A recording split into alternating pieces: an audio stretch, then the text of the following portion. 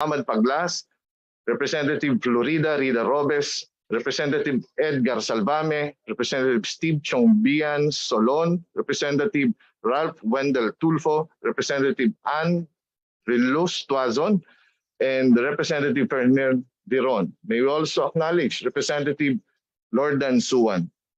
At this time, may we acknowledge the presence of the officials of the Department of Health.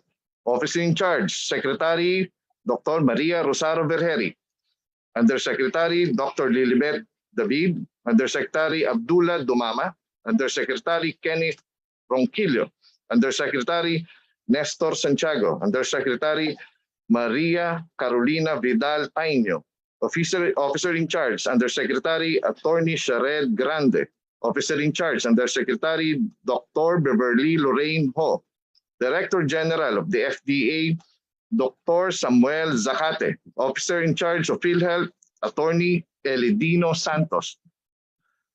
At the holding room at the Belmonte, Assistant Secretary and Executive Director of National Nutrition Council, Dr. Azucena Dayanghirang. Executive Director of Lung Center of the Philippines, Dr. Vincent Balanag. Executive Director of the National Kidney and Transplant Institute, Dr. Rosemary Rosette Liquete.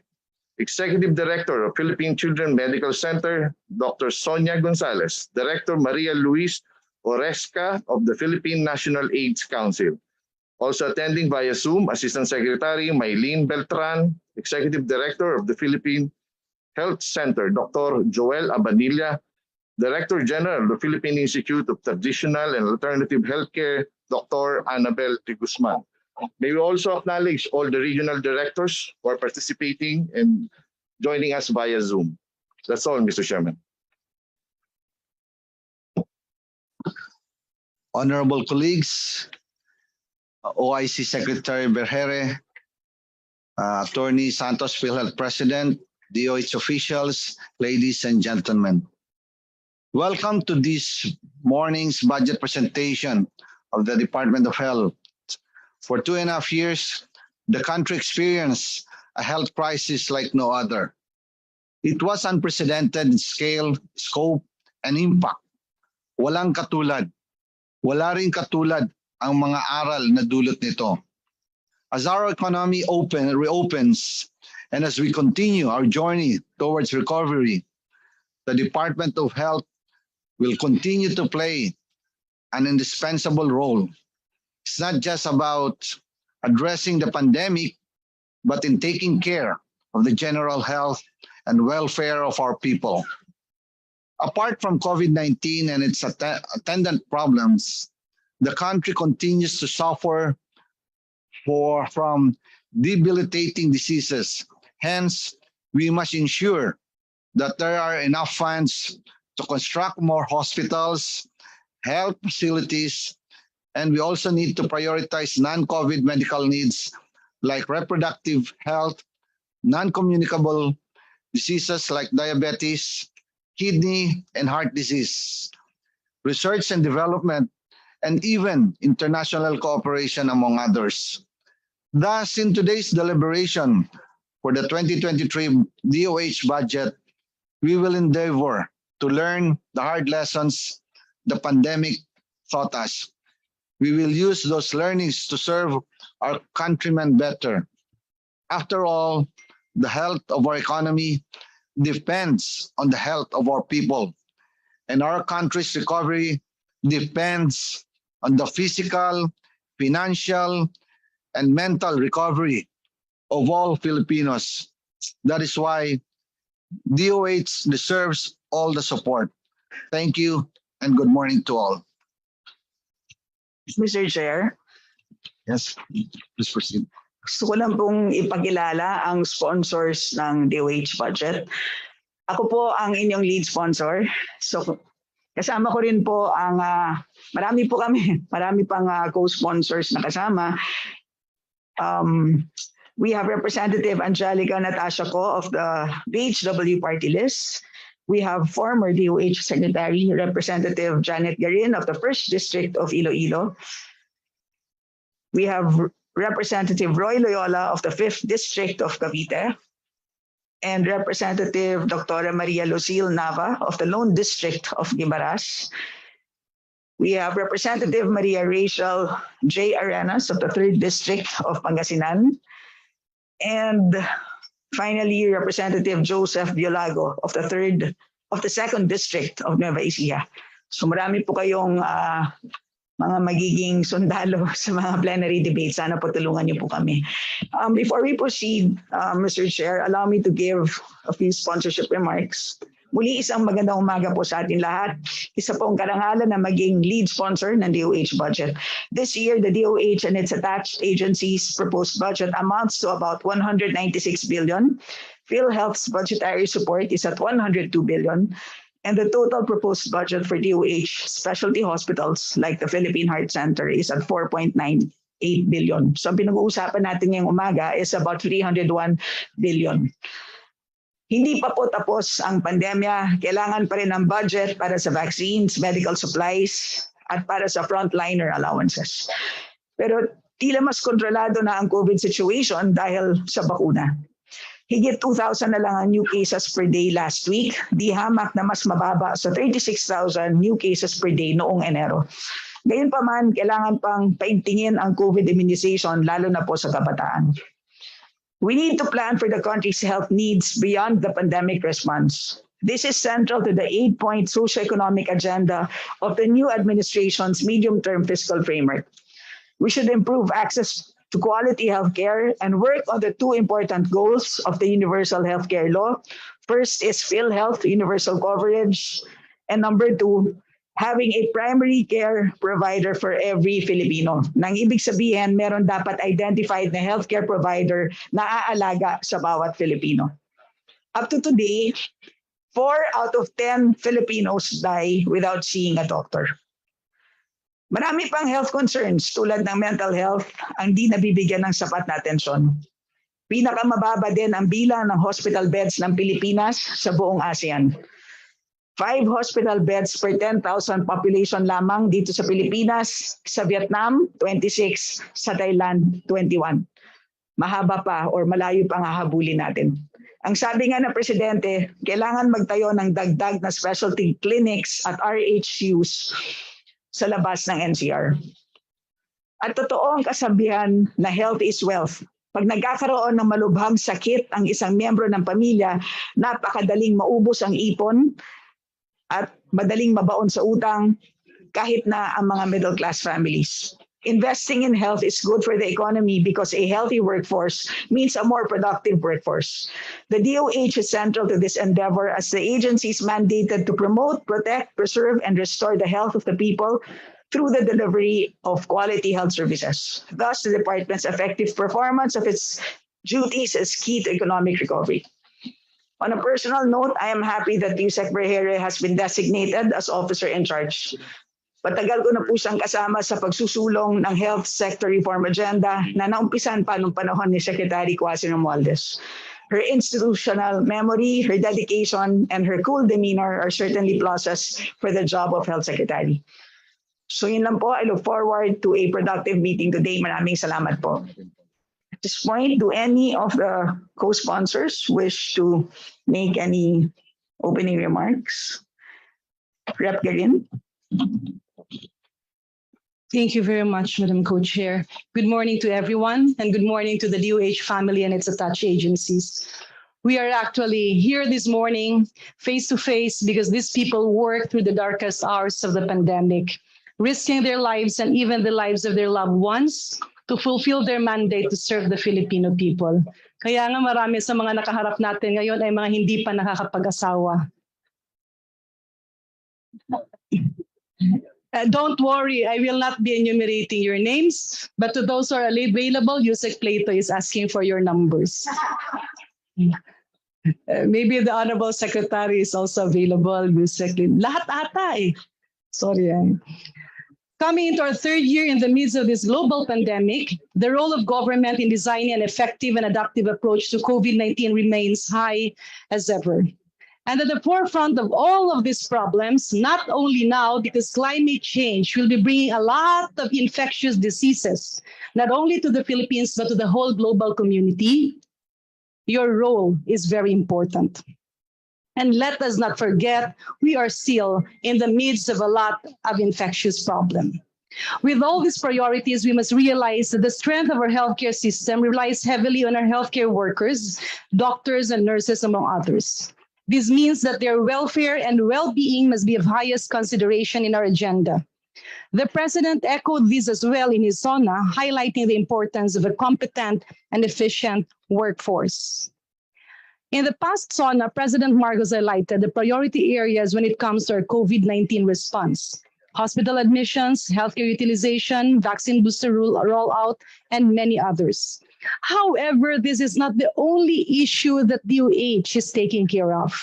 You have to live with the new normal, guide us, but should never forget that existing global and public health problems is still a priority.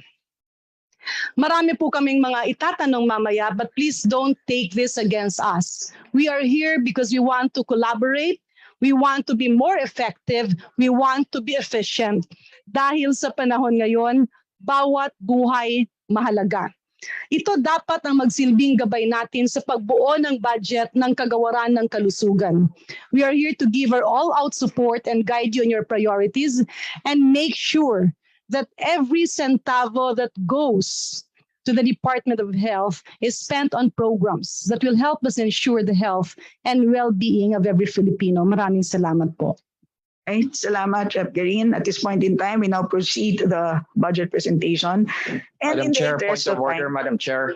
Madam Chair, Congressman Kali Dimopor over here. Yes. I've reviewed Rep. the Dimopor. presentation of DOH. It's roughly 30 slides long. Yes. At 1 minute per slide, that's already 30 minutes. 2 minutes, that's 1 hour. 3 minutes, that's 1 hour and a half. I'd like to request to the chair, if it's possible, that we restrain it to about 30 minutes. Yes, I was about to actually thank you. propose to, if you can limit your presentation to 10 minutes, considering that we all have copies of your presentation. Napag-aralan na po namin ito dahil excited po kaming lahat dito.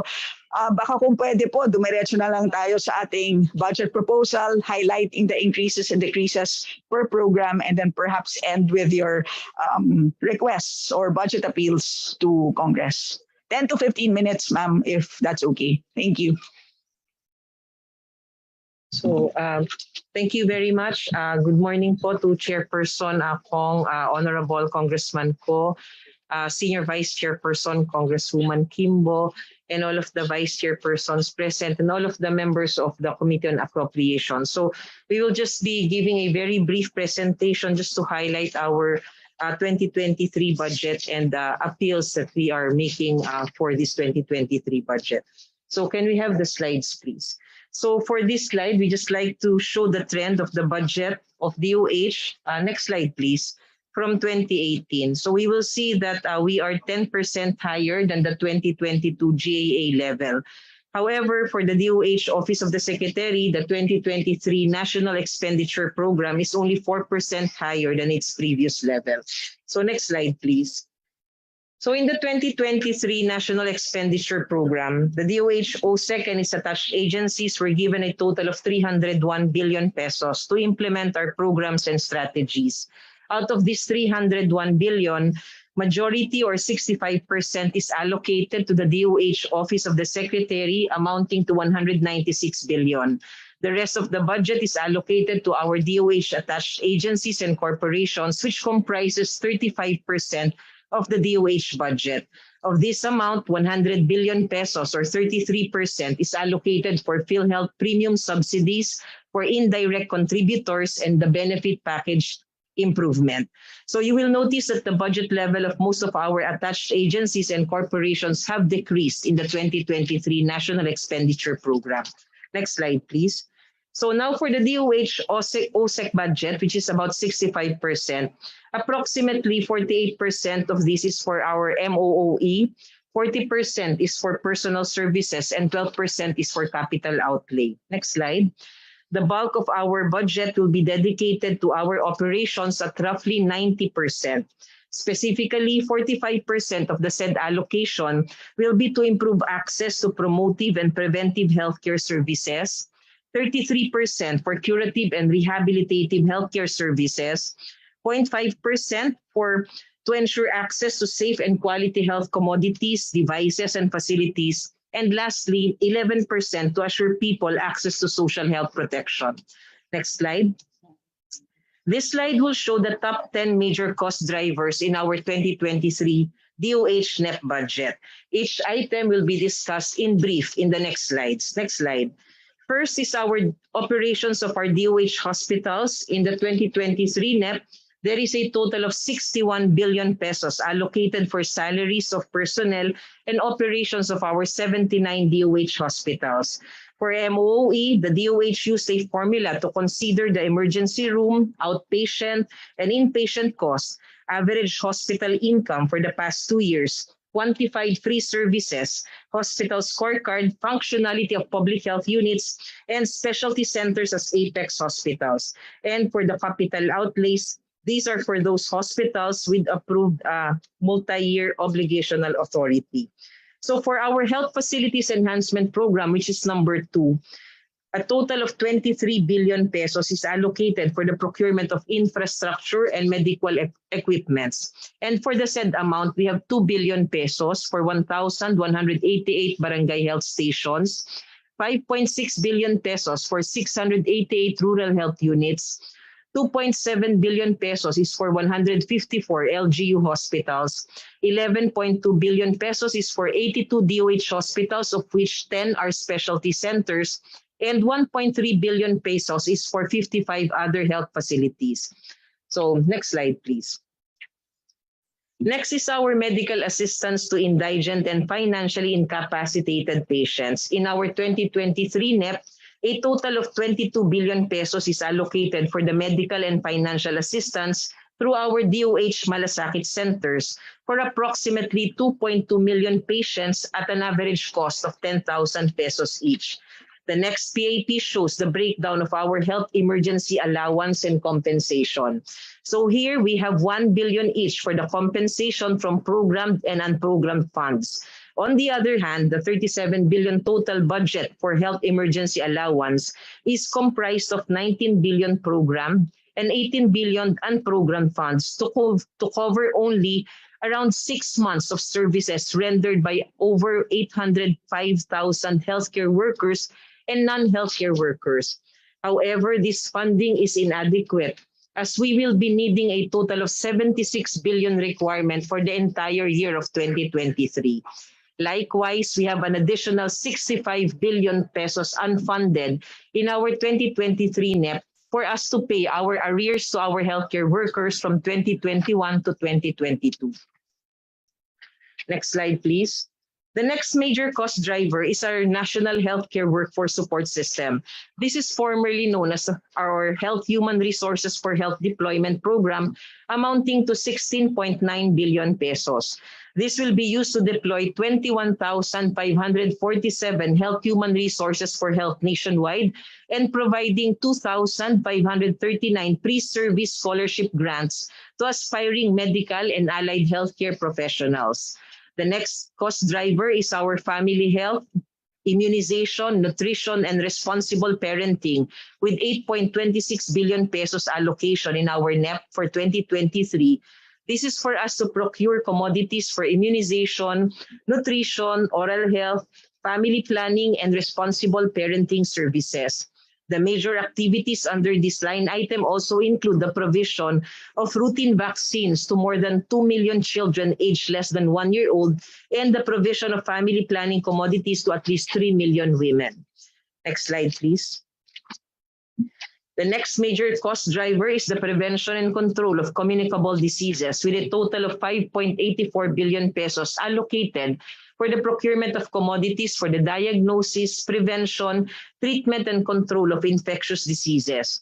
The decrease in the budget from 2022 General Appropriations to our 2023 NEP is due to the removal of our PPEs and gene expert cartridges for COVID-19, given the available supply, changes in our COVID-19 testing protocols, and of course, a decrease in the number of cases as compared to the previous year.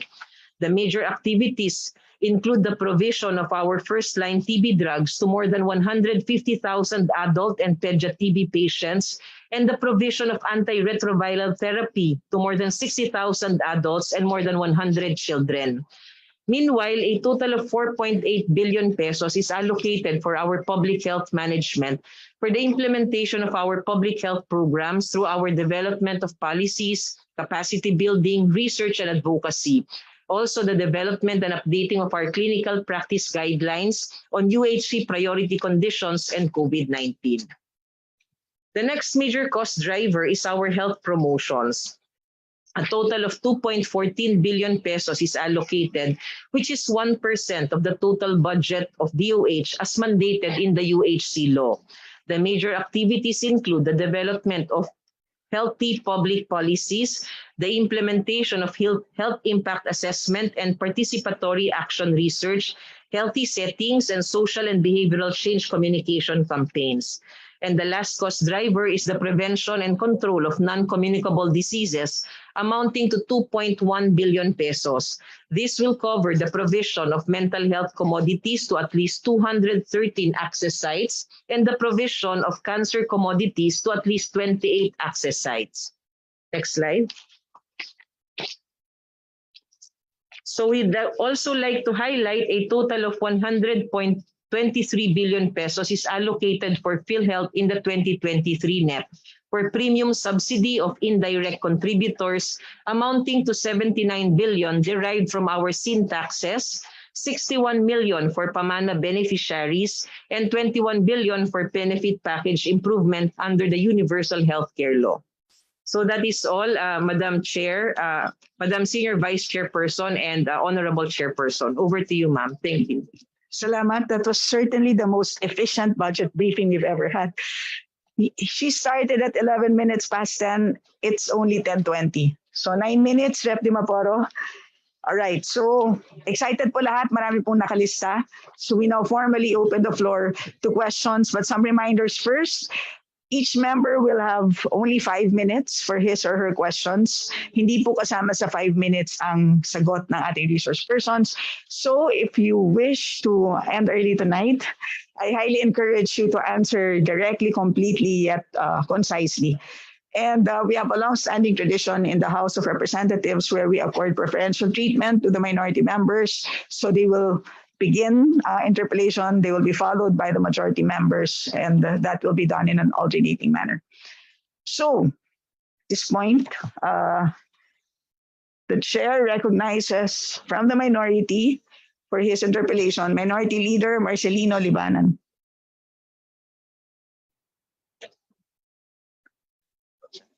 Mukhang wala si Minority Leader, so we'll proceed. The next one listed for the minority, the chair recognizes Representative Raul Manuel.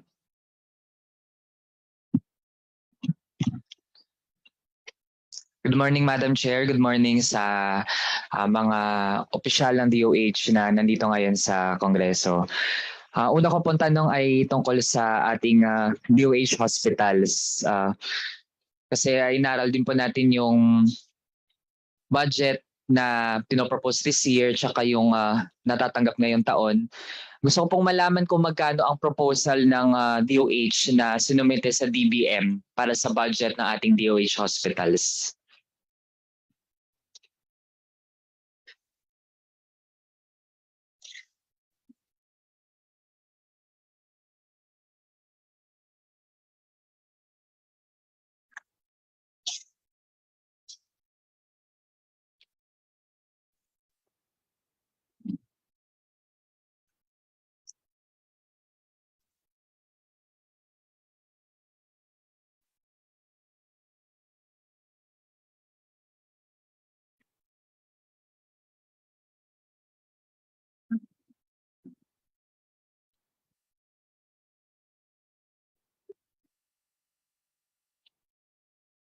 Madam Secretary.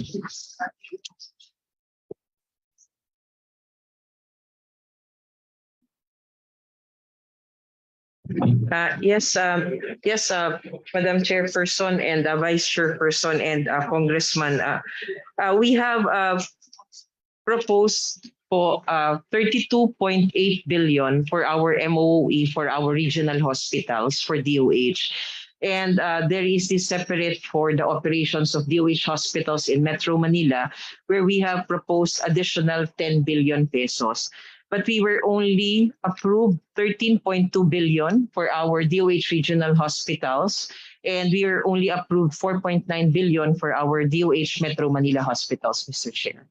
Yes, Madam Chair, kaya ako siya natanong dahil pwedeng maging iba yung ating impression dun sa example, we see quantitative increases dun sa total DOH budget, pero kung ikukumpara dun sa proposal at sa aktual na pangangailangan, hindi pa rin nakakasapat kung ano yung nasa NEP natin. Halimbawa sa Amang Rodriguez Memorial Medical Center, ang request nila ay nasa 1 billion na mas mataas doon sa kung magkano yung nasa NEP natin. Also doon naman sa ating GOCC hospitals, I'd like to ask kung bakit merong kaltas doon sa assistance to indigent patients? At sino po yung nag-propose ng kaltas doon sa funding na ito? Kasi mula sa 4.93 billion sa GAA 2022, ito ay nasa 4.66 na lang billion pesos for NEP.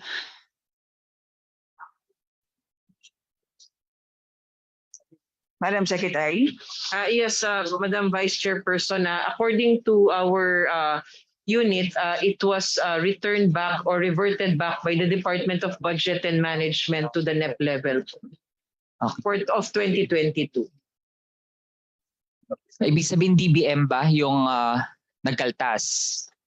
Yes, yes po. It was proposed and then it was reverted back by the Department of Budget and Management to the 2022 level. Okay.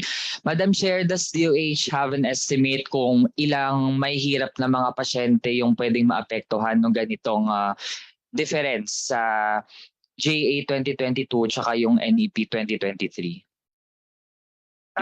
Madam Vice Chairperson and Kong, we peg our medical assistance to our indigents at 10,000 pesos per individual. So if we are looking at this cut, so we multiply it with 10,000, then that's kinukuha po namin ngayon yung numbers that might be affected. Okay. So kung yung difference kasi natin ay nasa 271 million pesos, tapos yung assistance na nabanggit ay 10,000, tama po ba? So kung i-compute natin yon, nasa 27,000 patients yung maaapektuhan, no? Which means ganito kadami yung pwedeng ma-deprive ng medical services kung matuloy yung ganitong proposal. Tapos napansin din natin para sa ating GOCC hospitals na walang budget for locally funded projects. Can DOH confirm this? Madam Secretary.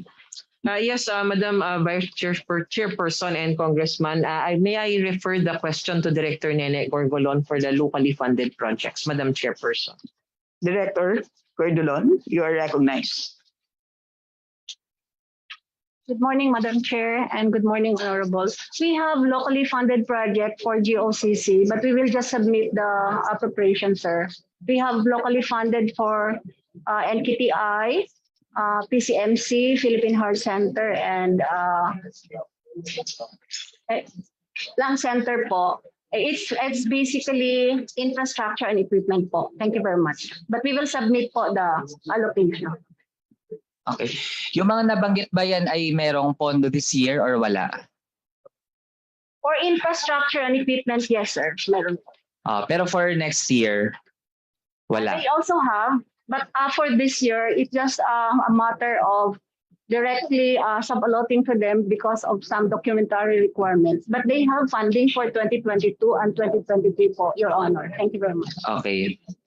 I would like to request na lang din, Madam Chair, na yung data tungkol dun sa corporate operating budget ng ating GOCC hospitals. Tapos yung comparison din dun sa budget this year tsaka yung next year, Madam Chair. Madam Secretary, kindly take note of the data request. We will be submitting, Sir and Madam Vice Chairperson, within the day by the end of the office hours today, sir. Okay. Meron bang mga proposal yung ating GOCC hospitals for locally funded projects na nanganganib na pwedeng hindi magkaroon ng pondo next year? Madam Vice Chairperson, I'll refer you to the Director Nene Gorgolon. Director Gorgolon. Yeah, sir, actually, the proposal for all the hospitals, not only for GOCC amounting to 40 billion for 2023, but for DOH Hospital, we only received 11 billion. So it's 1/4 of the total proposed project. So talagang po, it's not only GOCC na talagang nakulangan ng ang budget, but for the rest of the 84 hospitals po. Salamat po. Okay. Sunod naman, Madam Chair, tungkol ito sa capital outlay ng ating hospitals tsaka yung HFEP. Yung tanong ko po tungkol dyan, ano yung difference dun sa nilalaan sa capital outlay tsaka sa HFEP? Tsaka bakit meron pang HFEP kung posibleng direkta na siyang i-allot dun sa capital outlay ng ating mga hospital, Madam Chair? Madam Chair, Vice Chairperson, may I refer you to Yusek Lilibeth David. Yusek David. Thank you, Madam Chair. Honorable Congressman. Yes, we can allot it directly into the line items of the hospitals. But collectively po kasi they are called Health Facility Enhancement Program. Kasi kung ganun, Madam Chair, I think as of this point ay hindi pa ganun kalinaw kung ano ba yung criteria, ano yung nilalagay sa capital outlay, ano naman yung nilalagay pa sa HFEP. So ano yung classification na ginagawa ng DOH to sort out yung mailalagay dun sa dalawa? Madam Secretary, what are the guidelines for allocating HFEP? Yes, if I may again refer to Yusek Lilibeth. Yusek David. Thank you, Madam Chair and Honorable Congressman. So our Health Facilities Enhancement Program is really a general term to be composed of infrastructure, equipment, and motor vehicle proposals from the different units. At certain years po, nilalagay yan sa central office and then we have to sub-allot po to the units. But at certain years po with consultations with DBM, pwede na rin pong ilagay directly under the line item of the hospitals. But then we usually add that all up po just to understand how much health facility enhancement program funds that the Department of Health has. Okay.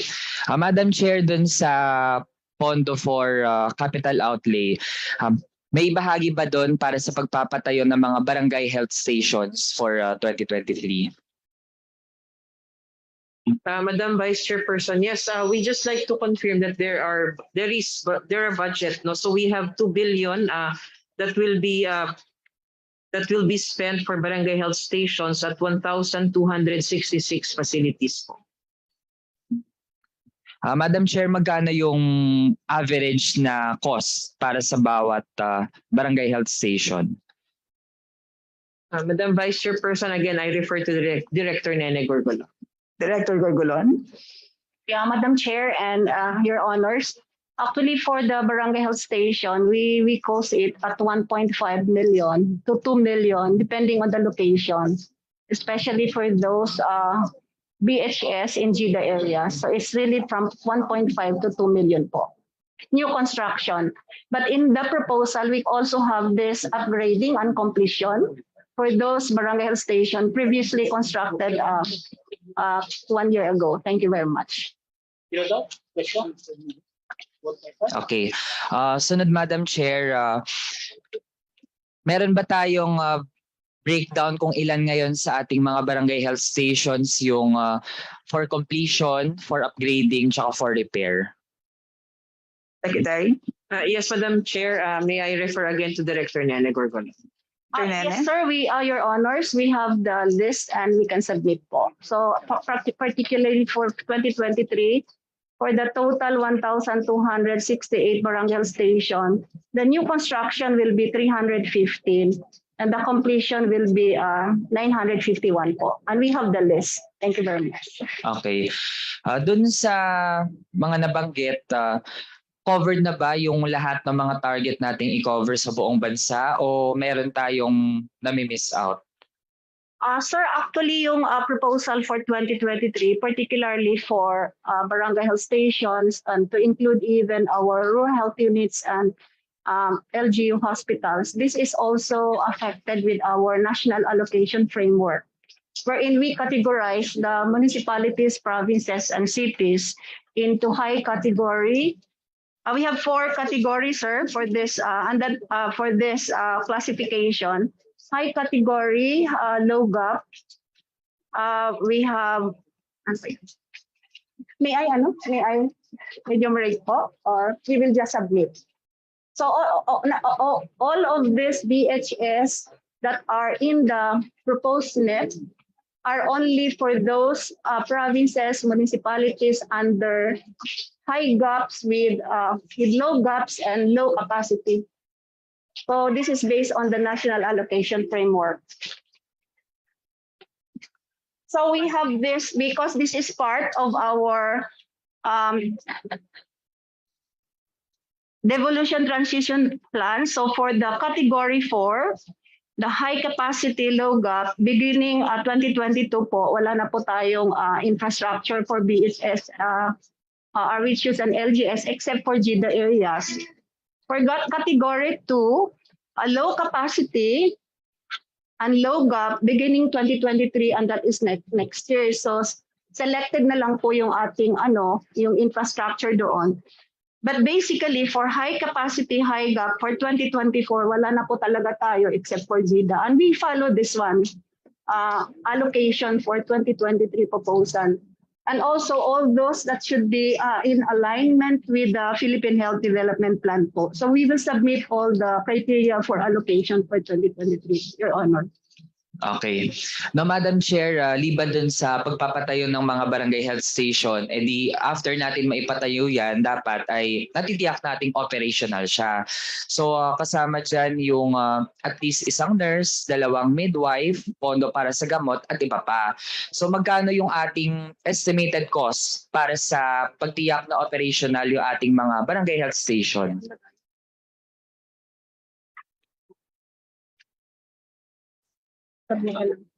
Your Honor, we will just submit. We will just coordinate with HFDB for this. Thank you very much.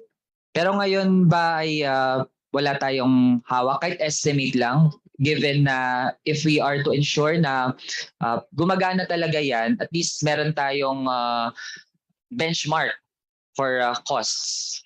That was your last question, Rep. Manuel. Madam Secretary. Yes po. Actually, the counterparts from the local governments are expected. So if we provide the infrastructure, the equipments, and then we discuss with them that they would need to hire this healthcare manpower for them to man. So if we look at 1 doctor, then there's one nurse, then there's midwife, kung 2 o 3, may dentista po. Ito po yung requirement natin from local governments to fulfill so that it becomes a functional barangay health station. Okay.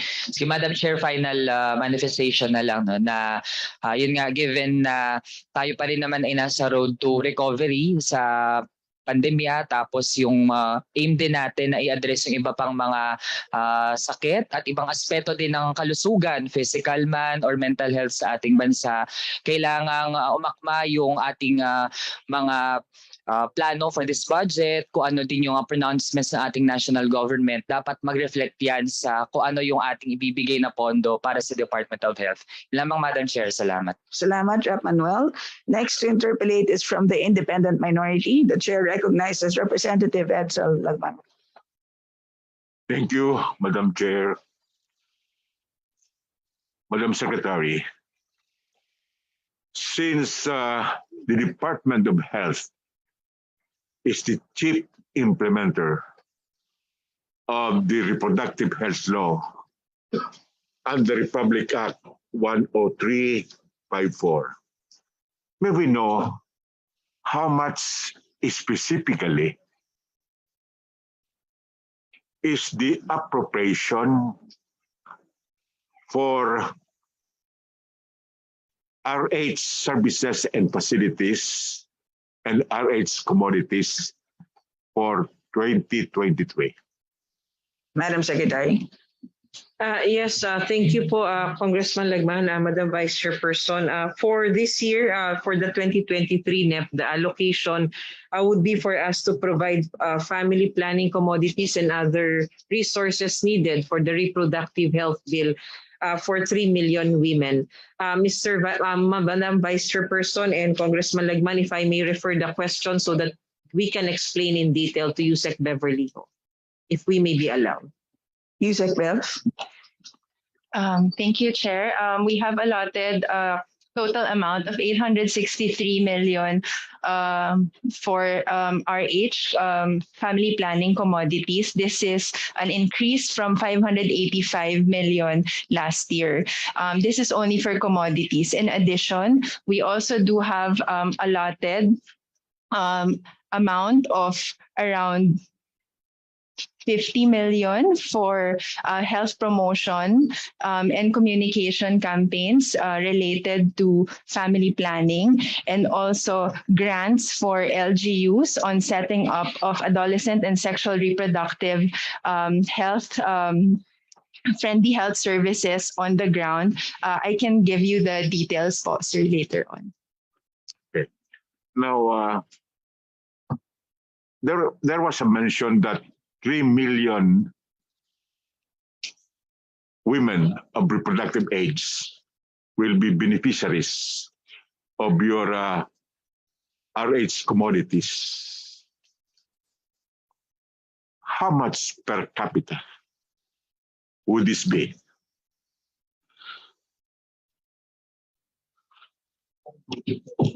Yusek Bev. This is approximately 150 pesos, sir. Annually. That is annually.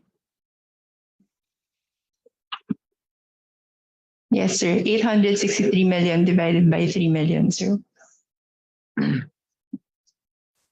Sorry, that's around 250 pesos.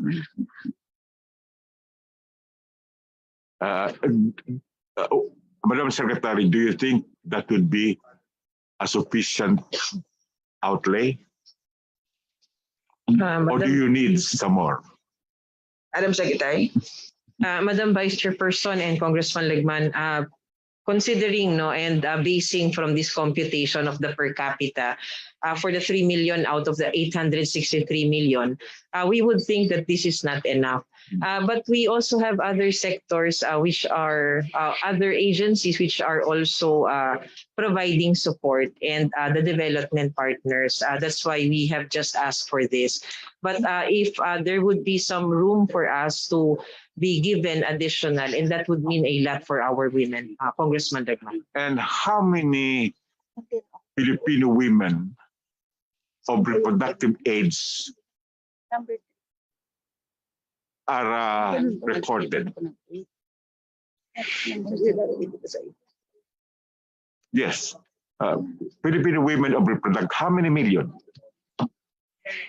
Currently? Almost 3.3 million women. Magkilan lahat? 3 million. 3 million only? Ah. 100 Mahirap to. hindi ba pwede? Ang liit to.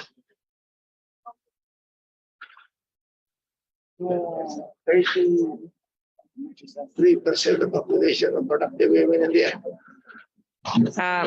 Madam Vice Secretary. Yes, Congressman Legman, if we do our estimates of our women of reproductive age, is usually pegged based on international standards at around 3 to 3.5% of the total population. So how much would that be? And that would mean around 3.3 million women of Only. reproductive age. Only. Yes, yes, Congressman Legman. And what is the contraceptive prevalence rate currently?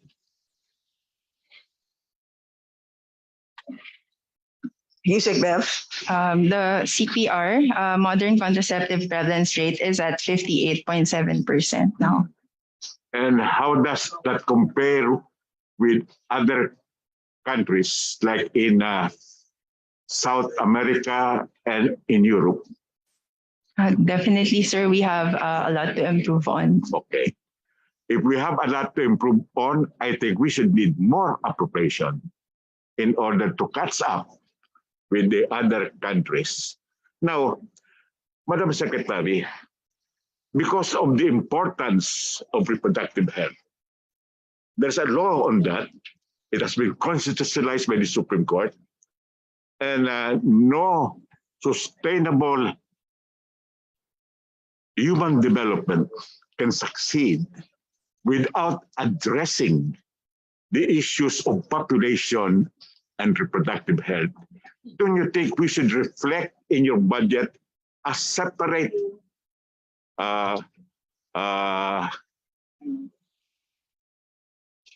item for solely for reproductive health services and commodities, rather than hide it into the family health, immunization, nutrition, and responsible parenting?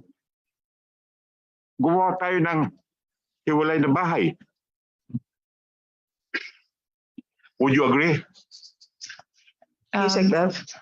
Yes, sir. We will be very supportive of that. Kindly give us your proposal on how to have a separate item or label for reproductive health services and commodities, and how much would you need in addition to what has been proposed in the National Expenditure Program? Madam Secretary, what is the official stand of the DOH on the wearing of face masks outdoors?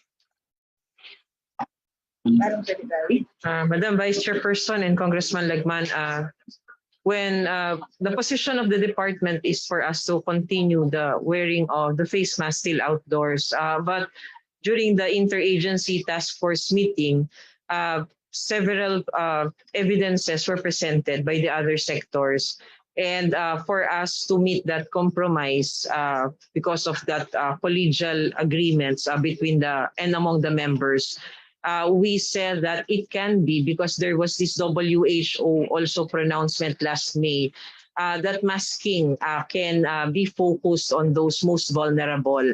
So we did that compromise whereby we have agreed that the masking outdoors will be lifted only among low-risk individuals and low-risk settings. So meaning, sir, that masking will just be optional for those who are non-vulnerable. Hindi po pwede sa senior citizens, hindi po pwede dun sa may sakit, hindi po pwede sa mga bata, sa transport sector, and dapat hindi po crowded ang lugar, tsaka maayos po ang daloy ng hangin. So in other words, like legislation, the wearing of face masks outdoors can be a subject of compromise. Madam Secretary. We balance, Congressman Lagman and Madam Vice Chairperson, the perspective of health and the perspective of economy. And the Department of Health, as having that mandate to protect the population from ill health, not really to compromise, but for us to ensure that even if we lift the masking, we can still protect the most vulnerable, who are the most are the ones which we are protecting from getting admitted or getting severe. So it's not really about it's not really compromising, but just balancing the decisions made as one government approach to COVID-19. Okay. I use compromise because I pick it up from your own statement. Okay. Now, how many Filipinos have died of COVID-19 and its complications since the onslaught of the pandemic?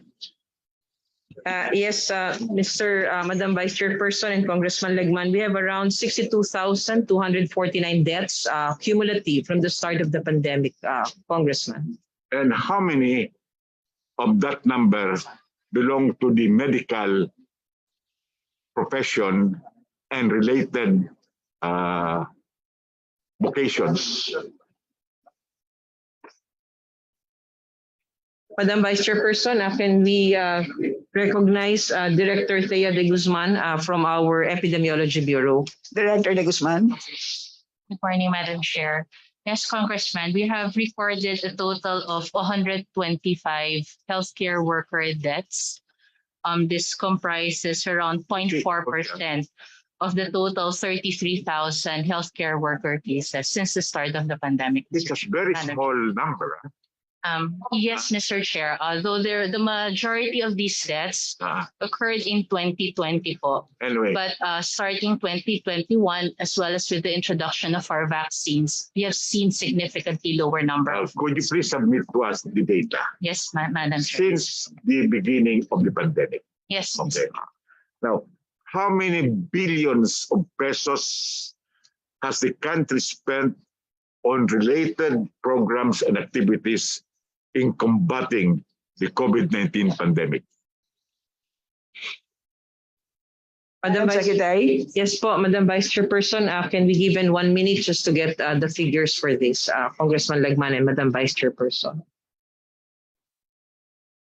Rep. Lagman, do you wish to proceed to your next question? Well, Yes, I would like also to know how much is appropriated in the DOH proposed budget for 2023 to combat the continuing COVID-19 pandemic.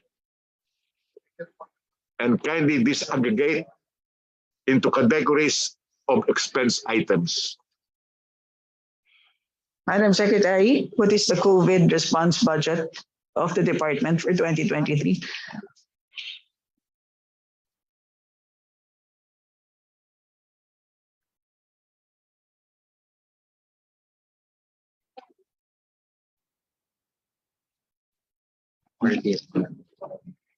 Yes, Madam Vice Chairperson, for the 2023 budget, we have proposed 95 billion for the COVID-19 response.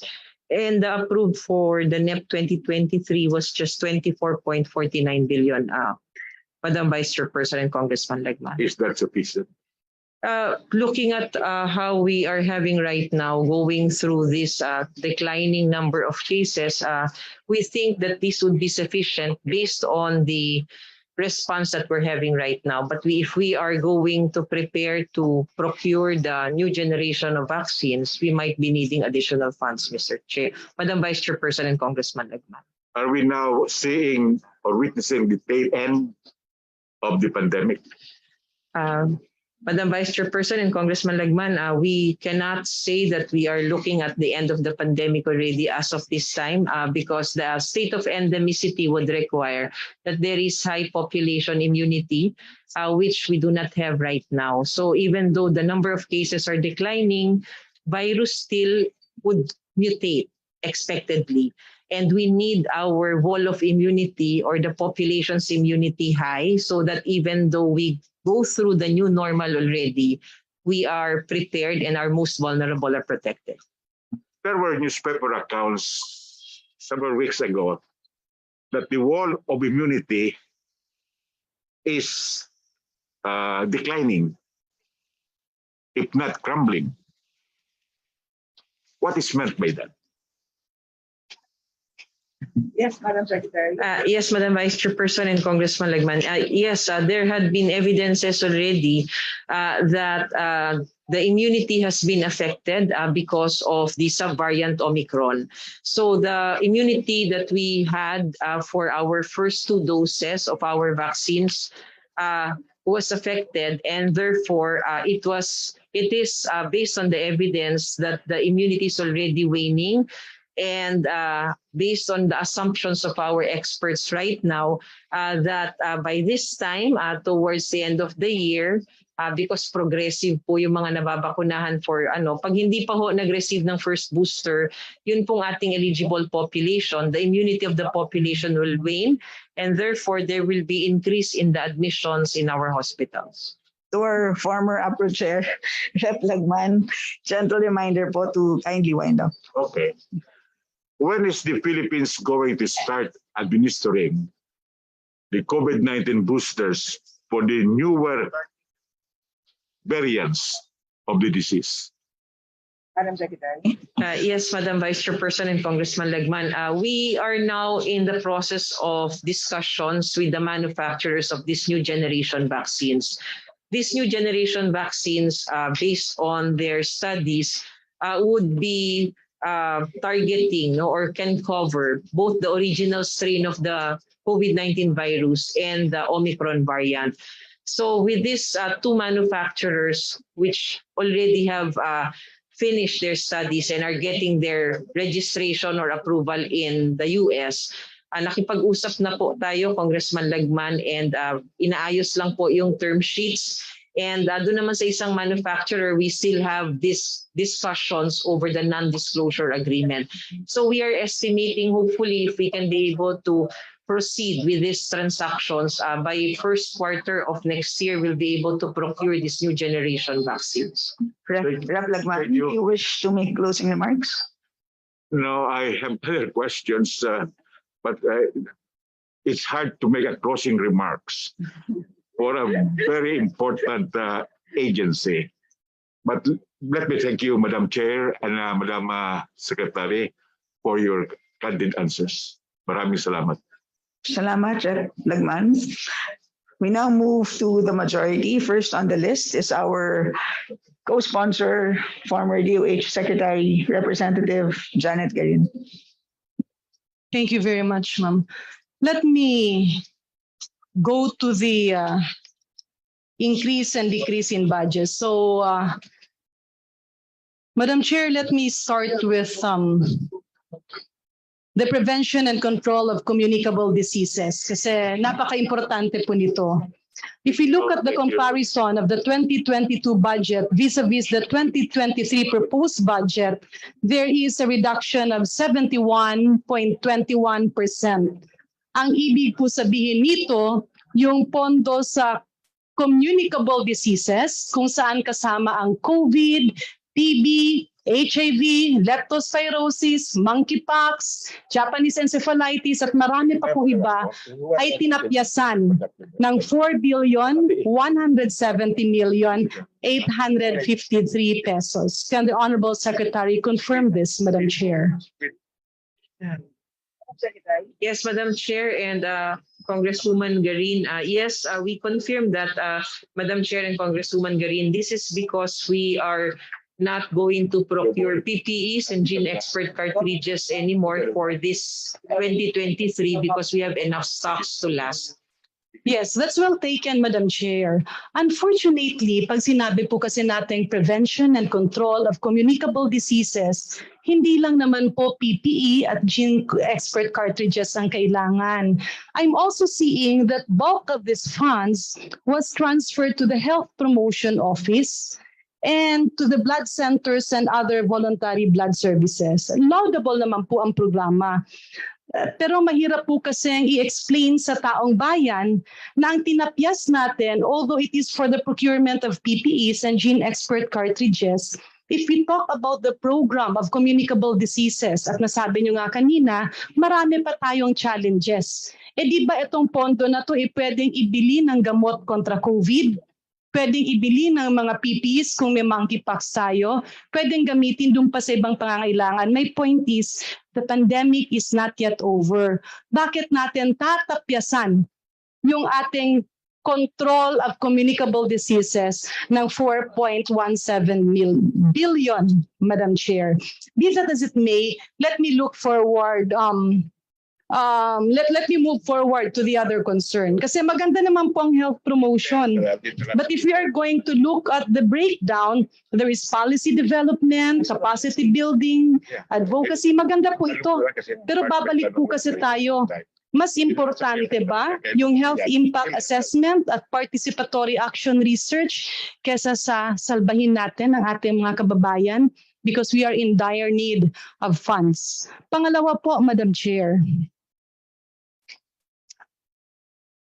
Earlier, the question on where the sin taxes is coming from was asked.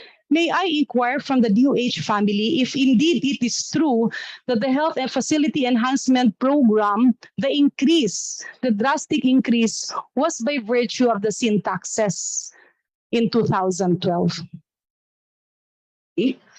Madam Chairperson and Congresswoman Garin, yes po, we confirm that the increases for our health facilities enhancement and the other priority programs was born out of the fact that we have the sin taxes revenues. Ibig pong sabihin, this is dependent on the sin tax collection. Yes po, most Are of our we priority. expecting a reduced sin tax collection dahil nung nakaraang 2 taon, medyo sarado ang Pilipinas. So ang expectation ba natin by next year, the formula that will be generated as to the sin tax collection earmarked for HFEP can possibly go down? Yes, Madam Chairperson and Congresswoman Garina, the potential is there. Potentially that can be reduced. But right now we are lobbying for the sin taxes for the sweetened beverages and the junk food. So hopefully that can also augment whatever we will need for our priority program. So yung implementation ng mga bagong buwis ang kailangan. Okay. On HFEP, the website of the Department of Health enumerates 3 major purposes of HFEP. First is to activate catchment areas like rural health units, urban health centers, the BMOC and the CMO. Second is to actually empower and capacitate devolved institutions so that they will act as gatekeeper and avoid congestion of tertiary centers. And third, to expand the existing tertiary hospitals so that they will focus on teaching and training capacities. Yan po ang 3 mayor na layunin ng HFEP. Can the Honorable Secretary confirm this, please? Madam Secretary. Yes, Madam Chair and Congresswoman Garin, we confirm that those are the different objectives for HFEP. Yun ang talagang layunin ng HFEP. Wala nang iba po. Yes, Madam Chairperson and Congressman Garin, yes. In an internal document of the Department of Health, while I am saying that construction, improvement, and repair of offices is also important, by virtue of its obligation and official definition, repair and construction of offices does not fall under HFEP. Am I right, DOH family? Okay. Yes, Madam Chairperson and Congressman Garin. Yes, you are right, Congresswoman Garin. The HFEP is for direct services. Yes, so Madam Chair, just for the record, I am not objecting to the construction of regional offices nor the repair, but I'm just pointing out na mas streamline. Last question, Madam Chair. We have a DBM representative in here. If we talk about multi-year obligation allotment, ang ibig po ba sabihin nito ay single bidding and then annual release, or can you bid every year and release it? So yan po yung aking tanong, and may we inquire if splitting is a violation of rules and can lead to several cases. And my last question to the DBM, if you talk of a proposed mayowa, hindi siya dapat mayowa. What I'm pointing it just to align, kung yung HFEP ay hindi kasiguraduhan, yung mga ospital na nakalista, they will plan according to what the annual budget is. Para naman po hindi sila magplano ng let's say 1 billion worth of project, kasi iisipin nila andyan annually, tapos mapipilitan tayong hanapan. Kumbaga kung meron silang 100 ngayon, hindi naman yan mayowa. They should plan that 100 million will result to a usable infrastructure or an operational equipment. We have DBM representative joining us via Zoom, Director Sofia Yanto Abad. You are recognized.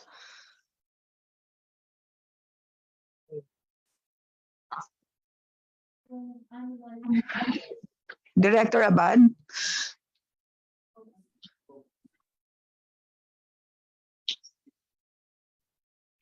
Good morning, Your Honors. Good morning. May Could I you request respond to the that three questions? the chair to please repeat the question. Rep. Garin, could The you kindly summarize the 3 questions? First question is, kung mayowa po ba, does it mean single bidding and annual release, or pwede bang i-split siya na magbibid bawat taon pagkatapos naka-earmark lang. Second is splitting a criminal act and subject to cases because we need to orient DOH to protect them from further cases. And last, can you say proposed MAYOA kung wala pang approval, or does it mean that the design of the specific hospital will have to limit to what is their annual allocation? Thank you, Madam Chair. Director Abad? Yes, the BIOMA po should cover the project that extends actually to multiple periods. Under our rules also, the splitting of contracts for procurement is also not allowed, and as mentioned by the Honorable Congressman, is punishable. So pag nag-i-issue po tayo ng MAYOA, dapat there should be a single bidding that will cover all the project that is expected to be implemented across multiple periods. Rep. Gayen? Yeah, and the next question, Madam Chair, yung last question.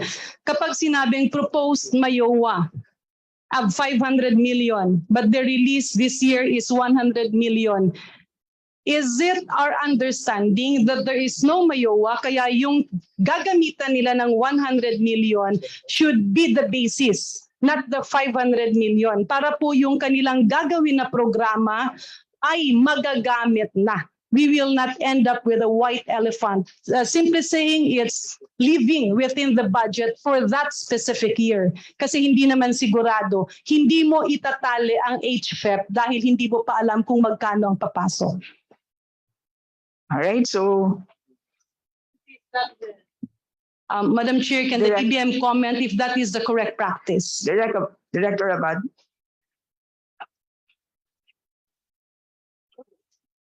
Director Abad, did you hear Rep. Gayen's last comment?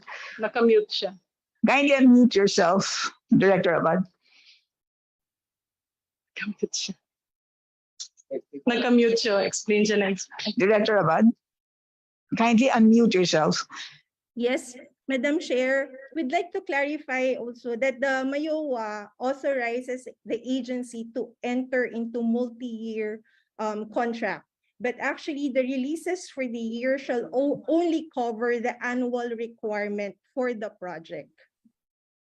So if the MAYOA is 500 million, but the annual requirement is only 100 million, then only 100 million will be issued for the year. Madam Chair, just to clarify, I think the question was not captured. Meron pong proposed MAYOA. Ibig sabihin, hindi pa approved. Because in the HFEP program, the funds for proposed MAYOA is to a tune of 1.6 billion. Pag sinabi mong proposed, technically, it's not a MAYOA. So bawat ospital doon, kung yung pondo ay 100 million, pero yung proposed MAYOA niya ay 500 million, you cannot consider the 500 million and your design should only be limited to 100 million and it should be a usable project at the end. Director Abad, you are muted. Kindly unmute yourself, ma'am. Madam Chair, insofar as the DBM is concerned, we don't have the category of a proposed MAYOA. I think that term is being used by the DOH for their own monitoring, but as far as we are concerned, what we are monitoring are the authorized or the approved MAYOA already. So perhaps if just the same is, sorry, Madam Chair. So if the same has been included in the annex as a proposed MAYOA, for purposes of the for DBM, it is considered as covered with budget for that particular year only. It's not considered as an approved MAYOA. Rep. Gayen, that seems a clear answer. So at this point, perhaps because your Thank you, Madam Chair. Your time is up. Perhaps just a response from Madam Secretary, if you wish. Yes, Madam Vice Chairperson and Congresswoman Garin, we acknowledge and recognize the inputs and recommendations of Congresswoman Garin.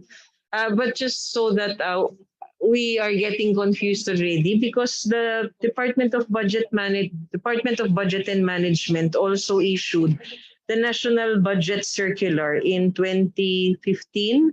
This is number 2015-7, wherein they issued updated guidelines for the issuance of this MAYOA.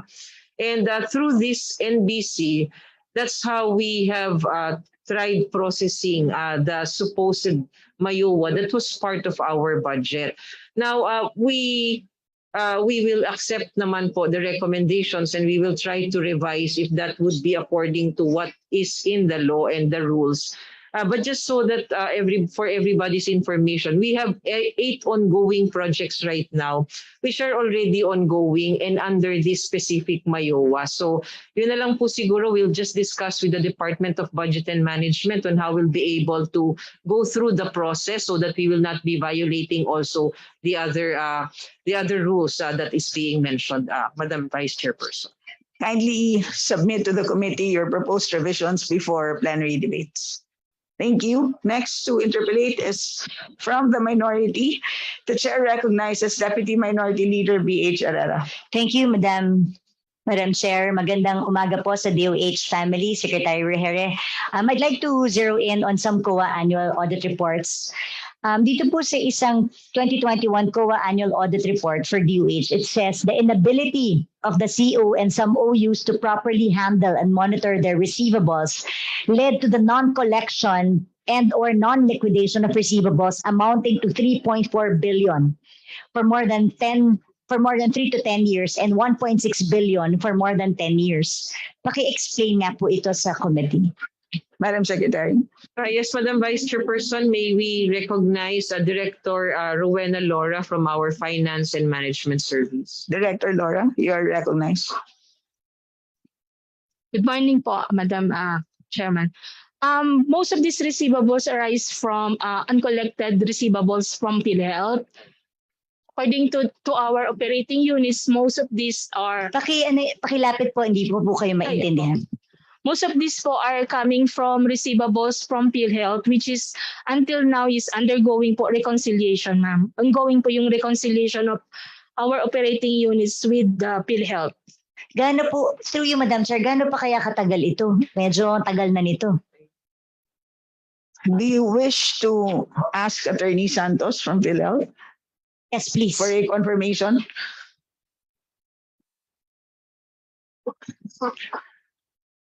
Madam Chairperson, Honorable Representative Herrera, I really apologize, Madam Chairperson. I did not get clearly the question. I'm sorry, Madam Chairperson. Meron pong receivables ayon sa COA ang DOH at ang sabi po ni Director Laura ng DOH ay yan po ay dahil po sa PhilHealth na hindi po nagbayad sa mga ospital. Madam Chairperson, if I may we request to recognize our acting Senior Vice President for Fund Management Sector, SVP Gregory Loda, Madam Chair, to answer the question, please. SVP Gregory, you are recognized.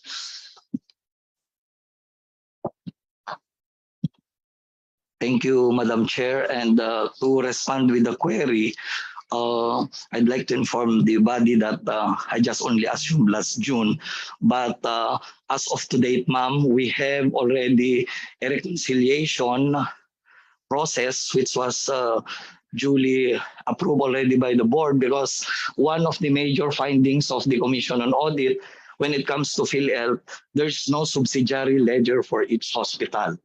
And right now, Madam, we are happy to inform you that there's already a reconciliation module available, and we are now in the process of reconciling to all the different hospitals. And last week, we had a meeting orientation with the COA director and asking for the DOH hospitals reconciliation or confirmation of their accounts. So within the year, Madam Chair, these amounts will now be reconciled. Thank you. Madam Chair, through you, within the year, can we count on that? Through you, Madam Chair. Yes, Madam, because our board of director is also monitoring our financial management when it comes to the subsidiary ledger of each of the hospitals, Madam Chair.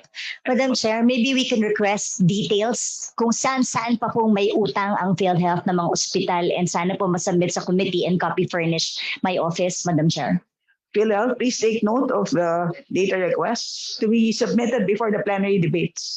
We will comply, Madam Chair. Thank you.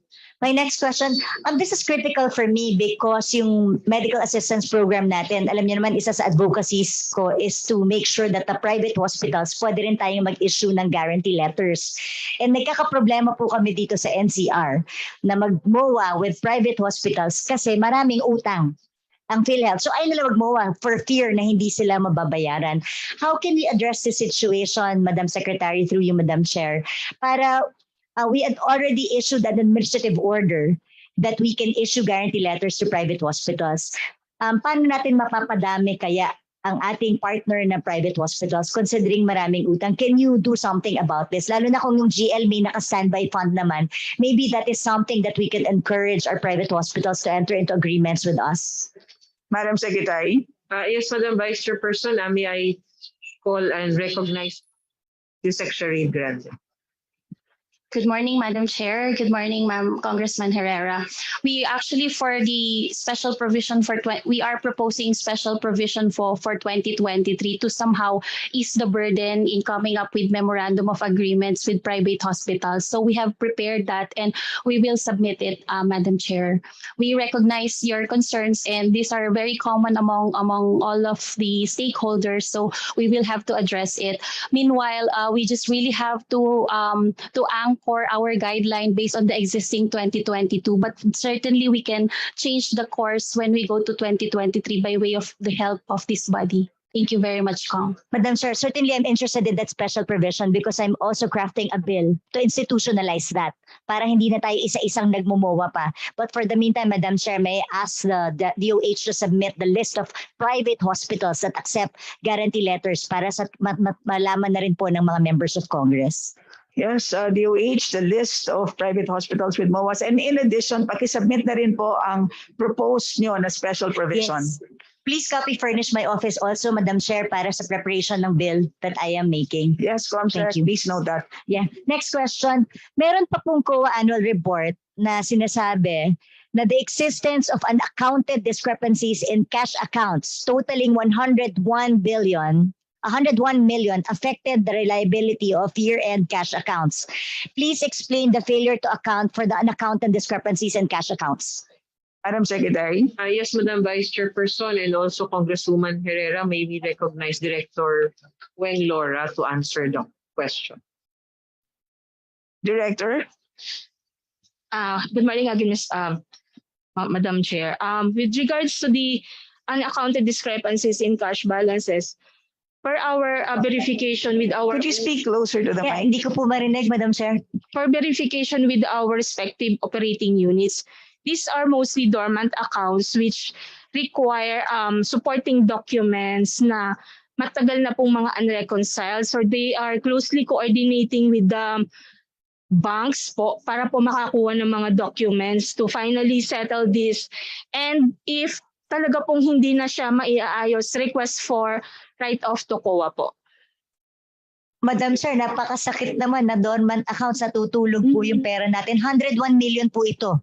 So I hope the DOH can do something about this at the soonest possible time and report before plenary ang step-by-step ko anong dapat yung gawin at gagawin for that. Yes, ma'am. Director Laura. Yes, ma'am. Will do po. Thank you. Next question, Madam Chair. Considerable amounts of unobligated allotments totaling 24.6 billion as of December 31, 2020, aimed at strengthening the department's capacity, ensuring access to basic public health services to all, ang hindi pa po nagagamit. Bakit po meron tayong 24.6 billion?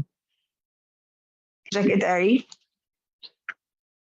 This is 2022, right? As of December 31, 2020. Oh, okay.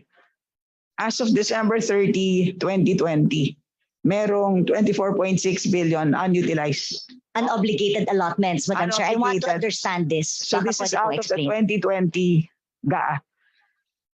Director Laura. Madam Chair, can we provide you po the details na lang? Kasi po, most of the 24.6 billion have become CONAP po ng 2021. So, ibigay na lang po namin yung details of that na naging CONAP and then the updated utilization, Madam. Sige po, Madam Chair, pa-submit po para po mas maintindihan. But before plenary pa sana para makapagtanong pa po kami. My next question is HFEP. Dito po sa submission po ninyo, meron po kasing amount for sa central na 945 million na walang detalye. Baka pwede po naming malaman ano po ba yung detalye ng central office na HFEP na 945 million? Yes, Madam Chairperson. Yes po, and Congresswoman Herrera, may we recognize Director Nene Gorgolon. Director Gorgolon, you're recognized.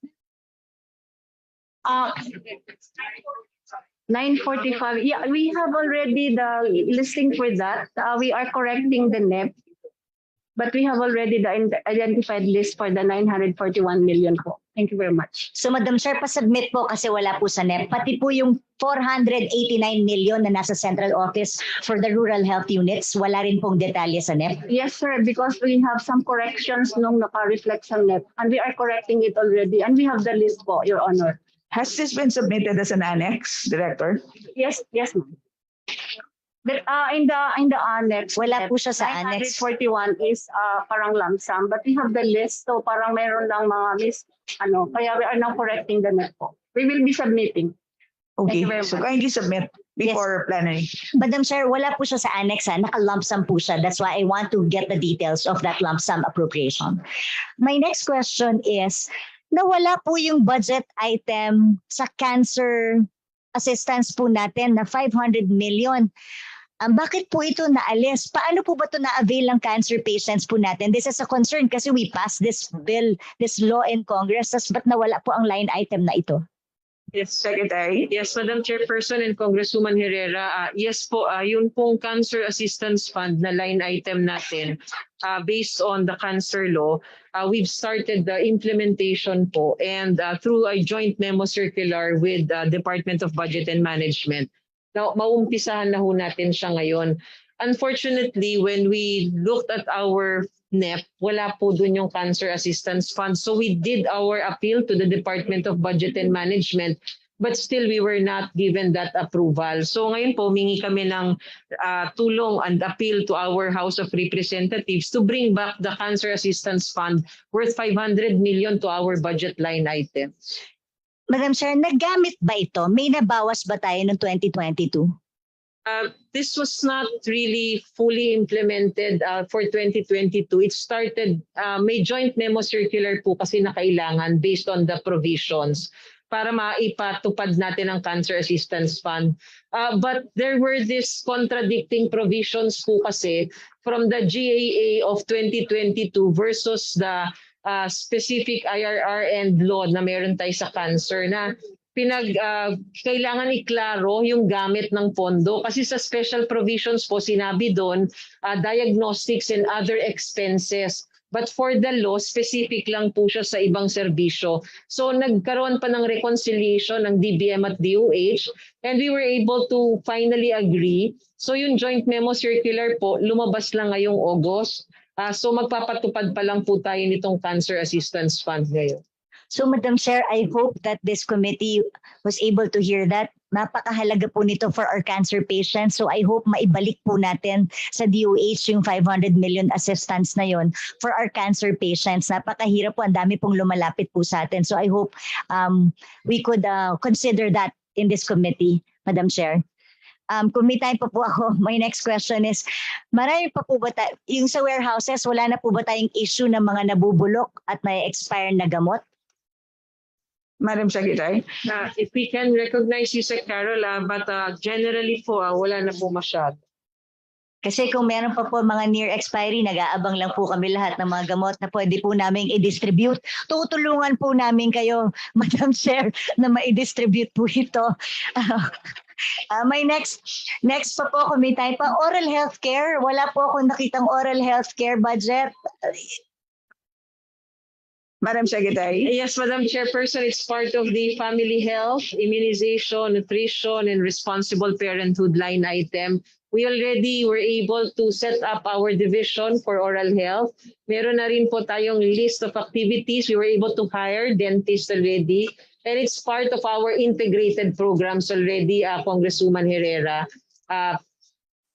Okay. 20 seconds to wind up. Yes, my last Herrera. question. Pasubmit na lang po on how you spent the contingent fund and the unprogrammed funds na nalipat po sa inyo. Just submit the details in the committee and copy furnish my office. I'd like to understand how you spent the contingent fund given by DBM and the unprogrammed funds transferred to your office. Maraming salamat, Madam Chair, and thank you, Secretary. I look forward to the submissions. Thank you. Salamat, Rep. Herrera.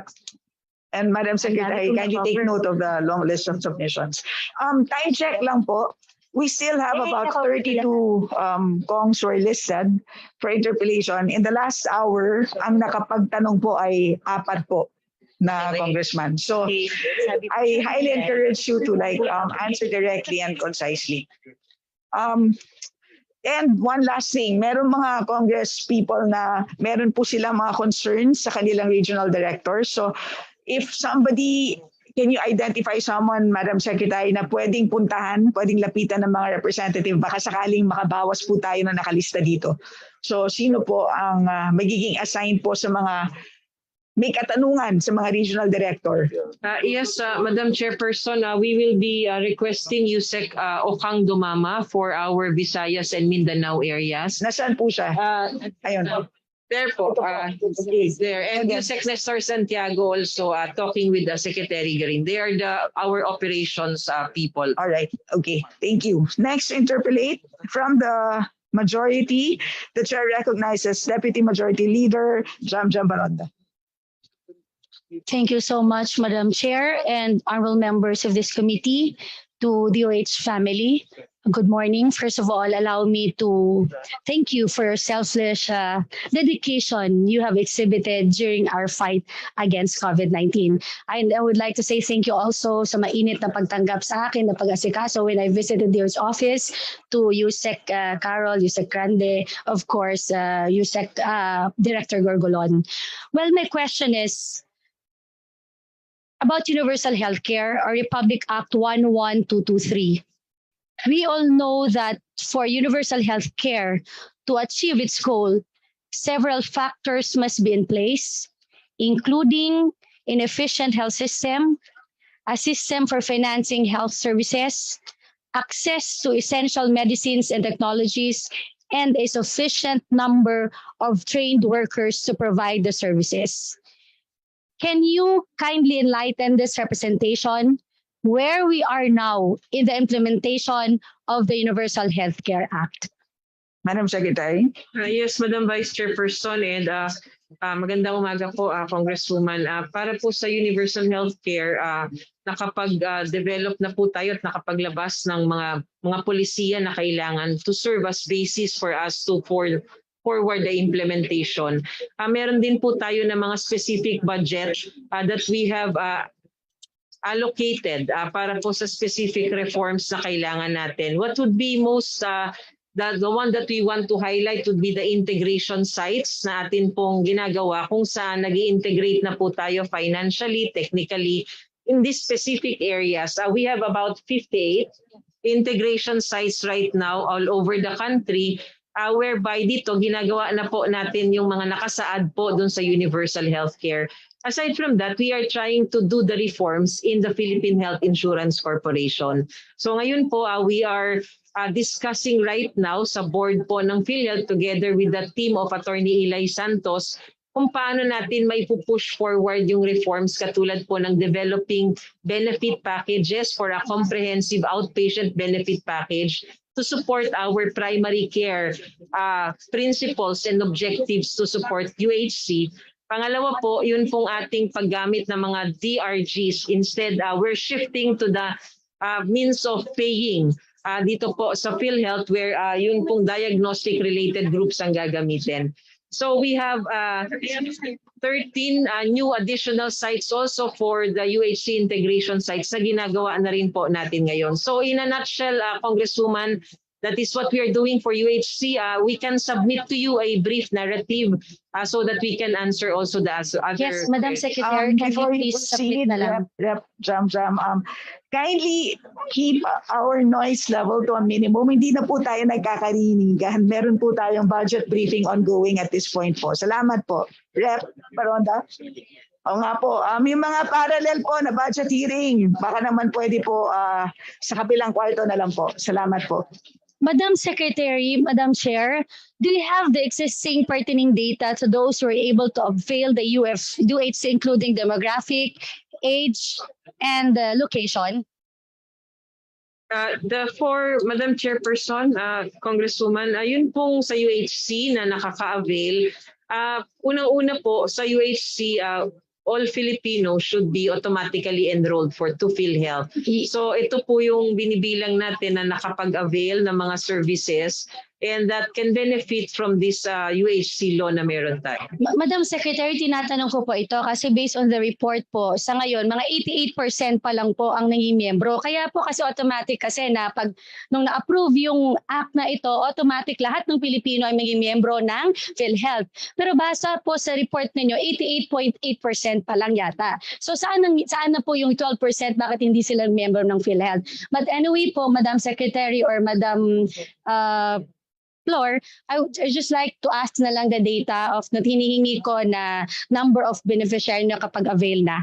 I would like to proceed to my next. Jam, do you wish PhilHealth to respond to your question, Attorney Santos, on the question on bakit 88% lang at hindi 100%? Thank you, Madam Chairperson. Honorable Representative Baronda. Madam Chairperson, we have this 100% coverage for PhilHealth under the UHC law, meaning there is immediate eligibility for all Filipinos. However, there's a need for them to register. That's the only requirement, Madam Chairperson, Honorable Representative Baronda. Yes, we provide immediate eligibility, but there is a need to register. Madam Chairperson, Representative Baronda. So meaning, Madam Chair, may 12% na hindi nakapag-register. That's correct, Madam Chairperson, Honorable Representative Baronda. Okay, Madam Chair, on February 12, 2022, the Asian Development Bank of the Government of Japan through the Japan Fund for Prosperous and Resilient Asia in the Pacific rolled out 2 million technical aid package to support the pilot implementation of policy reform on universal health care in the Philippines. How is this related to the ADB $600 million loan to the Philippines intended to build universal health care program? Madam Secretary. Yes, Madam Vice Chairperson, can we recognize Yusek Kenneth Ronquillo? Yusek Kenneth, you're recognized.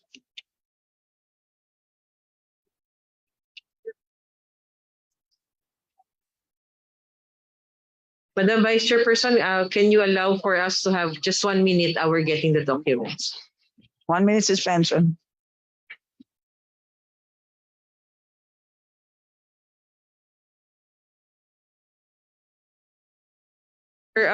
Madam Vice Chairperson, if Congresswoman Baronda will allow, we will just submit the documents to her office within the day. All right, session resumed. Are you amenable to that, Rep. Baronda? Yes, Madam Chair, I will just talk to them personally. And I would just like to ask how this will help us ensure the full implementation of Universal Health Care Act in the targeted 10-year period. Gusto ko lang po, Madam, tatanong to kasi kailangan talaga i-implement natin Universal Health Care kasi hindi para sa atin ito. Especially para ito sa taong bayang Pilipino na nangailangan ng better healthcare system sa ating bansa.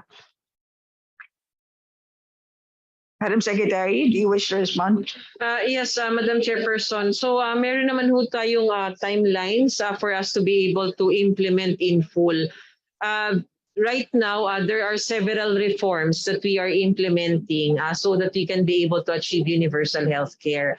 Meron ho tayong 3 years na tinitignan sa ngayon kung saan kasama po doon maiaayos po natin yung sources of financing,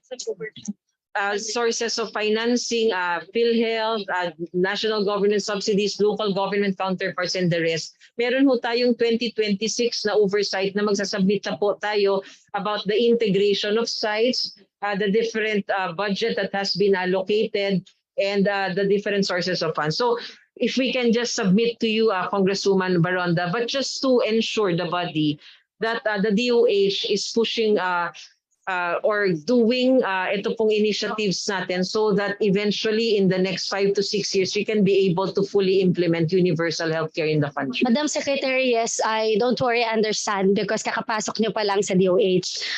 During the budget deliberation of Universal Healthcare Act, the estimated funding requirement for 10-year implementation is as follows. Year 1, 257 billion. Year 2, 271 billion. Year 3, 286 billion per year. And year 4, 302 billion. Did you see this fund requirement estimates when you asked DBM and Congress for funding, or you had just adjusted it? Madam Secretary. Yes, Madam Vice Chairperson and Congresswoman.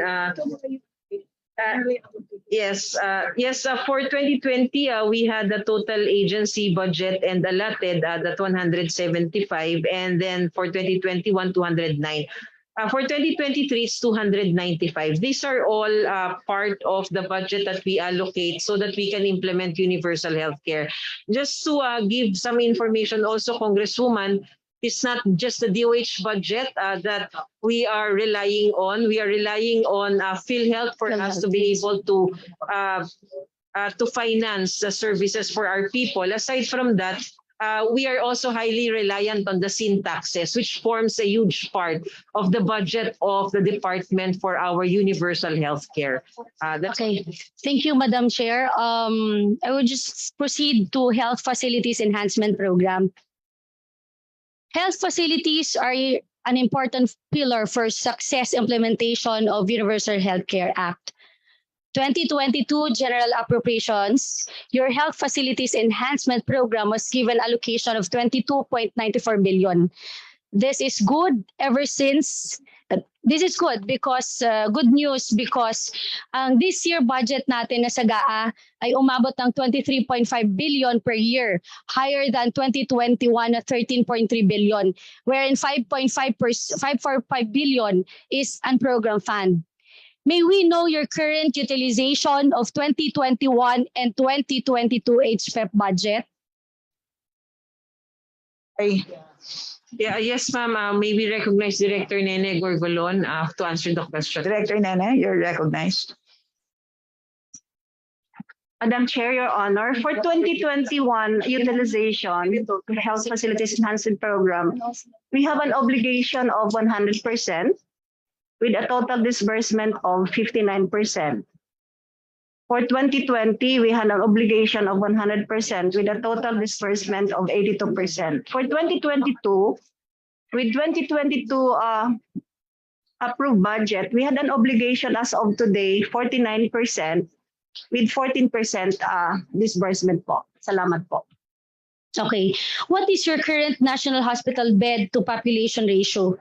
Which region is the farthest from ideal ratio of 1 bed to 800 population, Madam Chair?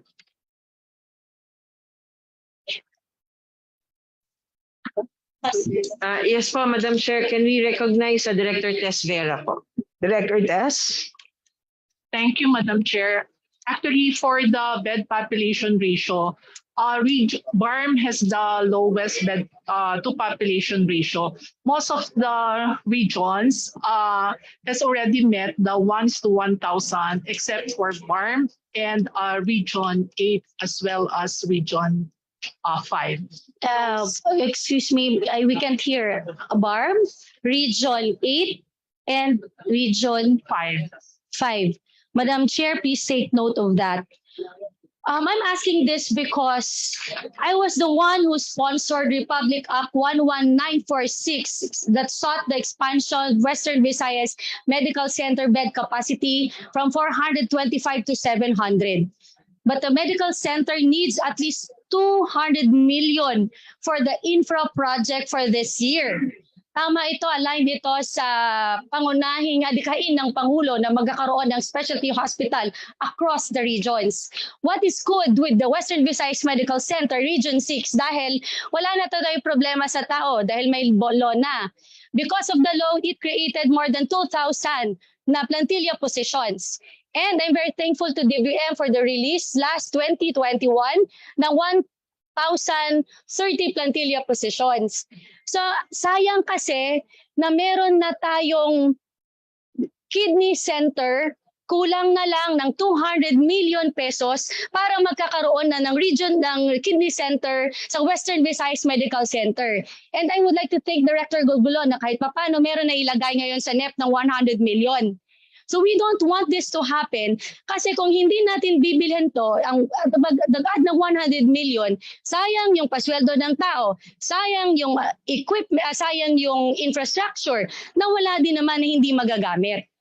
And Madam Secretary, nakita ko rin sa HPEP na sa building DD ng Western Visayas Medical Center kasi yung 440 million time pa yun ni Senator JV when he was the chairman ng Committee on Health.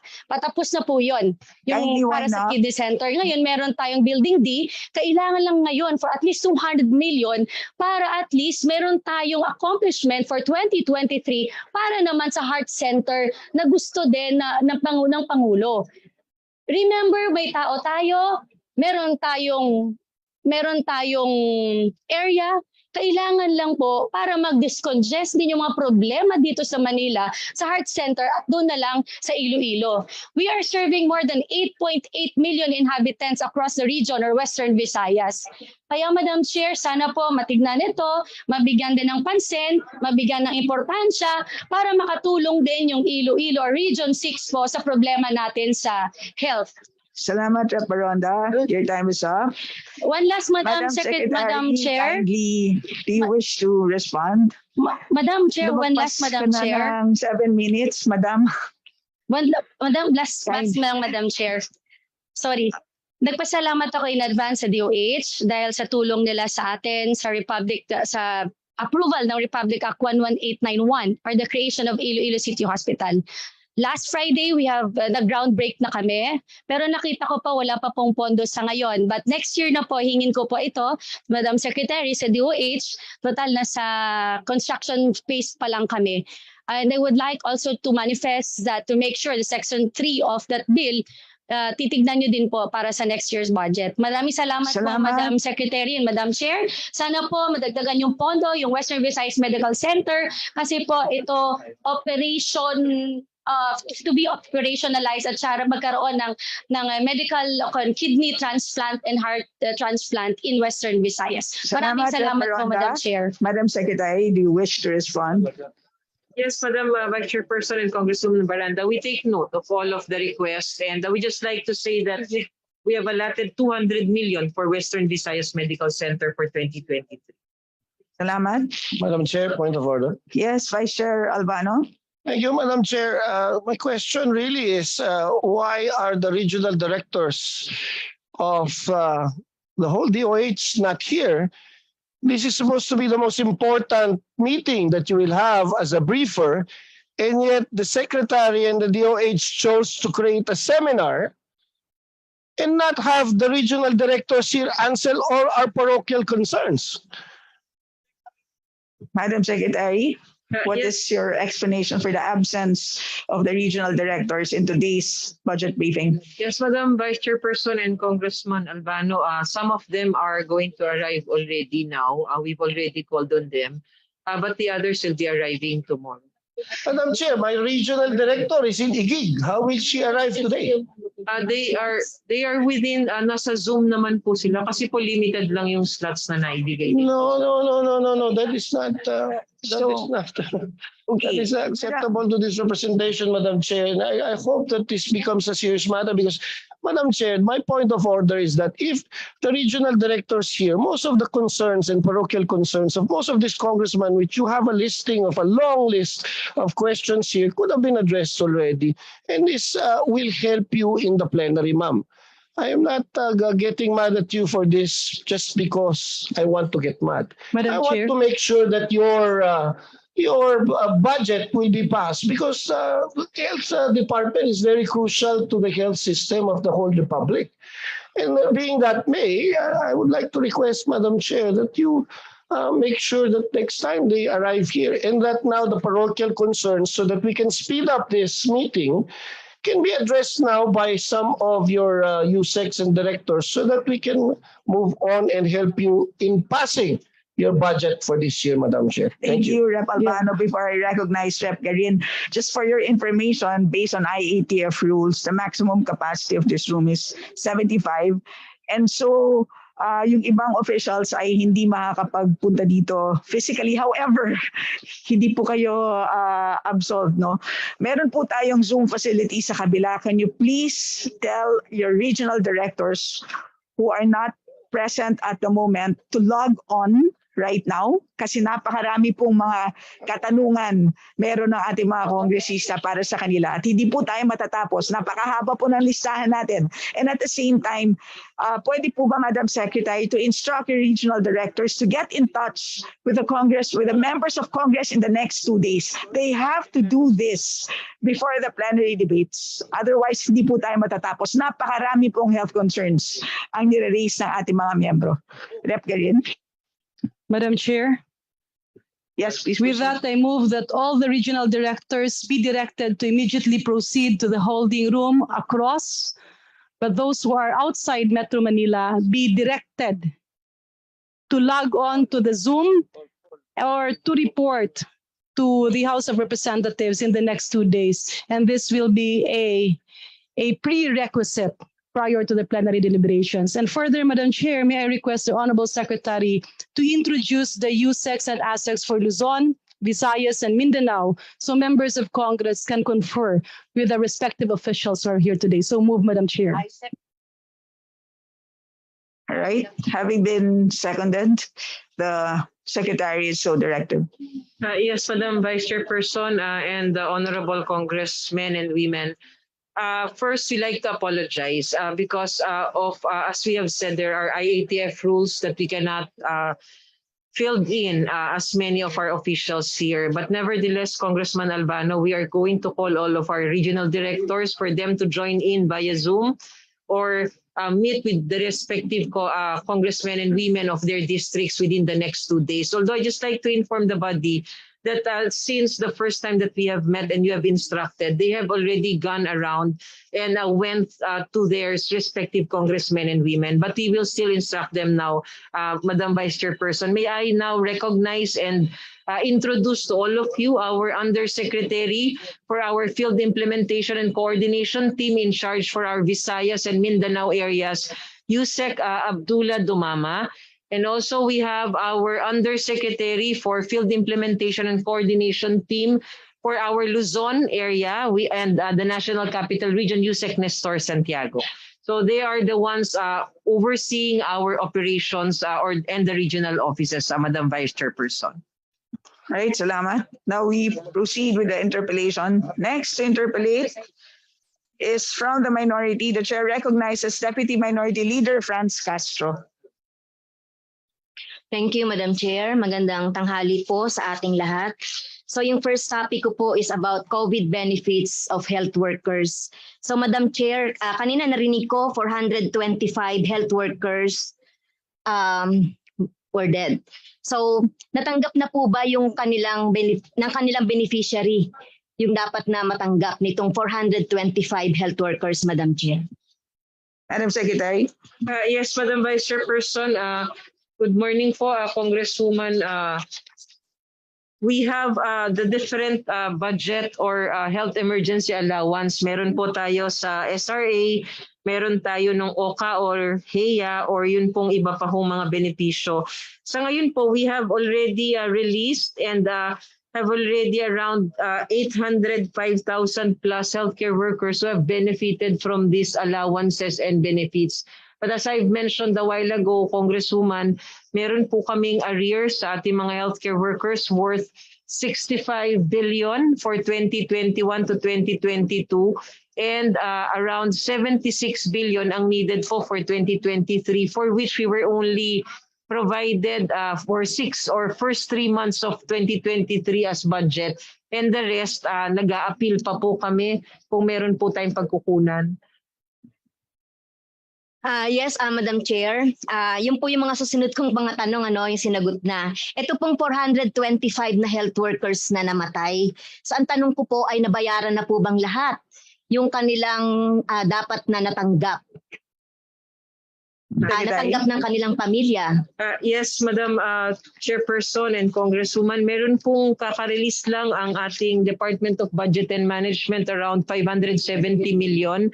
Ito lang po last previous 2 weeks kung saan this will be addressing our yun pong mga namatayan o di kaya mga nagkasakit na healthcare workers na bibigyan po natin ng compensation, ma'am. So, kailan po kaya nila matatanggap ito, Madam Chair?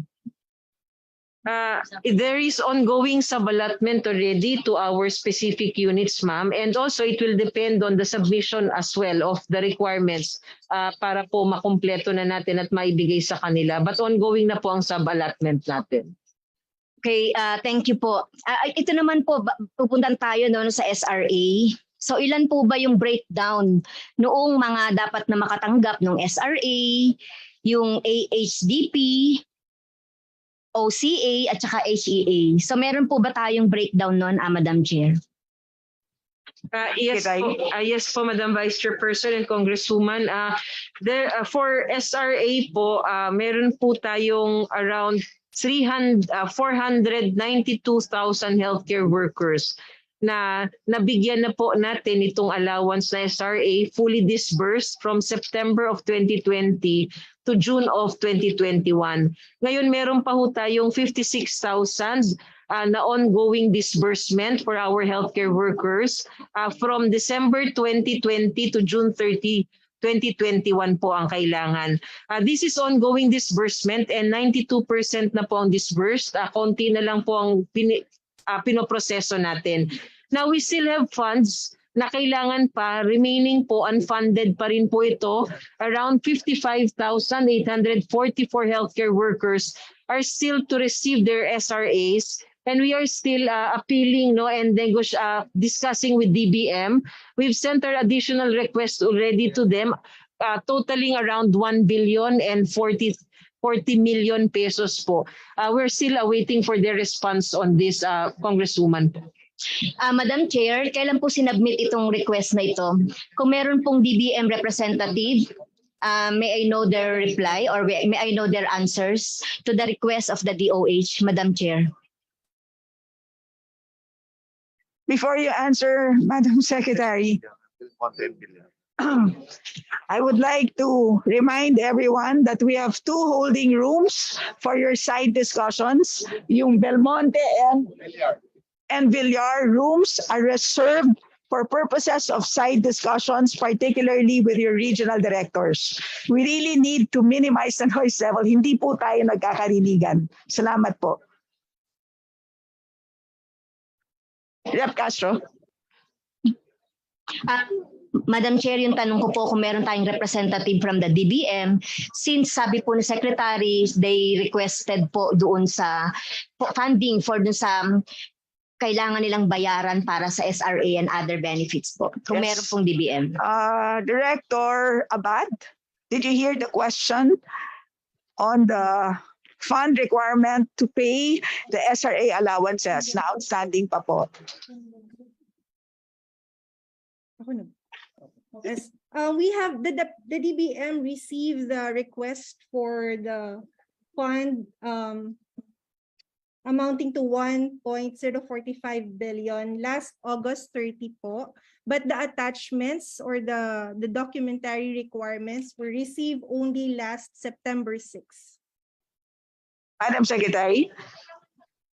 Yes, we confirm the response of Director Abad, and we just like to clarify also that these are also the additional requirements that were asked from us by the DBM last September 6. Yes po. Castro. So sa DBM, Madam Chair, mababayaran ba ito? At may available na pondo ba ito kapag na-submit na lahat ng mga requirements? Director Abad of DBM.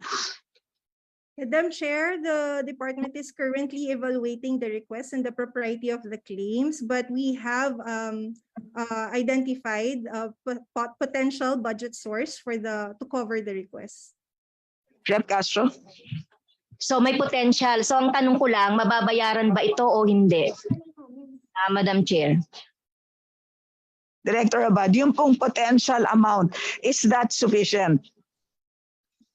Yes, Madam Chair, the identified potential, the identified possible source to cover the request would be sufficient, but we are currently evaluating the propriety of the claims so that we can immediately process the release of the fund. Okay, yun na po, Madam Chair, ang gusto kong marinig, na may potential at mababayaran itong 1 billion na kailangan. Batay sa NEP, mayroong 38.92 billion para sa COVID benefits, both for DOH and UA. Mas mababa ito, Madam Chair, sa 51 billion na nasa ilalim ng GAA 2022. At marami pang health workers ang di nakakatanggap ng COVID benefits. Ang ilan ay namatay na at ito ay hindi pa rin natanggap. Halimbawa, Madam Chair, may mga ako dito na specific. Mindanao Central Sanitarium. All the 116 employees entitled to SRA hindi pa rin nakatanggap. Samantala, 981 naman sa Caraga Regional Hospital. Ang OCA at HEA naman ng mga kawani sa Philippine Heart Center para sa July to December 2021 and January to June 2022 ay hindi pa rin na-release. Despite all of this, bakit mas mababa ang proposed budget ninyo para sa COVID benefits and health workers? Baka pwede muna akong sagutin dun sa mga specific, Madam Chair, bakit hindi pa nila natatanggap? Madam Secretary. Madam Vice Chairperson and Honorable Congresswoman Castro, if we may request that we submit to your office regarding these questions about the benefits. But basically, meron ho kasi talagang difference. No? Kapag nagre-release po ng budget, may difference kung ano po yung pwede namin gamitin for the organic staff, yung PS at saka yung MOE part of the monies. Kaya minsan po, katulad po ngayon, ang pera lang namin is only for the organic staff. So yung mga contractual po, yung mga JOs, hindi namin mabigyan ngayon kasi yun na lang po yung natira sa budget namin. That's why we have submitted also a request to DBM for that. So may mga ganun pong mga issues tayo ngayon, but we're trying to work closely with DBM on this. So if we can just submit a specific request for specific facilities to her office, Madam Chairperson. Rep Castro, are you amenable to a written answer? Yes, Mindanao Central Sanitarium, Caraga Regional Hospital, tsaka Philippine Heart Center. General question ko po, despite all of this, bakit mababa po yung proposed budget natin para sa COVID benefits ng health workers? Madam Secretary. Madam Chairperson, we have submitted a total of 76 billion for us to be able to sustain the provision of these benefits and allowances to our healthcare workers. But we were only provided around 3 months of this 76 billion na kailangan natin. 19 billion. 19 billion ang binigay po sa atin as program. Tapos meron pa kung saan program yata na 18 billion. But this would only suffice for the first 3 months of the year. The rest of the year, wala po uling pondo para sa allowances ng healthcare workers. Rep Castro.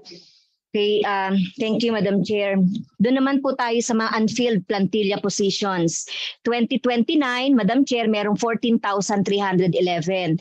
2022, 14,005. 2021, 19,986. Tumaas din naman po yung mga filled position. Mataas din po yung authorized authorized position. Sa 2022, tumaas na naman yung unfilled, 21,038 at saka sa 2023. So this year, Madam Chair, DOH hired 16,951 JO and 9,947 under Human Resource for Health, HRH. So bakit po, Madam Chair, nag-hire ng mga JOs and JOs and COs samantalang ang dami po ng mga unfilled position? Madam Secretary. Yes, Madam Vice Chairperson, Congresswoman Castro, una-una po, we had this election ban nito pong recent months. And then marami rin po tayo nabuksan ng mga ospital for this year. kung saan before we can process and hire, medyo matagal din po. For the specialty naman po yung mga residente, meron pong approval pa kasing kinukuha or accreditation ng specialty societies before we can hire our residents as well.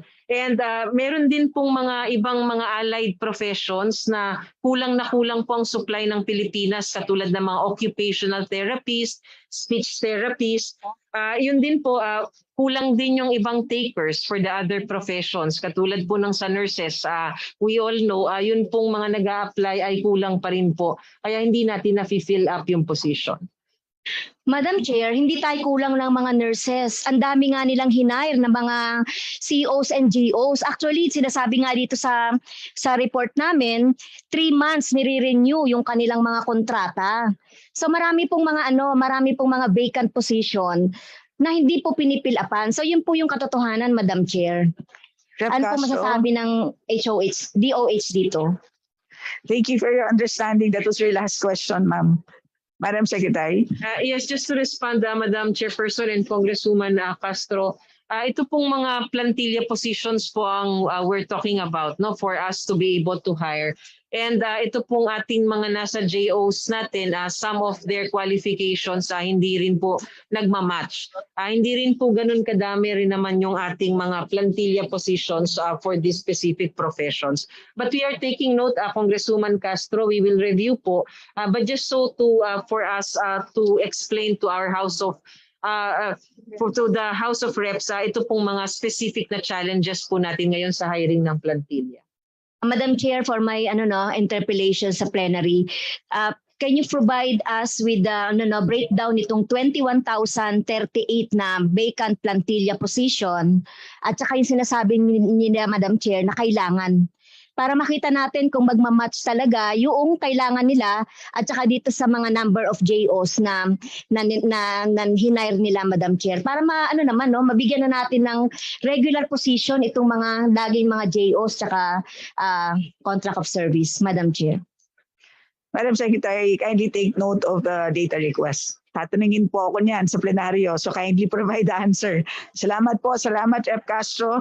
We now move to the majority. Next to interpolate, the chair recognizes Deputy Majority Leader Wilter Palma. Thank you, Madam Chair. To the DOH family, maayong adto sa tanan. OIC Secretary Verheri, with all due respect, are you a member of the Interagency Task Force? Madam Secretary. Yes, Madam Vice Chairperson, Congressman, Palma. Yes po, the DOH, not a specific individual, but the DOH is the chair of the Interagency Task Force. All right. How many are members of the composition of the Interagency Task Force? Yes, Madam Vice Chairperson and Congresswoman Palma, we originally had, based on the EO, 8 members po. But because of the specific interventions needed for COVID-19 response, it was expanded to 34 agencies in the previous. But now we have reconstituted it back to just 8 members po. Ilan, ma'am? 8? Out of the 8, how many are doctors or how many are non-doctors or non-medical allied? Madam Secretary, pasensya na ulit. Nakikiusap po ako sa mga nandito sa loob ng kwarto. Hindi po kami nagkakarinigan. Hindi narinig ni Rep. Palma yung salitang 8. Again, there are 2 rooms where you can have your side discussions, Villar and Belmonte halls. Yes. Excuse me, everybody. Salamat po. Madam Secretary.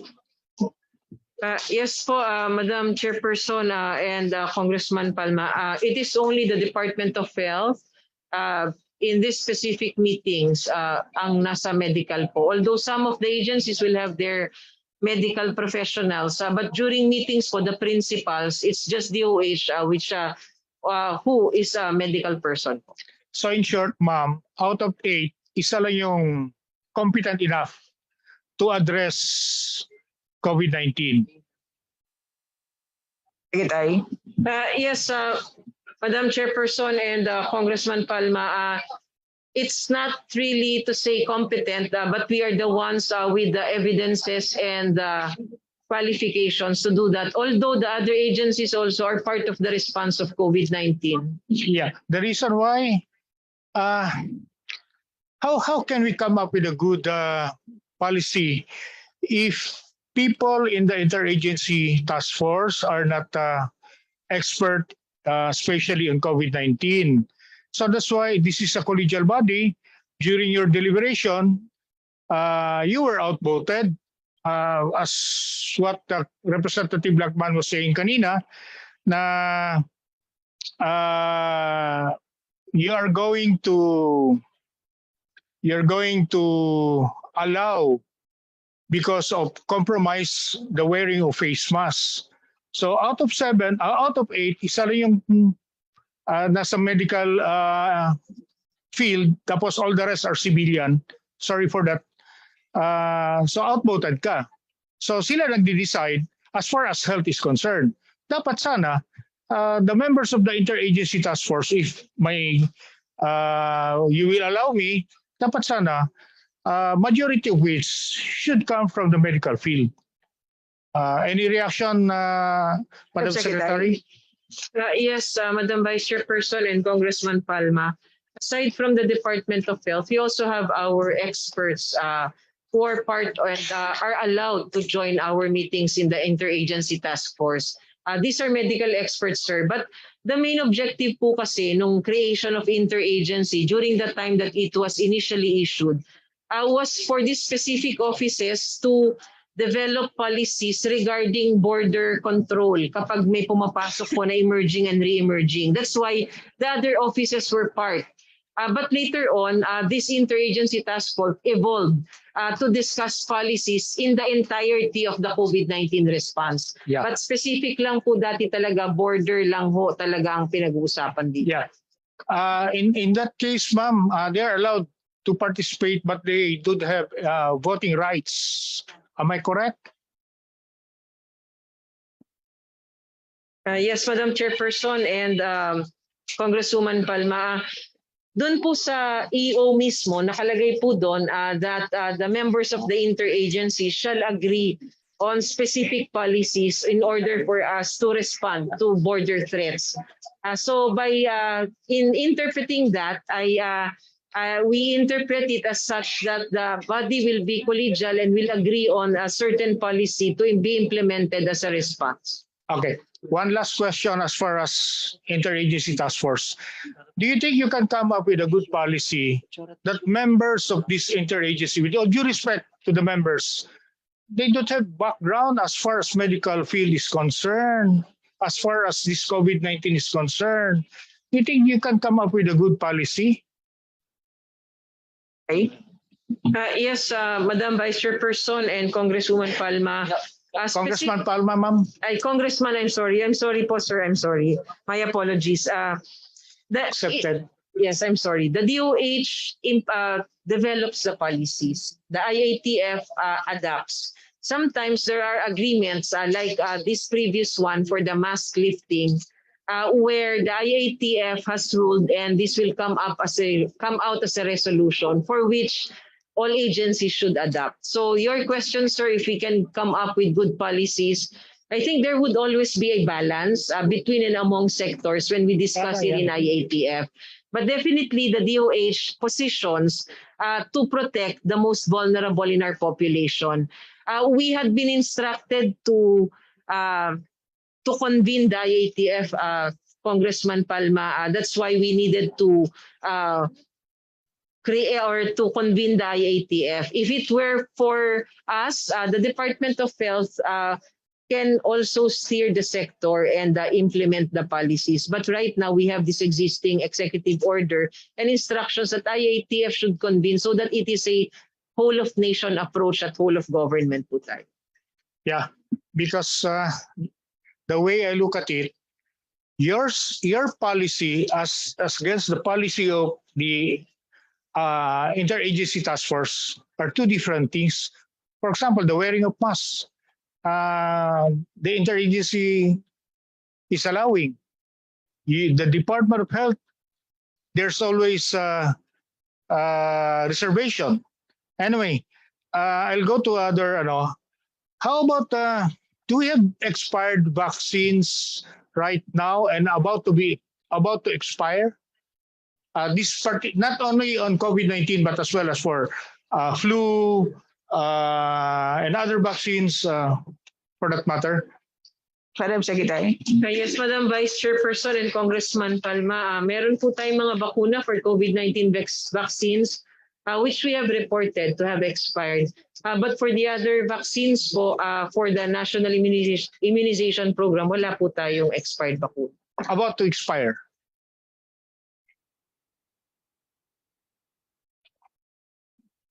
Wala po tayong about to expire also for the national routine immunization or vaccine. But we have a lot of stocks available.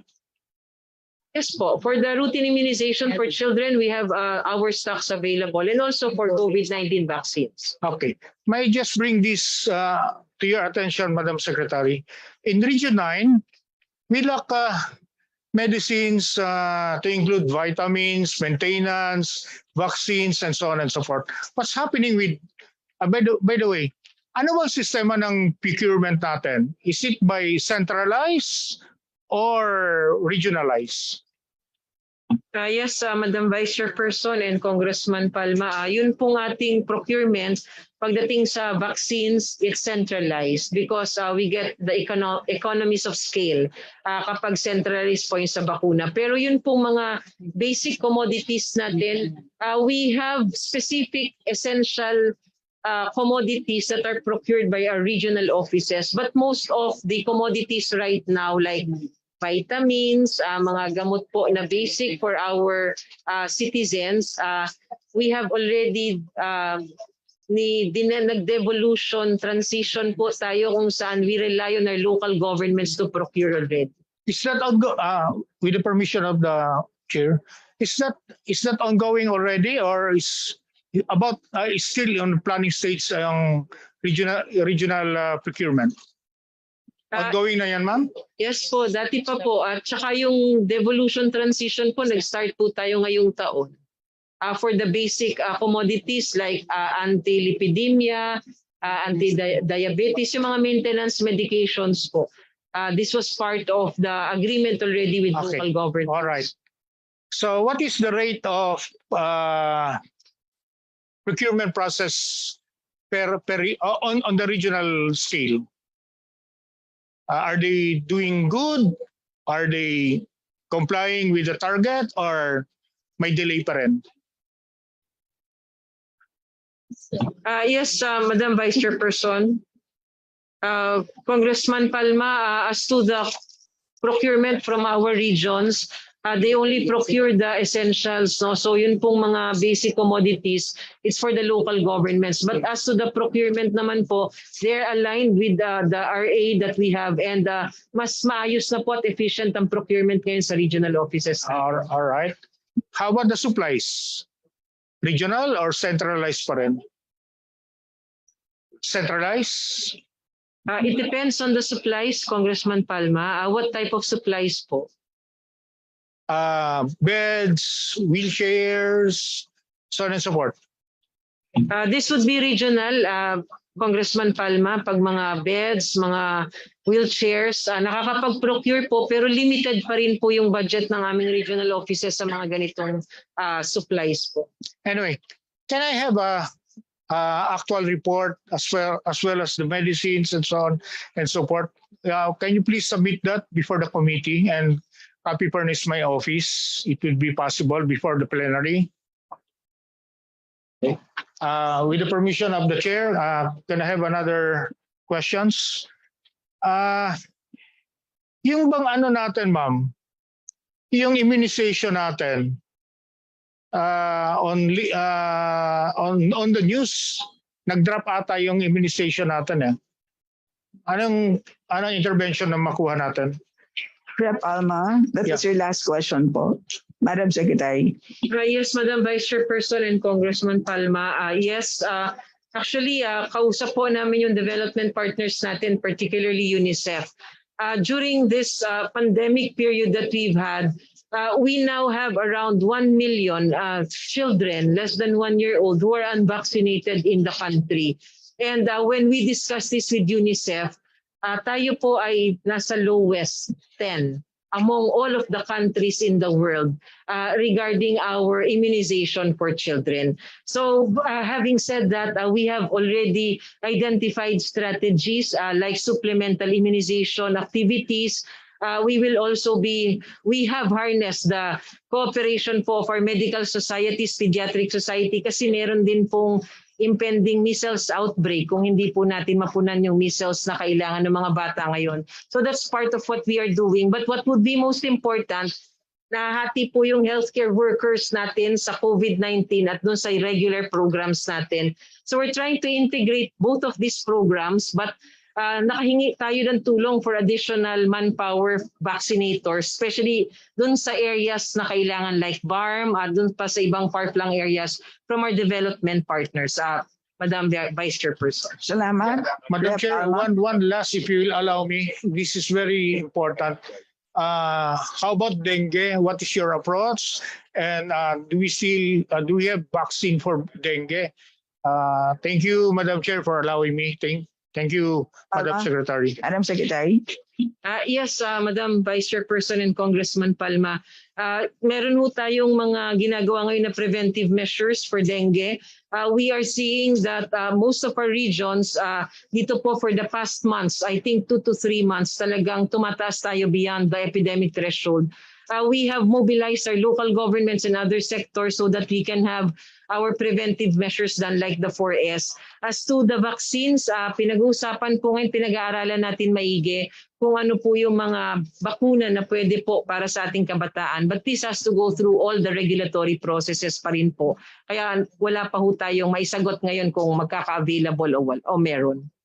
Right. Salamat, Madam Secretary. Before we proceed, working lunch po tayo ngayon. Pasensya na, otherwise hindi tayo matatapos. And Comsec, can you kindly make sure that there's enough food on the side of the DOH? Nakita ko po kasi medyo nagkakaagawan na yata ng lunch dyan sa kabila. Number 2 po, just for the information of everyone present, especially the members, when the committee secretary when Chairman ko wrote to OIC Secretary Vergere, August 31, 2022, second paragraph of the letter, babasahin ko lang po.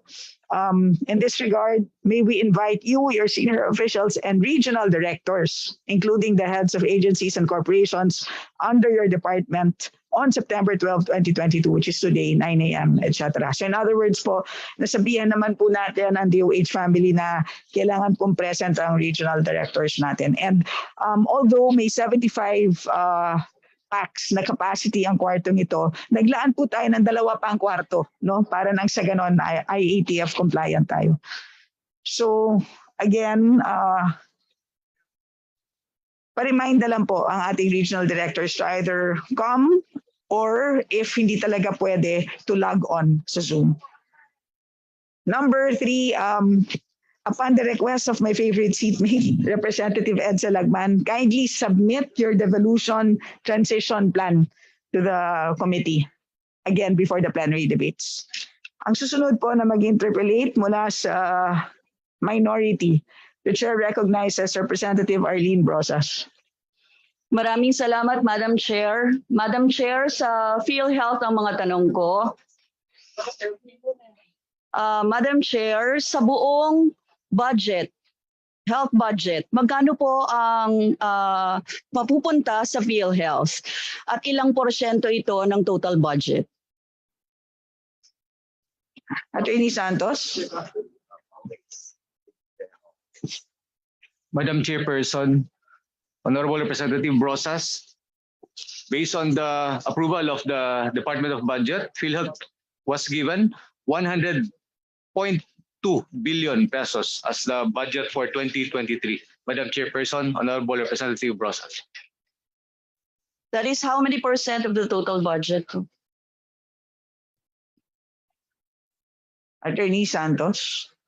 Madam Chairperson, Honorable Representative Brosas, may we be given just 2 minutes to compute the percentage, Madam Chairperson? Okay, Madam Chair, next question ko po para sa DOH. Magkano ilang percent naman para sa operation ng DOH hospitals?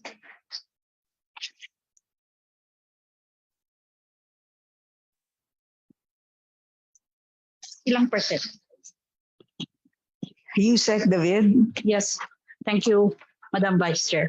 So we have 60 billion po for our DOH hospitals. How many percent po yan ang total budget? DOH. This is 31% of the DOH OSEC budget. Magkano po yung total health expenditure ng Pilipinas? Meron na po ba tayong data niyan, Madam Chair? Yusek David. Madam Chair, can we ask for 30 seconds just to retrieve the data? Okay, at this point, baka alam na ng PhilHealth kung ano yung percent to total budget ang 100.2 billion. Are you referring to the corporate operating budget, Rep. Rosas? No, from the total budget lang, Madam Chair. Of DOH and attached agencies? Yes. So paki-divide na lang po ang 100.2, divide that by 301. Yun po ang sagot. 33% po, Madam Chair. po. Ako na sasagot para sa inyo, PhilHealth. Magkano po yung out-of-pocket expense ng mamamayan natin noong 2020? Or do you have yung latest kung meron po? Yusek David, based on the national health accounts, magkano po ang total out-of-pocket expenditures? Yes, Madam Vice Chair. So the total out-of-pocket was 44.7% po. And to answer po the earlier question, the total health expenditure is in 2020 was 1 trillion. So 1 trillion. Yung out-of-pocket expense ng 40% lang po ang binigay ninyo. Magkano po ang buo? 44. Yusek David. Tapos the total out-of-pocket was 44.7 billion. 44.7 billion. Yung sa DOH po, magkano yung inilabas ng DOH? At magkano Sorry, yung before you inambag ng proceed, PhilHealth? Rep. Rosas, parang hindi tama. Kung 1 trillion ng total healthcare expenses, hindi ba kulang-kulang 50% ang out-of-pocket? Bakit 44.7 billion lang, Yusek David? Parang hindi tama.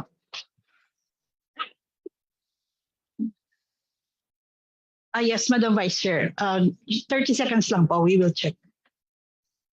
Rep. Rosas, do you wish to proceed to your next question Yes, first? Madam Chair. Yung sa magkano ang ambag ng DOH, tapos magkano rin yung sa PhilHealth? Attorney Santos, what is your share in total out-of-pocket?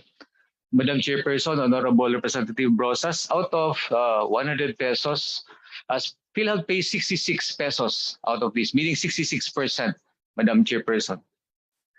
Thank you very much. Madam Chair, ang tinatanong ko po ay yung sa total, no, na inambag for 2020 ng PhilHealth. Rep. Rosas, I think what you wanted to say is for every 100 pesos in hospital spending, ang 66 po of that 100 ay binabayaran ng PhilHealth. So, 66%, 66%? Attorney Santos. Madam Chairperson, Honorable Representative Brosas, that's correct, Madam Chairperson, 66%. Oh. Sa DOH po, magkano? Since yung out-of-pocket expense ng mamamayan natin hindi pa nasasagot, magkano rin yung inambag ng DOH? Madam Secretary. Yes, Madam Vice Chairperson, may we refer it to Yusek Lilibeth David. Yusek David. Yes, Madam Chair, just to answer the other question earlier, out of the 1 trillion po, 890 billion is for current health expenditure. So of this current health expenditure, 44.7% is out of pocket. is that in pesos? Yun ang tanong ni Rep. Rosas. Yes. Ano yung doon sa 890 billion, sabi nyo, i-multiply nyo by 44%. Yun yung sagot doon sa tanong ni Rep. Rosas. Tama po, Rep. Rosas? Yes, Madam Chair. Madam Chair, gusto ko lang sabihin kung 40.7% ang out-of-pocket expense ng ating mga mamamayan, ano na lang ang naiambag ng health, ng PhilHealth sa kabuuan ng pangangailangan ng ating mga mamamayan. At gayon din, nagpopondo tayo ng magkano 60.82 billion para sa operation ng DOH hospitals.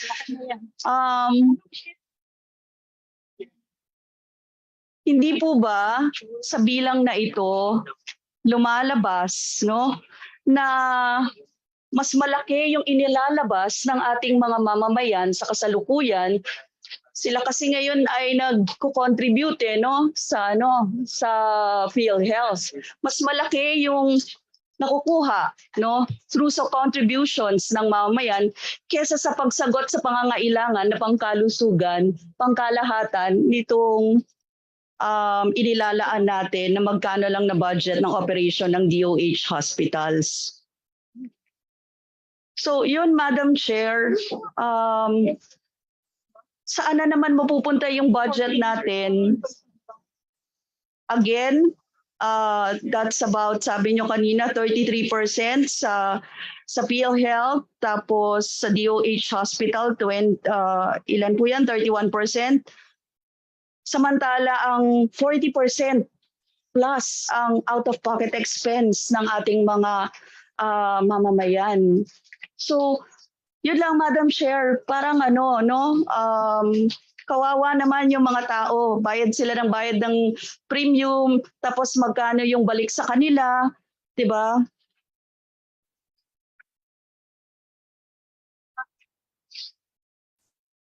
Yeah. Yes, Madam Vice Chairperson. Madam Secretary, do you wish to respond to the manifestation? Yes, actually, meron naman pong iba na tayong sources of assistance that we provide to our citizens.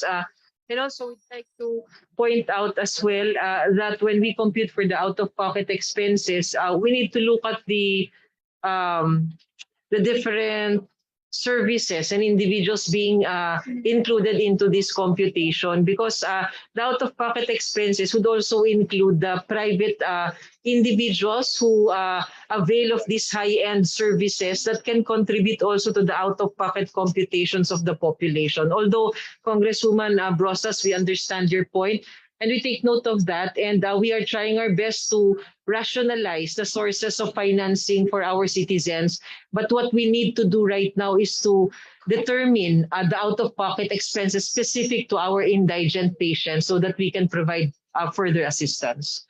Madam Vice Chairperson. Rep. Rosas? Yes, Madam Chair, kasi under the Universal Healthcare Act, dapat, di ba, mas makikinabang ang ating mga mamamayan. Kung 14 or 15% lang ang nailalaan natin para dyan, di bakit pa tayo nag-Universal Healthcare Act tapos hindi naman pala mag-out of pocket expense naman ang ating mga mamamayan. Yun po yung point ko. Now to my next question po, kaugnay ito sa Unprogrammed Appropriations. May DBM representative po tayo dito, Madam Chair, di ba? Yes, last September 7 po, 2022, ang DBM on the zero provision for procurement of COVID-19 vaccines, sabi nyo, may standby fund na amounting to 22 billion under the unprogrammed appropriations for the procurement of COVID-19 vaccines, nakalagay po. Sa previous NEPs and GAA natin, may specific line item tayo dito. Bakit siya ngayon, naka-lump ngayon, nasaan po siya? Doon sa ano ninyo? Director Bad of DBM? Yeah, you respond. Under our 2023 NEP, the 22 billion allocation for the vaccine was lodged under support for infrastructure projects and social programs. Yan, Madam Chair, bakit siya nakalamp ngayon sa ibang item? Bakit nasa infra siya? Dati kasi nakahiwalay yan eh. Social program.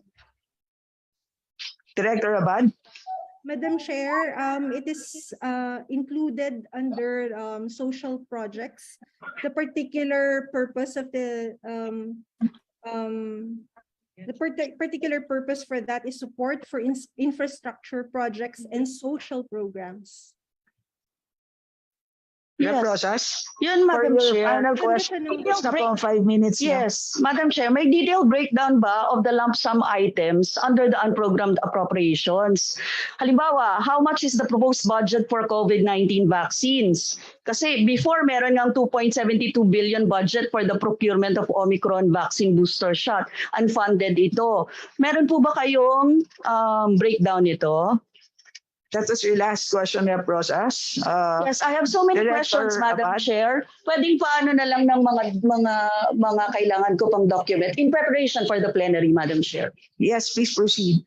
But do you want a response first from Yes. Director Abad?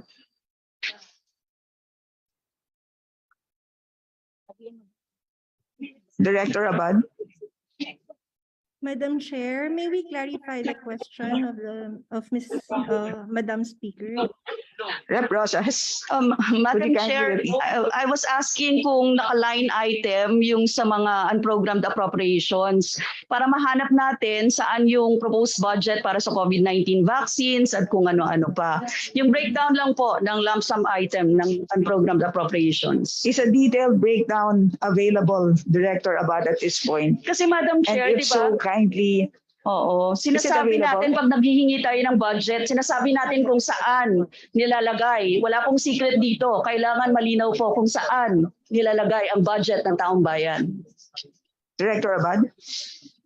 Madam Chair, under our NEP, the provision is lodged as mentioned earlier and is part of the 149.69 billion under the support for infrastructure projects and social programs. Well, what Rep. Rosas wants is a breakdown of that lump sum. Is it available? We will provide, Your Honor. Kindly submit to the committee before the plenary debates. Thank you, Madam Chair. And Rep. Rosas, Request na for your lang. final Oo. manifestation. Yes, thank you, Madam Chair. Request na lang po for a list of corporations from which PhilHealth bought corporate bonds, including the amount and maturity nito. Madam Chair, yun po. Right, salamat, Rep. Rosas. Thank you. And Attorney Santos, kindly take note of that data request and submit at the soonest possible time. Salamat, Rep. Rosas. Ang susunod po, from the majority, we have Representative Salvador Plito. Good afternoon, Madam Chair.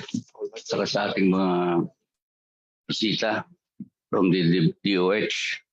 This representation is truly happy when President Marcos continued the service of Undersecretary Berheri as officer in charge. And will be more happier if you will be appointed as secretary.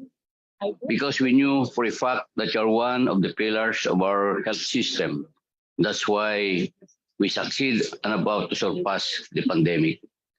We would like also to commend Madam Chair, the good secretary, for establishing Super Health Center, which is a medium version of a polyclinic, an improved version of the rural health unit with the following services: laboratory facilities, pharmacy, birthing facilities, outpatient department, dental services, comprehensive health outpatient department, and other minor services. Madam Chair, we would like to thank Secretary. Maraming salamat po, Madam. When we meet first here 3 weeks ago, nabanggit ko po na we are a newly created district in the province of Bulacan, which is composed of the municipality of Angat, Norsagaray, and Santa Maria, which is my hometown. Our district now has a population of more than 550,000 and has only one government hospital with 150 bed capacity. The said hospital capacity is far below, based on the ideal ratio of 1 hospital bed per 1,000 population. It catered patients also from 3 adjacent municipalities other than our district. The hospital needs major rehabilitation because it was constructed more than 60 years ago. Unfortunately, when I reviewed the proposed budget of 2023, I was amazed why my district was not included in the health facility enhancement program. Our district needs one super health center per municipality and the immediate repair rehabilitation of our existing hospital. We have a letter request to the Good Secretary dated August 25, 2022. Madam Chair, may we know from the Secretary this, I would like to follow up this request. Thank you, Madam Chair. Madam Secretary.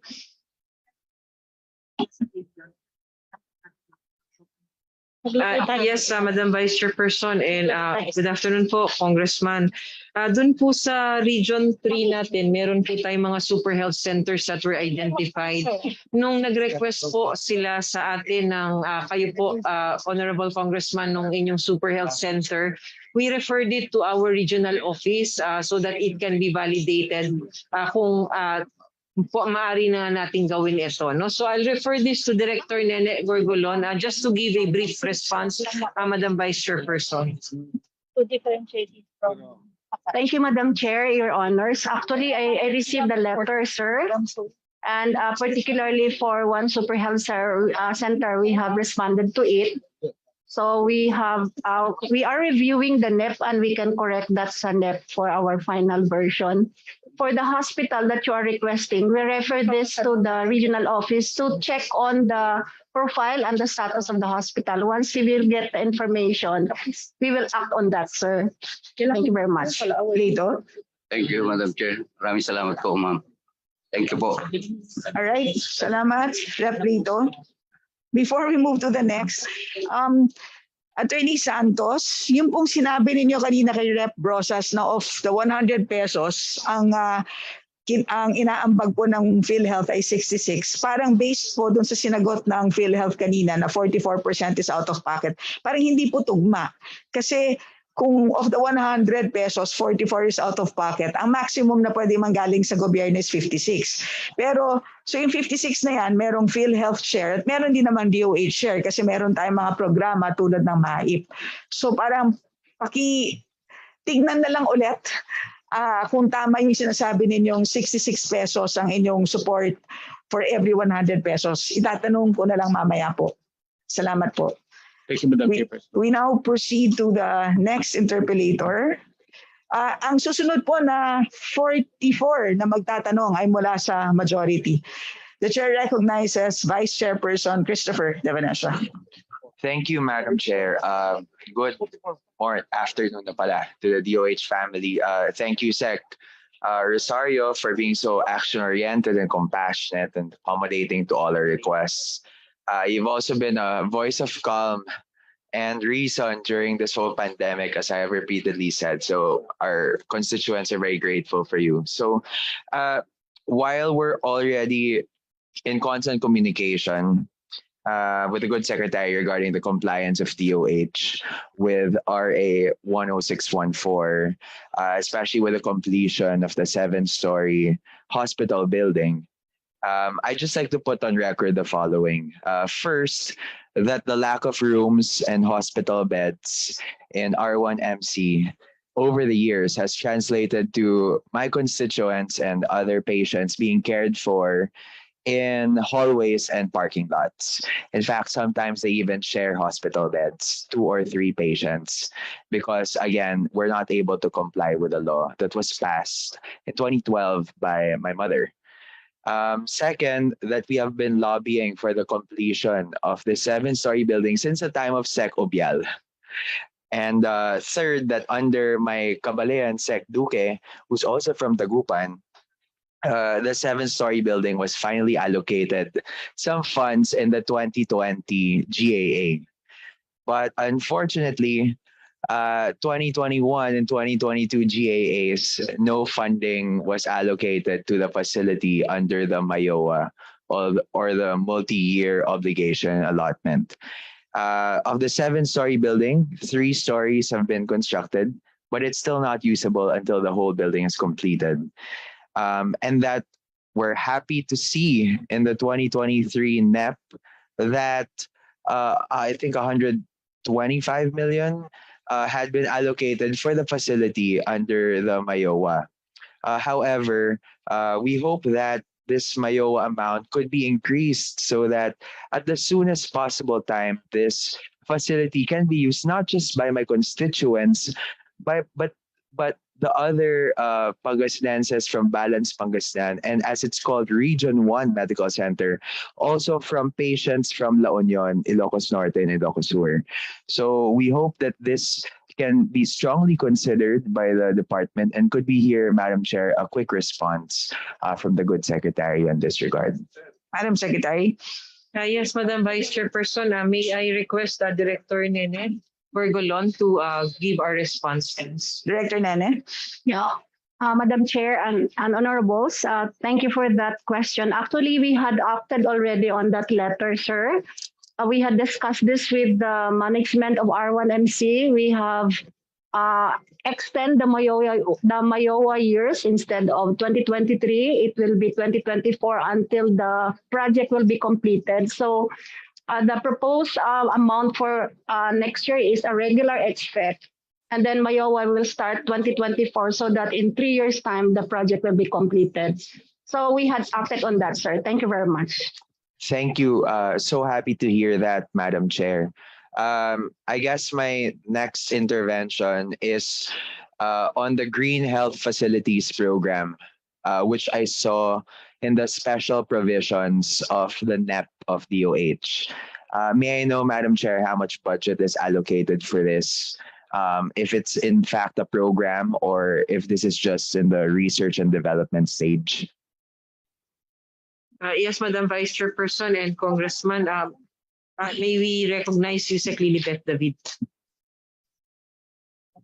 Thank you, Madam Vice Chair. So yung ating pong Green Health Facilities Program has been developing standards for the integration of these Green Health Facility standards in the construction po of our health facilities enhancement program projects. So in the checklist po for the construction of health facilities, the green facility standards are included in the checklist po before they are approved. And we've also been already building green building professionals through certification trainings po. So that's what we're trying to do already with the Green Health Facilities Program. So, Madam Chair, the program is already in effect, basically, or it's still in the development stage? That's correct po. We are already building our green health professionals, but at the same time po, we've already integrated the green health facility standards in our construction of our facilities. Madam Chair, may we know, like, of all the current facilities of DOH, how many are already certified as a green health facility? Yusek David. As of now po, we don't have a completely certified green health facility because we've just recently integrated the standards po in our construction of health facilities. Okay. So, Madam Chair, I'd like to put forth the suggestion of consulting with our creative industry stakeholders from the architecture sector for this purpose.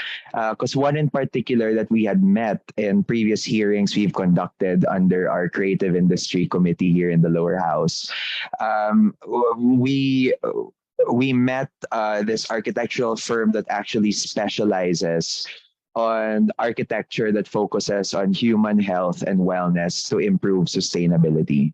In fact, their output, which is this building that they had constructed, is the sole recipient of the WELL Building Standard certification. So obviously, this is a global benchmark. We have one building here in the country that has passed that standard. So it would be, I think, beneficial to DOH to work with them, and perhaps even with the rest of the architectural sector, to be able to develop these standards.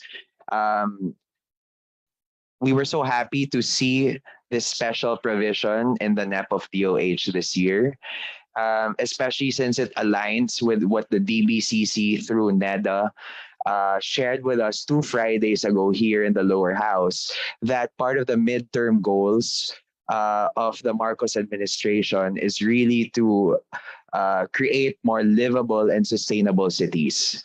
And I think a huge metric or pillar of sustainability and livability is green facilities. So we look forward to this innovation being undertaken by the DOH, and I hope that they could seriously consider our intervention to work with the architectural sector for this purpose. And let's tap their talents and their ideas as well. Thank you so much, Madam Chair. Salamat, Rep. De Venecia. Please take note of the excellent suggestions of Rep. De Venecia. Do you wish to respond before we move on to the next interpellator, Madam Secretary? We take note, Madam Vice Chairperson and Honorable Congressman Tofi De Venecia. We take note and we will be working with your group to further improve dito po sa mga facilities natin in terms of this discussion, Madam Vice Chairperson. Salamat, Rep. De Venecia, Madam Secretary. The Chair now recognizes Rep. Jeff Nisay. Thank you, Madam Chair. Jeff Nisay, ma'am. Blessed Monday to everyone. Sana po ang lahat ay medyo nakakain na. So, as an valid health advocate, I know that health promotion plays a very pivotal role sa ating health program implementation. At sa unang pagkakataon din, since the Universal Healthcare Law was passed, it is laudable and I commend the DOH na yung proposed allocation ng inyong ahensya para sa health promotion ngayong 2023 has now reached at least 1% of the total budget as mandated. Ang una ko pong tanong, bukod sa idinagdag na pondo ng Health Promotion Bureau, it is also noted na yung ating National Health Promotion Framework Strategy has already been developed and adopted. Ang tanong ko po, Madam Chair, how will the Health Promotion Bureau assist or support health promotion at the LGU or community level? Can all LGUs, particular ang mga probinsya, syudad at munisipalidad, can access the health promotion o mayroong limitation as to the number of LGUs that will be assisted? Yusek Beth. Thank you very much, Chair. Sir, we are constrained by the budget that we will be having, but definitely meron pong naka-allot na grants for LGUs, both for healthy communities and healthy schools work, and we might be able to share the list with you. Alongside this are also the health promotion playbooks that the LGUs can already implement. So for this year, 2022, we have 33 LGUs who are doing the healthy communities and 9 LGUs who are doing the healthy schools program. Yusek Bev, kindly submit the list of LGU beneficiaries. Rep. Isay. Thank you, Madam Chair. Ang second question ko po, under Section 30.13 ng Universal Healthcare Law, IRR, the DOH and DILG are tasked to issue a joint memorandum to implement, monitor, and evaluate health promotion programs in LGUs. Has the DOH and DILG issued a joint memorandum already at ini-implement na ba ito? May we know if under the proposed budget for 2023, pwede ba namin i-expect pareho ang DOH at DILG to collaborate closely to implement this good provision of the Universal Healthcare Law? Thank you, ma'am. Yusek Bev, pakainin muna natin si Secretary Barrere. Yes, sir. The joint memorandum circular with the ILG has already been issued early this year at nagkaroon na rin po kami ng technical working group for healthy communities that regularly meets every quarter to implement this. From the DOH side, meron pong grants na available for the LGUs, the province and citywide health systems, but from the DILG side, that's yet to be committed po. Siguro po yung akin pong pangatlong tanong, aside from LGUs, interested po akong malaman kung posible ba na makakuha tayo ng direct na suporta tulad ng grants or technical support on the promotion of health initiatives. Ang mga komunidad o legitimate civil society organizations, can the DOH develop guidelines on this para we can support local initiatives sa community level to help establish a healthy environment and improve the health outcomes of our population? Yusek David, I suppose, for the sino bang assigned sa Local health initiatives guidelines. Yusek Bev then. All right. Ma'am, this is Chair. This is part of the participatory action research that's also under the UHC law and in the health promotion budget. So, like, we're asking for help, po, sir, because we will be hoping to transfer some of this money to UP Manila to help give out the grants to our civil society. Kasi as of this time, wala pong mechanism yung DOH to directly give grants to civil society. So this is part of our special provision request kasi we recognize the CSO also have difficulty getting grants from typical science and technology research institutions kasi medyo mas stringent po yung request, no? Usually research proposal siya. Pero what we want is actually action researches, no, or community level activities. Yusek Bev, kindly submit your proposed revised special provision. Last Rep. one. Under Section 30.9 naman po ng Universal Healthcare Law, IRR, the DOH and DepEd are required po na mag-submit ng integrated annual report on health promotion and health literacy programs that both agencies have respectively implemented, including its impact to health outcomes. The question, Madam Chair, does the DOH and DepEd have regular coordination with respect to health promotion initiatives? And did your agency submit a report already to the OP, Senate, and the House of Representatives? Thank you, Chair. Sir, we have already submitted our report for 2020 to 2021. That's isa na lang po yung report namin for both years. It's already been submitted, I think, last week or the week before.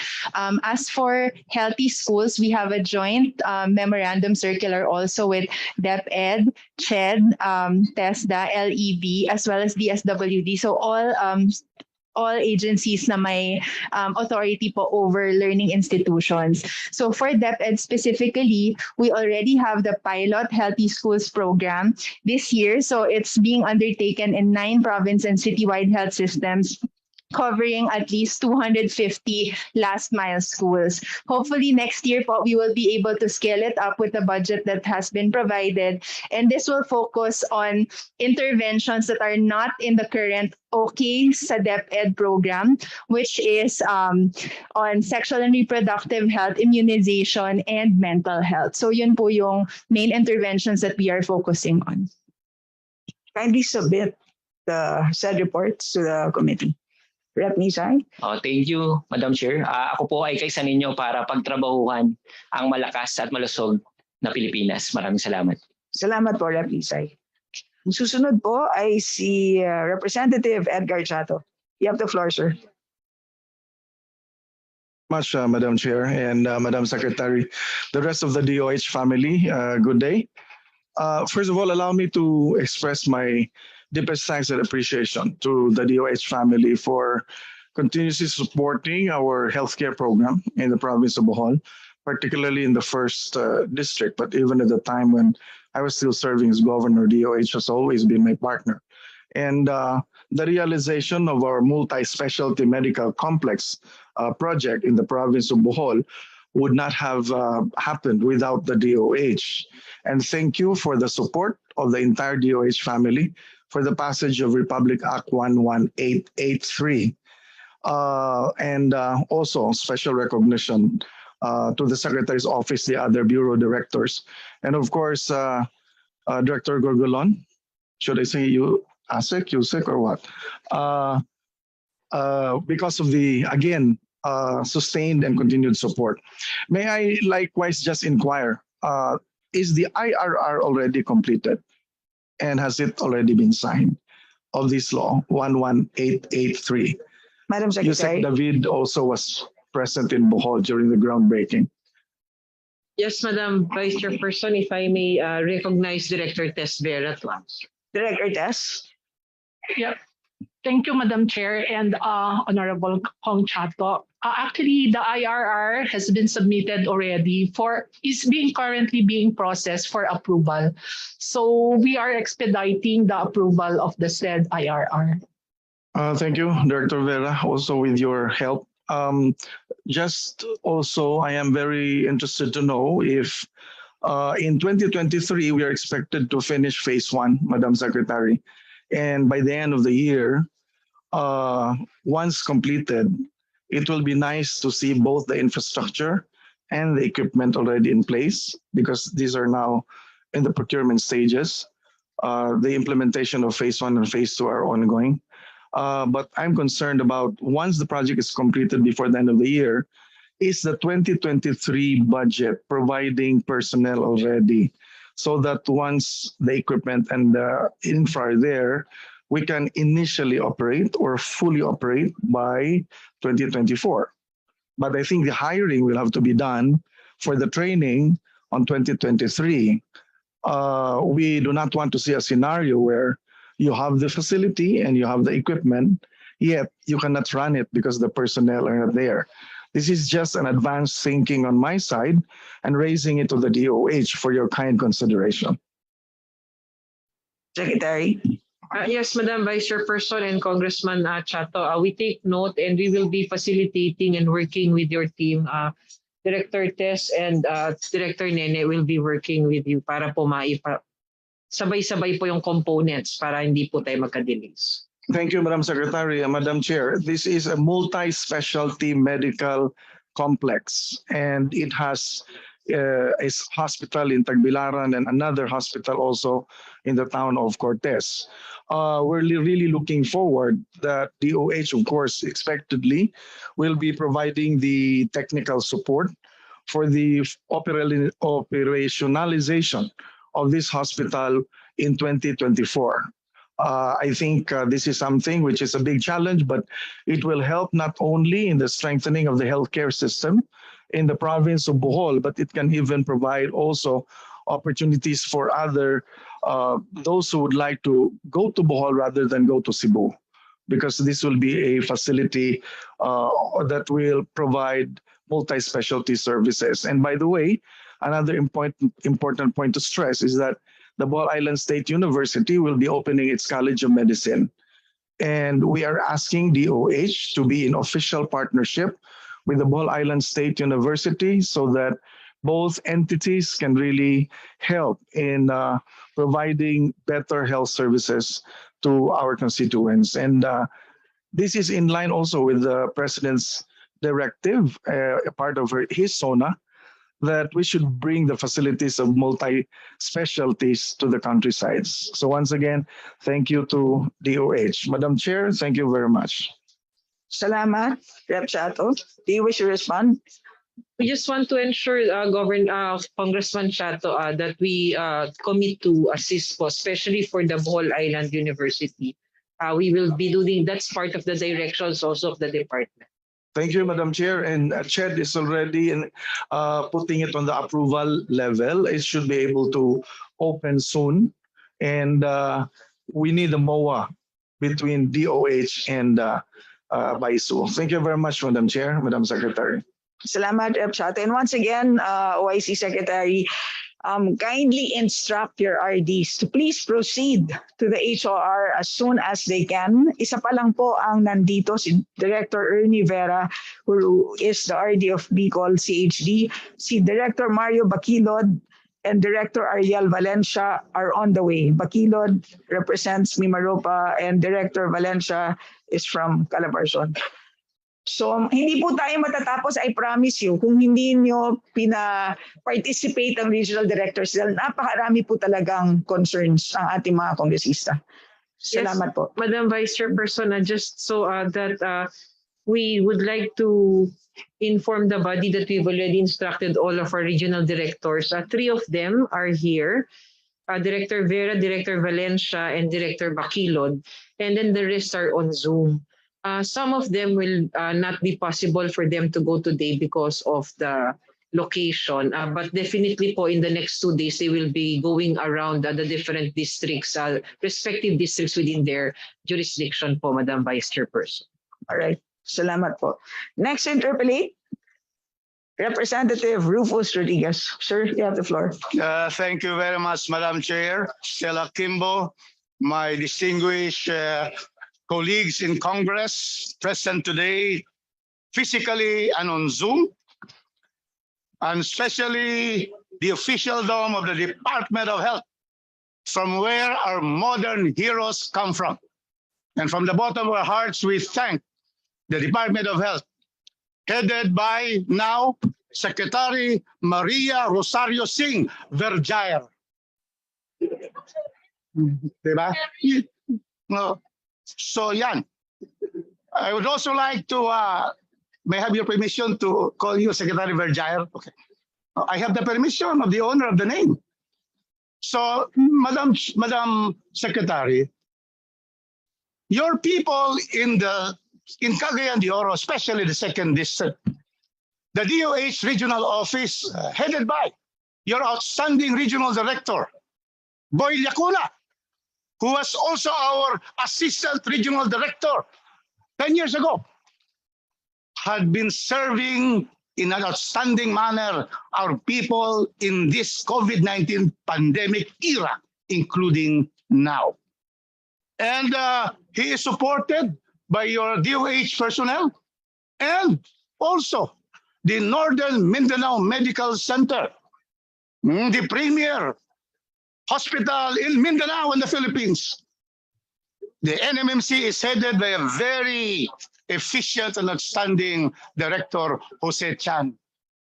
And among your ranks, I can see my very good friend, Uaway Bacaresa, who is now with PhilHealth, and we can depend on him to straighten up PhilHealth. Now, we go now to the budget. I am really happy that you have a 10% increase from the GAA, from the budget of 2022, 10%. From 189, you are now 196. But I'm sure that you asked for more because the battle against the epidemic, against the pandemic continues to rage. Plus the dengue and the monkeypox probably coming over. How much was your proposal for 2023? Madam Secretary. Yes, Madam Vice Chairperson, and magandang hapon po. We have a total of 300. Kong Rufus. Yes, sir. Kong Rufus. I'm sorry. Kong Rufus, magandang hapon po. We have proposed a total of 345 billion. 25 billion for 2023, but we were approved for 301 billion, Congressman Rufus. It's a difference of more than 40 billion. And if there's any agency which our government should provide more funding for 2023, I put on record, it should be the Department of Health. Now, therefore, in the proper time, Madam Chair, we will ask, of course, Secretary Verjaer, what are the most priority expenditures that you should have and submit it to the committee. We may not talk about the from 342 to 310, about 30 billion, but we might be talking in terms of about 3 to 5 billion, because everybody would agree you have the backing of the people of the Republic of the Philippines that this should be increased. I've received a lot of texts and messages. DOH is the priority always. Of course, education is there, but DOH is the battleground right now. Now, I would like now to go, so please submit to us a priority list for 3 to 5 billion. We'll try to work out, because if Stella Kimbo is here and Congressman Janet Garin, there is no way that they will deny our request. Yes, okay. And of course, Edsel Segman, the legal luminary of the entire Congress of the Republic of the Philippines. Now, I go now to my favorite topic. This is where now it is really HFEP. Ayon. I am really, I normally do not get mad, but I may in the budget given Cagayan de Oro. Madam Chair and Secretary Verjaer, you see, you have a budget of 5.6 billion pesos, 5.6 billion pesos for the 688 RHUs, which include my rural health units in my barangays. May I ask you, how much are you giving to Cagayan de Oro, 2nd District, for 2023 out of the 5.6 billion pesos? Yes, I have my figure here, but please read because you yourself will be ashamed to read that. yes, Madam Vice Chairperson, Congressman Rufus, we have allotted 12 million pesos for the RHUs in the 2nd District of Cagayan de Oro. Oh, my figure is different. It's only 5 million. May we know whether Okay na, Reproductive. wala kasi I am asking for only this one. Just for the record, because we are representatives of our districts. When we talk here, we are carrying the needs and the requests of our district. And here is what we have. Can you kindly check? Because the last time I know, I am in constant touch with your director and Engineer Mallorca, your engineering, implementer there. I am not asking, Madam Chair, for the 100 million for the hospitals. No problem. The hospitals can do there very well, Jerbora and the others, no? But this is what my request is. I'd like to know if it's in your list. Number one, the health center of, how can I enlarge this? Yes. Health center of FS Catanico, yes, FS Catanico of 2.5 million. Is that there? Madam Secretary. Yes, Madam Vice Chairperson, we only have the Gusa Super Health Center here, but I will refer the question to Director Nene Gorgolon. Yes, Rodriguez. Yeah. Your 5 minutes are up. Yeah, Anyway, meron po kayong 140% increase. No, because what we have, million. what I know, this is to be clarified, Madam Chair. We cannot have this just passed on, no, because only 5 million was given to us. Can you confirm that, Gusa? Because I am really disheartened, Madam Chair. And we don't want anymore to go to the plenary to be helpful for us to these minute things. I'm only requesting, because what was said 12 is not the case. Can we have the one in charge of the housing? Yeah, so that we can know. Madam Secretary, can you confirm, is it 5 or is it 12 million? Director Nene, can you recognize? Director Nene? Yes, Madam Chair, Your Honors. I would like to confirm that it's 12 million as corrected. I would like to emphasize that Cagayan de Oro is already category 2, meaning under Mandana's ruling, it's already devolved as early as 2022. That's why the allocation for barangay health station is not included po. Madam Chair. For your particular district po, you have Northern Mindanao Medical Center, wherein we have a total budget of 325 million, sir, Your Honor. Yeah, we're not talking about that. We're talking about the Health Facilities Enhancement Program. Can you answer properly? We're not talking about the Northern Mindanao Medical Center. That is the big medical center in Cagayan de Oro. What we're asking are my barangays. Which barangays are included in your 12 billion, I see? Because only 5, Gusa. And my God, when I saw that, I really felt bad because 5.6 billion, even Cagayan de Oro, there's a Mandana's ruling. These are very small. How much are we asking? Only 13.5 million. That's in the proposal. Only 13.5. And you gave us 5 million only. Oh, how can I explain that to the people of Cagayan de Oro? Very small request. Because I'm not asking for the 100 million for the hospitals. No, only the barangays. Because that is where it's needed. Cagayan de Oro is a highly urbanized city. The residents there are burgeoning because that is the center of industry, commerce, and services in Region 10. So can you tell me now, what are the barangays? Before you answer, Rep. Rodriguez, your time's up. No, so sorry Chair, I would like to ask because Director Nene, yes, Director Nene will answer. That's the last question. It's just clarification. Tama po, she will answer po. What are these barangays that you gave 12 million? Let's see. Read them one by one.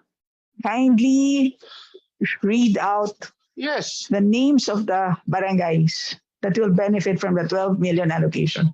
Sir, Gusa Health Center. That's 5 million. That's the one I know. It's corrected already, sir. So how much? It's 12 million, sir. Oh, see? Only one barangay you have corrected. But you have not corrected my 7 other barangays out of 56 barangays. Sir, we will review and we will coordinate I will cut it short because Secretary Varjay is here. Would you be willing to receive my letter? Only requesting, aside from the 10, another only 13.7 million, 2.5 million each for the rehabilitation of 5 barangays, 1 for 9.5 and 1 for 3. we can cut this short. We are asking the committee, our secretary, can you kindly look at this, adding only 7 barangays out of 56 barangays of Cagayan de Oro? What is the answer of the secretary? I will stop once the secretary commits. Salamat, Secretary. Salamat, Rep. Rodriguez. Let's hear the secretary. Madam Secretary. Yes, Madam Vice Chairperson and Congressman Rufus, we will receive your letter. We will evaluate again, and then we will be providing you with feedback, sir. With that is the right secretary of the Department of Health. Because she has seen the needs of my city. Imagine, one barangay lang bibigyan ng 12. How about my other barangays? So thank you very much. My thanks to the city of Cagayan de Oro, the city of Golden Friendship. Thanks, Secretary Vergere, for that immediate commitment for our city of Cagayan de Oro. Thank you very much, Madam Chair. Salamat, Rep. Rodriguez. The next interpellate Kakain na po. is Vice Chair Luisa Cuaresma. No, kasi nagpa-move siya to number 8.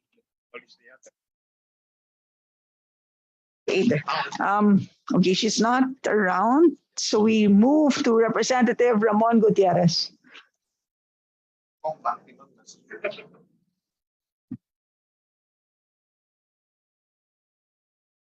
Oh, all right. We return to Vice Chair Cuaresma. Are you around via Zoom, ma'am?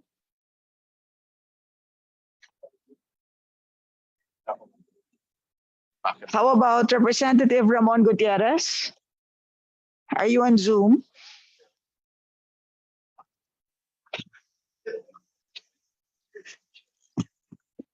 Madam Chair. There you are. Madam Chair, I've already manifested to the Secretariat that my question has been answered. Thank you po, Madam Chair. Salamat, Rep. Gutierrez. Next interpellate is Deputy Majority Leader Jose Bong Teves Jr., who likewise has yielded to Representative Cali Dimaporo. Finally, sir. Thank you, Madam Chair. My first question is again about the Universal Health Care Act. I'd like to get from the DOH again, Madam Chair, what are the provinces enrolled into this into the UHC? Do we still have pilot provinces, or is this being implemented nationwide? Madam Secretary, I believe you are referring to the 58 integration sites. Is that correct? Yes, Madam Vice Chairperson, and magandang hapon po, Congressman. Meron ho tayo ngayong 58 sites, tapos may 13 tayo na bago. Dito po sa 58 na integration sites na to, we have been starting our implementation of the reforms. We've started integrating financially and technically. Ito po sa new sites na ito, we will still do the same process as before.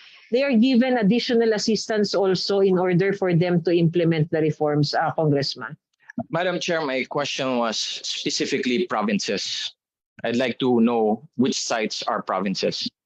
Madam Secretary, or Rep. Dimaporo, do you wish to ask about your province? Well, I would like to ask, my next question is in regards to the preparation for these provinces or the identified sites. If part of the reform is for the local government units, specifically provinces, to come up with their province investment plan for health. Madam Secretary. Yes, Madam Vice Chairperson and Congressman Dimaporo, we have 59 provinces as part of these integration sites. And the PIPH, or the Province-Wide Investment Plan for Health, is part of the reforms that we are doing. Madam Chair, I'd like to ask, this province-wide investment plan for health, is this somewhat of a wish list that the provinces can give to the DOH so that they can counterpart in terms of investment into healthcare facilities?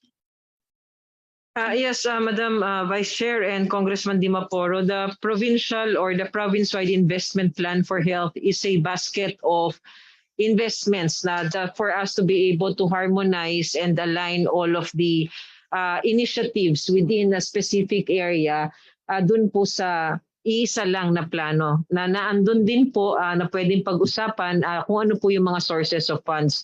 So in effect, maaari pong nagiging wish list din dahil binibigay po ng province yung kanilang mga kailangan at tinitignan kung match naman po yung mga needs na yon based on the resources that had been identified. So yes, that can be Congressman Dimaporo. But although there should be at the end of this undertaking an agreement between and among kung ano yung dapat na priorities at dapat mapondohan for specific timelines, Congressman Dimaporo.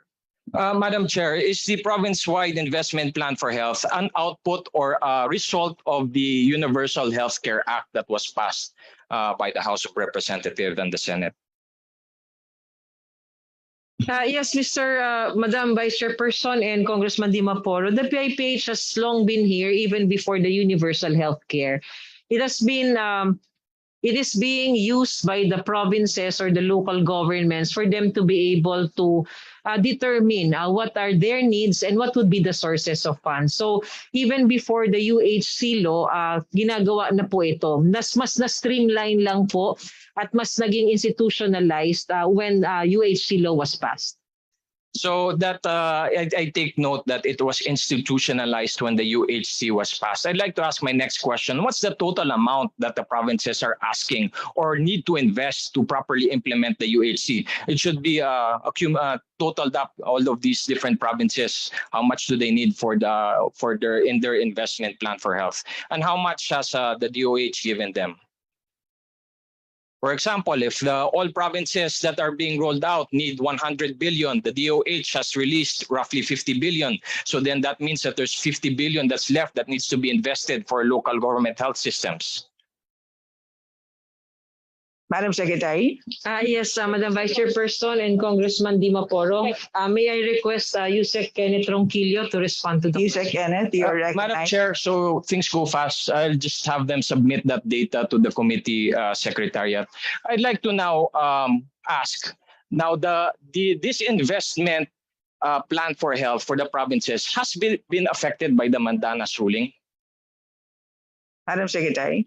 Actually, I don't think that this investment plan will be affected by the Mandanas ruling. It's just so that it's going to be more rational because we are going to just, shift the resources that are needed for these basic commodities in this devolution transition as a result of the Mandanas-Garcia ruling to local governments, getting it from the national government side. So it's just rationalizing and shifting the resources where it's going to come from. But the investment plan, as I've said, is a basket of all of these investments. So wala po tayong gagalawin, walang tatanggalin. Yun lamang po, kung sino na yung magbabayad ngayon, yun po yung mababago. Thank you, Madam Chair. And so if, for example, part of the investment plan for health requires an investment from the DOH or an assistance from the DOH through the HFEP for new buildings in the provincial hospitals, that has been struck out. That's my understanding because of the Mandanas ruling. We now need to look for local funding. There is this classification, Madam Vice Chairperson and Congressman Dimaporo. We call it the allocation framework. And because we are trying to prioritize also as we do not have that ganun kadaming funds. So ngayon po, we did our framework where those areas which has capacity and lesser gaps, ilalagay ho natin sila, mas ipaprioritize po natin yung mga areas na mas mataas ang gap at mababa lang ang capacity nila to invest. So that's why if there are areas, katulad po nung areas na may mga high capacity o kaya mababa lang naman po yung gap, hindi po namin sila na-prioritize. Ang prioritize muna po yung mga merong matataas po na mga kailangan at mababa po ang capacity to have resources po. Madam Vice Chairperson and Congressman Dimaporo. Thank you, Madam Chair. And the point that I'm trying to drive is, this needs to be a whole-of-nation approach. Local healthcare reform needs to be a whole-of-nation approach. And the problem that I foresee because of the Mandanas ruling, and if it's true that my assumption is correct, that there has been a budget that has been decreased in terms of the allocation of assistance to infrastructure project to our provincial government and municipal governments, then we no longer have the carrot that we will be dangling on the local government units, because we have to ask this question. There is autonomy. And what if The local chief executive does not care about healthcare. What are we going to do about that? Madam Secretary. Yes, Madam Vice Chairperson and Congressman Dimaporo, we take note and we fully understand your point, and that is something that has to be considered. But in this, ayos lang ho namin, we'll discuss. But the very reason why we have this allocation framework was because of the lesser resources that we have right now, because meron nga pong Mandanas Garcia at hindi rin po na-approve yung entirety ng hinihingi natin from the national government coffers. But we fully understand your point, sir, and we will try to discuss this also within our teams. Well, I hope, Madam Chair, that the DOH will look into the fact that the UHC is a new law. Therefore, the Mandanas ruling should not apply on the HFEP, especially when it comes to a program such as the UHC, which will invigorate local healthcare reform. I'd like to ask the next question, Madam Chair. What's the budget for barangay doctors to the barrio, nurses to the barrio, and medicines to the barangay health centers and the rural health units? Are we still giving for 2023? Yes, Madam Vice Chairperson, Congressman Dimaporo, it's 16.95 billion for our deployment program or the National Health Workforce Support.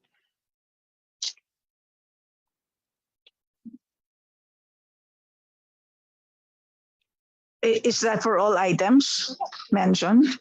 Yes, Madam Chairperson, it's a total. It's a total, Rep. Dimaporo. Well, I'll ask for a breakdown in terms of medicines to our barangay health units, medicines to our RHUs, nurses for our RHUs, and doctors to the barrio, and exactly where it will be distributed and deployed. The reason why I'm saying this is, again, what if the local chief executive does not care about healthcare?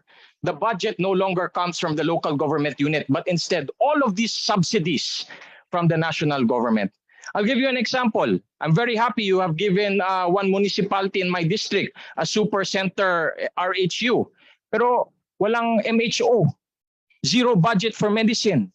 It's only whatever's for free from the national government. That is the wrong mentality that we are propagating in our local, in our municipalities. And there should be some sort of check and balance. I'd like to know, Madam Chair, is there a check and balance as far as the DOH is concerned? Madam Secretary.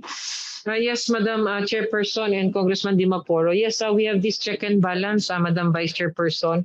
If I can ask Yusek Kenneth Ronquillo, who's our expert on health human resources, to respond. Yusek Kenneth, you're recognized. If you're interested in Good afternoon, Chair, and thank you very much. Well, as I said, the total budget is 16.3 billion for all cadres. This is divided into very specific numbers per professional. We can provide that, and we can also provide the specific numbers for your district, Congressman. Rep. Dimaporo, you have 20 seconds. Kindly wind up.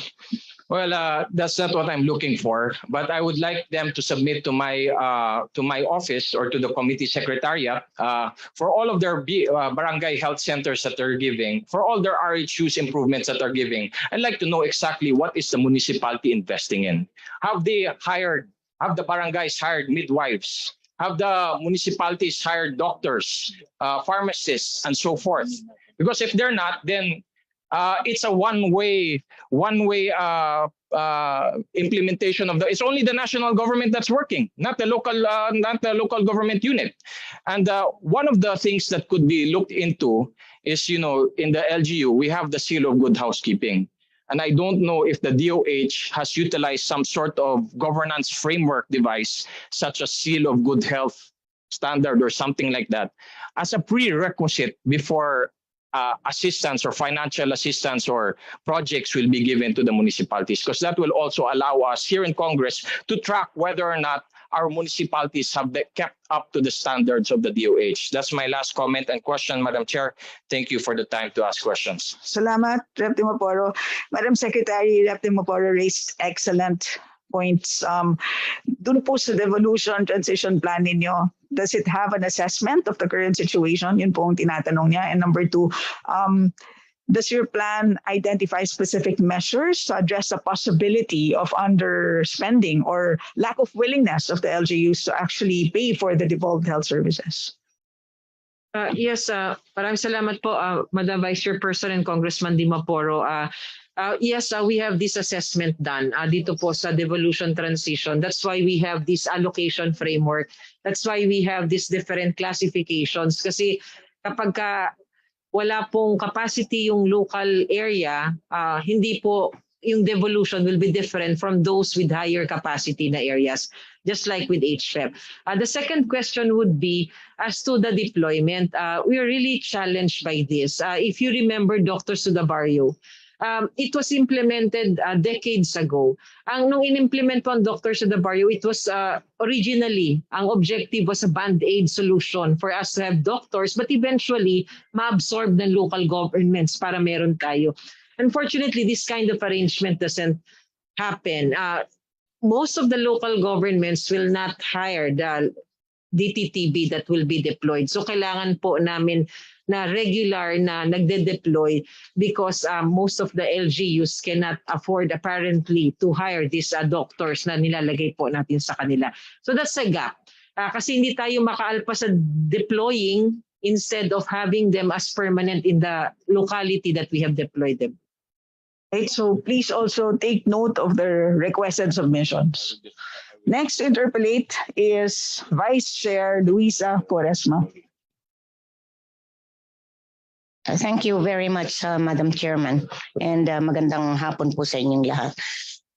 I'm just concerned with just one. Marami sana ito, but I already asked Congressman Garin to bring to you yung aking mga problema. It's all about the unfinished construction of unfinished barangay health station. There's been a long, I think there's one or two in my district that the construction was started like 2-3 years ago, and up to this time po, hindi pa ho natatapos.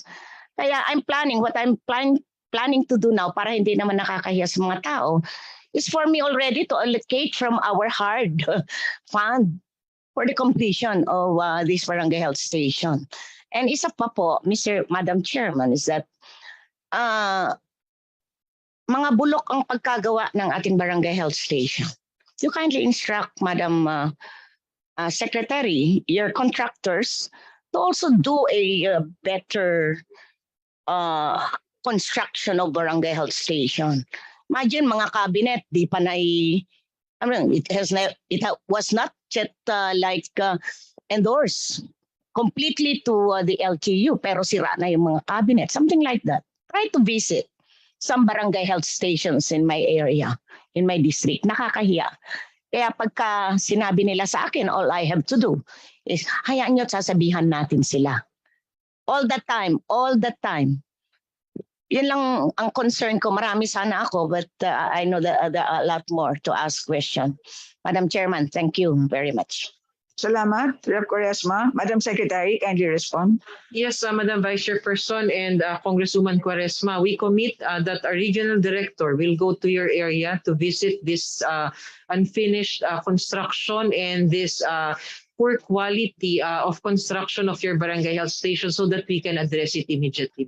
Yeah, and Madam Chairman, thank you, Secretary. I can accompany your regional director in going around so that she could really see for herself kung ano yung klase ng ginagawa ng inyong mga contractors. Another one is support. We need support for Region 2 Trauma and Medical Center. Like, for example, there's the construction of our evacuation center and the construction of biomolecular, what's that? RT-PCR laboratory, something like that. Hanggang ngayon, I think there's something wrong with they have a problem with DBM releases. Hindi nababayaran po yung mga contractor. So it's a delay. In other words, if the construction is delayed, lalong magmamahal po sa ang lahat, di ba?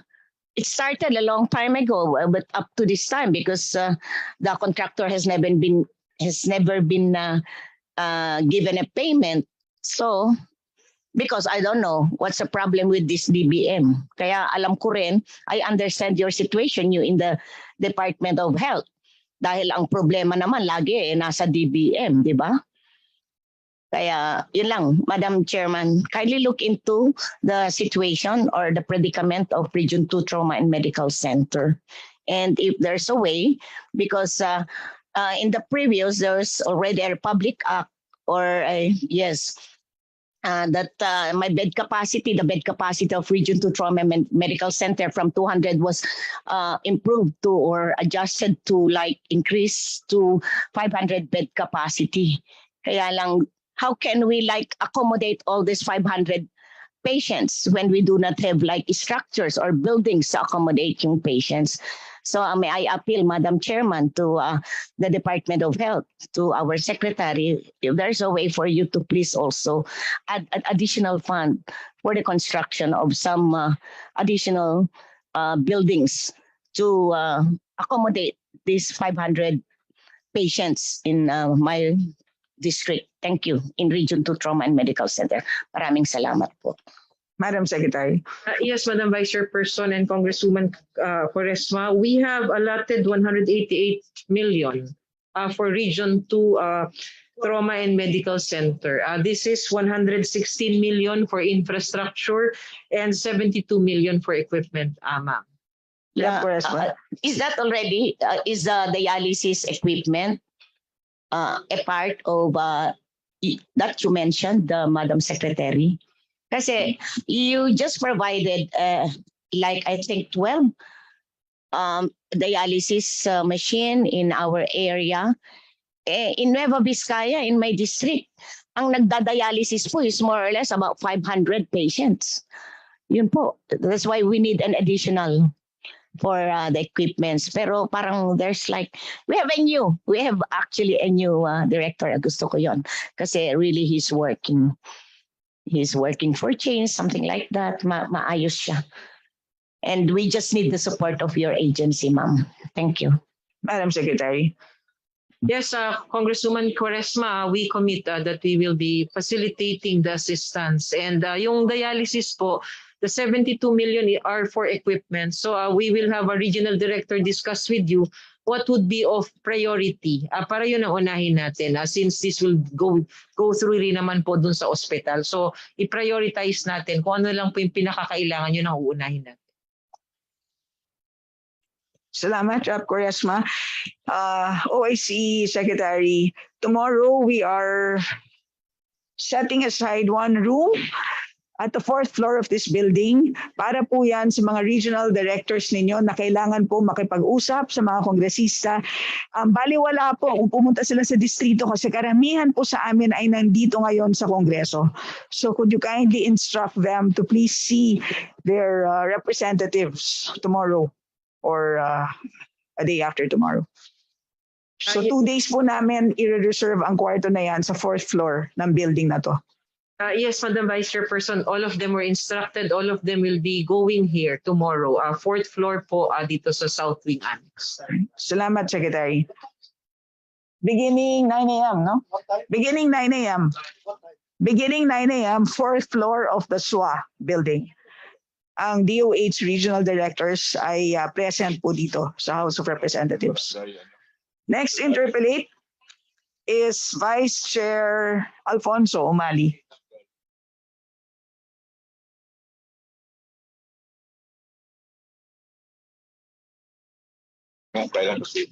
Vice Chair Alfonso Umali, second call.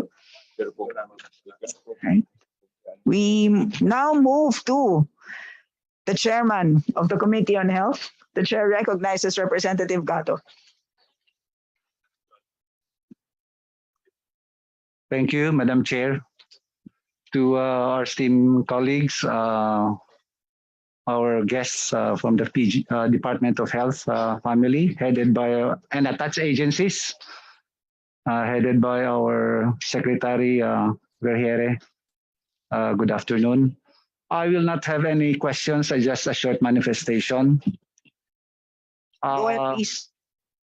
Alam po natin, nasa gitna pa rin tayo ng pandemya.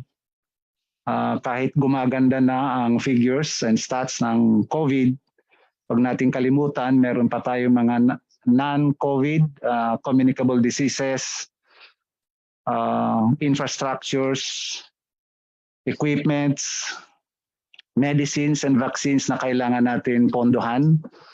So it is in this light that I join the Department of Health Family in earnestly appealing to the esteemed members of this committee to increase and approve in consonance with the original budget of the Department of Health. Thank you very much, Madam Chair. Salamat, Chairman Gato. Madam Secretary, do you wish to respond?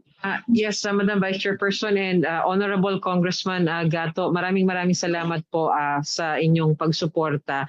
Totoo po, marami pa rin pong pangangailangan outside of COVID and we have submitted already the list of the appeals of the department for our 2023 budget. Maraming salamat. Salamat. Ang susunod na mag-interpolate ay si Representative Christian Unabia. Oh, shit. Next is Representative Joel Chua. Thank you, Madam Chair. Madam Chair, nais ko lamang pong tanungin ang ating masipag na secretary. Pag tayo po gumagawa ng budget, lalong-lalo na po yung mga big hospitals, di po ba gumagawa po tayo ng mga forward estimate? Tama po ba?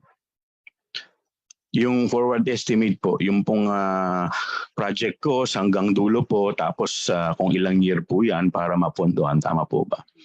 Okay. Sa project cost po, meron po diyang mga multi-year, tama po ba? Now, dito po sa sinubmit po ninyong budget, meron po ba tayo ditong mga existing project na mga hospital na pinondohan this year pero hindi na po mapopondohan for next year? Madam Secretary.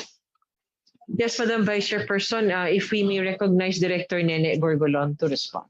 Director Nene, you're recognized. Yeah, Madam Chair, Your Honor. Yes, that can happen po, especially if the proposed costing or the forward Estimate is not enough because yearly we have a limited resources or allocation for HFEP. That's why we opt to have this MAYOA for us to be assured of continuity of funding for that building to be completed and functional. It will happen po. Thank you very much. Okay, so yung mga unfunded project po for this year, for next year po, ano po ang gagawin natin doon? Like for example, nagpondo po tayo ng isang ospital, nakatiwangwang na po to, puro poste na lang po nakalagay, and then hindi na po natin itutuloy because that is not included in the budget for next year. So ano na po mangyayari ngayon doon? That is like parang white elephant na po siya doon na nakatiwangwang.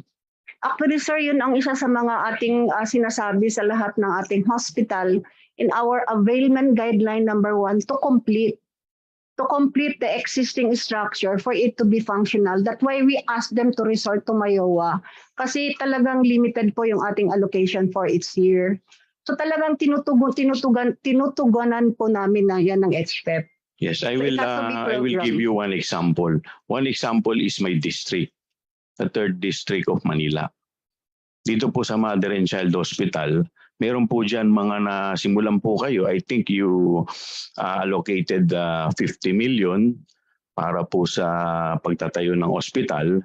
But unfortunately, parang hindi pa po parang poste pa lang po yata o foundation pa lang po. And now, when the director visited me, sabi niya it will be funded. But I was surprised when the NEP came out, hindi ko po makita yung pondo. So what happened now? Tititigan na lang po ba namin yung poste? Titingnan ko yan. Baka yun naman yung ating sinasabi dahil usually Manila po is category 2 or 4 na high capacity. So talagang nasasagasaan siya ng Mandanas ruling. So we will review on that, sir. And then we will update you po. Thank Okay, you very much. yung pong lagi nyo binabanggit yung Mandanas ruling, but did you bother to coordinate with the local government? Madam Vice Chair. Yes, Madam Vice Chairperson, Congressman, we will please submit to our office. We will be considering this since na-umpisahan na po. Titingnan natin how we can manage and then we will be updating you, sir. Thank you, ma'am. Maraming salamat. Kasi po, sa totoo lang, ang laki po nung nakatiwangwang po doon. Lahat po tinatanong kami. In the City of Manila, for the information of the good secretary, hindi na po niya ma-accommodate yan. I used to be the chairman of the Committee on Appropriation in the City Council of Manila. Alam po ninyo, inallocate po namin yung, tingnan po ninyo, the city of, ang pondo po ng Manila, 45% po PS. Pero alam naman po natin, hindi lamang po natatapos doon yung PS sa 45% dahil may mga general services pa, yung mga JO na hindi po kinakount sa PS, nasa MOE po yun. So yung pagpapasweldo po, halos 55%, may 5% pa po para sa disaster na ina-allocate. Tapos nagpasa po kami ng mga allowance para sa senior. So halos na wala na po, halos naubos na po yung pondo namin. Now, yung Mandanas ruling po, noong 2021 to 2022 budget, 1.2 billion lang po ang in-increase. Surprisingly, noong 2022 to 2023, nagkaroon po kami ng decrease na 700 million. And ang projection po ng DBM sa 2024, mas bababa pa po. So parang wala rin pong nangyari doon sa Mandanas ruling. May regular naman po talagang increase yung IRA na ngayon po. And ang tawag na, iba na po yata ang tawag nila ngayon, hindi na po IRA. NTA na po. So, sa totoo lang, wala na pong matitirang pondo para sa City of Manila. Kaya, sana po mapondohan po natin because we've been a good host to the Department of Health. And in fact, during the pandemic, marami po kami po ang nagsusupply ng gamot. Marami po mga, hindi lang po sa Manila, sa buong Pilipinas po, may mga tumatawag po sa amin. Kami po nagbibigay ng remdesivir, tocilizumab, so forth and so on. So sana naman po, kasi napansin ko po dito sa pondo po ninyo, wala pong City of Manila. Wala po talagang pondo ang City of Manila. So sana po, yung ating pong department ma-consider po itong ating ano. Another thing po, ito po pasensya na po. Your time is up. Tapos po agad. Sige, thank you po, Madam Chair. Madam Secretary, kindly respond. Yes, Madam Vice Chairperson and Congressman Kua, I was just given the feedback that we have allotted 50 million for 2023 for the Justice Jose Abad Santos General Hospital.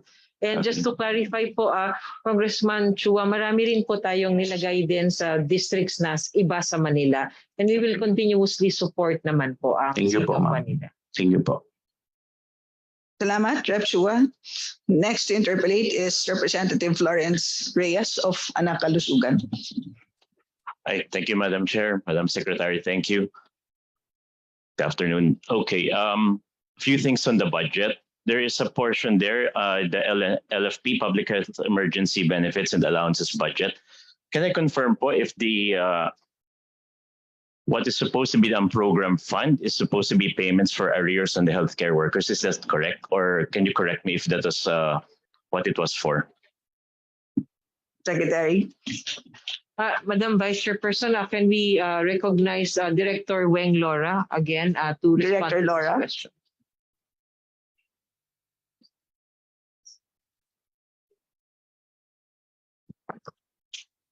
Good afternoon po, Madam Chair.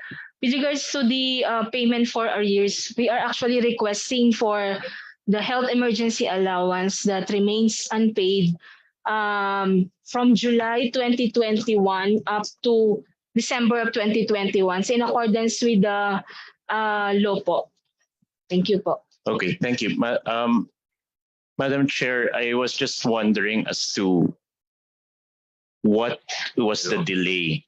What caused the delay on the payment of the arrears. I mean, these are healthcare workers that have already provided the needed service already, especially during this COVID response. Can you detail as to what caused this delay? Madam Secretary. Yes, Madam Vice Chairperson and Congressman.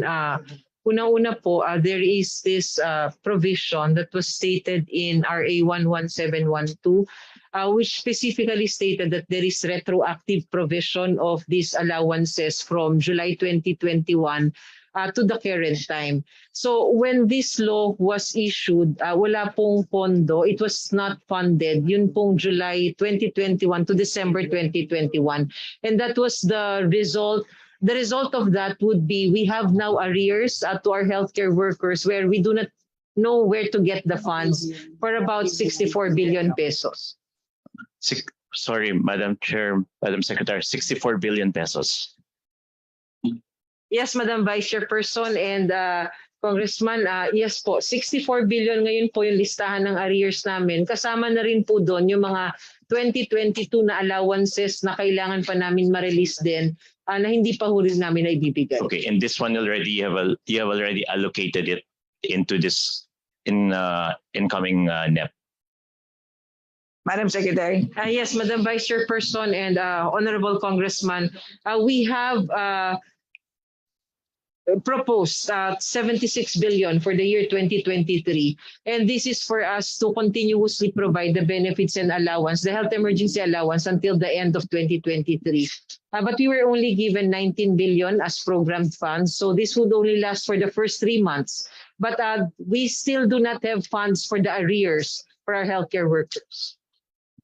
Madam Chair, Madam Secretary, I think we do need to pay close attention to this because this is already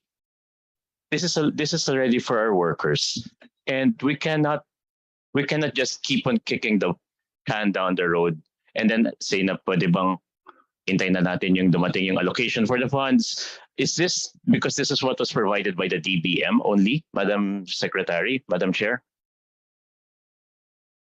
Yes, Honorable Congressman, yan lang po yung funds natin sa ngayon. I think yun po kasing provision sa law rin, yung retroactive, was something that we were all not prepared for. So ito naman pong mga iba natin, mga forward-looking, yun po, kulang pa rin for 2023 ang na-i-approve sa atin. Okay, thank you, Madam Chair, Madam Secretary. I think we will work, our representation will work on how we could actually find a way on how to fund this because I think this is long overdue.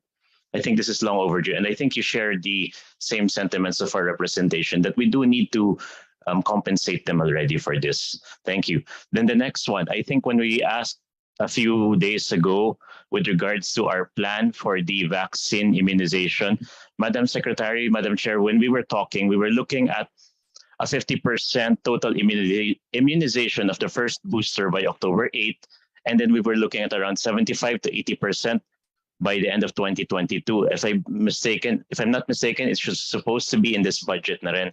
Would you already have the catch-up plan that we were requesting? Madam Secretary. Yes, Madam Vice Chairperson and Honorable Congressman, we have the catch-up plan for our first booster doses until the end of the year. And we do not need any funds for us to procure additional vaccines, but only for the other requirements as to this plan. Ito pong catch-up plan. We have our special vaccination days and we are working with other sectors for us to improve on the vaccination coverage. Yun po yung meron tayo ngayon for us to improve our first booster doses for the population. Thank you. Yes, I wish to manifest that our representation is ready to work with the DOH on how we could assist in this because this one is really important to us. Thank you. Then the next one is on the super health centers.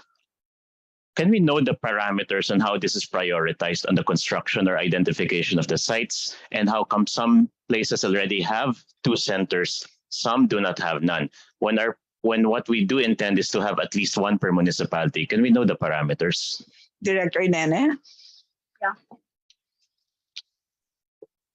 Yeah.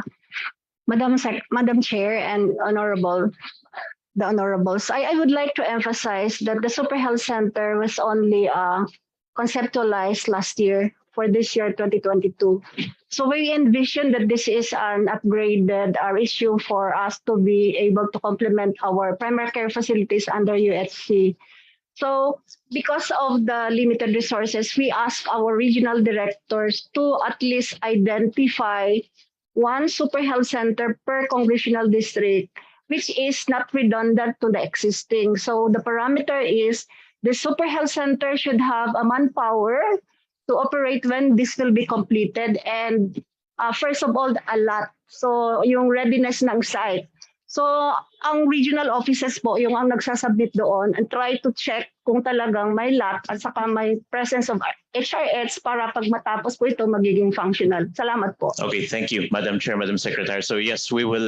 I will get in touch with the regional heads so that we could determine these sites and find a way on how to expedite.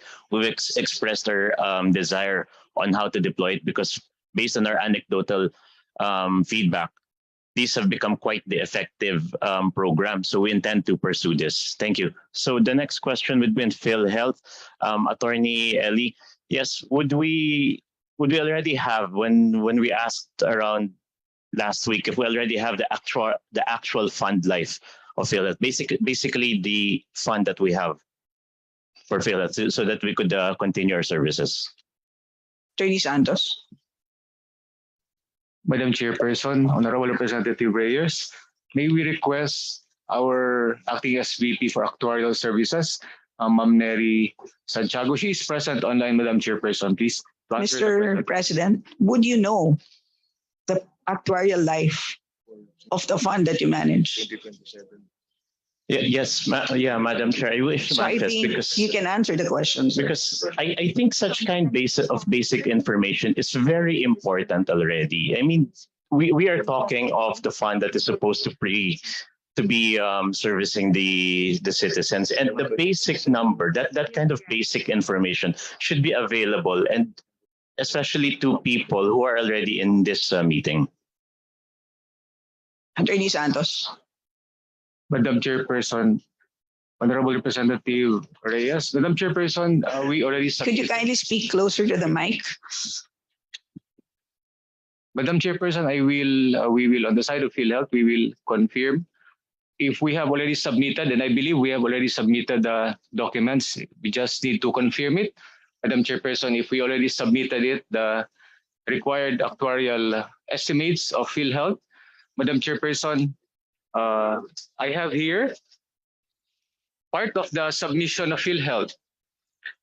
Madam Chairperson, Honorable Representative Reyes, if PhilHealth receives the government subsidy for indirect contributors, as well as the PAGCOR share and PCO's share, Madam Chairperson, we estimate that we will survive beyond 2027. We have another scenario, Madam Chairperson, if we will only receive PAGCOR and PCO support for 2023 per DBM recommended NEP with subsequent years. We have until 2027, Madam Chairperson. But if we have no further support, Madam Chairperson, by 2027, based on the projection of PhilHealth, we will only be until 2027, Madam Chairperson. However, Madam Chairperson, may I request that we be allowed our representative from the Actuarial Services, Ma'am Neri Santiago, who made this projection, be allowed, Madam Chairperson, to confirm this information. Madam Chairperson, please. Representative Reyes, are you satisfied with the answer? Well, I guess that was where it was leading to. We just needed to find out how long can PhilHealth last given its current rate of replenishment and depletion. We only have until 2027. Can I confirm this? Attorney Santos. Madam Chairperson, if we receive all the subsidy from the government and we implement the programs of PhilHealth, yes, we will last beyond the year 2027, Madam Chairperson, Honorable Representative Reyes. All right, thank you, Madam Chair. Then what does PhilHealth have? Because from from a risk management standpoint, and you know I always specify risk management because this is an insurance fund, not a basic health fund. So we have to look into that. We have to look through that. How can we find a way to extend the life of this fund? Attorney Santos. Madam Chairperson, again, from the side of PhilHealth, we really need the support of the national government in providing for the subsidy.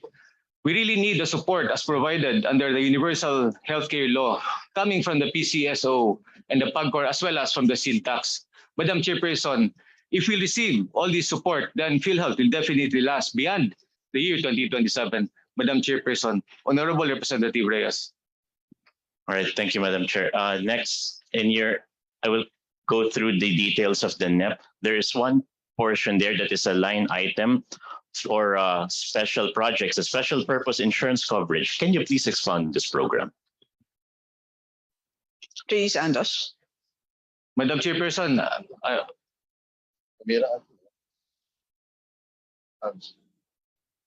Madam Chairperson, please give us 1 minute to answer the question, Madam Chairperson.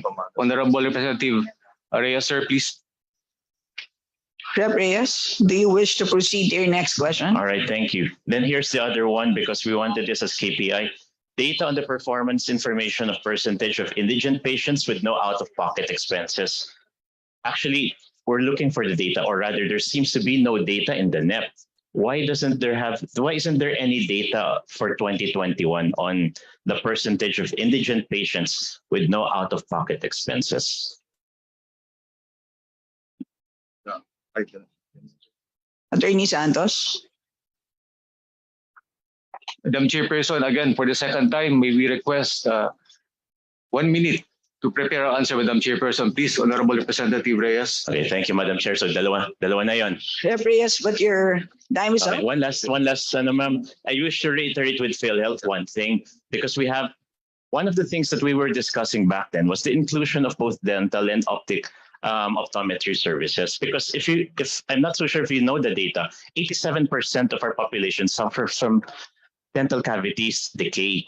So I think it is already about time that we already include this. But when we were asking this, the initial rollout program was on 2025 pa lang. I think it's about time that we try to expedite this. We've tried to find a sample size wherein we will be able to deploy this so that we could address this issue already of these health concerns. So that's it, Madam Chair. But I do wait. That's my last question, but I'm still waiting for the response. Yes, Attorney Santos. Madam Chairperson, Dental health. This has already been asked of PhilHealth, and we commit to reconsider the recommendation of our Honorable Representative Reyes concerning the of inclusion or developing benefits for our optometrists, for the optometric services and dental services, Madam Chairperson. Probably this will be included in the comprehensive outpatient benefit package of PhilHealth, Madam Chairperson. And what is the answer on the question on indigent patients out-of-pocket payments? Madam Chairperson, may we request that Ms. EVP-CO Walter Bacaresa be recognized, Madam Chairperson. COO Away. Madam Chair, Congressman Reyes, we have actually data on the NBB separated per region and desegregated per hospital. We will be happy to furnish the... Pero hindi ba by law, wala dapat silang babayaran? So by law, dapat zero. So what you're saying is hindi natutupad yan at meron kayong datos. There are challenges po in the hospitals being able to afford NBB. One of which is some policies in our like the pay whichever is lower policy and other procurement problems in the regions. We propose sana this can be also be part of the scorecard for our local government units for Madam Chair, so that to encourage the LGUs to afford NBB. Rep Reyes, just very brief reply because your time's up. Yeah, I know. I mean, we've established that we're violating something. that we're not able to follow what is provided by the law. So I don't know how we're supposed to address this moving forward. So you wish this to be institutionalized? Yes, sir. Madam Chair, under the law, 90% of the government hospitals must be no balance billing. Wala pong babayaran dapat. Yes. But we are still encountering challenges to make that happen. And we will provide your office, Madam Chair and Congressman Reyes, with figures for. Let's begin with that submission, Rep. Reyes. Yeah, Madam And Chair, then, in the figure out soonest what to do possible moving time, forward. please. Thank you very much. Vice Chair Suarez, for a quick interjection.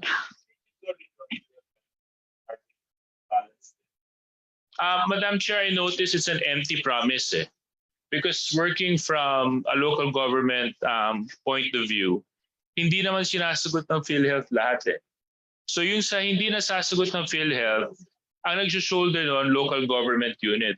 At ang problema, pag may pasyente lumabas ng ospital na hindi nasunod yung no balance billing, ang bilis kagad mag-act ng PhilHealth na i-discredit kagad yung hospital tapos hindi na ma-implement yung PhilHealth program sa hospital na yon.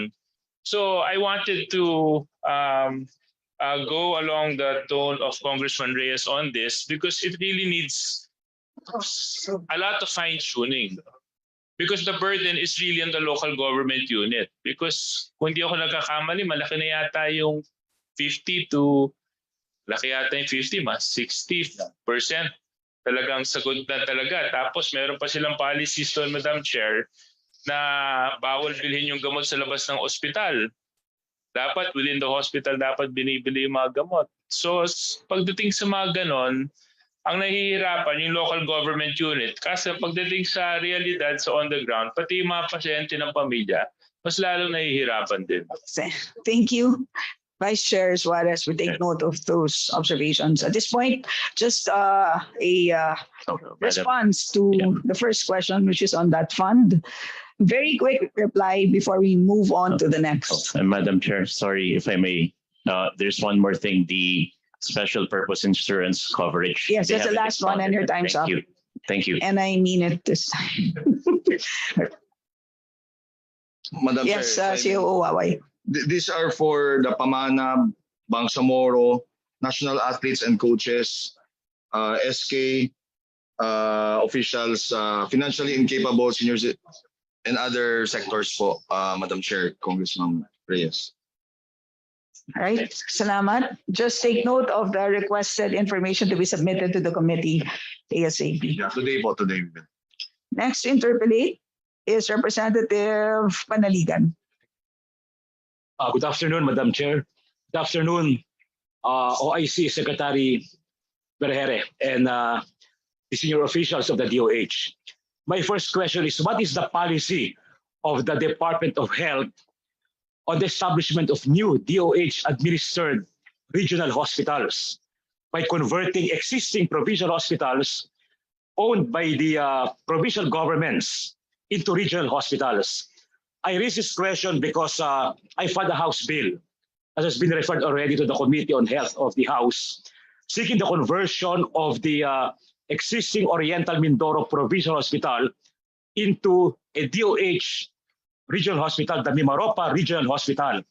And I filed this bill because I was told that in the whole country, only 2 regions have no regional hospitals, Mimaropa and Barm. Ang Calapan City po, kung saan nandun yung Oriental Mindoro Provincial Hospital, is a regional government center. At doon dinadala sa provincial hospital na ito ang mga pasyente coming from other provinces of the region like Occidental Mindoro, Romblon and Marinduque, and of course yung mga taga-Oriental Mindoro. So because of that, I saw the need to convert this provincial hospital into a DOH regional hospital. Pangalawa po, kailangan din na ma-upgrade ang hospital na ito. The provincial government wasn't able to invest sa upgrade ng hospital na ito into a tertiary hospital. Siguro because of funding issues. Kaya nangyayari, pag hindi na kaya sa provincial hospital, dinadala pa sa Batangas Regional Hospital or sa Maynila.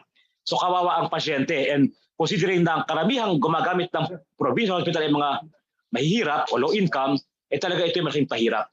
Kaya nga I filed this bill and I'm seeking the support of the DOH sa bagay na ito. Kaya gusto ko rin malaman ang inyong stand tungkol sa bagay na ito. Madam Secretary. Yes, Madam Vice Chairperson and Honorable Congressman, we will support you po in this, no? And we are aligned. That's the direction that we will have all of our regions to have this regional hospital. So we will support you on that, Honorable Congressman. Maraming salamat po, Secretary Vergere. Inline din po yun sa sinabi ng ating Pangulo sa kanyang State of the Nation address na kanyang gusto rin ay magkaroon ng mga specialty hospitals sa mga regions. So maraming salamat po, Secretary Vergere. My second question about yung HFEF din po. I was informed or nakita ko din doon mismo sa NEP ng DOH for 2023 na zero ang allocation ng Oriental Mindoro sa 2023 doon sa HFEF. Dalawang distrito po Oriental Mindoro, first district na yung aking distrito at District 2 kay Congressman Umali. So can you confirm na walang allocation ang dalawang distritong ito para sa 2023? Madam Secretary. Yes, Madam Vice Chairperson and Honorable Congressman, we have a corrected version already of this annex. We have, for your rural health units, we have allotted for Puerto Galera Rural Health Unit, Socorro Rural Health Unit, and Subaan Rural Health Unit. And also we have allotted for the Camp Regional General Efigenio Navarro for additional 5 million. So meron po kayong allocation for Oriental Mindoro, sir. Kaya Madam Secretary, kung magkano yung allocation sa binanggit ninyo, Puerto Galera, Socorro, and yung sa Camp Navarro, which is a police camp, ano? So para sa mga pulis yun, hindi sa general population. Madam Secretary. Yes, Madam Vice Chairperson and Honorable Congressman, a total of 17 million was allotted to Oriental Mindoro First District, 12 million for the rural health units, and additional 5 million for the Camp Navarro facility. And also, Madam Secretary, meron pa rin mga unfinished VHS, yung construction. I hope that mapapondohan din sana yung completion for 2023 of the unfinished health centers and PHS. Madam Secretary. Yes, Madam Vice Chairperson and Honorable Congressman, we will have our regional director go to these unfinished barangay health stations to assess so that we can discuss it and we can further manage, Honorable Congressman. Yes, thank you very much, Secretary Vergere. That's all, Madam Salamat, Rep. Panaligan. Next to interpolate is the Deputy Majority Leader, Lawrence Defensor. Thank you, Chair. Good afternoon, Secretary. Can you give us an update on the status of your vaccination policy, if there is one already, on minors below 5 years old? Yes, Madam Vice Chairperson and Honorable Congressman, as up until now, we still do not have any recommendations coming from our experts for the COVID-19 vaccination of less than 5 years old among the population. Yes, Secretary. I ask that because we are using Pfizer and Moderna vaccines here in the Philippines, made in the United States, where their FDA and CDC have a vaccination policy of 6 months and above. I hope that we could expedite our own policy because preschools have opened. We have a relaxed mask policy. I do not want to see that our vaccines have expired. 20 million have expired at the amount of approximately 13 billion. If the makers of the vaccines that we use here are already vaccinating children 6 months and above, there is no reason for us to delay any further. We all have children. I have children, and they also need protection since the economy is now more open, especially our health protocols have relaxed. More importantly, are you aware of, or do you have any data on infected children here in the Philippines below 5 years old? Madam Secretary. Yes, Madam Vice Chairperson and Honorable Congressman, may I refer you to the head of our Epidemiology Bureau, Director Thea de Guzman. Director de Guzman, you are recognized. Thank you, Madam Chair. Madam Secretary, if I may have just 1 minute to look for the data for the disaggregation per age group. Yes, can you just submit the data to me if you have one? I would just like to reiterate, Madam Secretary, why I'm asking us to expedite our own policy. Because as of July 24, 2022, the World Health Organization has stated that at least 2.47 of infections are on children below 5 years old. Napakalaki pong numero niyan if you look at the numbers globally. In the US alone, 14 million because of the Omicron variant. Let's have that sense of urgency to expedite our policy for minors 5 million and below so we can have a better utilization rate of our vaccines, especially Pfizer and Moderna, where the United States is already using it. I hope you will consider my recommendation, Secretary. Secretary. Yes, we take note of that, Honorable Congressman, Madam Vice Chairperson. Actually, the health technology assessment is already ongoing, and we already have FDA applications ongoing for the 0 to 4 years old vaccines for COVID-19. We will be submitting data, sir. Madam Vice Chairperson, kung pwede lang po, last note lang from our surveillance unit. Director de Guzman. Thank you po, Madam Chair and Madam Secretary. Yes, Mr. Congressman, we'd like to confirm that among all of our cases, so we have 93,054 cases which were infected, which are aged under 5. And this comprises around 2.39% of all of our cases. What we have observed, Madam Chair, is that even with increases, the contribution of this age group is relatively the same. So, for example, in this recent spike of cases, it contributed around 5,800, and that's around 2.9% of all of the cases from children. Thank you for that. Thank you, DOH Secretary and the DOH family. Let's expedite our policy on vaccination for 5 and below. Thank you, Madam Chair. Salamat, Defensor. Madam Secretary, can you confirm the information 20 million had expired? 20 million units? What is the exact figure of expired vaccines? Yes, Madam Vice Chairperson, as we have reported, there were around, the initial report was at 20 million doses. Now we are doing re-inventories.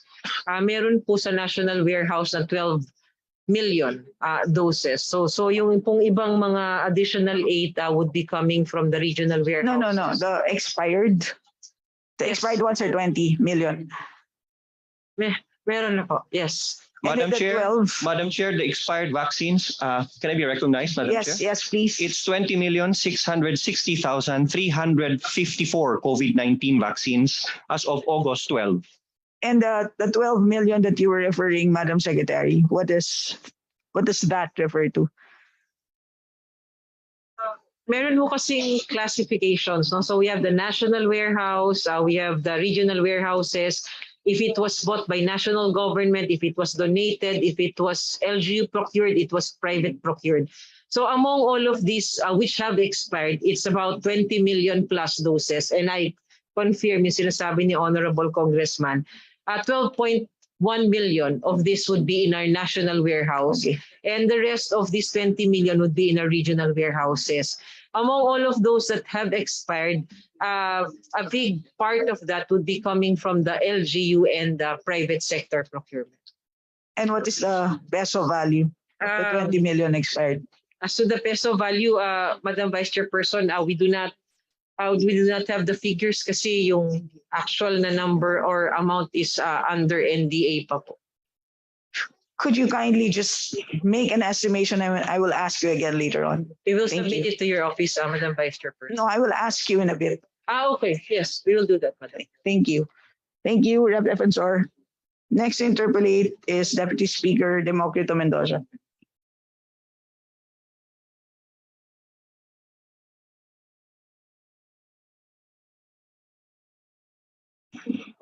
Deputy Speaker Mendoza. Right. Next is Vice Chair Mitzi Kahayon Uy via Zoom. No, Madam Chair. Good afternoon, Madam Chair, to our chairman, Chair Saldi, and to the rest of our colleagues here. Good afternoon, DOH family. My concern is on the other programs that you have earlier. You have presented a new focuses on the MAIP, HFEP, HRH, and UHC, but barely mention about public health programs like immunization, dengue, rabies, TB, HIV, and lifestyle diseases like hypertension and diabetes, which also needs budget allocation. These are all equally important programs that I've noticed medyo few or not receiving attention, especially now that there is a rise in the number of dengue cases. Shouldn't there be more realistic budget allocation for dengue and infectious diseases? And also, may I know the data of the dengue cases of NCR compared to other regions, Madam Chair? Madam Secretary. Yes, Madam Vice Chairperson, if we may recognize Yusek Beverly Ho to answer the questions. Yusek Bev. Thank you, Chair and Ma'am. First, for your question on diabetes and hypertension, this is part of our Devolution Transition Plan. And in fact, the medicines for hypertension and diabetes are actually the first part of the first wave of commodities that are a part of the DTP. So in fact, this year, we have ceased to procure them, a lot of them. No, so except for insulin, which the DOH will continue to procure just because it's actually very difficult for our local, our LGUs and local hospitals to procure them. So our work on non-communicable diseases have actually shifted more to health promotion, also promoting active transport, better diets, etc. As to your question on dengue, we have to date sub-allotted around 35 million pesos to our regional offices in order to support our LGUs on dengue response. At the national level, our policies have not changed because clearly we still follow the 4S strategy. And then also for dengue, we have around 300,000 RDP kits that already have been distributed to our LGUs, particularly those that have outbreaks that are ongoing. Madam Chair, thank you for that response. But however, Madam Chair, if I may request the DOH family to please provide us this representation of the data that I'm requesting right now for the comparative of dengue cases in NCR and the rest of the region of the country. However, with that allocation, as you have mentioned on the hypertension, if I may ask, you are did I hear it right? You are placing it on the LGUs, distributing it to the LGUs, because the reason why, Madam Chair, this representation is asking such question because there are lots of barangay health centers that is at the end of the year running out of this supply. So may we ask as well for the data or the process that you have been doing in allocating the said budget for that, Madam Chair. If I may go to my next question, how about your plans of sustaining current health initiatives on the priority diseases like TB, HIV, or AIDS, which are currently funded by international agencies such as USAID and Global Fund once this funding ceases? Madam Chair. Madam Secretary. Yes, Madam Vice Chairperson, it's not just the development partners or international organizations that are subsidizing or providing funds for these priority diseases in the country. Actually, most of our budgets for infectious or communicable diseases are focused, a large part are focused on TB, HIV, and the other infectious diseases. So hindi lamang po doon. So we also are looking at being more independent from our international partners on this. So mostly po ito, pag humingi tayo ng tulong sa kanila, mostly would be drugs that cannot be easily procured in our country at sila po makaka-access globally. If I may request, Madam Chair, to the DOH family again, for the allocation that you are placing, if our country is placing an amount on this, may I know?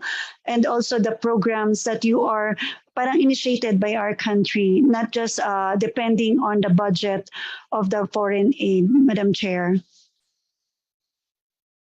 Yes, ma'am, we will be submitting to your office this list on how government has allocated funds for this and what would be the share of international partners. Yes, please. Yes, please. So being the head of the Council for the Welfare of Children, this is one of our program before when I was there, focusing and looking for funds through UNICEF on the programs that we could give to the victims of this HIV. But if I may have my last question, Madam Chair, we can maybe ask the DOH on its plan of action regarding the devolution of the health services to the LGUs, as we have known that it is only DOH ang settled pa lang on the transition for the Mandanas ruling, and their view on the role of Malasakit Centers in bridging this concern. Madam Chair. Madam Secretary. Yes, Madam Vice Chairperson and Honorable Congresswoman, our devolution transition plan would include commodities that are part of the routinary programs of the department. So for example, it starts 2022 wherein we have included the basic commodities like anti-hypertension, anti-diabetes, and the other drugs. As to the Malasakit Centers, these are inpatient services that are being accessed by our indigent members of the community, wherein they are financially covered by our Malasakit program. So for us to be able to link both of these programs, this outpatient for the devolution plan or transition plan plus the Malasakit Centers, we'll need to further discuss this. But what we are thinking would be there should be this PhilHealth coverage po kasi para sa outpatient. So we use PhilHealth coverage for our outpatient and then the Malasakit program or the medical assistance for our inpatient so that we have rational subsidies for our clients who are indigent. So again, Madam Chair, if I may request from the DOH family to give me a clear picture on how and where the Malasakit will come in on the kasi this representation, Madam Chair, is thinking of localizing the Malasakit Center because with the fundings that through the Mandanas ruling, might kumbaga is this sufficient enough for to fund the Malasakit referrals? So yun po, hinihingi ko lang po, Madam Chair, sa DOH kung kaya pa ba ng DOH na i-sustain yung mga hinihingi natin for the Malasakit Center referees, Madam Chair. Madam Secretary. Yes, Madam Vice Chairperson and Honorable Congresswoman, we will be submitting to the office of Honorable Congresswoman and to you, Madam Vice Chairperson. We'll try to map out all of these subsidies and other sources of funds so that we can be able to match based on the needs. Like for example, we did Devolution Transition, there is Mandanas ruling, tapos ito po yung pumapasok yung mga iba't ibang sources of funds natin so that we can appropriately try to see how rational we are doing dito po sa ginagawa natin. So we will submit, Madam. Opo. Madam Chair, quick na lang po. We need kasi po to know talaga on what already had been devolved dito po sa DOH through the Mandanas ruling. So if you could give me the big yung picture as you have suggested, Madam, if Madam Chair, kung paano niyo po nilatag na yung pagdidetalye on kung yun dito sa naging mandanas ruling po na to. Kasi kayo pa lang po ang alam kong ahensya na unang inasikaso para dito sa transition po. So kayo pa lang po yung inaasahan namin na may malinaw na pagkaka-distribute po ng ating nakuha natin from the mandanas ruling. Thank you so much, Madam Chair. And this representation is requesting for the regional director to have one-on-one kahit papano po briefing on further questions, Madam Chair. Thank you so much. Thank you, Rep. Uy. Madam Secretary, kindly take note of all the requests by Rep. Kahayon Uy. And at the same time, yung regional director po, pwede pong papuntahin bukas dito sa 4th floor. Salamat po. At this point, I yield the chair to Rep. Janet Garin. Thank you very much, Co-Chair.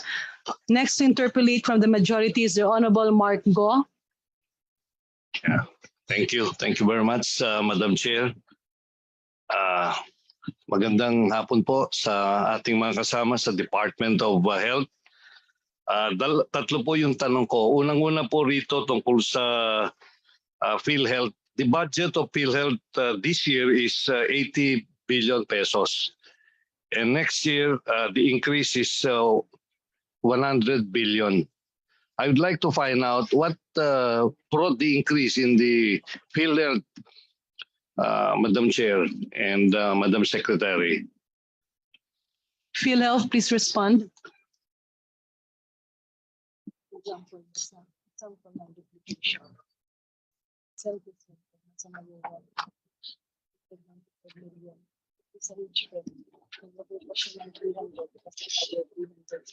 Madam Chairperson, Honorable Representative Go, our data shows that the increase in the request for budget covers the PWDs that are unemployed, amounting to 143,422 members at an annual premium of 2,400 pesos.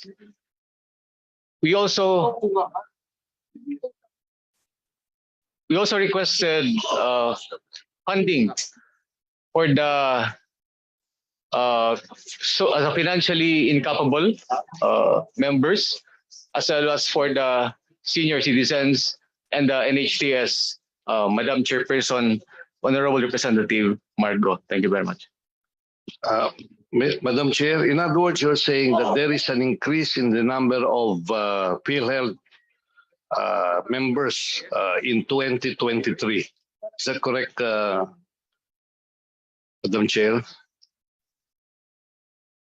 PhilHealth, please respond. Madam Chairperson, Honorable Representative Margo, we requested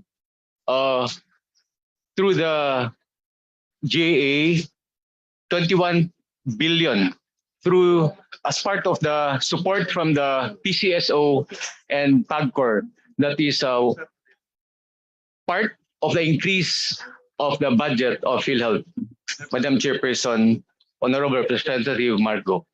So if you will calculate this, how many government or how many individuals will now be covered in 2023 as compared to 2022 in your forecast for 2023?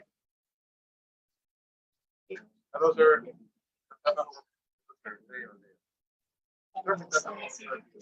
Madam Chairperson, Honorable Representative Margo, the increase in the benefit package improvement that will be covered by the support from the PCSO and PAGCOR involves improvement of the benefit packages of PhilHealth.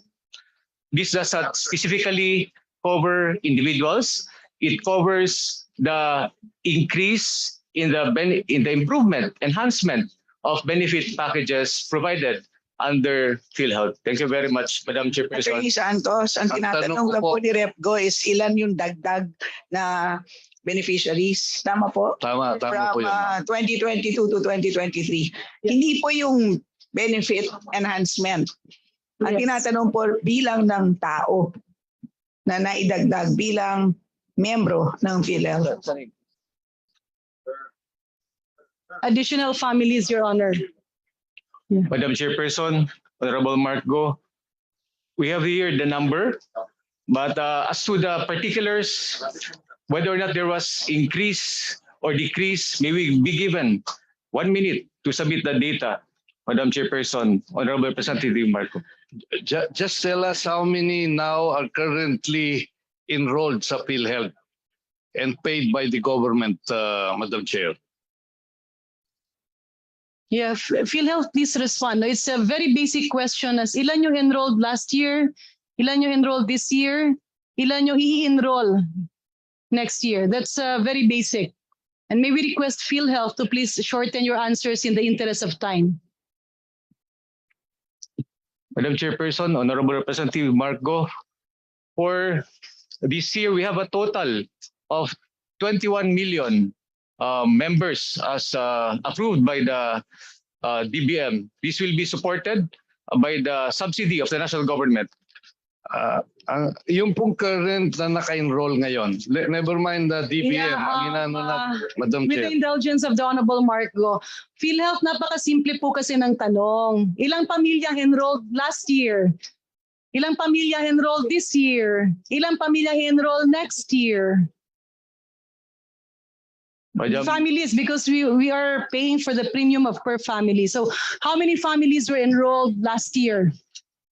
Madam Chairperson, I really apologize, but we need to gather the data to answer that question, Madam Chairperson. Madam Chair, may I request for 1 minute suspension? Can Yes, you have the data, which is submitted to us.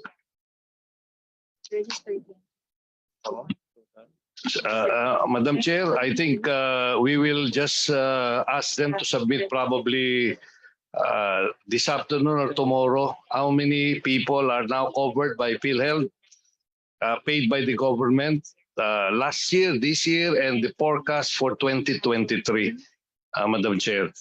Okay, let me go to the other question which is related to my first question is, ano yung how many have availed of the benefits under PhilHealth, considering the number that you have right now enrolled and in the previous year as well as the forecast for 2023. So kasama na rito when you submit the report, Madam Chair, the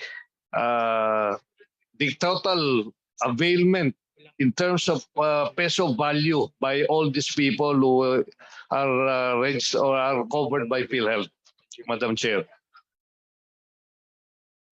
Okay, can we get the answer from our friend from the PhilHealth? Madam Chairperson, Honorable Representative Marco, we will comply with the directive to submit the report immediately. Madam Chairperson, Honorable Representative Marco, thank you very much. Okay, I'll go to the next question. This is about devolution, and I would like to ask Madam Secretary Berhere, to what extent have you devolved the functions and responsibilities of DOH to the different LGUs? Madam Secretary, Madam Chair.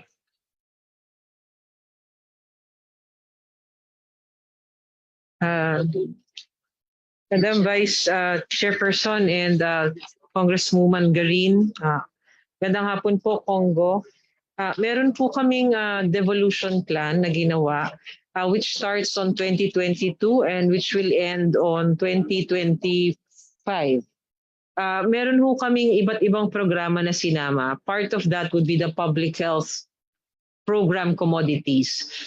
Yun ho sa public health program commodities, inuna po natin yung mga basic or essential medicines that local governments can procure for their citizens. Katulad po ng mga anti-hypertensive, katulad po ng mga diabetes na drugs, nakauna na po talaga yon.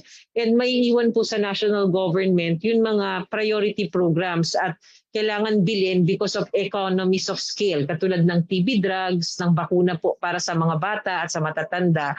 And then we also have our Health Facilities Enhancement Program. Kasama po siya doon sa devolution plan natin. That's why we had been explaining yung allocation framework. Kung saan inuuna po natin ngayon yung mga low capacity na areas, sila po yung priority natin so that we can capacitate them further. Ang next po, yun din pong ating human resources for health na deployment is part of our devolution. So out of all of these programs and priorities that we have included, ang basic objective po, unahin po namin tulungan yung may low capacity na areas since we know that there are additional funds for our local governments and the high capacity areas can be able to cope. Ito pong even kakaunti lang yung assistance. So we'd like to augment sa priorities natin yung mga low capacity muna in this devolution transition plan po, Congressman. Thank you po, Madam Secretary, Madam Chair. If you will cost this devolved function or program for 2023, ito po ba'y comprehended sa budget niyo? Because this will be savings that will be generated by the DOH, but it will be an added cost to the local government. Meron po ba kayong estimate nito kung magkano ang estimated cost saved by the Department of Health, which will be an added cost to the LGUs, Madam Secretary, Madam Chair? Yes, Madam Chair at saka Honorable Congressman Go, may we request that we submit to you the estimates, but we agree with you that that is the objective and the principle that the national government would start the devolution of these commodities to local governments, the procurement of such, and in the same manner, mapi-free up yung funds na gagamitin namin will be used for those low capacity areas. So we will submit to your office, Congressman Go, ito pong ating mga estimates tsaka paano po natin ginawa yung matching.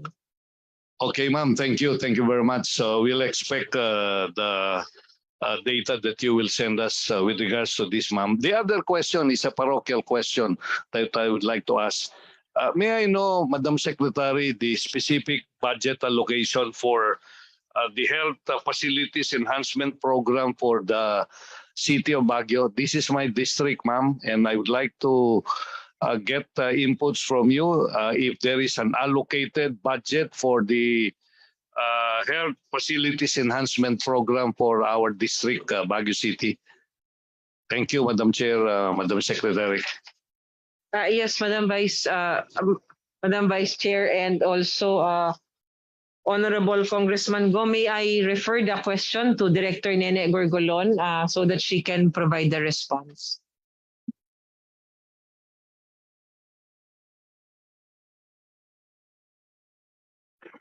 Thank you, Madam Chair, Honorable Go. Actually, for 2023, we have a proposed budget, which is part of the NEP for Baguio Gen Hospital, a total of 125 million for infrastructure and 100 million for equipment po. You don't have PhilHealth Center because we have already funded this for this year. So more on the Baguio General Hospital po, yung appropriation for Baguio City po. Salamat po. Actually, we have a submission earlier for 4 barangays for their health facility, but I don't know if this was included in the budget of the Department of Health for 2023. But you are saying now that there is none right now except for Baguio General Hospital.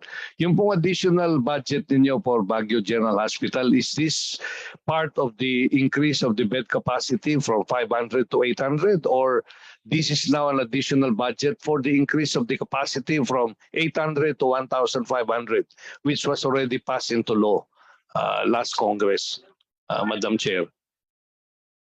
There are 2 budgets for Baguio General Hospital, the completion of the multi-specialty center, and the other one is the existing completion of the regular HREP that can be responding to the increase in bed capacity po.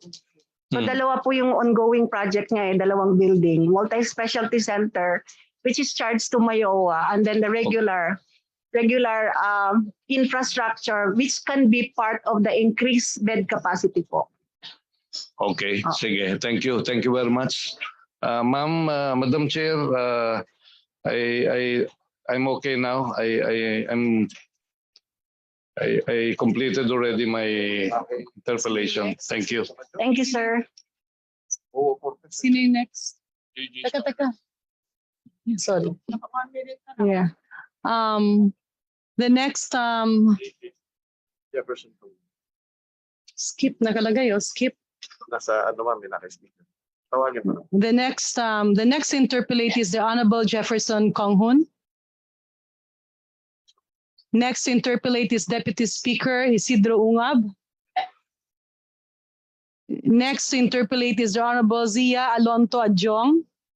Nasa ano rin siya. Yeah. Then from the majority, we have the Honorable Wowo Fortes. Thank you, Madam Chair. Hi. Hello, good afternoon. Good afternoon to everyone. Madam Secretary, good afternoon, and to all the other DOH personnel. My question is relative Executive Order 138. There was a previous mention in the interpellations of the Devolution Transition Plan. EO 138, to be specific, refers to devolved functions mentioned under the Local Government Code, more particularly under Section 17, Paragraph 2, Subparagraph 3. Under the health services, it stated that health services such as programs, projects on primary health care, maternal and child care, communicable and non-communicable diseases and control services, access to secondary and tertiary health services, and purchase of medicines, medical supplies, and equipments. These are specifically the functions defined under Section 17 by the Local Government Code that are supposedly to be devolved to the LGUs. Previously, there was made mention of infrastructure, which you incorporated in your devolution transition plan, which I understand in 2024 will be fully transferred to LGUs. Of these health services I mentioned that you can find in Section 17, what other kind of services will you be devolving eventually? DOH, please respond. Yes, Madam Vice Chairperson. Yes, magandang hapon po, Congressman Cortez. Aside from the health facilities, we are going to eventually devolve the procurement of various commodities. If you remember in the Universal Healthcare Law, meron po tayong distinction between individual-based services and population-based services. Within this specific law for universal healthcare, individual-based services will be covered by the Philippine Health Insurance Corporation, and the population-based services to be covered or subsidized by the national government. So we intend to map out and identify those that are going to be population-based to be retained within the mandate of the national government through DOH, and those that are individually provided can be covered already by PhilHealth, and the local governments can provide to their constituents. Aside from that, we also included our surveillance units. The surveillance officers and the functionality of this will also be devolved. Ngayon po kasi, it's more on the national. We're very heavy on the national for our surveillance units. We need to have these units hanggang sa baba. So we're going to capacitate them until we can fully devolve this kind of service to our ground units. Pangatlo po, meron ho tayong deployment ng health human resources. And this also would be eventually devolved to our local governments, Congressman Cortez. Okay, thank you, Madam Secretary. But as a follow-up question, are this devolution transition plan in line with EO 138, or is it also just a policy direction of the DOH?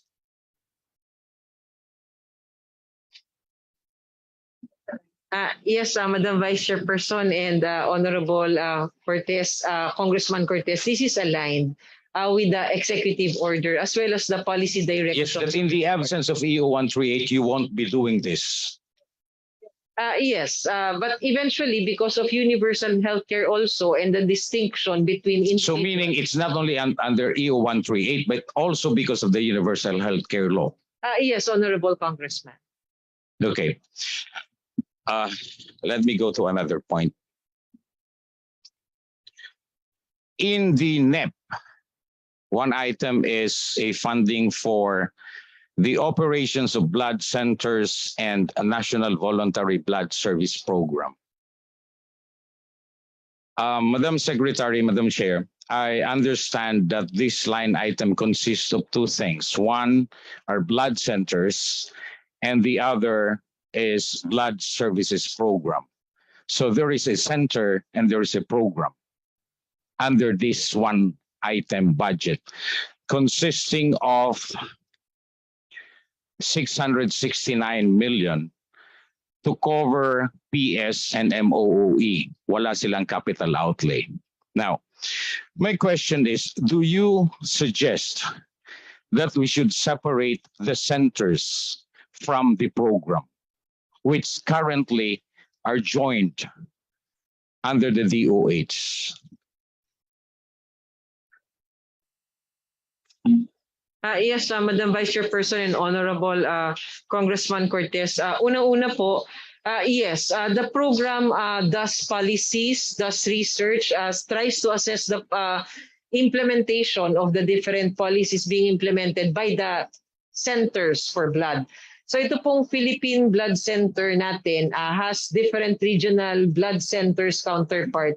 And we agree with you that there should be a separate line item for these blood centers, no, as compared to this program. Yung program po kasi, siya po yung policy development part. And we have the blood centers, our operational units for our blood program.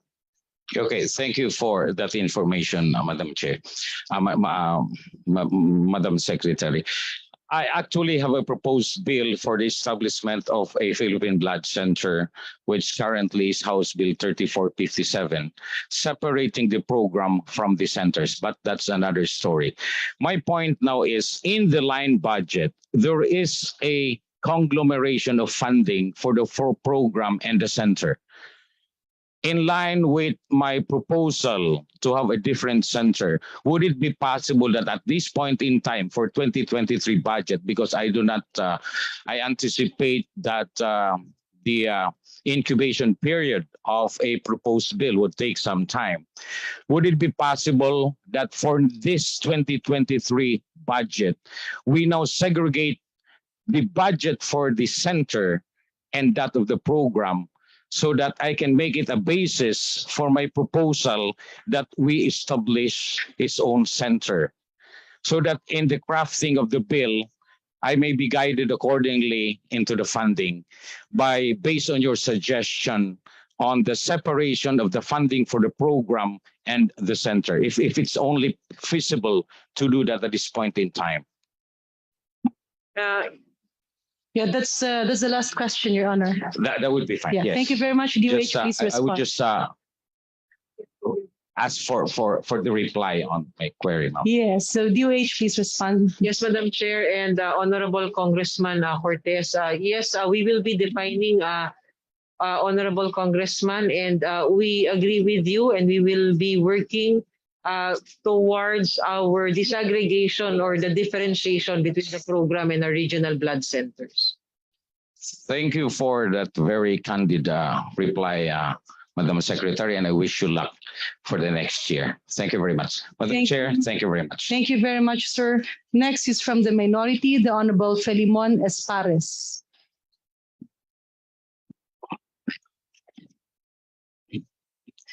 Thank you very much, Madam Chair, and good afternoon sa atin lahat, and would like to convey our gratitude for the warm welcome of our Secretary and the staff during my visit. Madam Chair, I would like to have a clarificatory question or information on our NEP page 263 on the item professional fees, no? Because I have noticed here that the actual for 2021 is just 9 billion, and now for 2023 was increased to 23 billion. So I think around 130+% increase. So may I know, Madam Chair, what this is all about? Bakit ganito yung pag-increase, no? And then it's really necessary.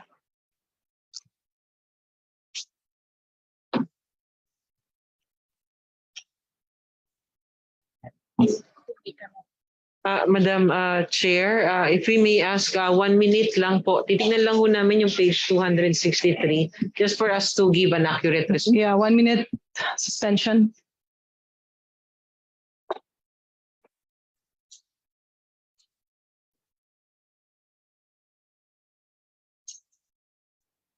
On page 263. Yes, thank you, Paul.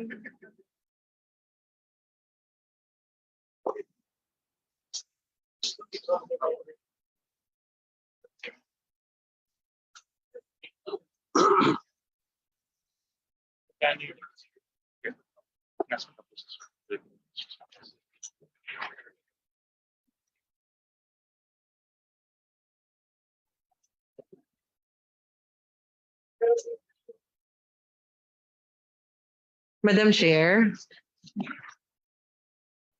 Deliberation of the proposed budget is resumed. The DOH is requested to please respond. Yes, ma'am, if we can recognize Director Weng Laura to provide response to the question. Director Weng is recognized. Good afternoon, Madam Chair, Mr. Please proceed. Yes, ma'am. We have to validate with DBM, but we believe that this is for the payment of job order and contractuals, professional services, and other services. Object code were being used to pay for the salaries of contractuals and other job order personnel. Thank you po. Madam Chair. Please proceed, Kong. Yeah.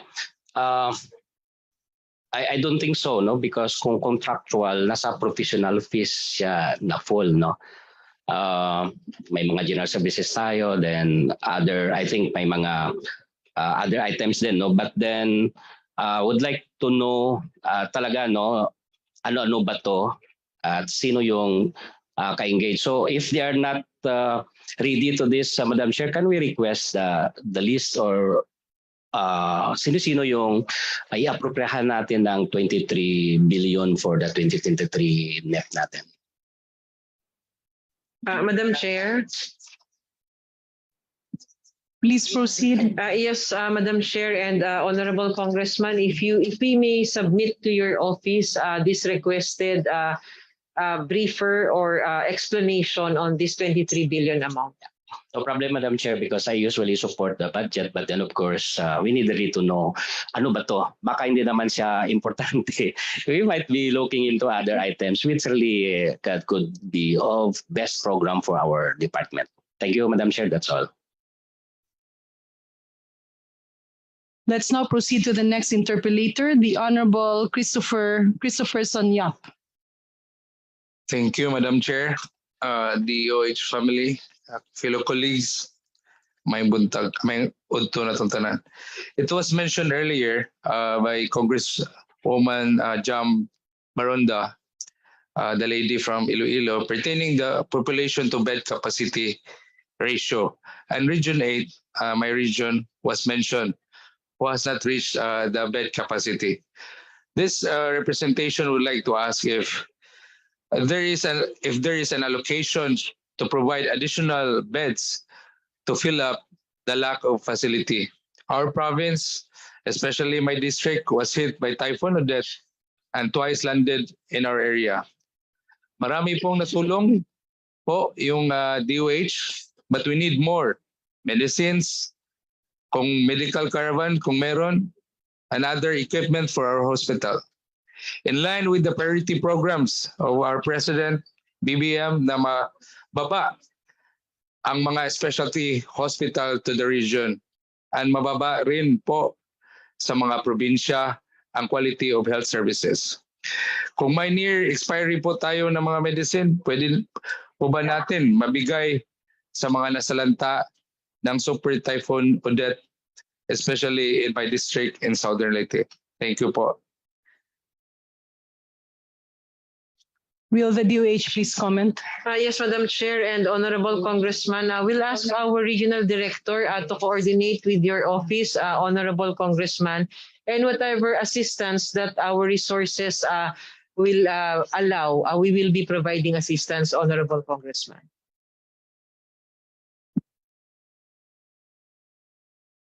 Thank you very much. We now proceed to the next interpellator, our Deputy Majority Leader, the Honorable J.J. Suarez. Thank you very much, Ate Janet. Very quickly lang, page on your, I don't know what page this is, but number 9, health promotion. I just noticed a huge increase from the 2022 GAA to the 2023 NEP. 529 million in 2022, then all of a sudden 2.14 billion in 2023. Can you please explain to me why the increase? Yes, Madam Chair. Magandang hapon po, Congressman Suarez.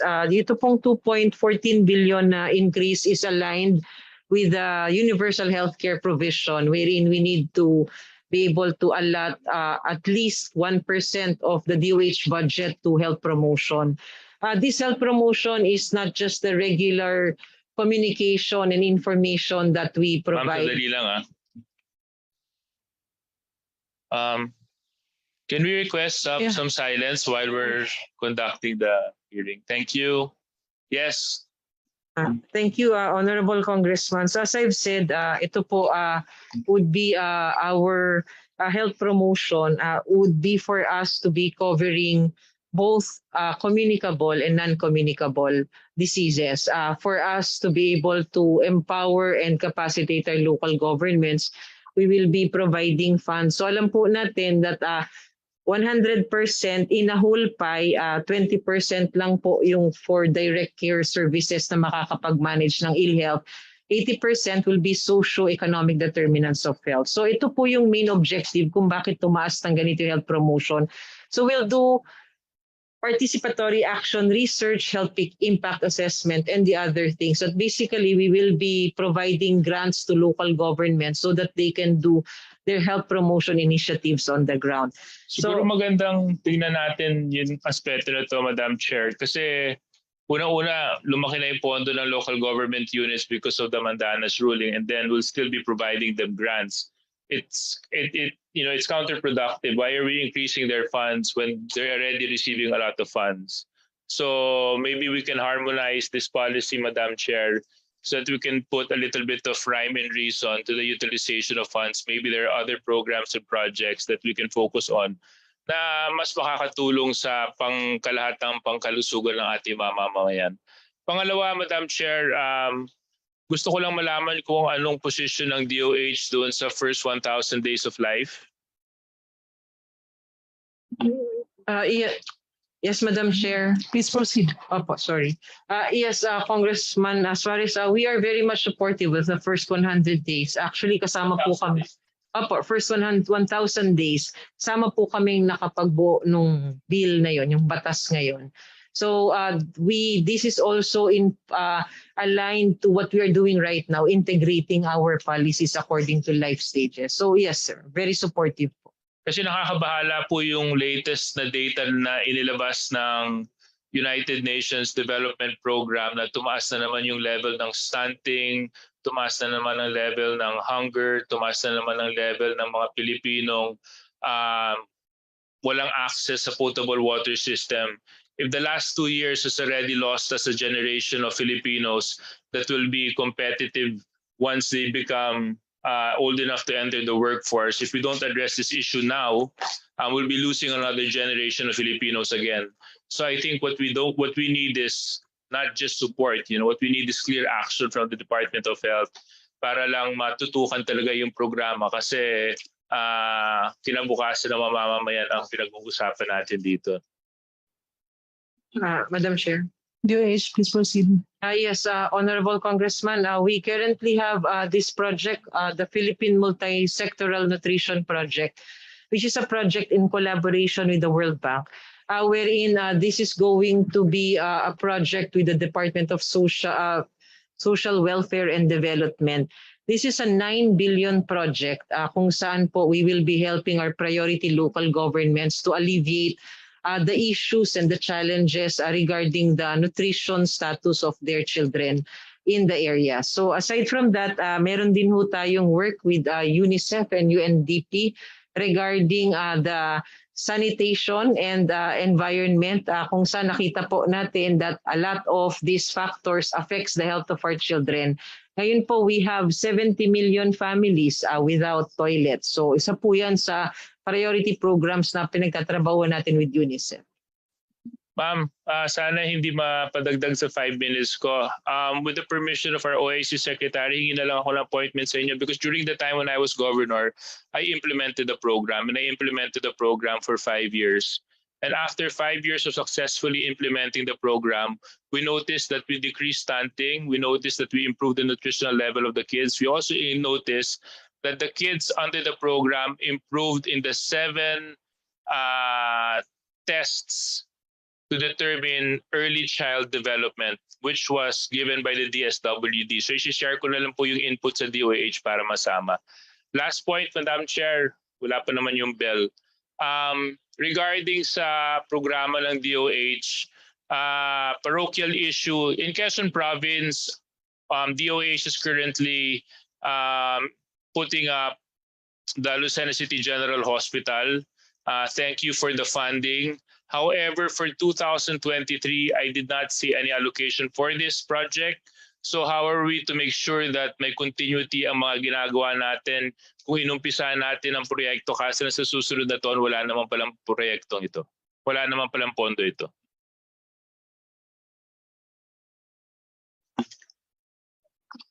Yes, Madam I believe the Honorable J.G. Suarez will be meeting the Honorable Secretary Verhedi to discuss this matter further. Can we now? Actually, I'll be waiting. If that is what pleases the secretary, then I can wait till we do sit down. But given that it seems to be a common issue among all those that have spoken earlier, what the congressmen are looking for, Madam Chair, is continuity in programs. Kasi inumpisahan, ang laki ng pondo, parang 200 million yata ang inilaan ng Department of Health para sa 2022. Kaso nung tinignan namin yung 2023, wala. So ano po ang gagawin natin sa hospital na to? Iiwan lang po ba natin itong nakatenga? Iiwan lang po ba natin itong white elephant? Dahil po ba nagbago ng administrasyon, hindi na natin itutuloy ang proyekto? Kasi kung pakikinggan po natin ang statements ng ating bagong presidente, President Bongbong Marcos, indeed, he wants to emphasize in improving the health services and he wants to bring it down to the regions and to the provinces. And, this policy of not continuing projects that have already started is incongruent with what the administration wants and what the administration hopes for. So can I just get a reply from the DOH?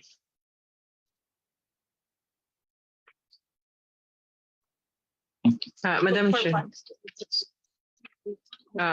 Madam Chair.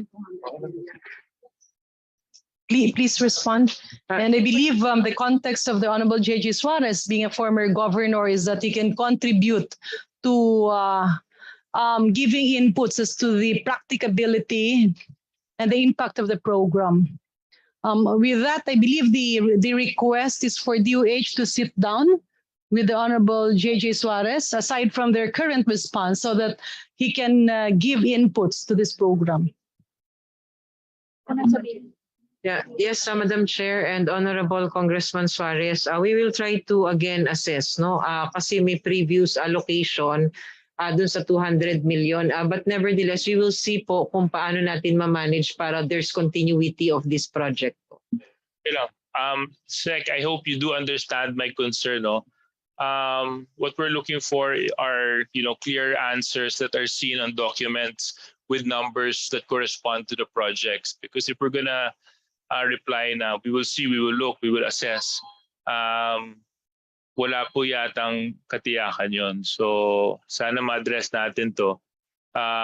Of course, before we hit the budget in the plenary level, just so that we can avoid any untoward incident, especially with programs and projects that are not for us, but rather for the people that have elected us in position.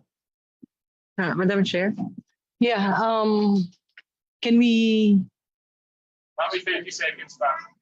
Can I just respond one more time? Yes, Honorable Congressman, we had a previous allocation of 200 million and according to our report, nasa pre-bid pa lang po. Kaya titignan po namin ngayon yung status so that we will know how much we still need to provide or provide as additional based on the status of procurement po for the previous 200 million. Okay, thank you very much, Sec. Remind ko na lang, hingi na lang ako ng appointment with your executive assistant para we can discuss what we did in Quezon Province for the first 1,000 days. Maybe I can contribute a little to what the DOH is already doing. It's something very close to my heart. And then also yung mga health facilities lang namin sa probinsya. Alam kong higit na makakatulong kayo para may pagpatuloy at matapos po ito. Maraming salamat. Thank you very much, Kong. May we now proceed to the next interpellator from the Honorable Ed Durama from Cebu City. Maayong hapon, Madam Chair. Maayong hapon sa DOH family. I just would like to ask what the criteria is in constructing the super health centers. Madam Chair, may we recognize Director Nene Gorgolon to respond to the query. Director Nene. Yes, Madam Chair, and good afternoon, Honorable Rama. Yeah, the criteria for the identification and construction of super health center is number one, it should not be redundant to an existing rural health unit. So it should not be within one area. Second is the identified super health center proposed should have a ready site. And third is the identified super health center proposed should have manpower to operate once it is completed po. Thank you very much. And then we are asking if we can have at least 500 to 1,000 square meters for the super health center so that we can build it in according to the requirement, because this is a ready facility in terms of primary care facility under UHC po. Salamat po. 1,000, Madam Chair. Did I hear it correctly? 1,000 square meters? 500 to 1,000 square meters, because the medium, we have a small size super health center, we have a medium size super health center, we have a large size super health center. For the large size super health center, it's almost 500 square meters. But we request for an allowance for an additional building which will house eventually later hemodialysis and parking. That's why we request at least 500 to 1,000 square meters po. Salamat po. So hopefully we could allocate more for the city of Cebu, since we have a population of more than 1 million. In my district, we have a population of close to 600, 700,000. And the super health center that was allocated was only one, I believe, as compared to the neighboring cities in Cebu, wherein I see 2 and 3 super health centers. Hopefully we can allocate more to decongest the national hospitals in our city, Madam Chair. That's possible. Yes, sir, we will plan for that. But given that Cebu is under category 4, meaning Cebu is with high capacity, so we have to look into that. But we will consider, sir. Thank you very much. We will collaborate with the regional office. Thank you very much, Madam Chair.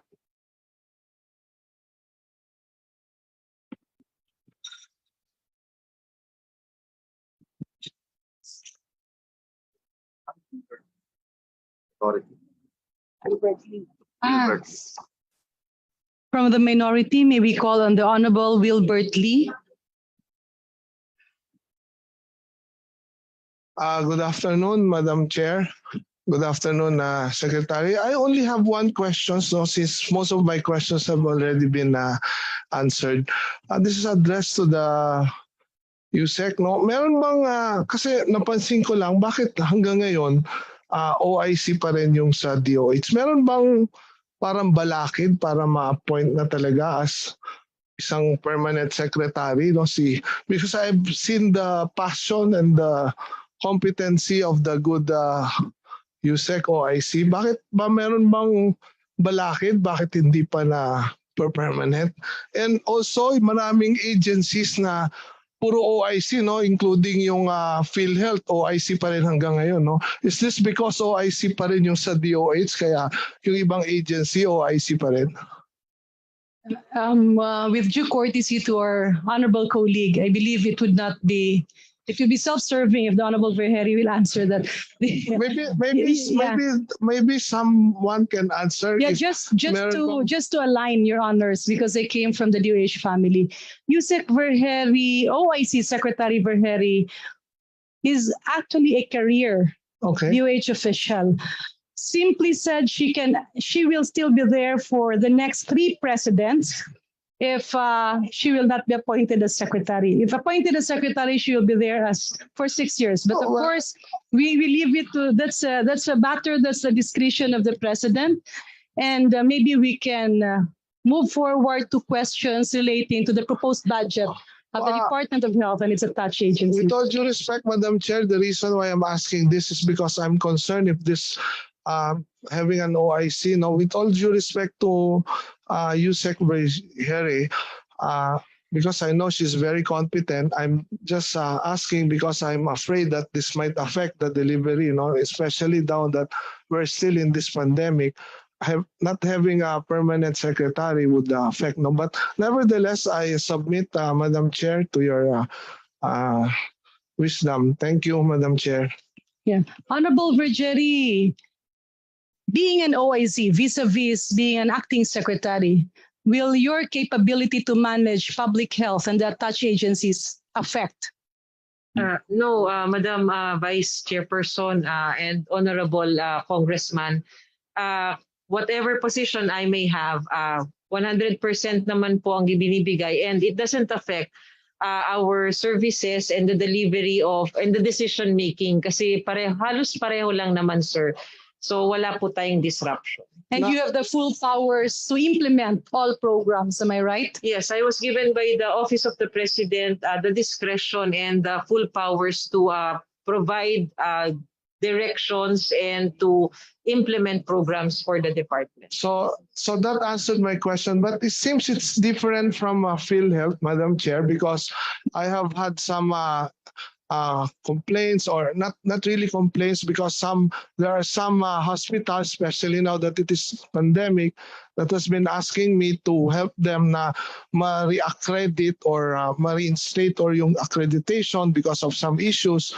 But ang sinasabi kasi wala pa raw na-appoint, no? OIC pa lang, kaya hindi sila makapag-decide or hindi makapaggalaw, no? But since you have said that the President has given you the full authority and the full power, then I am confident na okay na po yun, no? Nasagot na yung katanungan ko. Yun lang sa PhilHealth, kaya ako tinanong din kasi OIC pa rin hanggang ngayon, pero yun nga ang sinasabi. Pero nakausap ko naman sa labas actually si BP, yung Waway? Yeah, Waway Bacareza? Kasama ni Fernando Antonio, no? Nakausap ko sila doon, no? So they will look into this, no? Madam Chair, the reason why I'm asking all of this is because during this pandemic, especially marami tayong hospitals na I mean yung kailangan yung mga hospitals, so kailangan talaga na-accredit sila, otherwise hindi nila masaserve yung dapat nilang masilbihan, no? Yung mga kailangan na mag-avail ng benefits ng PhilHealth. That's all, Madam Chair. I submit to your... Thank you, Madam Chair. Thank you very much, Kong. May we now proceed to the next interpellator from the majority, the Honorable Lord Dan Suwan. Thank you, Madam Chair. Good afternoon, everyone. Madam Chair, may I ask if there's an inadequacy in the number of mechanical ventilators, just in case there will be another COVID surge? Madam Chair, Please respond. if we The may Honorable Yusek David is recognized. Thank you, Vice Chair. With regards to mechanical ventilators po, during the onset of the pandemic in 2020, we experienced some inadequacy of the numbers of mechanical ventilators. But we have been tracking those numbers daily. And as we progress po with the pandemic, we have already seen adequate numbers of mechanical ventilators among the public and private hospitals. And we have seen po na there is already a lot of available mechanical ventilators in the market that can be outsourced by the private sector and the public sector when there are surges po in COVID-19. So right now po, we are okay with mechanical ventilators. Another question, Madam Chair.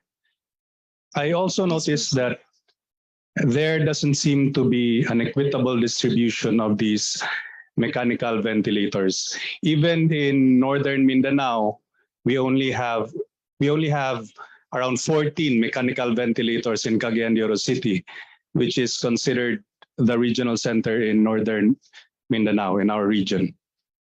Do you have any programs or courses of action in order to remedy this inequitability?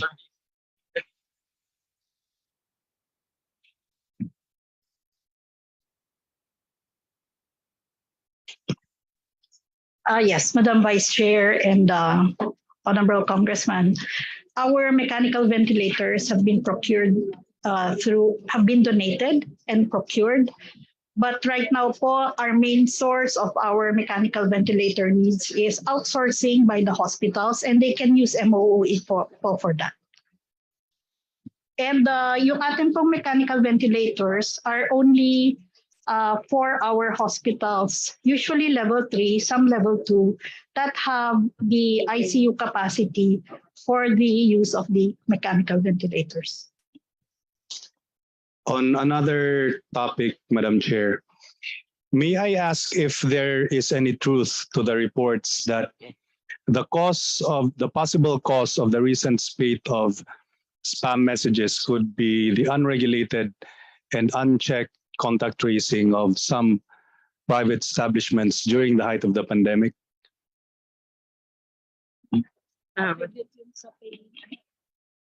Secretary Verheri, please proceed. Yes, Madam Chair and Honorable Congressman, we don't think that would be a cause or a factor from our contact tracing systems, as these contact tracing applications were vetted by the DICT as well as the Data Privacy Commission. So meron pong mga conditions and requirements for a specific local government to be able to establish their contact tracing application. So we don't think that the leakage in personal data came from this kind of contact tracing efforts of the government. Last question, Madam Chair. Since I'm also a member of the Ways and Means Committee, and we might be tackling the syntax on sugary beverages very soon, may I inquire about the pros and cons of increasing the syntax for these beverages? Madam Chair, if we can recognize Yusek Beverly to answer the question. Please proceed. Thank you, Chair. Sir, so for us, of course, the advantages would be deterrence for specific target populations like young children to actually consume these beverages. Also, similar to what was stated in the approved SSB tax law in 2017, that there will be revenues that may be allocated for the health sector. However, we're also acutely aware that this may unintentionally impact the poor people who we know are reliant on cheap, high caloric goods, no? So just to get them by the day for their work, etc. So these are the two main things that we might need to balance out. Thank you. Thank you, Madam Chair. That's all.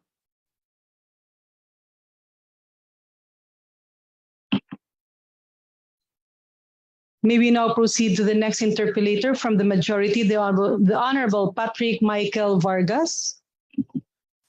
Thank you, Madam Chair. Good afternoon, everyone. I have 2 points. First of all, for the record, I've been a cancer prevention advocate since both my parents passed from cancer. Having said this representation is fully supportive of all the programs of the DOH. I'm earnestly asking my colleagues in Congress, particularly in the Committee of Appropriations, to reinstate the allocation for free medicines, cancer care, and treatment under the Cancer Assistance Fund in the proposed 2023 budget of the Department of Health. I'm making this appeal together with my brother, former Congressman Alfred Vargas, the principal author of the National Integrated Cancer Control Act. After learning that the allocation for the CAF has been decreased from the proposed 2023 budget of the DOH, CAF is supposed to cover expenses for chemotherapy and other cancer treatments. Our battle for the big C remains as a major health concern in our country, and the Cancer Control Division of the DOH estimates the number of cancer patients in the country at 156,000. This means 189 of every 100,000 Filipinos are afflicted with cancer, and based on the data we have in 2021, an estimated 20,000 to 24,000 indigent cancer patients were able to avail themselves of the benefits from the cancer programs with a total of only 756 million. DOH previously saw a budget of 900 million each for the CAF and in the related cancer and supportive palliative medicines access program. Napakahalagang maisama muli at madagdag natin ito sa National Expenditure Plan ng Department of Budget and Management. And I hope the DOH, along with myself, ma-push natin ito together na maibalik naman or malagyan ng budget itong batas na inilaban ng aming pamilya. Maraming salamat, Your Honors. And then that's my first point. My second point is about the PhilHealth. We're getting reports from hospitals that there are still no payments for months. And sometimes the dues umaabot ng daang milyon para sa mga private hospitals natin. So I know there's a new implementation for PhilHealth. Can you do a very quick walkthrough on how the payments or the hospitals that still have dues sa PhilHealth will be managed by the DOH? Thank you. Yeah, that will be a question for PhilHealth to answer. Payment of hospital reimbursements. Thank you, Madam Chairperson. Attorney Ella, if you can just go quickly, just enumerate ano ba yung process ng reimbursement. First, Madam Chairperson, is that the hospital will submit its claim, and PhilHealth has 60 days to process and pay the claim. And the outcome of this is probably three. One is payment. One is that claim will be returned to the hospital. And third is that the claim will be denied. So upon receipt of PhilHealth, PhilHealth has 60 days to process and pay. We are happy to report, Madam Chairperson, Honorable Congressman Vargas, that at present our average turnaround time, meaning from receipt, processing to payment, is 48 days. So may I request, Madam Chairperson, Honorable Representative Vargas, information as to which hospital is suffering from delayed or non-payment of claims. We are willing to reconcile and communicate with them so that the issue of non-payment or delayed in the payment of claims will be settled as soon as possible. Madam Chairperson, Honorable Representative Vargas. Thank you. Thank you, Madam Chair. Thank you, sir. We can submit a list to your office. Perhaps we can exchange contact information right after this conversation. Thank you very much, po. Does the Honorable Vargas have any further question, or we can proceed to the next interpellator? No further questions, Madam Chair. Thank you.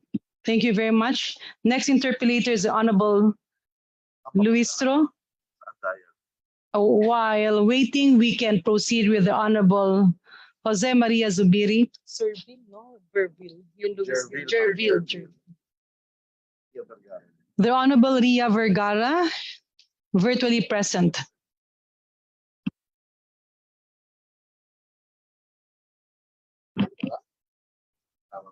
The Honorable Joboy Aquino. Yan. Always here. Thank you, Madam Chair, Madam Secretary. First po, ang tanong ko lang yung may kasamang kasi ako sa probinsya na nag-retire na 2 years ago and used to work with the city government. But ang inaano lang, yung hazard pay daw, up to now, di pa na may ano ba, it's with the national government because she made a letter addressed to, well, former secretary noon sa health, no? And up to now, wala pa rin. Maybe I think yung katabi niyo may answer. Madam Chair. Okay, Honorable Congressman, good afternoon po. Yes, can we just get the details so that we can facilitate po? Okay, sige, I'll submit. Second, medyo naguguluhan lang ako dito. May health center, may super health, ano ba yung kanina, binabanggit. Ngayon, I just talked, I have one municipality under me, no? And yung mayor, who is a new mayor, the daughter of the former mayor, was asking help from me para naman sa RHU, Rural Health Unit. I think that's the meaning, no? And humingi siya ng tulong sa akin na kung pwede yung funds for the building, no? And sila yung munisipyo na daw ang bahala sa equipment. Sabi ko, sige, I'll try my best na makaano naman para sa Rural Health Unit. It's a municipality of Las Nieves. Ma'am, mahirap po hindi tumulong sa mga mayor na babae. Nahihirapan mo ako. Lalo na pag mga magaganda. Joke lang. Yes, kasama na kayo dyan. Yung dalawa. So ma'am, Secretary, do you think you can help me with that? Yeah. DOH, please respond. Yes, Madam Chair and Honorable Congressman. First, RHU, Health Center are the same. These are outpatient facilities. The Super Health Center has been patterned out doon po sa polyclinic na tinatawag, which had been done successfully in other countries. Ngayon po, ito pong sa area nyo, sa Agusan.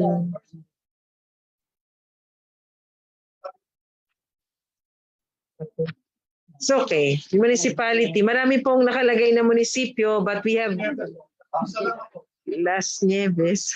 We will look through this, sir, but definitely, ayan, meron. 12 million po for a super health center.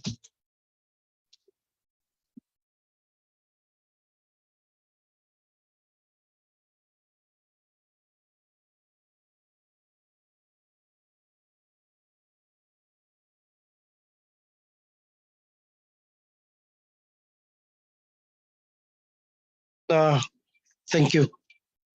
May nakalagay na for medical equipment, 20 million. Is it possible if I can submit medical equipment part of that 20 million na mabili sa 20 million? And this came from the director of the Butuan Medical Center. Yes, Madam Chair and Honorable Congressman. Yes, you, pwede po, Honorable Congressman, you can submit to us the list of equipments that you would need in coordination with the Butuan Medical Center po. Yeah, I have it received early this morning, and the name is, I think, your Legislative Liaison Officer, Mr. Castillo.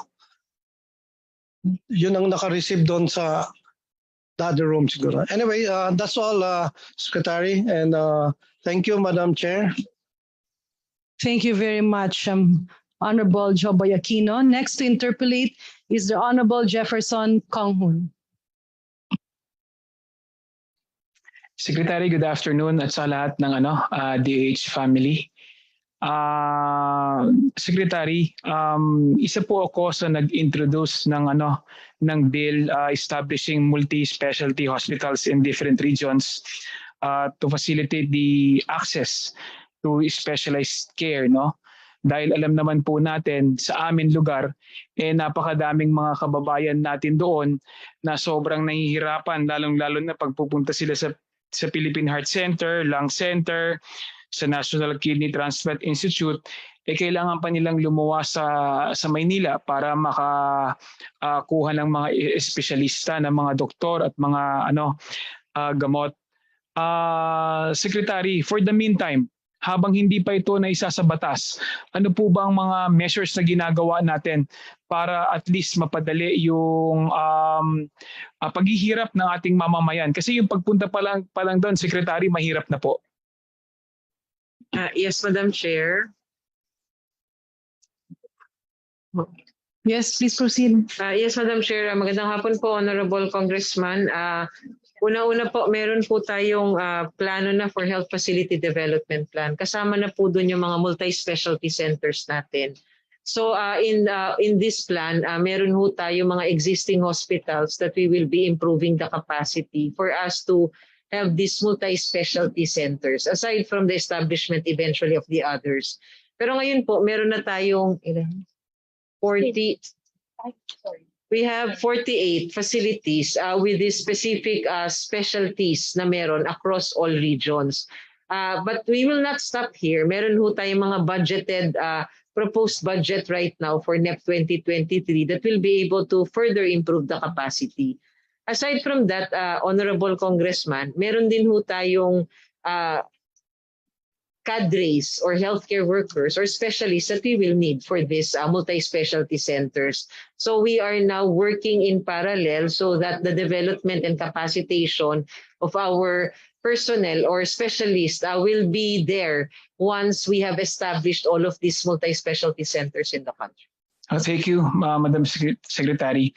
My second question, Ma'am, is ano po ba ang advantages? Kasi sa Zambales, sa Olongapo City, wala pong mga hospital, DOH hospital doon. Ano po ba ang advantages and disadvantages kailangan gawin para ang isang hospital ay maging isang DOH hospital? I mean DOH-run hospital. It depends on the law which has established the hospital. That's first, Honorable Congressman. The second would be the capacity of the local governments. If they have established the facility, they need to maintain that. I think you're asking if you kung ililipat po yung management to the Department of Health, like renationalizing. I will call on Yusek Lilibet David para po dito just to give you an initial response from the department.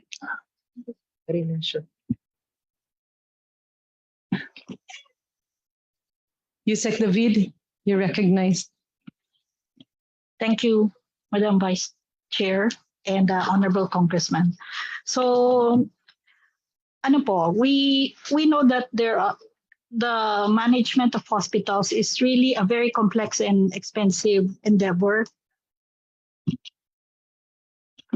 So alam po namin na the management and maintenance of hospitals is a very complex and difficult endeavor, especially for the local government units.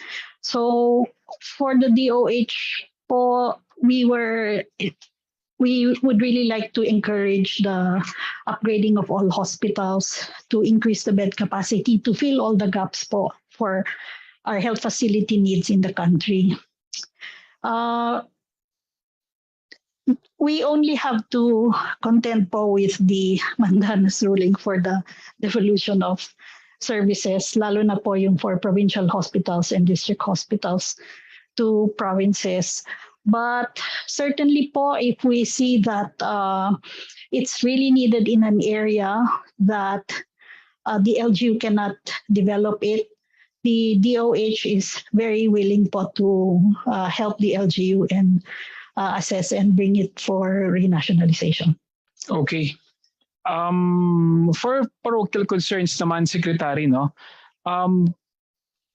Sa Zambales kasi, yung CT scan machine, ano, yung mga equipment galing sa DOH yung mga yon. I just want to know, meron ba tayong mga after sales services, kasi nahihirapan po kami lalong-lalo na sa mga services, after sales services ng CT scan, kasi galing po sa inyo yung CT scan sa Zambales, nasira po siya. Nahihirapan po kami sa after sales services, pre-procure ng DOH binigay sa Zambales. Paano po ba yung mga services repairs niya? Napakahirap po.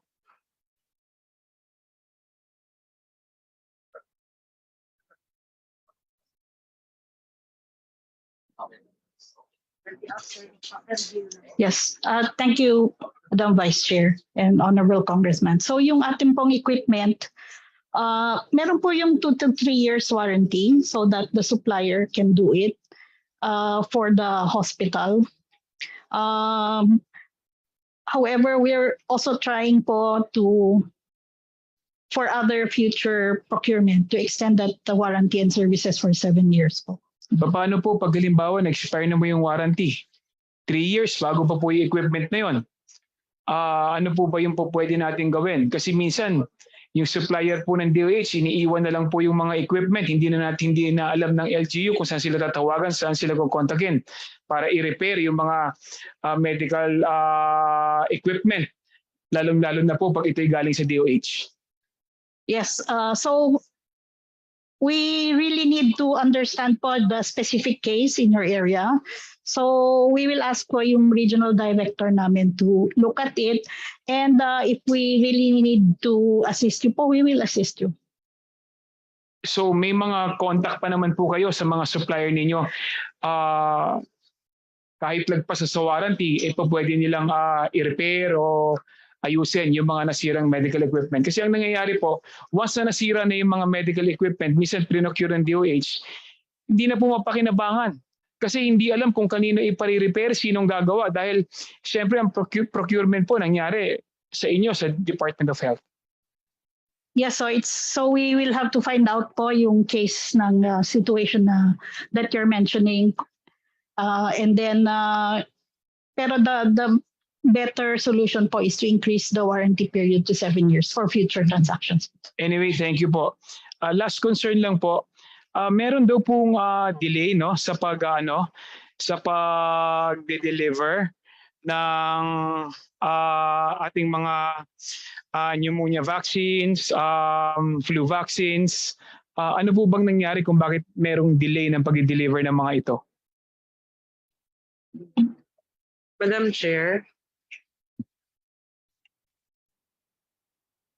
Yes, Honorable Congressman. Una-una po, wala po tayong delay sa deliveries ng ating mga pneumonia vaccines and the other vaccines coming from the department. Flu vaccines. Flu vaccines. Ang nangyari lang po, nagkaroon lang po nung konting delay dun po sa ating procurement process.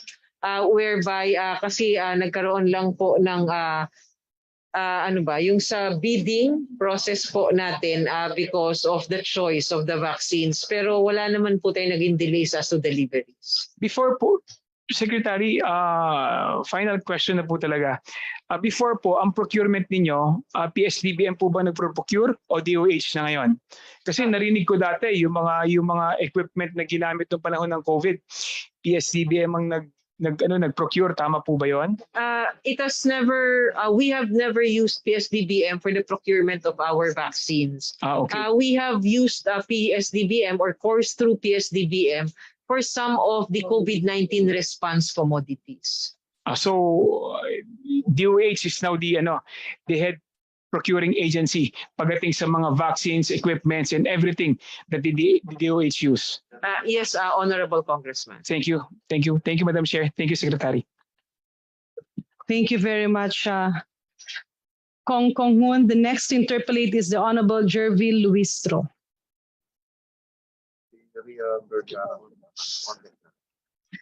Good afternoon, Madam Chair. Good afternoon to our colleagues from the Department of Health. For our first concern, may we know the ratio of physicians and nurses, the ideal ratio of physicians and nurses in the Philippine health facilities under DOH? Madam Chair, if we can have Yusek Kenneth Ronquillo to answer the question.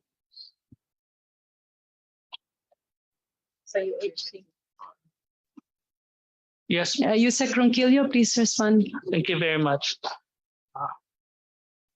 Well, the ratio for health workers muna in general to population, that's 44.5 to 10,000 population.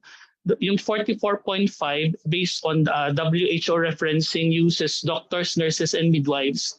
But of course, in the Philippines, we have other cadres more than doctors, nurses, and midwives. But that is the ratio that's used globally. So we also use that. When we try to divide yung ratios for doctors, for nurses, and for midwives, so for doctors, it's about 7 to 8 per 10,000, 27 per 10,000 for nurses, and the remaining 8 are for midwives. So yan po yung ginagamit natin na reference for ratios per 10,000 population in the country. Given that ideal ratio, Madam Chair, may we know the status of the number of health workers, government doctors, and nurses in the Philippines, the current status, Madam Chair?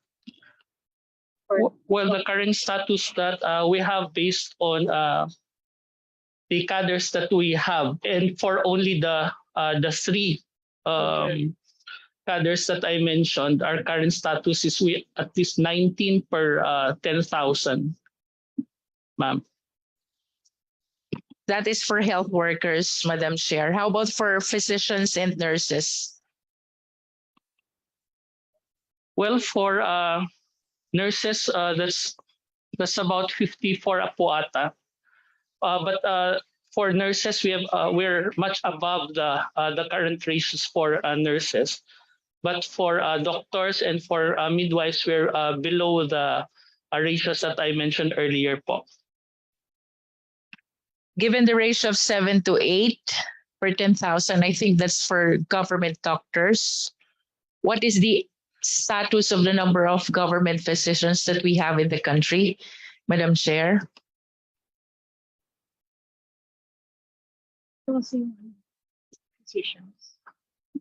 So we have the number of physicians, if I may just talk about the numbers in absolute numbers.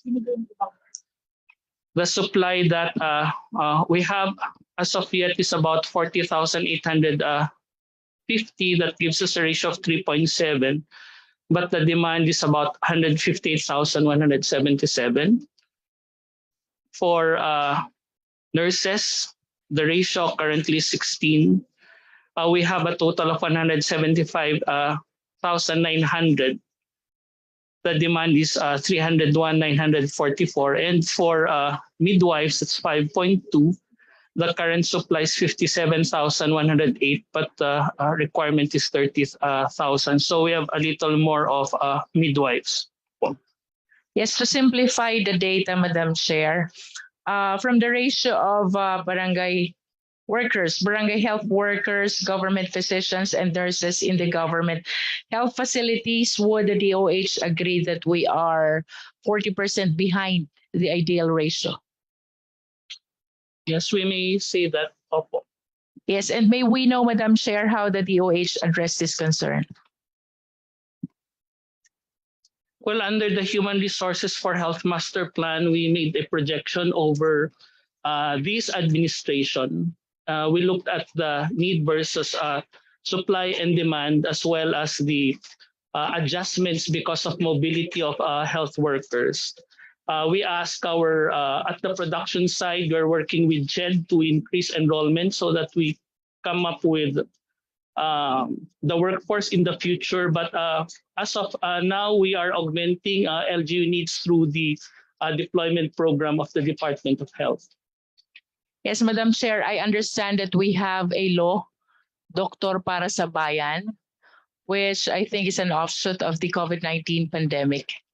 May we know it is part of the indulgence of the DOH to address the insufficiency of number of medical professionals in the government to consider the same program with respect to the nurses, medtechs, and other medical professionals, Madam Chair. Yes, po, the Doktor para sa Bayan scholarship program for doctors is now under CHED. So what the DOH is finishing are the previous enrollments of medical scholars. But starting this year, nagsimula na po yung CHED to get into the medical scholarship program. But for midwives and the other cadres, pharmacies and medical technologists, it's still with the Department of Health, and we're meeting with CHED this week or next week to see how this program can be transferred to CHED, because CHED is telling us that as of yet it has not been budgeted under their 2023. So if that is so, we will still continue with enrollment of health allied professionals in the DOH, but for 2024 it will be transferred to CHED. For purposes of confirmation, is it correct to say that the DOH is working with the CHED for the purpose of scholarship of other health professionals? Yes. Thank you, Madam Chair. For my next concern, may we know the current data on Filipinos who are inflicted with AIDS or HIV? Do we still feel the need to have a separate agency catering this concern, or is it possible to integrate this agency with the OSEC programs? Can DOH please respond? Yes, Madam Chair. We're getting the numbers right now, Madam Chair and Honorable Congresswoman Luis Ro, but for the need to have a separate agency for that, we don't see the need, as we also have the Philippine National AIDS Council, which helps the department to do intersectoral collaboration for us to be able to address the challenges that we have for the program. If we can recognize, Madam Chair, Yusek Beverly Ho for the statistics on HIV. Yusek Beverly Ho? And those data is actually under declared because we don't have mandatory HIV testing. Yes, ma'am. Thank you. For our targets for HIV/AIDS of 95, 95, 95, we do have just 61% HIV diagnosis, 65% treatment coverage performance, and 96% viral suppression performance po. Yes, may I just manifest that I hope the PNAC is addressing very well this concern of HIV, why we are overwhelmed perhaps of our concern on the continuing COVID-19 pandemic. And for my next concern, Madam Chair, for Bayanihan 1 and Bayanihan 2, we had appropriation of 48.9, 48.99, and 48.94, both in billions, respectively. This is for the purchase of vaccines and expenses under the health system enhancement. However, it appears that 12.9 billion of the same budget remains to be unobligated as of 2022 budget. May we be enlightened on this, Madam Chair? DOH, please respond. Yes, Madam Chair. This is Honorable Congresswoman. This is part of the loan, the HEAL loan from World Bank, and dito po sa ADB may loan din po tayo, which have comprised the funds for us to procure vaccines. During the time that we have undertaken this loan, meron po talagang mga needs pa tayo for vaccines. But right now that we have savings already for this. We have requested for the realignment of these funds already so that we can use it for other purposes for the COVID-19 response. So ito po yung aming, we are trying to discuss this right now with both World Bank and ADB so that we can use the funds for other purposes, Honorable Congresswoman. Madam Chair, may we know when this loan started? Because I presume that having this as a form of a loan, it means that the government is also addressing our obligation with respect to the interest of the one which provided the same. In this case, I think this is ADB in the World Bank, Madam Chair. Yes, Madam Chair and Honorable Congresswoman, this loan have started in the late 2020s when we started planning for our COVID-19 vaccine deployment program. With that, Madam Chair, may we be enlightened if as to the percentage of the loan that we were able to utilize for the intended purpose, and the percentage of the same which remain unutilized, but the interest continue to accumulate.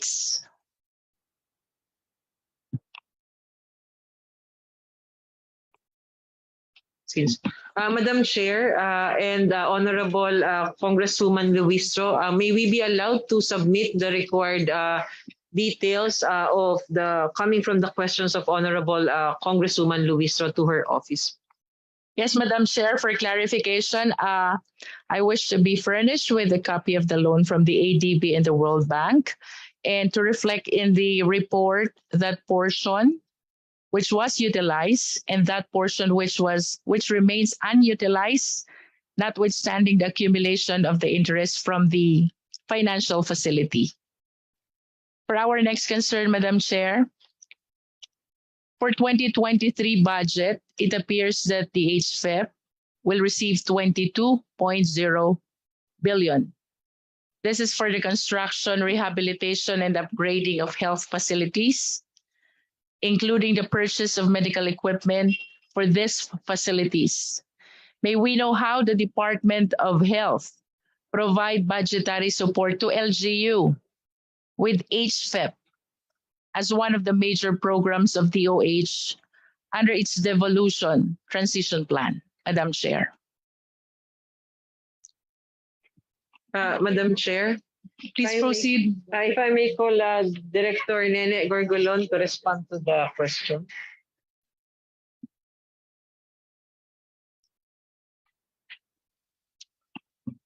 Director Gorgolon, please respond. Madam Chair, Honorable Luistro, and the rest, HFEP 2023 budget proposal are aligned with the following: Universal Healthcare Act, the Philippine Health Facility Development Plan, the Garcia-Mandanas Rolling Devolution Transition Plan, the Local Investment Planning for Health, and our Priority Availment and Prioritization Guidelines for 2023 po. So doon namin binabase yung mga allocation for BHS, RHUs, LGU hospitals, DOH hospital, and other healthcare facilities po. Salamat po. Yes, Madam Chair, I understand that HFEP is being used to support the LGU health facilities. May we expound on the extent of support that this program is intended to be utilized by DOH and as far as the LGU health facilities are concerned? Particularly for the local government unit assistance, we now pattern the parameters under the National Allocation Program. So this is with regards the Garcia-Mandanas ruling, wherein we have 4 category of LGUs. We have the low capacity high gap LGUs, which is category 1, and high capacity high gap LGUs, which is category 3. And low capacity low gap LGUs, which is category 2, and high capacity low gap category low gap, which is category 4. So basically, yung priority ngayon ng HFEP is more on the category 1 and category 3. So definitely yung identified under category 2 and category 4 has been started devolving for this year and next year. Kaya doon po namin pinapattern. So, but we also have recognized the need of those LGU with GIDA areas. So we can still fund for this particular facilities. Thank you very much. That is noted, Madam Chair. With respect to Mabini Community Hospital in our legislative district, particularly in Mabini, Batangas, I understand that most of the medical equipments and I think portion of the infra came from the HFEP, confronted with the inability or incapacity of the LGU to support its operating expenses. But considering that the infra and the medical equipments came from the HFEP, may we be enlightened if there are options on how the DOH may be able to support its operating expense? Madam Chair. Madam Chair. DOH, please respond. Yes, Honorable Congresswoman, the operational expenses are the responsibility of local governments, as the Department of Health's mandate is to provide the infrastructure and the equipments to our congressional districts, Madam Chair. Thank you, Madam Chair. With that manifestation from our Honorable Undersecretary OIC, may I just solicit the support of the Department of Health in my bill creating for Batangas Tourism Specialty Hospital, perhaps to put an end to our dilemma of finding operating expense to continue the operation of Mapini Community Hospital. That would be all, Madam Chair. And thank you to Yusek Berher and of course to our guests from DOH. Before we proceed to the next interpellator, are the members present in this hearing, did the Secretariat coordinate with the Secretary General for the session? Yeah. So we have all been declared present. Thank you. The next interpellator is the Honorable Ria Vergara, who is virtually present.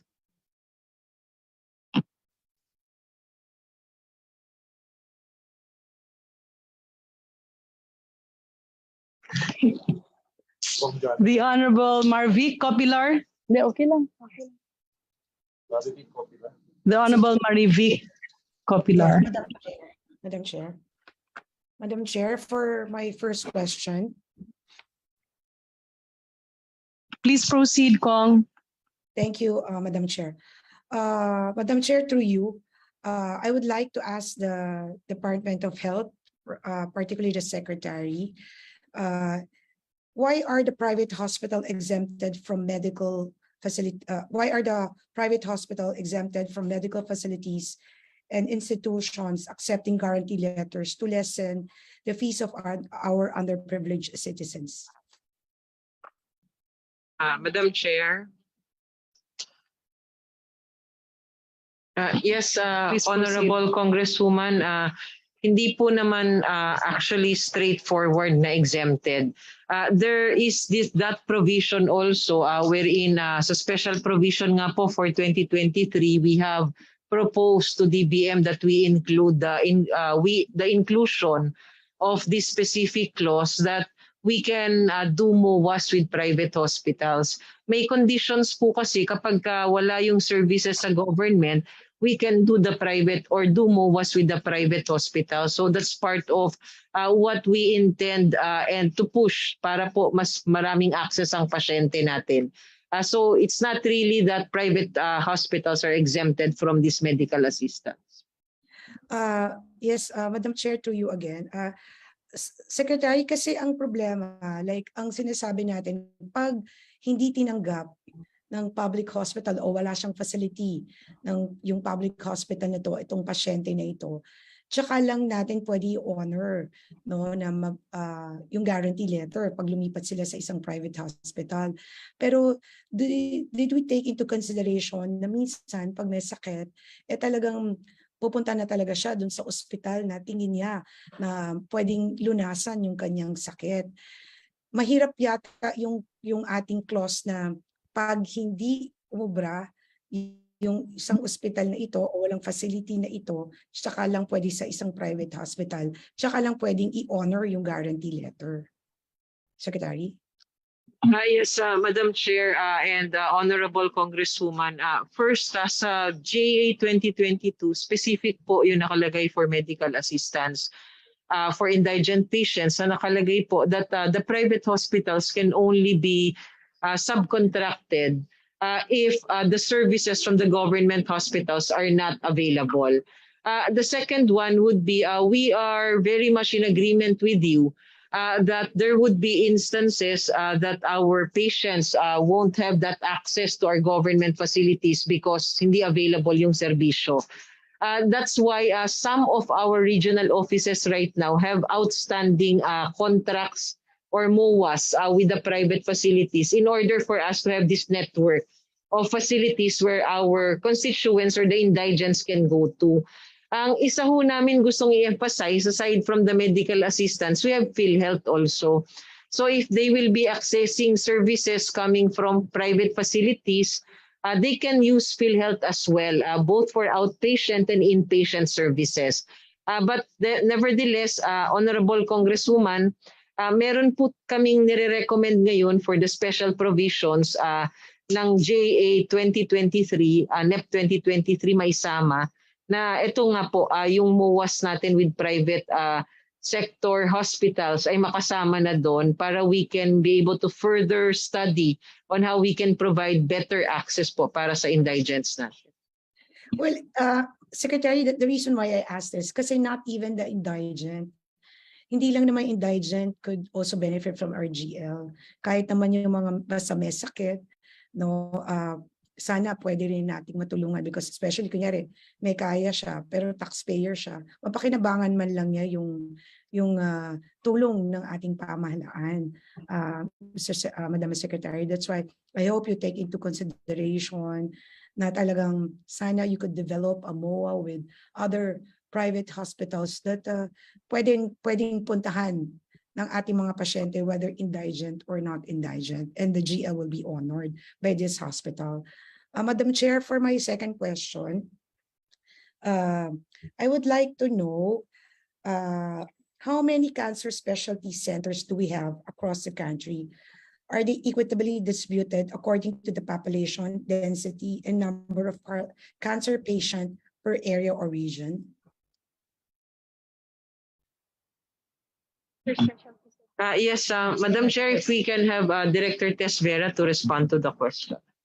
Director Tess Vera is recognized.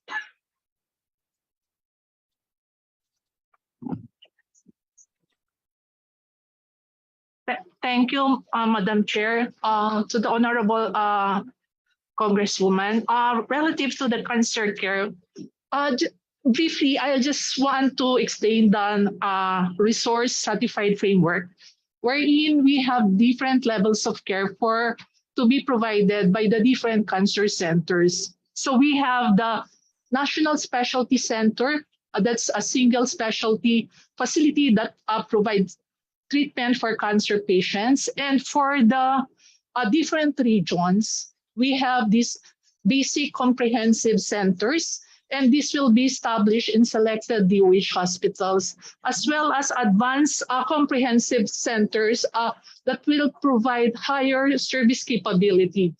So this will also be put up in selected facilities.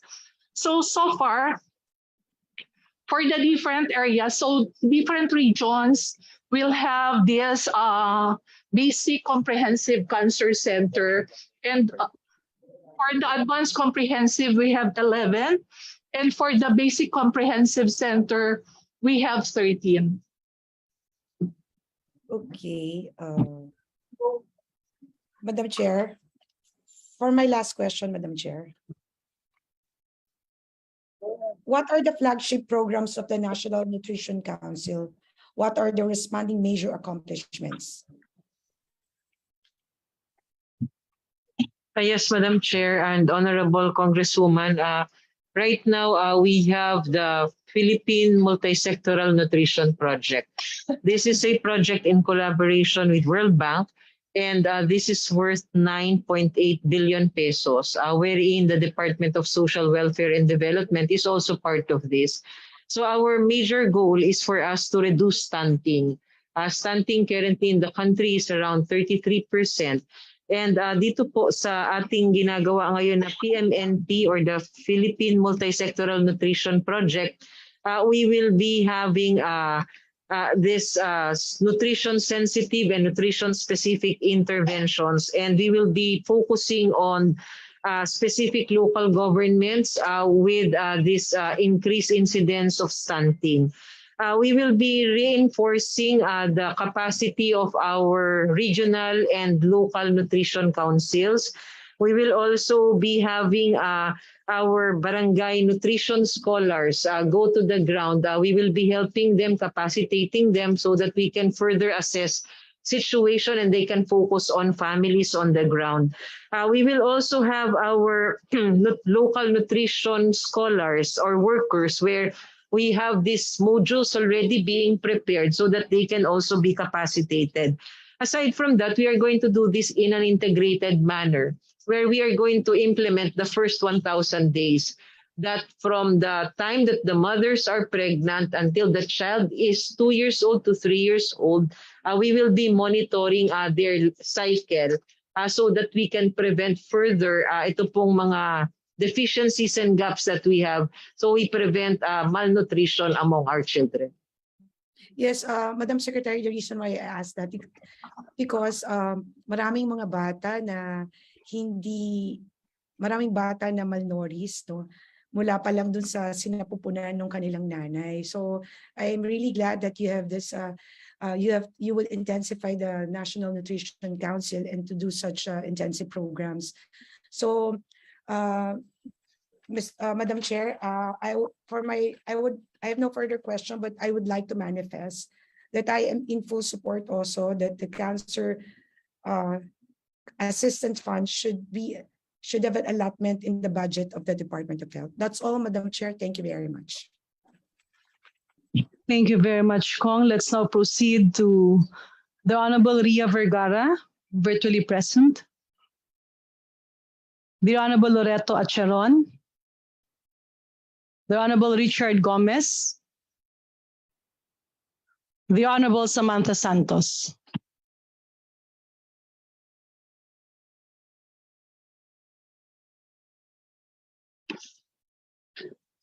Thank you so much, Madam Chair. Oh, meron. Oh.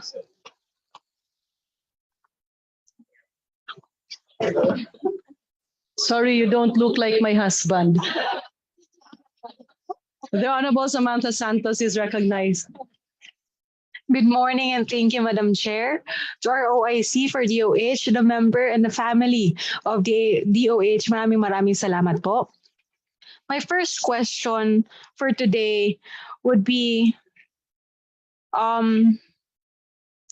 with the Mandanas-Garcia ruling, some medical services will not be provided by the DOH. And because of that ruling, a lot of people at the same time, sa mga probinsya, sa mga munisipyo will be affected.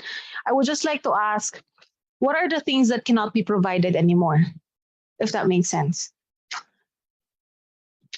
Yes, Madam Chair, and good afternoon, Honorable Congresswoman Samantha. For the first one, as we have mentioned a while ago, there is this devolution transition for our commodities. So the first line of commodities that we are going to devolve for this year to our local governments would be the basic medications on hypertension, on diabetes, which the local governments actually mostly procure for their constituents. It's just supplement for us. No, we just augment the budget of local governments for this.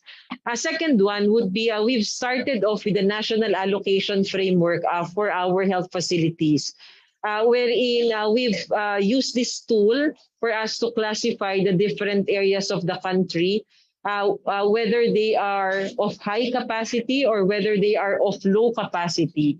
So we have prioritized those areas of low capacity to be included into our health facilities enhancement program. Aside from that, we also have deployed human resources. And in this deployment of health human resources, again, we have prioritized those areas with low capacity, but there is high need. And the least prioritized are those that we will still be augmenting our assistance, but not so much as to those priority areas would be those higher capacity and lesser need. So may timelines po tayo ng devolution or devolution transition plan. We have submitted it to the House of Representatives, and we are very much open to sit down with local government so that all of us will be aligned and maintindihan din po maigi para magkaroon po tayo ng collaboration. Thank you po, OIC. Just a follow-up question. How do you identify the said the priority communities? Is it when it is identified as a fifth class or a sixth class? Is that correct? Yes, Madam Chair and Honorable Congresswoman, it's based on the level of income of an area. Thank you. Thank you for the clarification. For my second question, it's regarding the MAIP. We would just like to ask, how do we actually appropriate the funds for the MAIP? At the same time, how do we utilize its effectiveness when it's implementation? Yes, Madam Chair, if we can recognize Undersecretary Sharid Grande to respond to the query. USEC, ASEC Sharid, ASEC. Good afternoon, Madam Chair. Honorable Congressman, in utilizing our MAIP, of course, we download it to our hospitals, to the different DOH hospitals, including SUCs, LGU hospitals. So we provide them. And in fact, we also have MOAs with private hospitals. So that is the coverage of the utilization of MAIP. And in so far as its utilization, of course, depending on the diseases, depending on the bill, we have also the Malasakit Centers in the different hospitals where they can patients can go and avail of the MAIP funds, Madam Chair. I think I have to clarify my question. How do you allocate the funds among the congressmen to actually, paano niyo po ba na-measure kung gaano kalaki ang ibibigay per congressman, or is it because of the district? Actually, ma'am, our basis is the bed utilization as well as the bed utilization and the number of beds as well as the utilization of the hospitals. At the same time, we take into account the population, and that's our basis, ma'am. All right, thank you so much. For my last question, it's regarding the construction of government hospitals. There are cases na kung saan hindi po kasi na-check ng DOH ang ginawang plano ng DPWH. And how do you actually go about it kung hindi nyo po na-aprobahan ang isang plano pero ginawa na po ng DPWH? Madam Chair, if we can recognize Director Nene Gorgolon to respond. Director Gorgolon is recognized. Madam Chair, Honorable Santos, actually when we plan for a construction of a hospital, it has to be coordinated with our licensing requirements. So there should be a permit to construct, so that alignment of its construction is in accordance with the purpose of that facility.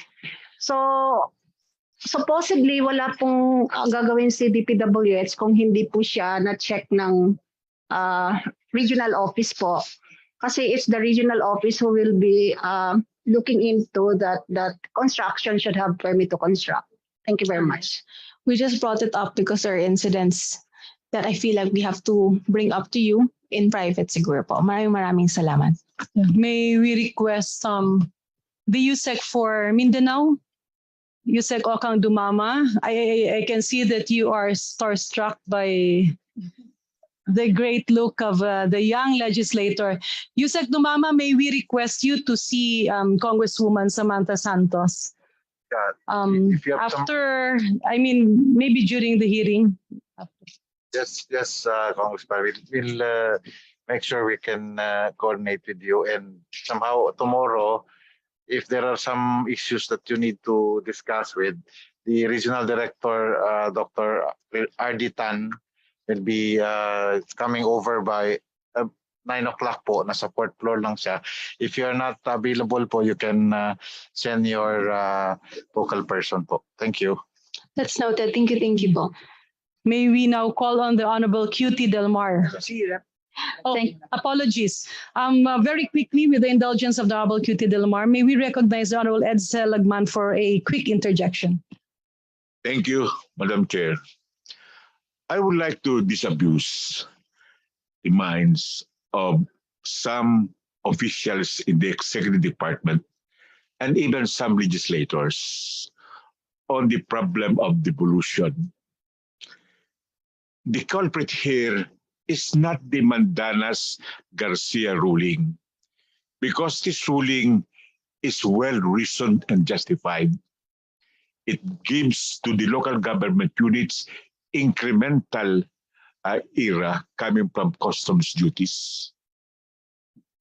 The problem really, or the culprit, is the EO 138 issued by former President Duterte, which virtually sequestered the incremental revenues going to the LGUs by ordering the LGUs to fund local projects previously funded by the national government. That is now the problem. And I think even the president is not in favor of this EO 138. We have had several departments like the DSWD and DTI, and they have suspended this devolution with respect to their poverty-related projects.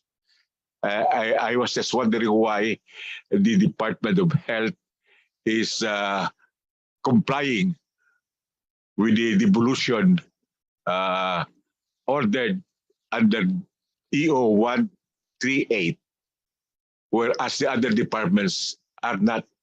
They are suspending the implementation of their devolution transition plan with the approval of the president. Thank you, Madam Chair. Thank you very much, Kong Edsel. May we now recognize the Honorable QT Del Mar. Thank you, Madam Chair.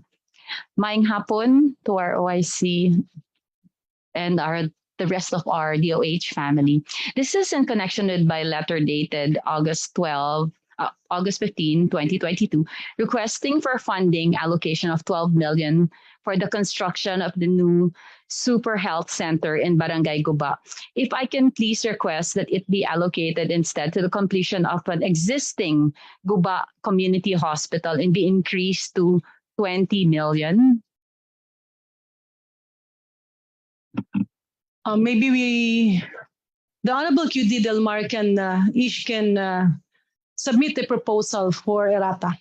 Yes, and it's ready here. And my last parochial concern is I would like to request 145 million for the completion of our building that in Vicente Soto, which we started, which 3 years ago reached the 5th floor. Now with 145, we will be able to complete 6th, 7th, to possibly even the 8th floor. Vicente Soto Memorial Medical Center is the apex hospital, which caters to a lot of patients from Region 7 and even some patients from all the way in Mindanao and Negros. Thank you, sir. Yes, Madam Chair, Honorable Congresswoman, we will be reviewing, although we are aligned with the directions and priorities, ma'am. We will just wait for the modification and we will be advising your office, Congresswoman. Thank you very much. Daghang salamat, maayong hapon. Next to interpolate is the Honorable Kaimer Olaso, the Honorable Ana Bundok, Deputy Majority Leader Marlene Primicia Zagabas. Thank you, Madam Chairman. Magandang hapon po sa ating lahat. Una po sa lahat, I just would like to say maraming salamat po sa DOH family sa lahat po ng sakripisyo para sa bayan. At maraming salamat din po sa MAIP. Maraming salamat sa lahat ng mga tulong at sa mga dadating pang tulong sa aming distrito. And I just have some concerns. Medyo parochial po yung concern namin, but medyo wala po dito mga ibang kasamahan kong kongresista ng Pangasinan. But we had discussed it nung nagdaan regarding yung concern po namin in the province. Specifically, doon po sa distrito namin, just for example, for the past how many years, 17th Congress, siguro makapal na po yung sulat ko. I even visited the former secretary. With your kind indulgence, Madam Chairman, for the past hearings, I opted na sa sideline lang din i-discuss. But this time, I hope na to discuss it here. Baka pag naka-discuss ko sa budget hearing, baka mas marinig po yung sinasabi ko. So, nakailang sulat na rin po ako since 17th Congress. Nandito po ako, 18th Congress, yung husband ko po ang nandito. At ngayon nga po, nandito na naman, nag-aas na naman po ako. Just like kong cutie, mayroon po kasi kami doon, Eastern Pangasinan District Hospital, run by the LGU. Kanya lang po, magkatabi ang GIRIA, pang matatanda, at saka yun sa birthing. So I've been complaining about that. Every year naman sinasubmit ho ng region yung proposal. Nakailang regional director na po ako. And itong last na pasyal po sa amin ng regional director, I thank them with her staff, si Director si Jonko. Sabi po niya, Ma'am, kasi po ang Pangasinan, na-categorize kayo na I don't know kung anong category daw po yun. Kaya daw po ang Pangasinan, mukhang hindi na ho kami makaka-avail ng mga, that's parang ganun po ang pagkakaintindi ko. Ano po ba yung sinasabi nilang category? Hindi ko po naintindihan yan eh. Who can respond? Yes, Madam Chair. This is the National Allocation Framework. Honorable Congresswoman, I'll turn it over to Director Nene Gorgolon to explain further. Director Gorgolon is recognized. Yeah, this is one of the parameters of HPEP allocation for 2023, the National Allocation Framework, wherein yung mga provinces po na nasa Category 4 or Category 2, meaning they have high capacity and low gap, hindi na siya priority for 2023. Kaya po yung Pangasinan, based doon sa record, masyadong high capacity and low gap. Kaya yung mga BHS po, nawawala po doon sa priority. And we are now introducing the Super Health Center po. Thank you for that. Madam, ang budget po ng buong Pilipinas, 22.9 billion. Ang probinsya po namin, 3.2 billion ang populasyon. Siguro naman po, hindi naman porke sabihin na natin mayaman ang Pangasinan kung sino yung level ng income ang sinasabi nyo. Pero hindi ho lahat ng munisipyo namin mayaman. Hindi lahat ng barangay namin mayaman. Yun po bang kategory natin, nakalimit na lang tayo sa province, na pag mayaman na yung province, hindi nabibigyan yung mga barangays na nangangailangan? Hindi naman po. Meron naman tayong provision na particularly for GIDA areas we can consider. So we will review the recommendation of the region so that we can look into that. Pero talagang we are just following the National Allocation Framework po. But we can consider GIDA areas po. So ang ibig po sabihin yan, kasi nakita ko po, nandito ho ito, Barangay Health Station, wala po ang Pangasinan, zero kami lahat. Equipping, repair, construction, zero po siya. Sa RHUs po, zero din po kami. Ay meron po, may 10 na super health centers. Sa LGU Hospital, zero din po kami. So meron kayo ditong 55 other HF na nakasulat, wala rin po kami. So ang meron lang talaga kami out of the 22.9 billion na pondo, ayun lang po, 10 super health station sa buong Pangasinan. Madam Secretary, we would like to appeal. Please, siguro naman, pwede po bang pakiconsider, tignan po natin. Kailangan po ng aming probinsya. Especially na-devolve po ang karamihan. Hindi naman, yung sinidiscuss natin dyan sa Mandanas, pinapakinggan ko kung ano yung mga na-devolve na programs ninyo. Sabi po ninyo, yung gamot natin na pang high blood, pang diabetes, hindi ho mararamdaman masyado yan. Ang kailangan po namin doon, nakikinig ako kanina, binigyan ng ganito na mga equipment, ang kanilang LGU, hospitals. Ma'am, nagmamakawa ho kami. Tulungan niyo ho ang mga hospitals namin dahil kailangan ho. Kahit konting fair share lang naman po, wag naman pong sa Super Health Center lang ng isang distrito, may 2, may 1, natapos na doon lang po ang tulong ng national. Maraming salamat po. And regarding po sa vaccine, paano pong availability ng mga vaccines natin like the HPV, pneumonia, flu vaccine? Palagi po bang available yan o nauubusan din po ba tayo? Yes, Madam Chair and Honorable Congresswoman, first, We will be reviewing po ito pong recommendation at request nyo for our health facilities. And we will be working with your regional director. Titingnan po natin how we can modify based on existing funds that we have. The second, yun pong ating mga stocks ng mga bakuna po. Yun pong ating mga pneumonia flu vaccine. Limited din ang resources natin for these specific commodities. We download it dun po sa atin mga regional for their local government units, but there are only specific population na binibigyan po natin ng mga bakuna, especially senior citizens, tsaka dapat indigent. No? So ito po yung mga conditions natin kasi nga limited lang ang resources natin. So sometimes dadating tayo dun sa point na nauubos din po siya. Hindi tayo makapagbigay for everybody. But we're trying to manage po ngayon kung paano po yung allocations natin para yung vulnerable po talaga na-cover natin with these vaccines. Ma'am, nagpapasalamat po kami sa distrito because sometime May 31, I think, o June 1, nagkaroon po ng HPV vaccination na di po ba series po yun, may second na may third po yata, ganun depende po sa edad. Ma'am, tapos na po yung days. I was told na dapat within how many days dapat yung second dose niya maibigay. So we would like to appeal.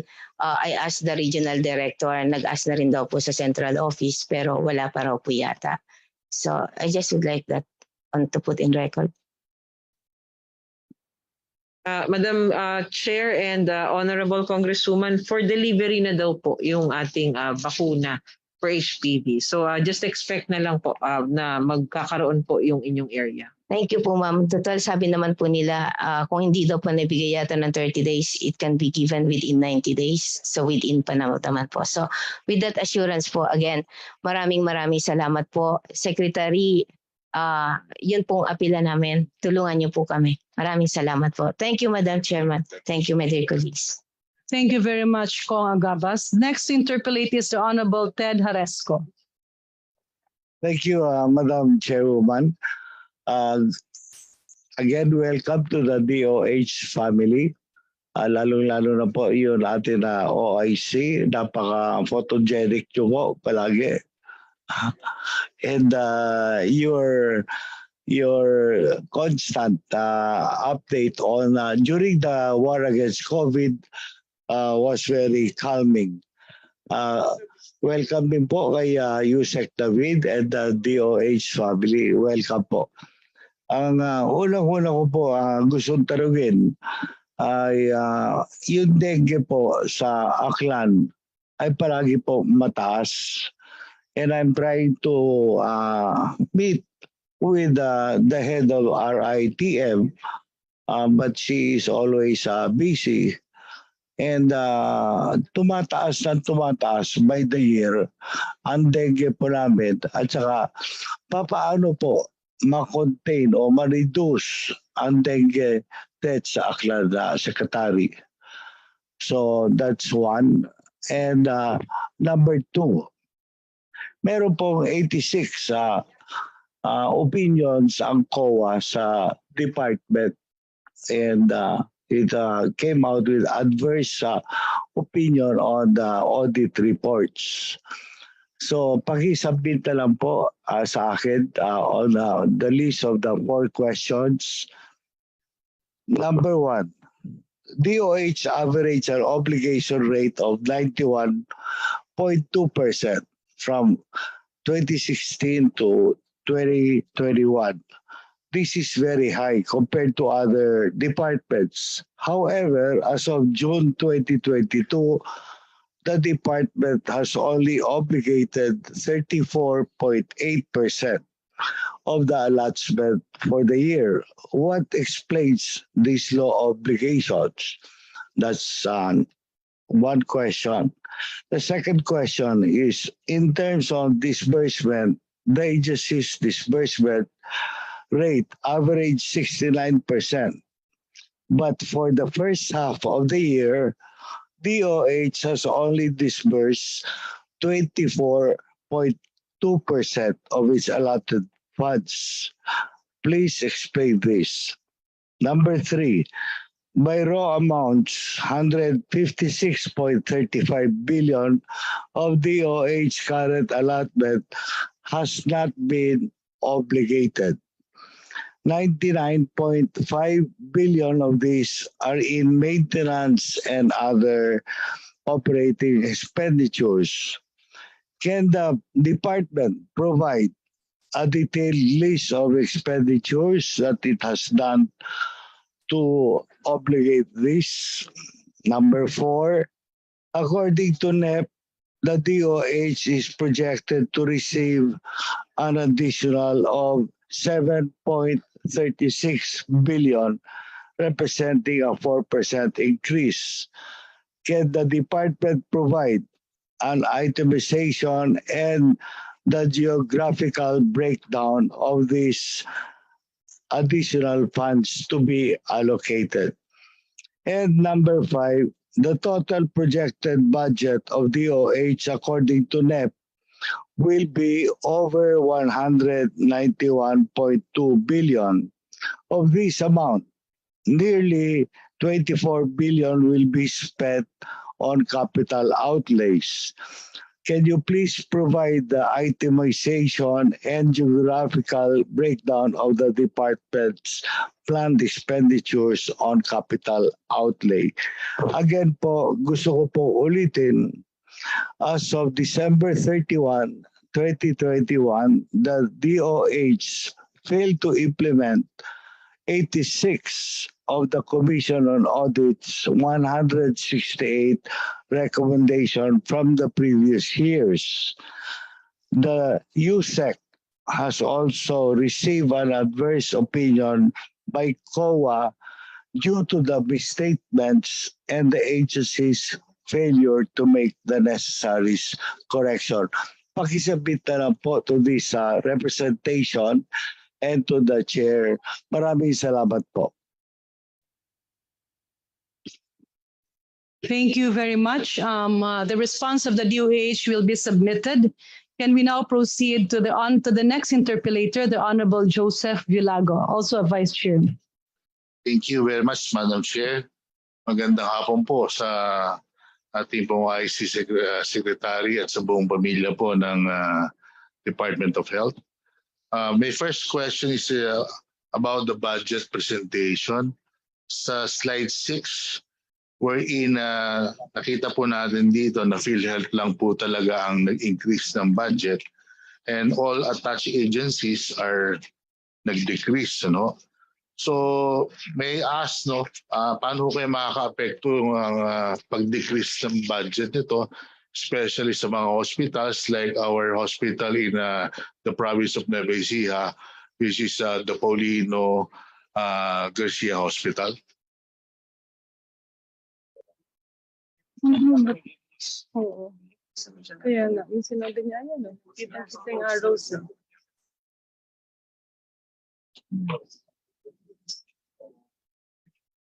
Madam Chair. Madam Chair, please proceed. Yes, good afternoon, Honorable Congressman Villago. As to the decrease in the budget, especially for the operations of our hospital, we're now getting the Paulino Garcia here. So ang amin pong proposal for Paulino Garcia was around 901 million. And what was provided for in the NEP was just 309 million. So usually kapag nagbibigay po tayo ng mga ganitong proposals, part of the proposal or most of the budget na requirement po dito sa proposal would be for the operations of our hospitals. Specifically regarding the funds that are used for the services being provided, hiring of our healthcare workers within hospitals, and also, of course, continuity of these highly technical services that they provide. Halimbawa po, meron silang mga cancer or the other specialties that had been assigned to their centers. So ang implikasyon po niyan, yun pong ating budget for MOE mostly would be affected by this. So yun po, Honorable Congressman Villago. Madam Chair, medyo medyo nakakatakot ata pag gano'n na magkakaroon ng epekto sa services ng health, no? Especially halos lahat ng bayan ng buong Nueva Ecija ay umaasa sa Paulino Garcia Hospital, since karamihan na hospital around around that national hospital puro level 1 hospital, no? So practically level 1 halos emergency lang yung na-accommodate nila. Pag medyo critical lang konti, takbuhan na kagad namin sa Paulino Garcia Hospital. I hope na sana sa tulong na ng ating committee, madagdagan yung budget ng mga hospitals like Paulino Garcia Hospital. Next, Madam Chair. Sa slide 23.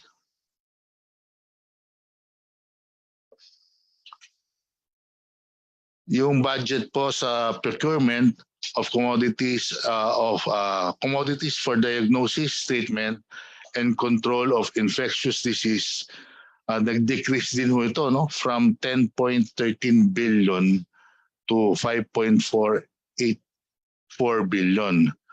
So how will this affect the health of our Filipino people? Yes, Madam Chair and Honorable Congressman Villago.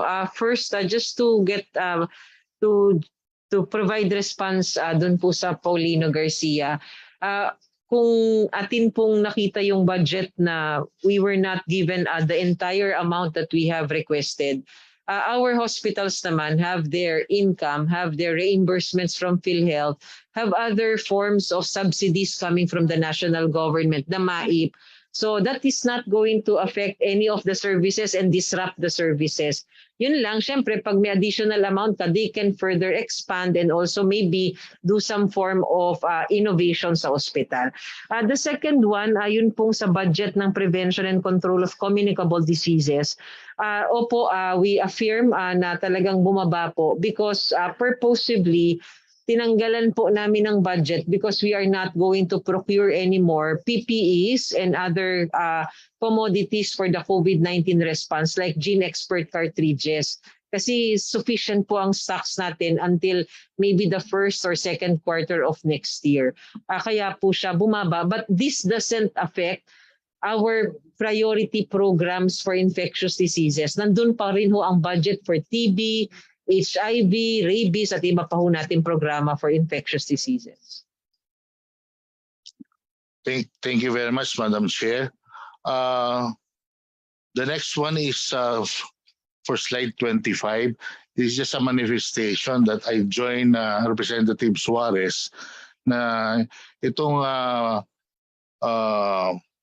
health promotion programs na nag-increase yung budget from 529 million naging 2.14 billion.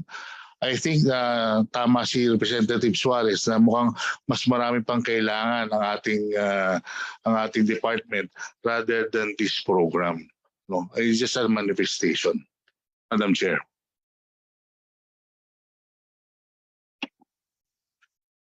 And then the last question, the second to the last question, Madam Chair, is from slide 26. The budget for prevention and control of non-communicable diseases na nag-increase po from 1.38 billion in 2022 GA to 2.1 billion in 2023 net. There is a provision of mental health commodities to at least 213 access sites. May I know, Madam Chair, where are these access sites? What types of mental health commodities are to be provided, Madam Chair? Yes, Madam Chair, if I may refer the question to Undersecretary Beverly Ho. ASEC Beverly Ho is recognized. Thank you, Chair. For the mental health access sites, sorry, sir.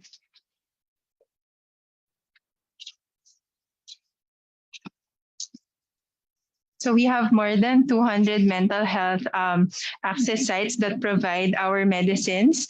Our medicines are approximately 250 types of mental health medications covering around 10 diseases po.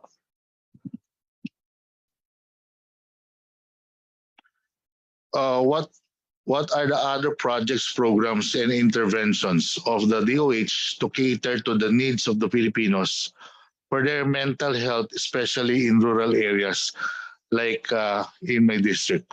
Okay. Sir, the one that you are pertaining to, the budget for health promotion includes interventions for mental health. No, so the health promotive parts of mental health interventions are lodged under the health promotion program budget, while the medicines are lodged under the non-communicable disease budget.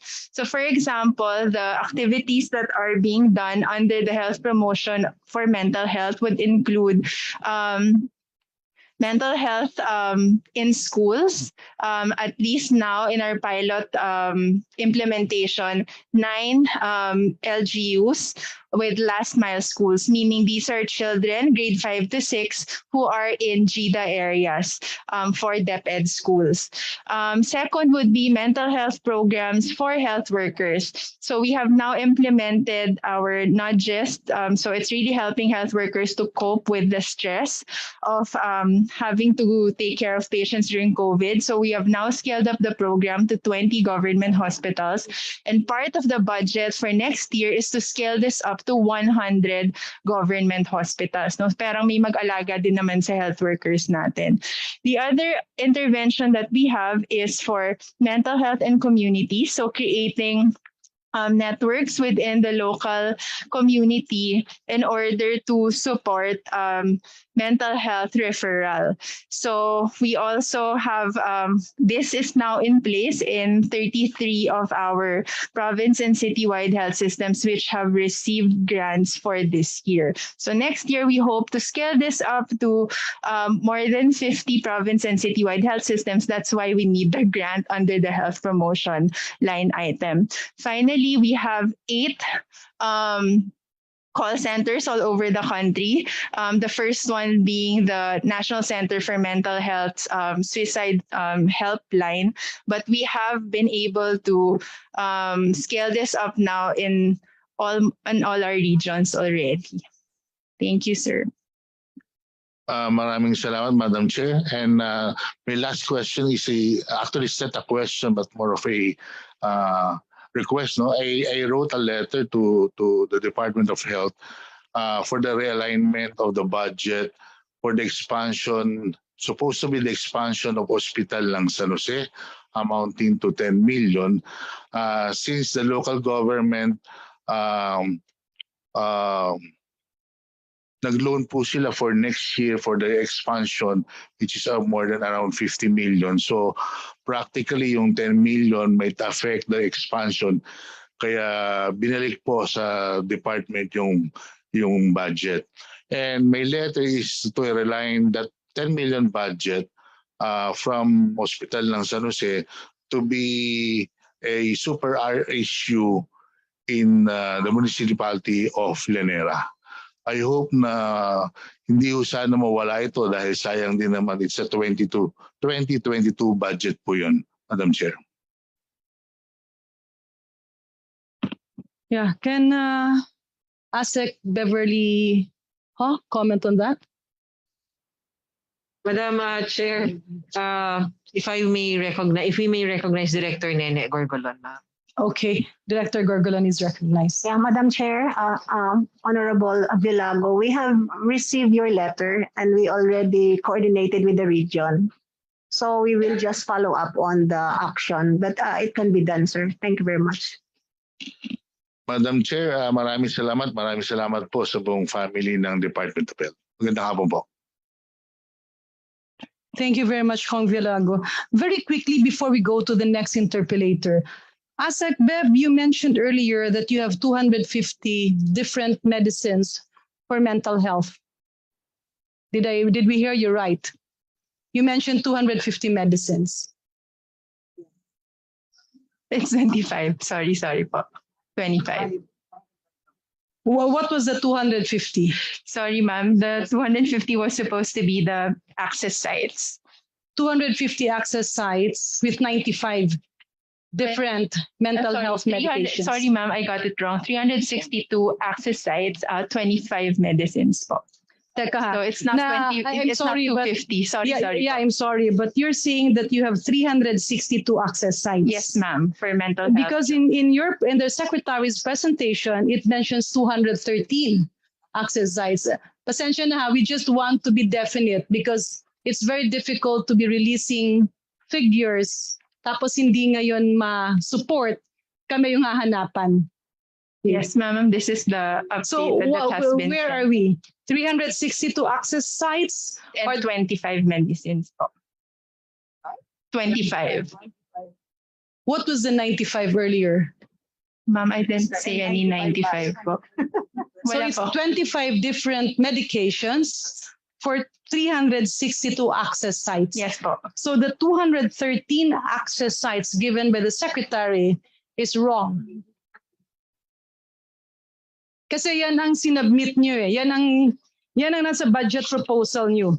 It says provision of mental health commodities in 213 access sites. Ma'am, we will just submit the details na lang, but I think this is the updated one that we have. So if we may be allowed to suggest, we have to be firm in the figures that you're submitting because that's very important.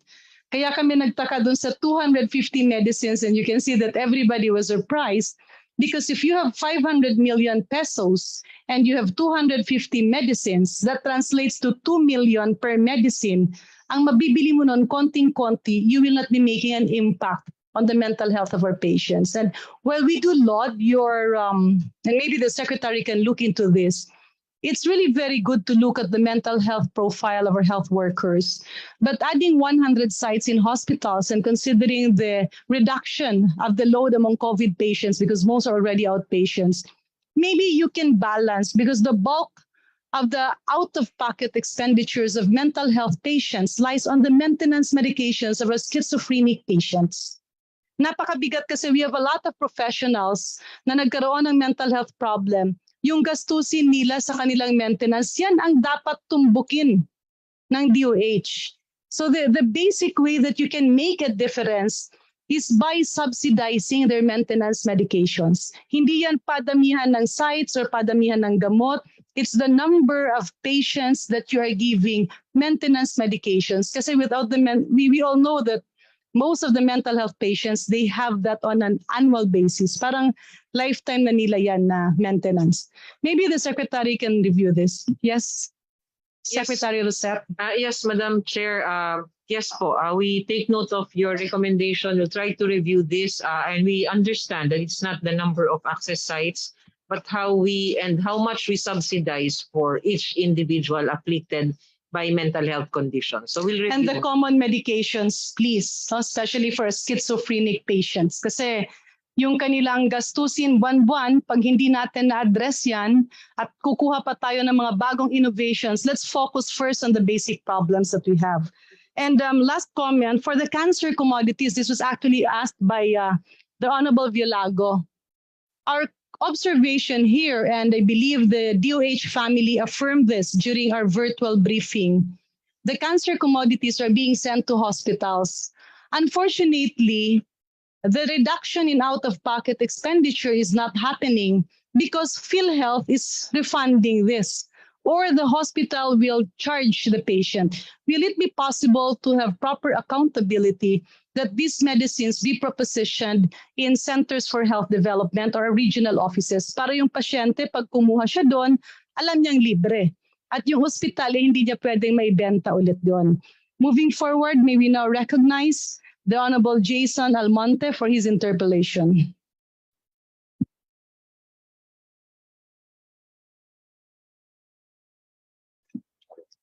Thank you, Madam Chair. To the DOH family, mayong hapon and good afternoon, everybody.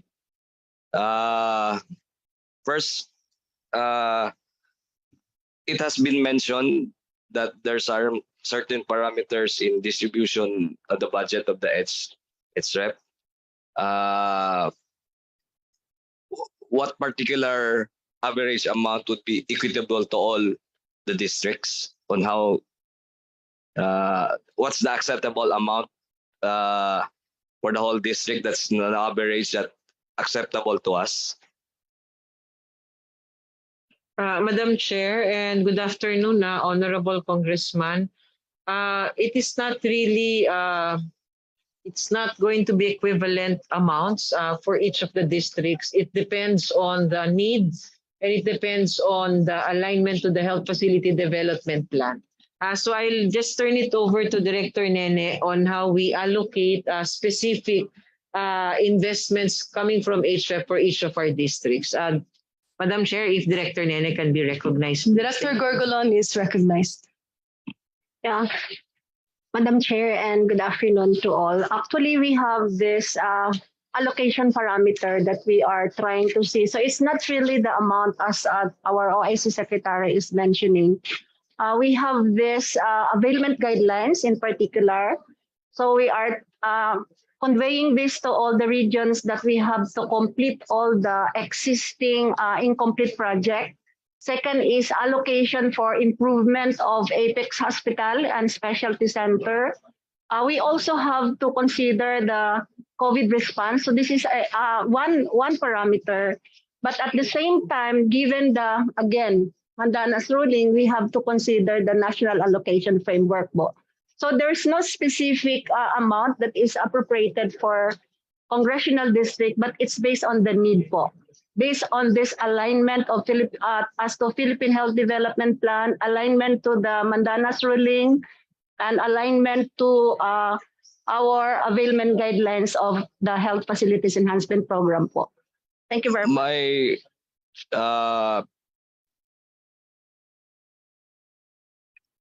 According to need, according to capacity on local governments and everybody. So need, would it mean the capacity of the entire province of each LGU? So the capacity of each LGU based on the national allocation framework. So we have category for its provinces and municipalities and cities po. So the poverty incident also would be in a great consideration. Yes, sir. In the area. Yes, sir.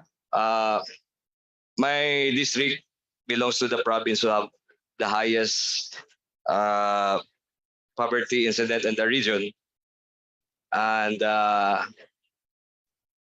upon review, only 10 million has been allocated to the district, wherein the district is the capital of the province, and the province is maintaining like 6 hospitals. So we need all the help. So Sir, we will just review on your province because as part of the, as we have this categorization, your province is low capacity and high gap. So we will review your allocation po. Salamat po. So, Director, Madam Chair, thank you for the opportunity. So at least my representation has been heard that we really need your help. And the province and the district needs your help. And I hope to review the guidelines, I hope the first thing, because I think on your program, on your what you call this, qualifications, my province and my district should be number 1 in that consideration. So I hope the next time around, mapakinggan yung kailangan namin on the district and the whole entire province. Madam Chair, that's all. Yes, sir. Thank you very much.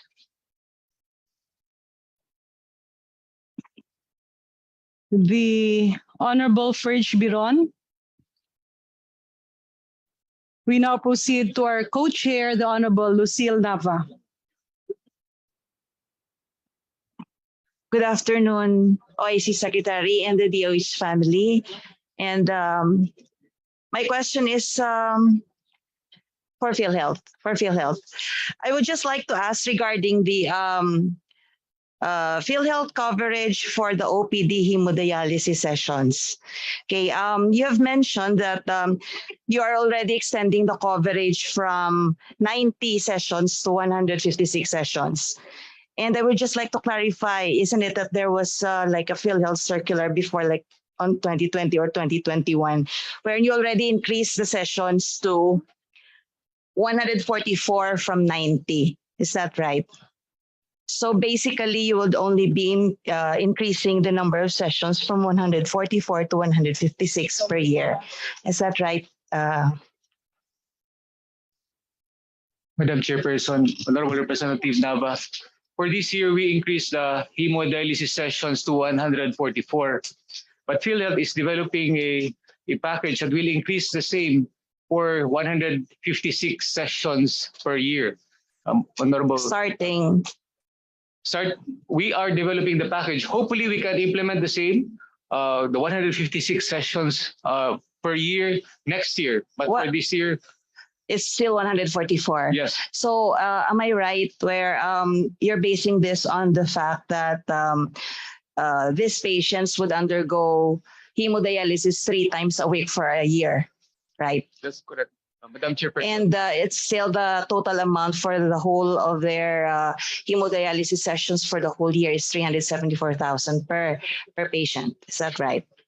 Yes, Madam Chairperson. Okay. So what was the reason for the slight increase again for the 156 sessions? Madam Chairperson, Honorable Representative Nava, it's just a matter of computation. Our policy sector has another way of determining the needed, the ideal number of hemodialysis session needed for each patient. And they have determined that what's needed is actually 156 hemodialysis sessions for a given year. And it is still being developed because there is a budgetary implication for this, Madam Chairperson, Honorable Representative Dava. Yes, yes, all right. So because my concern here is, basing on the 144 sessions, not all of these patients undergo 3 times a week for the whole year of dialysis. Some of them undergo lower than that, isn't it? Once per week or twice per week. So with the amount of 274,000 for a year for each patient, I would presume that you're allocating like 2,600 per session per patient. Is that right? Okay. So are you aware that not all indigent patients are accommodated in government hospitals for hemodialysis? And what they do is they go to private hospitals, they have the PhilHealth coverage. However, may out-of-pocket pa rin because they have to pay for the PF of the doctor, they have to pay for the dialyzer, for the erythropoietin, for the IV access to the fistula and IV access to the jugular. And aside from that, parang na-defeat natin yung purpose na wala talagang dapat babayaran ang mga patients natin because they could not be accommodated in government hospitals. So my request is, hindi po ba natin pwedeng i-revisit yung case rate on the dialysis per session, to which na kung pwede lamang, because as I've said, not all of them undergo 3 times a week dialysis for the whole year. So they will not finish at 374,000. Some of them will not finish at 374,000 per year. So, and the excess budget for that will not be already carried over the next year. Is that right?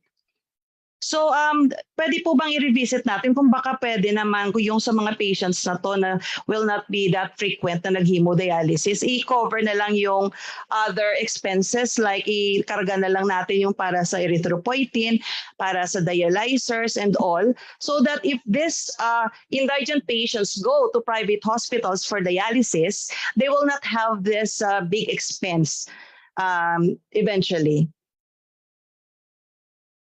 Madam Chairperson, Honorable Representative Nava, yes, we will consider the proposal of the Honorable Representative. To reiterate, we are developing a package for year 2023 we might implement it at 156 sessions for next year. And yes, we will consider the proposal of our Honorable Representative Nava. Thank you very much. Okay, so when was the last time that you have revisited the actual rates for the hemodialysis?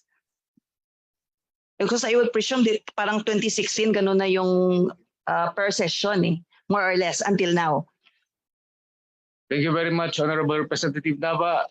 At present, we are studying the costing of the hemodialysis sessions. Again, the reason is that we are planning to increase the sessions to 156 sessions for next year, and we are again considering all these factors. They have been brought to us by other groups, and again, we are in the study of increasing and improving the costing for the hemodialysis sessions. We are considering all these factors. Honorable. Thank you so much for that, because I would like to suggest sana na if ever naman i-increase nyo na yung amount per session covering all those things that I have said, because if ito total mo yung from the access site to the fistula, the erythropoietin, and every 8 session they change dialyzers, mostly mga 3,000 yon per patient. So kung pwede pala i-incorporate na lang doon sa nyo para wala nang babayaran yung mga indigent patients who go to private hospitals for dialysis. Okay lang doon yung indigent na pumupunta sa government hospitals that were accommodated because all these extra expenses will be covered by Malasakit. However, in private hospitals, so talagang pumupunta naman sila of course to us or to other na pwedeng mag-fund ng kanilang mga excess na expenses for dialysis. So ang suggestion ko, when you do this re-evaluation of the case rates of your ACRs, please try to include sana for these patients, hemodialysis patients, yung actual expenses. And if hindi nyo magagawa, I would also like to request DOH, if ever you could please increase naman yung facilities ninyo sa dialysis on this government hospital so that we could accommodate all the indigents. Because as I've noticed, napupuno po ang ating government hospitals, kaya yun yung ang reason kung bakit pumupunta na lang sila sa private hospitals, because they would need this really. Life-saving to sa kanila. So I hope that you could consider this, Secretary, and also to PhilHealth. And I will be monitoring and asking eventually if what would be the progress of this, okay, in order to help these patients. Na, I don't know if you already have the census of how many patients are undergoing hemodialysis in the whole Philippines. And I know you're capacitating also the local the DOH hospitals, the local hospitals or LG hospitals regarding kung pwede silang maglagay na lang ng dialysis centers nila in their own hospitals. Secretary, are you also having funds, giving funds to local hospitals for establishment of their own dialysis centers? Yes, Madam Chair and Honorable Congresswoman Nava. Yes, actually, this is part of the directions or directives of the President.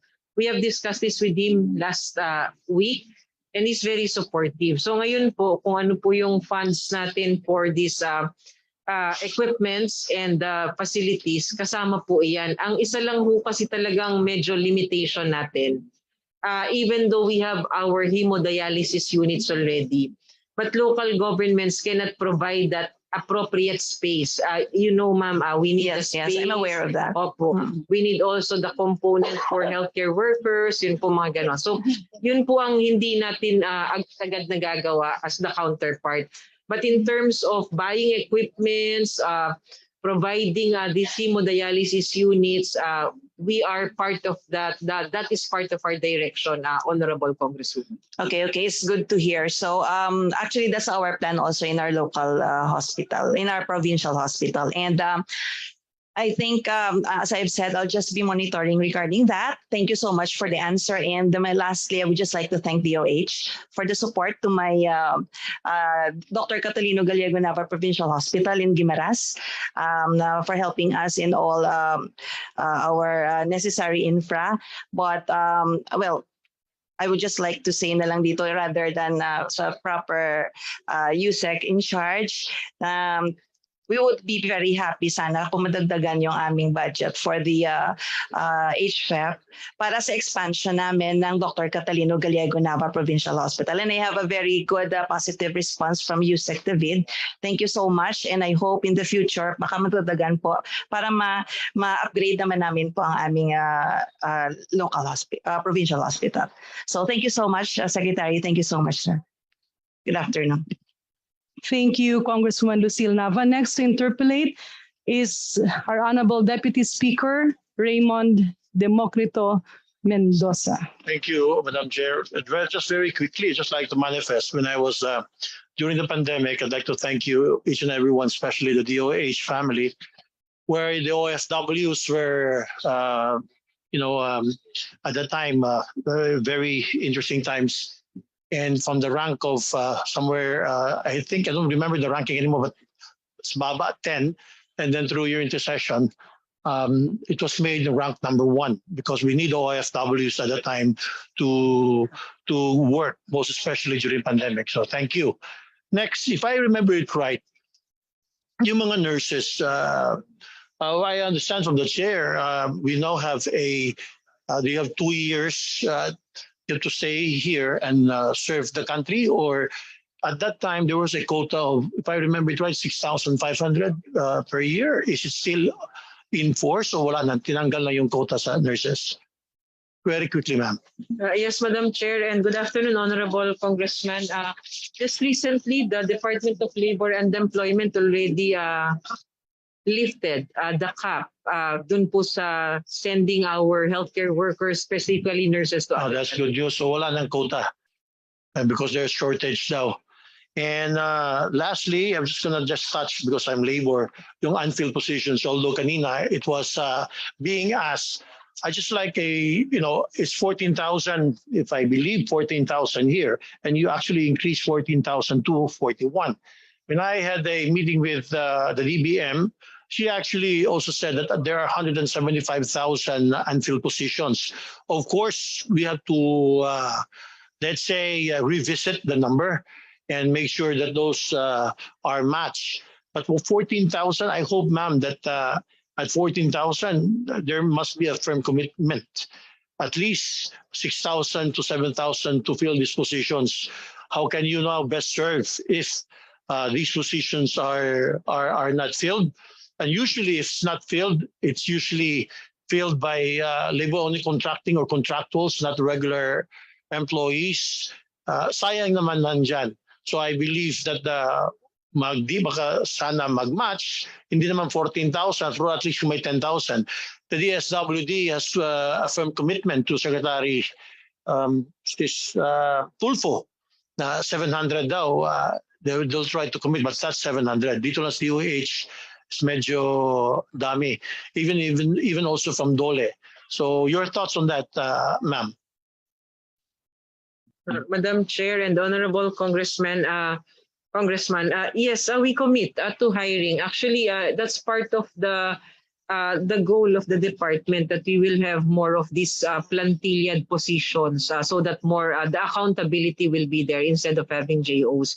But right now, there is really this slow uptake of some of the professions. Mababa po talaga yung uptake. Doon po kahit mag-post kami, hindi po din ganun kadami mag-apply, especially in other areas of the country. So right now we are planning po on how we can be able to manage rational, where we can merge some of the items to produce higher level items para po makapag-apply din yung ibang mga professions sa amin. So we will be focusing on this, sir, and definitely we commit that we will be trying to fill up some of the positions. It might not be feasible that we fill it up lahat po nitong 14,000 in maybe. This is 40. I'm sorry, ma'am. There's a number here, 21,000 or 14,000, somewhere there. Can you just revalidate? Thank you. Yes, Madam Chair and Honorable Congressman, we have 21,000 unfilled plantilla. This is about 21% out of the 100%. So Ito po yung unfilled namin na positions for our DOH hospitals, our centers for health development, our treatment and rehabilitation centers, and attached agencies. Madam Chair, if I may be allowed to interject. During the meetings we had with DBM, what was given to us as a reason was the matching. Marami raw yung unfilled position because many of the hospitals, yung what they call the authorized position is not already answerable to the needs of either the hospital or the CHDs. Ibig sabihin, kunyari itong hospital, meron kang mga posisyon na naka-align dyan, pero ang kailangan nila iba. So I believe the solution here is to align. We are insisting on certain authorized positions na napag-iwanan na ng panahon. So if the Honorable Deputy Speaker can actually look into this together, this will be a very good advocacy for the labor. Kasi ang nangyayari, ito yung mga authorized position, para bang nag-obsolete na siya.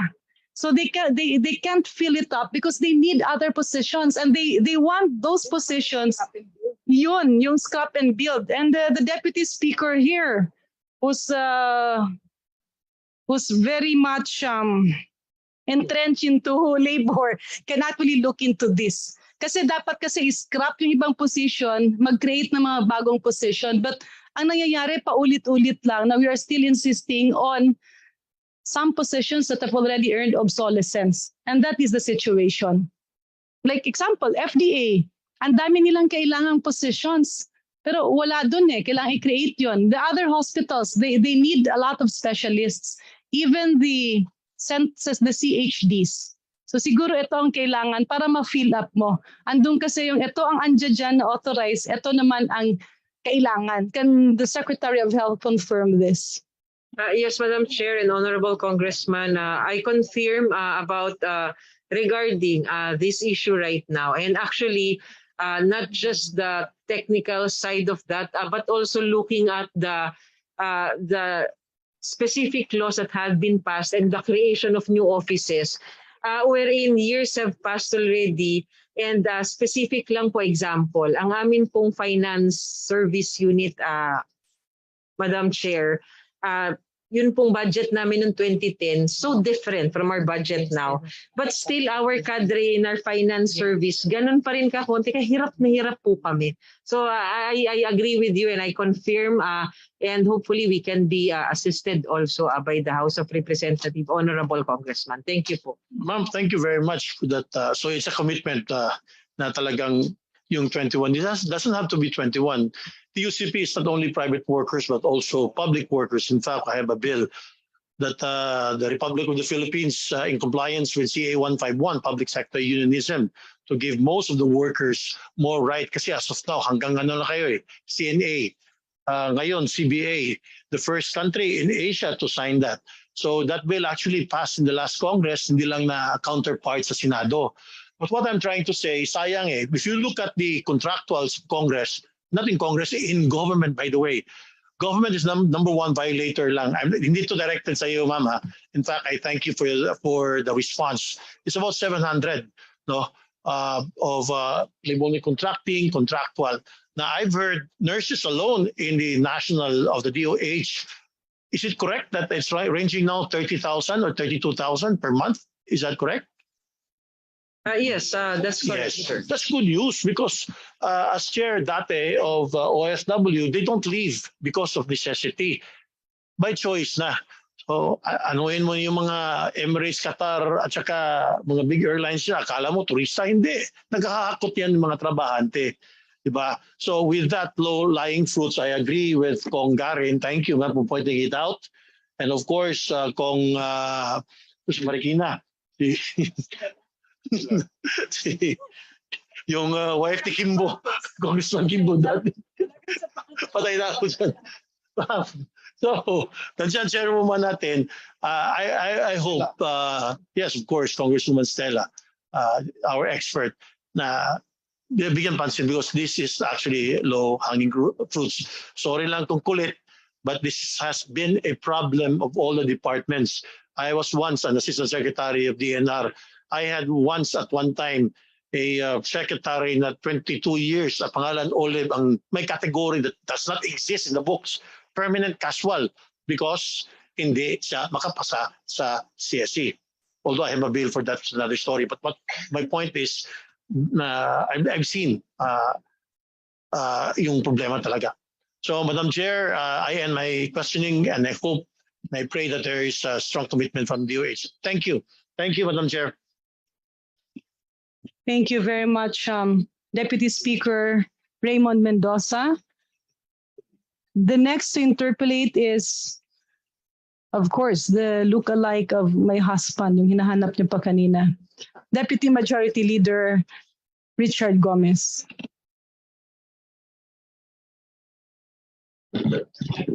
Thank you, Madam Chairman.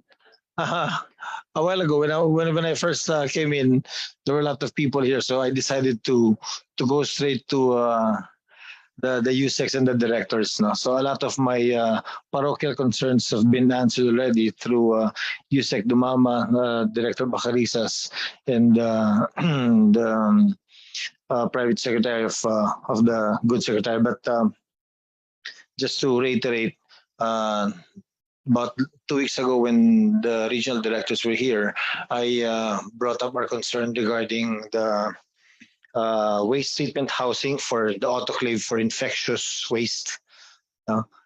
Earlier, during my first term as mayor, we requested an autoclave from the Department of Health, and binigyan kami ng specs on the kind of housing that we need to build. So hindi dumating on my second term as mayor. Dumating na daw yung autoclave, pero ibang autoclave na yung dumating. So DOH requested us to put up another housing for the autoclave. So I'm hoping that by this time, may choices na. Dalawa na yung housing ng autoclave namin. I hope that that concern can be taken up. And one of our, of course, the request of most of the congressmen are the super health centers, of which I've been communicating with USEC Dumama. Madam Chairman, my concerns are very small. No? I'd like to thank you for this time. I attended 3 committees already, but thank you. I'd like to tell the good secretary that in spite of the thousands of concerns that you have in your department, trust that we are here to support your department and your programs, no?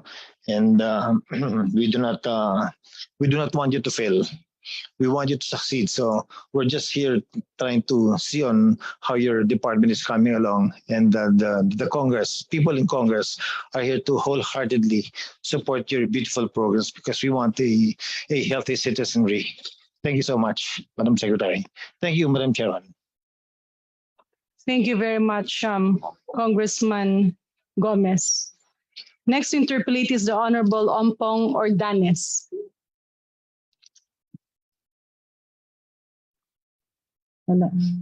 Next, for the majority, the Honorable Eric Martinez. Eric Martinez Gomez. Thank you, Madam Chair. Kita nyo naman, magkasunod pa talaga kami, ha? Gomez, then Gomez 2. Madam Secretary, magandang hapon po. I'll go straight to the point. Our district, the 2nd District of Valenzuela City, is home to the Valenzuela Medical Center, located in Barangay Carwatan. Super health centers could wait for us. No needs, kahit zero kami ngayong darating na taon. Health centers could wait for us, kahit zero ang pondo namin sa susunod na taon. But what couldn't wait is Valenzuela Medical Center. Ngayon pong taong ito, after 6 years, nabigyan ng preliminary pondo na 200+ million. Dahil na rin doon sa batas na increasing the bed capacity from 200 to a 500 bed capacity hospital. Valenzuela City is the northernmost city of the National Capital Region. It doesn't only cater to the 700,000+ population of Valenzuela, but part of Malabon, part of Navotas, part of Caloocan, and the southernmost Bulacan municipalities, Santa Maria, Marilao, and Meycauayan, including Meycauayan, especially Ubando. So ang question ko po ay, may kasunod po bang programa pa yung ospital namin na pondo upang masatisfy yung 500-bed capacity hospital ng Valenzuela Medical Center? As a matter of history po, it's been 20 years since napondohan ngayong taong ito. So baka wag naman sana umabot ng susunod na 20 years para may pondo ulit. And it took me 6 years para mapondohan. So last term ko na po ngayon, hindi ko naabutin kung 6 years pa ulit kami mag-iintay. I just want an update, Secretary. Yes, Madam Chair and Honorable Congressman. Yes, una-una po, the commitment is there because it's part of the DOH hospital na list natin sa Metro Manila. So nandyan po yung ating strategic focus for that. We have an additional 100 million for equipment for NEP 2023 for Valenzuela Medical Center, aside from the infrastructure component, Honorable Congressman. So we have 100 million for 2023. How about the infrastructure, ma'am, for 2023? Yun pong infrastructure is we are still assessing, Honorable Congressman, because what we have allotted for NEP 2023 for Valenzuela Medical Center is 100 million for equipment. So we will be providing you with further advice if based on the assessment currently being done, because we're trying to modify the list. We'll give it to you. I'll yield to that, Madam Secretary. How about the 100 million? Is that enough? The hospital equipments of 100 million? Kasi I receive a letter from Valmed and they're requesting around 600 million for that new building once it is finished. Ano po ang naging decision why 100 million? Madam Chair, can I refer the question to Director Nene Gorgolon? Director Gorgolon is recognized. Madam Chair, Your Honor, actually for 2022, you have an ongoing 180 million. So that's why the proposal for 2023 is more on the equipment, because we still have to look into the accomplishment of this ongoing project before we can add additional funding po. Again, ma'am, hindi ko narinig yung earlier part na sinabi niyo. For 2022 GAA po, you have 180 million for Valenzuela ongoing project. Ano po yun, yung infrastructure? Infrastructure po. Yung hospital equipment po yung tanong ko. 600 million yung request nila, 100 million lang yung nakalagay for 2023. Yung hospital equipment po, before we can provide allocation for hospital equipment, we have to see to it na tapos na po yung housing. Kasi mamaya po, pagka nabigyan ng equipment, hindi naman magiging functional yung equipment kasi hindi pa tapos yung infrastructure. But we will coordinate with Valenzuela po. Thank you very much. So malinaw po yun na once matapos natin yung building and 100 million for the equipment is not enough, merong supplementary budget for that. Yes, sir. Actually, we advise also Valenzuela to apply for MAYOA po para magiging functional talaga yung building and with corresponding equipment po. Salamat po. Opo. I just would like this on record and manifest na other services nyo po, ang pinakamahalaga talaga sa distrito ko yung Valenzuela Medical Center sa Karawatan. And that would be all my question, Madam Chair. And just would like to tell the entire DOH family, and this is coming from the heart, you fought a battle like no other. That pandemic, the last 2 years, you made those difficult decisions, unpopular to some. But you did it. You are truly our heroes, and we acknowledge you for that. Salamat, Madam Chair.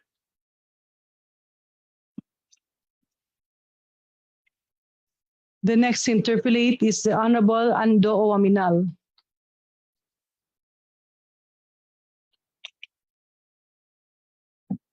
From the majority, the Honorable Peter Miguel. From the majority. Madam Chair, salamat po. Magandang hapon po sa lahat. at lalong-lalo na sa mga kasama natin sa trabahong pangkalusugan, DOH. First, I'd like to, there was a memorandum, department order, dated January 4, 2021, from the Office of the Secretary that is designating some hospitals to serve as specialty centers. And there were several centers identified, 16 of which mahalaga. Pero Madam Secretary, Madam Chair, mukhang may nakalimutan kayo. Dapat 17 po yan. Yung ENT, head and neck surgery po ay isang napakalawak na specialty. It deals from congenital to even maxillofacial, bronchoesophageology, TMJ, sinusitis, and there are several subspecialties under ENT. Sa totoo lang po, there were several advancement in different areas from otology, rhinology, bronchoesophageology, allergology, not to mention facial plastic. Marami po. At it entails a lot of instruments, from surgical instrument sa ear, you need microscope that costs millions.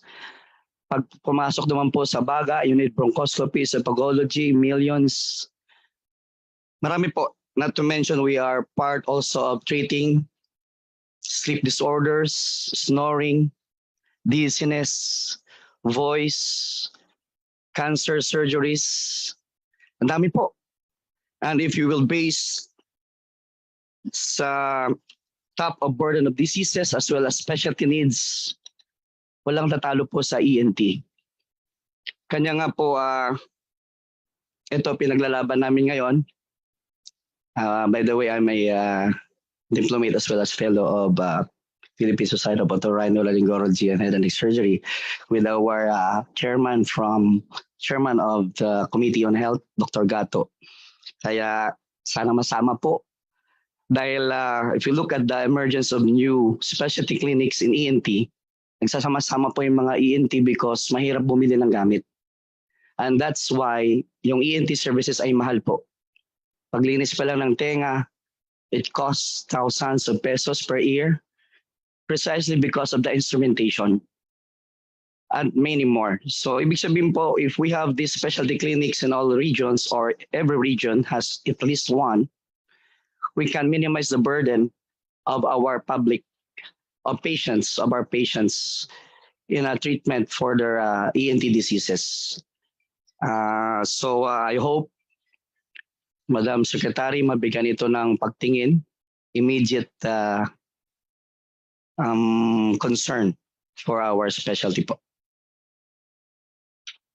Madam Chair, please proceed. Thank you, Madam Chair. Good afternoon po, Honorable Congressman. Yes po, actually we have discussed this with Congressman Gato the other week, and we have committed to him that this will be part of our further discussions. Ito pong unang 16 na subspecialties are just the initial. So it doesn't preclude us from adding some more or further discussing this to include some of the other societies as well. So we commit to further studying this, Honorable Congressman, and we will be updating your office and the office of Congressman Gato regarding this matter. Salamat po. Sana maisama siya kaagad in implementation of our Universal Healthcare Act. Mapunta naman po ako doon sa SOC Sergeant area. In my district, that's where new SOC Sergeant Hospital is located. I think it's a misnomer because it's not actually catering for the entire region. SOC Sergeant, by the way, for those who doesn't know, it means South Cotabato, North Cotabato, Sultan Kudarat, Sarangani Province, as well as General Santos City. At with the new geopolitical changes, wherein it used to have 5 cities, including Cotabato City, but because of BARM, Bangsamoro Autonomous Region of Muslim Mindanao, Yung Cotabato City po, na kung saan nandiyan yung regional hospital is now part of BARM. So that leaves us in effect that we don't have our own regional hospital. At yun po, simply put, we need an immediate blueprint, probably plans to have Soc Sargent area, a regional hospital at the very least, for its role also as an apex or an end referral hospital facility sooner. Madam Secretary, can we hear any plans, immediate plans for that? Yes, Madam Chair and Honorable Congressman. We have an allocation of 50 million for the NEP 2023, 50 million for the NEP 2023 for infrastructure for Soc Sargent General Hospital. Also, we have 4 super health centers for the 2nd District of South Cotabato, wherein we have allocated 40 million for infrastructure and 8 million for equipment, Honorable Congressman. Thank you. So thank you so much to hear that. It's just that what I'm asking is, do we have a future plan wherein converting this hospital as a national center, probably, just like the likes of SPMC, Southern Philippines Medical Center, since it's located in a right geographic area. The Cotabato Regional Center, in fact, it's not serving most of in the region because it was far off up north, while the Soc Sargent Hospital right now is in the middle of the region.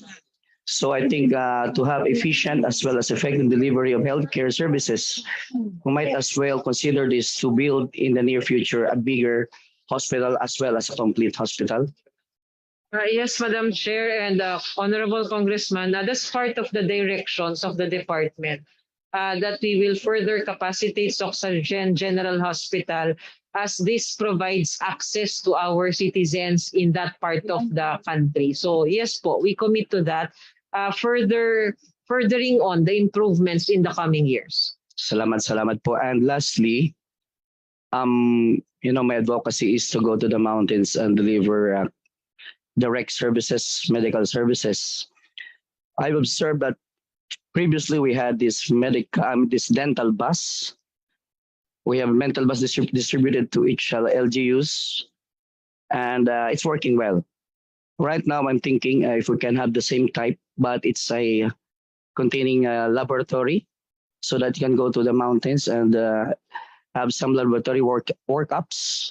And another thing is same kind of a vehicle that would also cater minor surgeries for preventive and control of diseases. We can catch early form of cancers if we really go to the outskirts, to the remote areas to deliver these simple services. Madam Secretary? Yes, Madam Chair and Honorable Congressman, that's part also of our priorities at this starting next year. Meron na ho tayong nag-umpisa na tayo. We call it the mobile vans. These are vans for healthy lifestyle, wherein it goes around the communities delivering public health programs, and there are also laboratory tests that can be done. So meron na ho tayo numpisahan sa Region 8, which was partnered with our development partner. Some of the local governments have produced their own. Sila na po yung bumili at naggawa nung sa kanila, kaya meron din po. But right now, meron ho kaming effort that some of our development partners have committed for this mobile van. So ito po yung ating inaantay lang ngayon through this process para magkaroon po yung iba't ibang local governments. But while we await for that, hindi kailangang van, sir, sa Quezon City po, nag-hire sila ng mga jeep. Yung jeep na pampasahero, tapos umiikot po yung mga healthcare workers nila to those areas where there is poor access para lang mas maka-avail ng services po ang mga constituents nila. Thank you to hear that, Madam Secretary. Salamat din po, Madam Chair. Salamat po. Thank you very much. Thank you very much, Con. The next interpellate is the Honorable Ferj Biron. Thank you, Madam Chair, and good afternoon to Secretary Vergere and the DOH family. First of all, this representation wishes to congratulate the Department of Health for all the efforts you had exerted during the difficult times. No? Madam Secretary, I think one of the concerns that I have is the procurement system of the Department of Health. I think we should learn from the lesson that we had with respect to the budget that you had provided the PSDBM. So may I know how many bids and awards committees do you have in the Department of Health? DOH, please respond. Yes, Madam Chair, if we can recognize Yusek Carol Taino to respond to the question. Yusek Taino, please proceed. Yeah, good afternoon, Madam Chair. Good afternoon, Congress. With regards to the central office bids and awards, we have 6 po.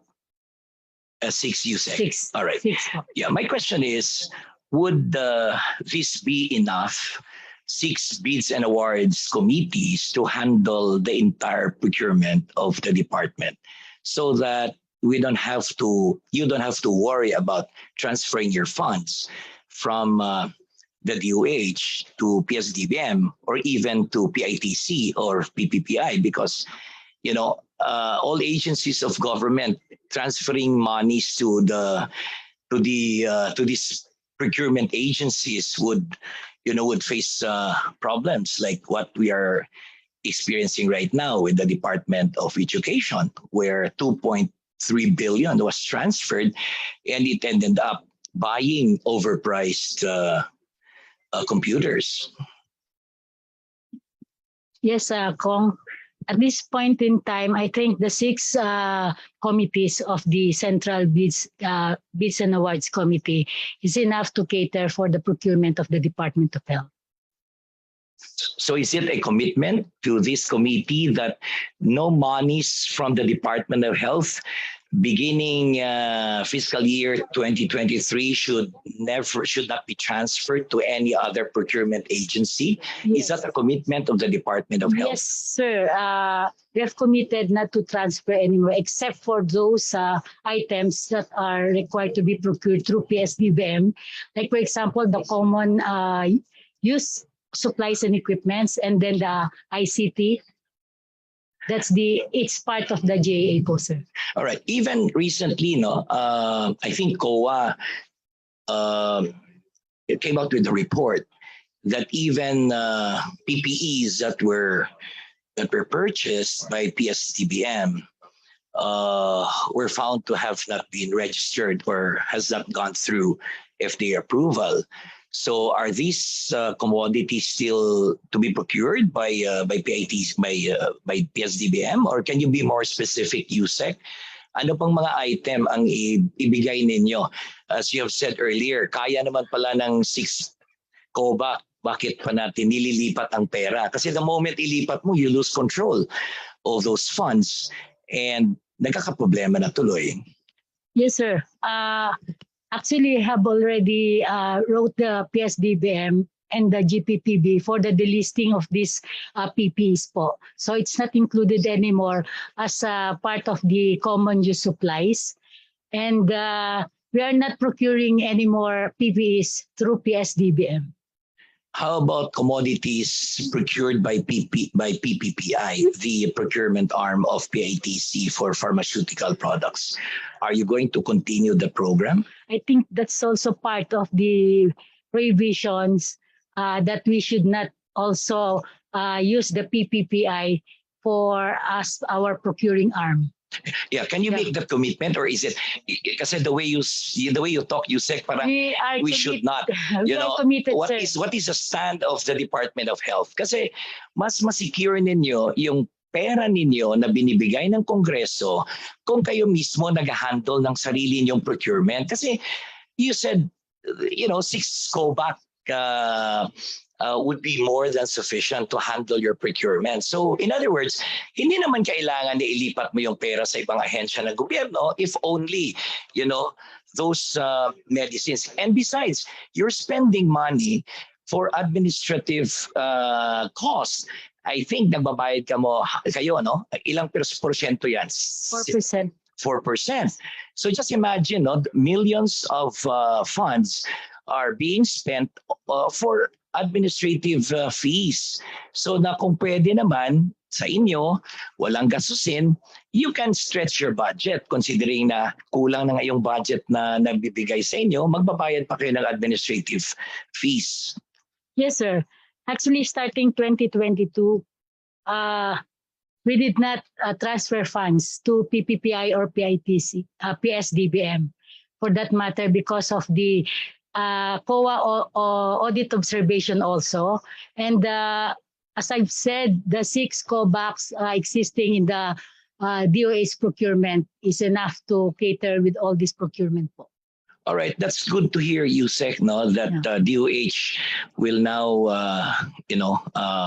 start securing purchases from your own COBAC. And apart from this, no, 6 committees, bids and awards committees in the central office, you have, according to former secretary, she's coaching me. Yeah, there are regional BACs, no, that are more than capable of undertaking bids in the respective regions. So we should utilize them.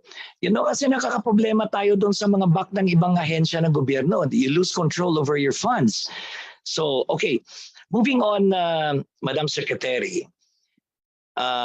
I came from the private sector and I can, I have my own set of experience. Ang problema sa DOH, no, hindi lang yung procurement. Ang problema, Madam Secretary, yung collection dyan. Can you please review the collection process? Kasi maraming supplier, hindi lang sa gamot, hindi lang sa medical equipment, other commodities. It takes the second coming of Christ for them to, to collect. And, in difficult times like during pandemic, hirap lahat. So kindly look into this, no, and streamline the processes para naman hindi kawawa yung mga ating mga suppliers dyan. And next question to Secretary, do you have sufficient warehouses ngayon? Kasi nakakaproblema din ang DOH sa mga warehouse. During the time of Secretary Obial, kaproblema doon, the warehousing is even done, in the warehouses of suppliers, not only for months, but even years. So do you have enough budget for warehousing of the commodities procured by the DOH? Yes, good afternoon po, Honorable Congressman Biron. Yes, we have warehouses currently. We have 3 leased warehouses ngayon. Tapos meron po tayong isang malaki ngayon sa Tala Hospital. Tapos we also have our warehouses in our different regional hospitals. Meron din ho kaming extra budget right now for our 2023 budget for the construction of warehouses in some parts of the country which are strategically located. Oh, that's good to hear, Madam Secretary. I think for my last question, pwede pa? One question pa, former Secretary. All right. Yeah. As I was monitoring earlier, our Vice Chairperson, Stella Kimbo, asked the Secretary on the cost incurred by the department with respect to the 20 million doses of COVID vaccines, which expired. I don't know, Madam Chair, if that question was already responded to or answered. Yes, they confirmed that earlier. Yeah, but how much was incurred? How much? Magkano nawalang pera sa atin with this expired vaccine? DOH, please respond. Yes, Madam Chair and Honorable Congressman. If we're talking about around 20 million doses of these vaccines that were expired, we've estimated to have this estimated cost across all vaccines to be at 500 pesos. So 20 million multiplied by 500 pesos would be around more than 9 billion pesos. Madam Secretary, so these 9 billion that expired were solely procured by the Department of Health? Yes, Madam Chair and Honorable Congressman, no. The breakdown of the procured vaccines would be that for the national government procured, there were no expiries. For donations, it was around 6.24% of those expired were from donations. For local government, 22.35% coming from local government among this 20 billion and 40% coming from the private sector's procurement. Now, we'd like to also clarify, Honorable Congressman, that for all of those which have expired, this almost 20 million doses, there was this commitment coming from the COVAX facility that it will be replaced in total. So they will be replaced by the respective suppliers? No, it's through the COVAX facility, Honorable Congressman. All right, so COVAX. So do we expect 100% replacement for these expired vaccines? Well, the offer is there that they are going to replace all that will expire, both nationally procured and those procured by LGU and the private. But we only have requested currently an amount which is half of what has expired, because based from our forecast and computations, that would just be the amount that we will need until the end of the year. For these expired vaccines, Secretary, what is the shelf life? Because we would want to know, where do we attribute this problem? Is it the shortened shelf life that is no longer eligible for extension of the product's shelf life, late procurement or late rollout of the booster program? Paano tayo nagkakaproblema dito, Secretary? There had been a lot of factors, Honorable Congressman. If you remember, during the first time that we have started our vaccine deployment program, most of those that had been used by the national government for our population had been through donations. But at the same time, while we were receiving donations, the national government and also the private sector and the local government started with agreements to procure on their own. But their deliveries were delayed. It came around third quarter of the year. So most of the employees of these private sector companies, also from the local government, had been vaccinated already through the donations. So when their deliveries arrived, most of their beneficiaries were given already. But we issued out policy that advising them that they can already donate to specific local governments in order for them to consume the amounts that they have. Tapos bigla na lang po dire-diretso tayo na January, pagdating January, biglang bagsak po ang uptake ng ating mga bakuna.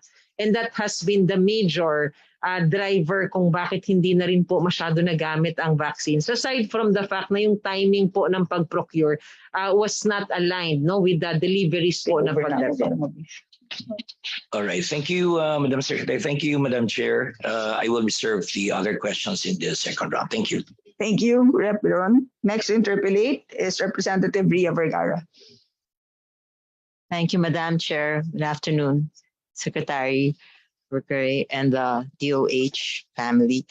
I just have one question. It's about the migration of nurses to other countries. And I'm quite worried that with the better job opportunities given to them, that we're not able to keep them here. In fact, I have a friend who runs a nursing home in America, and now you don't even have to be a nurse to get a work permit. Just a TESDA certification of caregiving for 3 months is already enough to get a work visa that can be converted into a green card. And my question is, other than increasing salaries of nurses in the Philippines, is there anything else the DOH is doing to stem this migration of our nurses and healthcare workers. We have doctors who are applying as nurses abroad. And I'm worried what will happen to our healthcare sector with the migration of all these healthcare workers to other countries that provide better benefits and salaries. Thank you, Madam Yes. Secretary. Yes, Madam Chair, Honorable Congresswoman. Yes, ma'am. We've started discussing this, not just with DOH, but with the other sectors as well. I have personally discussed this with the Department of Bureau of Migrant Workers, sila Sectuts Ople po. Also, we've discussed initially with Chair Popoy de Vera of CHED. So what we plan to do would be for us to purposively produce on our own. We need to have that specific production whereby each of our universities can produce a certain number, and we can already match as to the needs of the existing here in the country and the needs abroad. So kailangan lamang po more incentives pa rin for our healthcare workers here. So aside from the salary standardization and the increases that are being proposed, maybe professional development is part of this, no? Kung saan meron po silang career track, and we offer scholarships to them as well as equivalency. Kasi ngayon meron yatang issue about those anong tawag sa kanila? Supervisors ng nurses na hindi pinapayagan. It has to have masters for them to be able to get into ito pong pagtuturo, no? Yun pong mga ganon. So we are trying to manage and discuss po with our counterparts in the other sector so that we can provide the needed solution to this issue that we have in migration of nurses po. And the recommendations coming from all of you would always be welcome. Thank you, Madam Secretary. And I was like, think you mentioned Secretary Ople. I think it would be also prudent if we could have bilateral negotiations with countries that love to recruit our nurses, maybe government to government, that they have to pay our country a certain premium. That way that the funding that they provide will pave the way for paying for the tuition for the next set of healthcare workers that will be trained in our country. That way, these students who will be going to private schools will not be burdened with tuition fees because it will be funded by these governments that love to recruit nurses and healthcare workers from our country. Just a suggestion, Madam Secretary. Thank you very much. That's just my question. Thank you, Madam Chair. Thank you, Rep. Vergara. Next to interpolate is Representative Ando Waminal. Representative Christian Onabia. Representative Bambi Emano. Thank you, Madam Chair. Maayong hapon sa tanan. And let me start. I'll try to make it as brief as possible, Madam Chair. First is I actually was present during the organizational meeting on the Committee on Health, and I was the one who asked for the House Bill 11721, which was for the timeline for the Northeastern Misamis General Hospital. And sadly, I was given a timeline, daming kulang, tapos wala pang pirma. And actually, not even an amount was reflected. Can I get hopefully, Madam Chair, the comment of the Secretary? Madam Secretary. Madam Chair, magandang hapon po, Congressman. If guidelines for, if I may again have the question, apologies po, Honorable Congressman. Oh, it will not be taken from my time, Madam Chair. No, it will not. Yeah. Please repeat. During the organizational meeting of the Committee on Health, I requested for the timeline of the bill, House Bill 11721, the creation of the Northeastern Misamis General Hospital. I was given daming kulang, wala pang pirma po.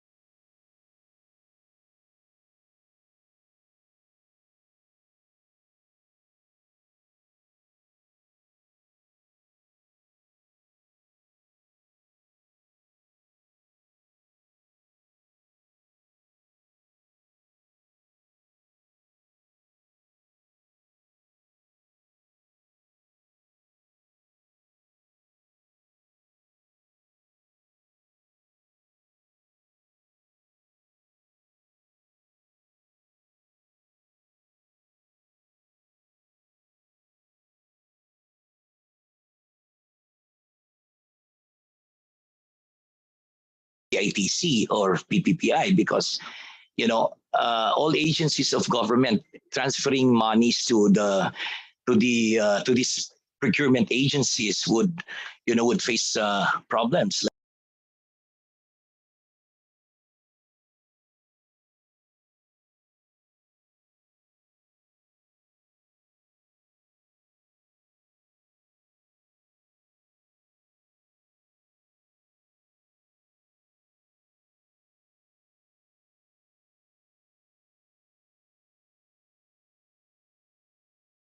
Honorable Congressman, actually they are of priority to the department and our implementing units sa hiring because we also have invested resources to all of them, because while they had been hired, they are also being given training and mentoring coming from our facility. So they have always been our priority.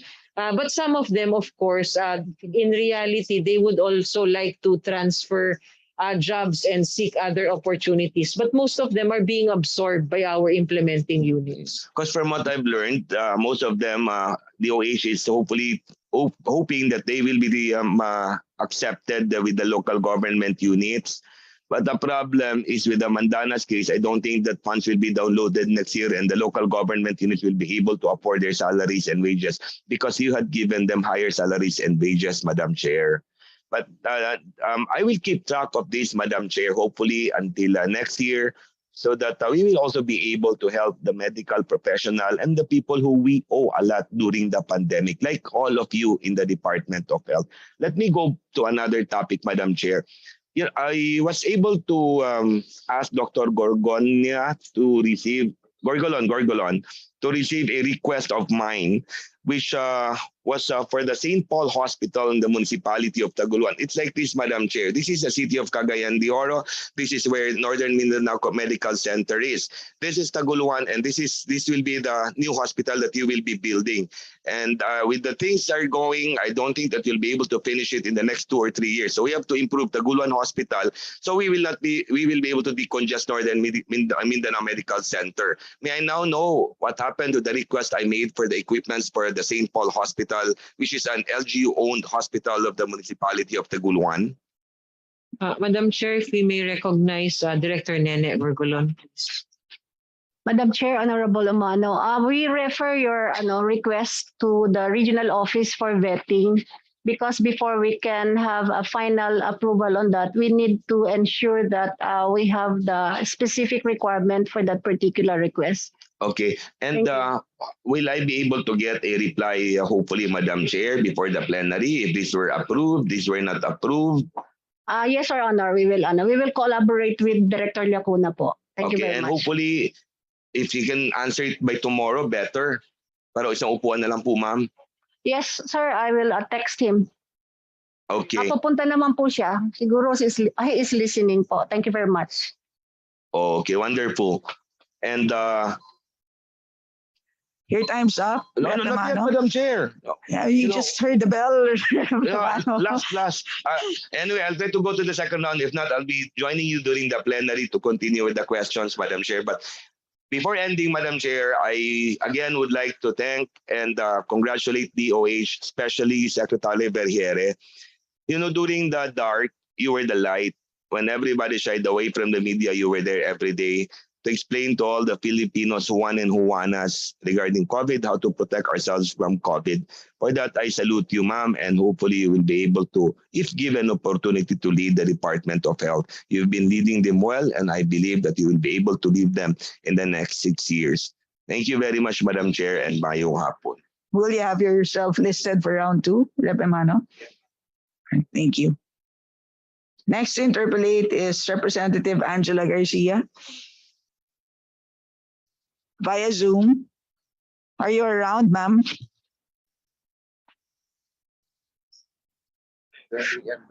Yes, thank you, Madam Chair and Secretary Verhiere, all of our colleagues, and of course, DOH officials. Thank you for accommodating even at this late hour.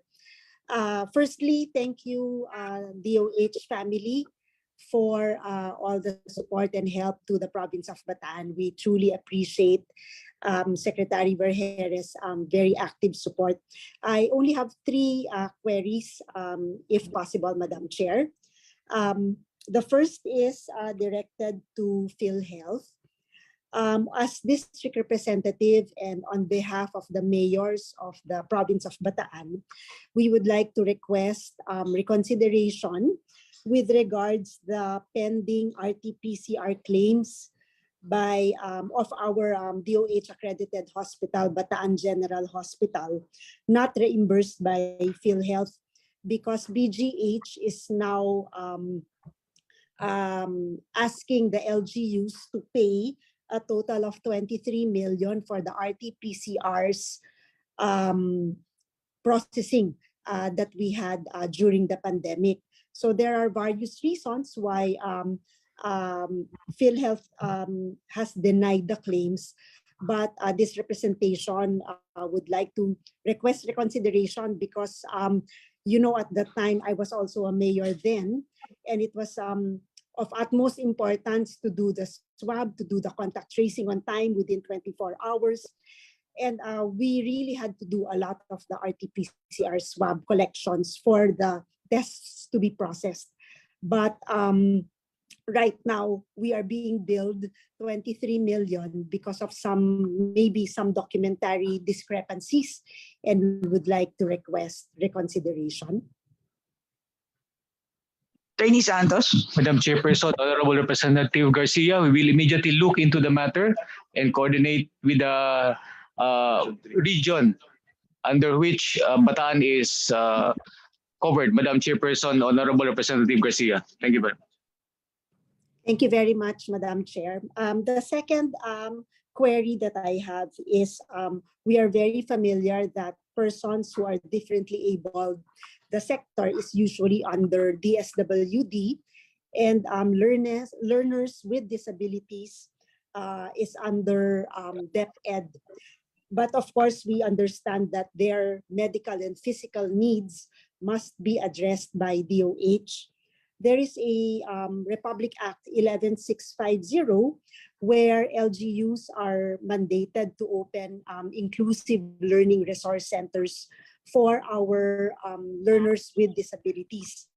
I would like to request if there is a program from DOH to extend assistance, especially the multidisciplinary team, the therapists, the medical diagnosis, the laboratories, the tests, so that we all know that early diagnosis and early intervention is the key, so that our children who have disabilities with their learnings would be able to be productive citizens, especially when they are adults already. The LG of Dinulupihan, through the provincial government of Bataan, is building the ILRC for Dinulupihan. And of course, we will still need equipment. But I think more important is the access to quality medical diagnosis and intervention. Madam Chair. Madam Chair. Madam Secretary. Yes, good evening po, Honorable Congresswoman. There is, pwede naman po, no, that is very much possible by through coordination lang po with the regional office so that it can be formalized with a specific facility that will be referred to. Now, for the specific tests or laboratories that will be done, some of this can be covered by PhilHealth naman po through our outpatient package. So we just need to coordinate with the regional office. We'll ask our regional director to directly coordinate with you, Congresswoman, so that this can be made possible para po sa access ng ating mga pasyente. Secretary, Madam Chair, thank you very much. It's just really now the access. They'll have to go out of the province. They'll have to go to the region or to Manila, or the therapists are outside of the province as well. So hopefully we can have a coordination and collaborative effort na at least regularly, because this is a whole of country approach, DOH, DSWD, and DepEd, especially for our learners with disabilities, Madam Chair. Thank you very much, Secretary. Third, it's just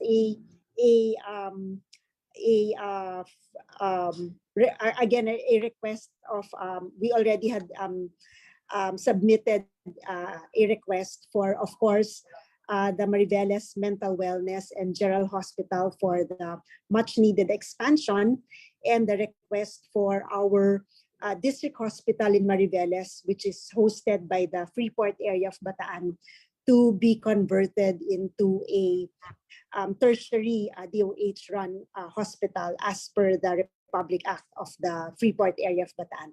We've already submitted the request, and we hope that priority and budget allocation would be given. Thank you very much again, Madam Chair and Secretary, and to everyone still in the Nograles Hall. Salamat, Rep. Garcia. Next to interpolate ko before I call Rep. Daza. Just an announcement. The meeting with the DOH RDs will be held tomorrow, September 13, and the day after, September 14, beginning at 9 a.m. And the venue will be at the Commission on Appointments room, the 4th floor of the South Wing Annex. All right, so the same building, 4th floor. All right. Next to interpolate from the minority, the chair recognizes Representative Paul Dazo. Madam Chair, I was told someone from the majority, and I will yield to the majority. All right, okay. In that case, I can go ahead. So while I interpolate, I yield the chair to Rep. Garin. Please proceed, Senior Vice Chair. My first question is for PhilHealth. So your budget is at 100.2 billion. And earlier you were asked how many beneficiaries would this cover. Ang sabi niya you would submit, but actually the slides of the secretary had that information. So the slide indicates that 12.75 million indigent beneficiaries, 8.021 senior citizens, and 99,800 individuals will be covered through the point of service. So can you confirm that? So that's about 20.87 million individuals. Madam Chairperson, Honorable Representative Kimbo, yes, we confirm that, Madam. Thank you very much. And how much is the premium per family? Madam Chairperson, Honorable Representative Kimbo, the total premium is 79 million pesos. No, per family, magkano po ang premium? Per family for the NHTS, that is 3,000 per year. For the senior citizens, that's 5,000. For the financially incapable, that's 3,000. And for the PWDs unemployed, that's 2,400 per year. Madam Chairperson, Honorable Representative Kimbo. And so if I multiply 12.75 by 8,000, 8.021 by 5,000, and 99,800 by 3,000, that will give me the 100.2 billion. Kasi kung isa straight, ang pagkakaalam ko kasi 4,800 lang yung premium per family. So if I multiply the 20.87 million by 4,800, that gives me exactly 100.2 billion. Madam Chairperson, the total premium subsidy for indirect contributors is 79 billion pesos, while 21.1 billion pesos is requested to be covered under the share of the PCSO and PAGCOR. Madam Chairperson, Honorable Representative Kimbo. Yes, just the question is regardless of fund source, magkano yung computation ng premiums ng 20.87 individuals? And So can you just submit that to me? Kasi mukhang nagkakalituan na lang tayo. Pasubmit Madam na lang po. My next question is, ito pong 12.75 indigent beneficiaries. This is based on the NHTS? Tama po? That's correct, Madam Chairperson. But the last time I checked, based on the August 2022 NHTS, there are only 5.59 indigent households. So paano po nangyari na naging 12.75 million ang sinisingil niyo sa government? Madam Chairperson, Honorable Stella Kimbo, may I request that we be given 1 minute, Madam Chairperson, to call on Vice President Lem Untalan to explain this figure, Madam Chairperson, please. Yes, Chair, can you please recognize Mr. Lem Untalan?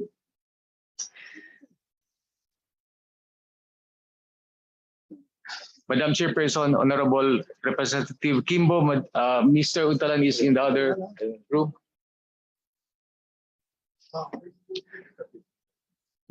No, I'm going to ask about why they're overcharging us. So, okay, I'll proceed to my next question. How much income did you make last year, 2021?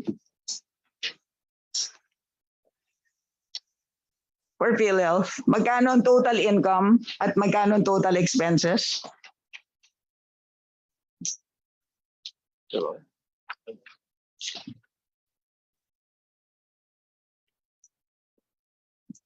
Madam, if I may, 180 billion. That's the income. Opo. And expenses is Total income is 180 billion and total expenses. Madam Chairperson, Honorable Representative Kimbo, may we request that we recognize Senior Vice President Craig Girloda to answer the question. Madam Chairperson, please.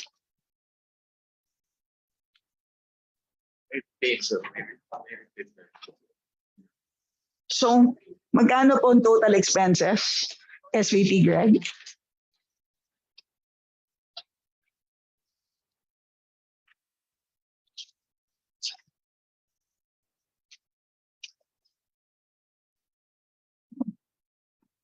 Thank you, Madam Chair and Honorable Congresswoman Kimbo. For our income for 2021 or as of June, ma'am? 2021. For 2021, we have 171.2 billion, benefit expense of 140.2 billion. So we have a gross margin of 31 billion. Our operational expenses is 7.8 billion. So at the end of the day, our operating income is 23.2 billion. And we have an interest and other income, ma'am, 9.7 billion. So at the end of the day, a net income of 32.8 billion. Okay, so that's good news kasi tuwing tinatanong natin kung ano ang actuarial life ng PhilHealth, lagi ninyong sinasabi sa amin na mamamatay na ang PhilHealth.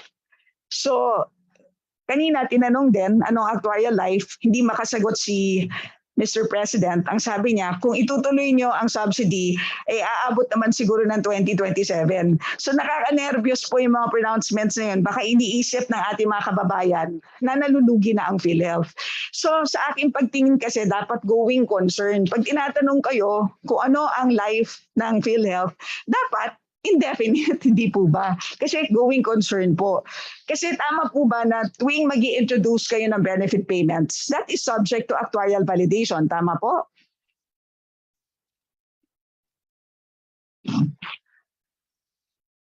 That's correct, Madam Chairperson, Honorable Stella Kimbo. So in other words, in theory at least, wala kayong gagawin na mapinsala sa fund. Tama po? That's correct, Madam Chairperson, Honorable Representative Kim. Kasi sa ngayon, sa kinikita ninyo, the only way na mamamatay ang pondo is kung mamimigay kayo ng benefits way more than what you have. Tama po? That's correct, Madam Chairperson. At hindi ninyo hahayaan na mangyari yon, tama po? We will not, Madam Chairperson. So in other words, ang madaling salita, ano po ang actuarial life ng PhilHealth? Madam Chairperson, when I was asked the same question, I answered that PhilHealth will last forever, Madam Chairperson. Salamat po sa reassurance. At sana po, beginning today, wag na po kayong magsabi ng taning sa buhay ng PhilHealth kasi talagang kinakabahan po ang lahat po ng miyembro na nagko-contribute. Wala pa po ba si Lem? Kasi ang tanong ko lang is simple. Sinisingil ninyo ang gobyerno for 12.75 indigent families. At base ito sa NHTS. Pero pag titignan natin ang NHTS, 5.59 lamang ang indigent families. So parang lumalabas, kayo po ba ay nag-overcharge sa gobyerno? Kasi napakalaki po ng hinihingi ninyo, 100.2. So gusto ko lang malaman, I just want an assurance na you are not overcharging the government. So paano po nangyari na naging 12.75? From 5.59, paano naging 12.75? Madam Chair, the NHTS, ang ano po niyan household. Tama po. So how many families per household? So Hindi ba 1.11? Opo. Tama po, 1.11? Yes po. So pag i-multiply mo yung 5.59 by 1.11, 6.2 lang yon. Paano nakarating yung 6.2 sa 12.75? Yes po. Ito po yung ano dun sa household survey po kayo. May about three families po siguro average doon. And some of the families have children na 21 years old and above. Correct. So ang sinasabi niyo, kasi ako po, meron akong 4 na anak. Ang isa doon, 23 years old. So sa pamilya namin, sinisingil niyo yung gobyerno ng 2 premiums. Isa para sa household, sa nanay, sa tatay, 3 anak na below 21. Tapos may singil pa kayo ng another premium for the only child that happens to be more than 21 years old. So for my family, kung ako ay nasama sa indigent, you are charging the government 2 premiums for my family. Only because I happen to have a child who is more than 21 years old. Yes. So that is the policy. But is that even commonsensical? Why are you charging my family 2 premiums, right? So kung nagkataon na meron akong isang anak na 21 at isa pang anak na 22, you are charging the government 3 premiums for my family. That doesn't even sound right. So ang tanong na simple is, hindi ba natin naisip that you are overcharging the government? Sinasabi ninyo na ang coverage is 12.75 indigent families when in fact, on the basis of a commonsensical definition of what a family is, you are overcharging us. Madam Chair, could I clarify that? According to the National Health Insurance Act po, National Health Insurance Program, dinefine po kasi doon ang dependents is below 21. So Kaya nga, I'm just saying that you're making it sound so complicated. Why don't you just recompute, diba? Recompute the premium. Kasi bottom line, sinasabi ninyo na yung 4,800 na sinisingil ninyo sa kada pamilya na indigent ay kulang. Why don't you just compute an actuarially fair premium so that all of us are all on the same page? Kesa naman, sinisingil mo ang pamilya ko ng 3 beses when in fact, isang pamilya lang kami. Hindi po ba? Okay. We face a common illness risk because we live in the same house. So you need to treat us as just a single family unit. It doesn't make sense why you need to charge this family 3 premiums. So kaya hindi tayo nagkakaintindihan. Bakit hindi nyo nalang simplehen ang pag-compute ng actuarially fair premium? Nang sa ganon, nagkakaintindihan tayo kung ano ba talaga ang sapat na subsidy na ibigay sa inyo. So in the end, we always end up in a situation of distrust. You always come to us and tell us, malapit nang mamatay ang PhilHealth because Congress refuses to give us the budget subsidy that we want. And then on our end, we say, why will we give you that much amount when you cannot even come to us with reasonable computations? So tingin ko once and for all, since meron naman tayong bagong management, at siguro naman magtatagal tayo, why don't you just make that resolution to once and for all, tuldukan na itong, ang tagal-tagal na itong problema na to. Mga bata pa tayo, Lem at Waway. Problema na ito. And this was 2 decades ago. Bakit hindi ninyo ayusin once and for all? Yun lang, para magkaintindihan tayo kung ano ang proper na singilan. Because ako, unang tingin pa lang dito, you are overcharging government. Unfortunately, kahit ako pong sponsor ninyo, I will tell you, I'll be honest with you, na hindi maliwanag ang computation ng singil ninyo sa national government. Ditong subsidy na pagkalaki-laki, 100.2 billion. At lagi ninyong ginagawang dahilan, year in, year out, para nyo kaming hina-hijack, emotionally hijack. Lagi nyo sinasabi, mamamatay kami dahil sa Kongreso. So yun lang po. Mr. Chair, we'll look on that. We'll Salamat. revisit our existing policy pa. Thank you for your watch. At this point, we recognize Senior Deputy Minority Leader Paul Daza. Thank you, Madam Chair. Good afternoon to everyone.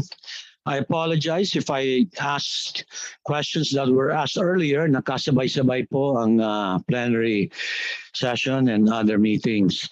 But first of all, welcome. It's been a long day, so we'll try to wrap it up. But Madam Chair, this representation shares the same sentiment about PhilHealth. But since you have done a comprehensive job in asking the right questions, I will move to my next series of concerns. In 2020, you had substantial unused appropriations. In 2021, you had 6.5 billion unused appropriations. Is that correct? Madam Chair, may we recognize Director Weng Laura to respond to the question, Madam Chair.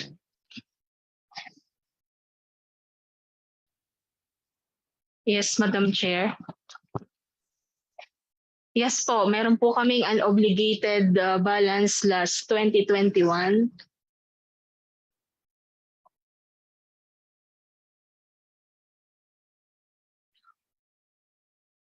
So is that correct? Unused appropriation 6.5 billion for 2021. I think 2020 or 2021. For 2021, sir, actually, sir, our total unobligated allotment for year 2021 is 15.2 billion. Then for the unreleased APRO, we have 1.1 billion. Okay, sige. So there's billions of funds that's unused, that's been appropriated to DOH. Now for the 2021 continuing appropriations, that's 4.8 billion. May I ask how much is remaining of that continuing 4.8 for this year?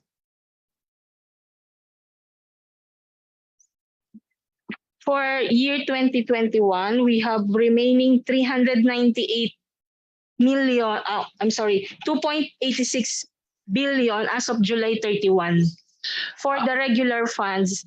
And for the COVID funds, it's around 398 million, sir. Okay, thank you. What would be the top three of the regular fund, 2.86 billion?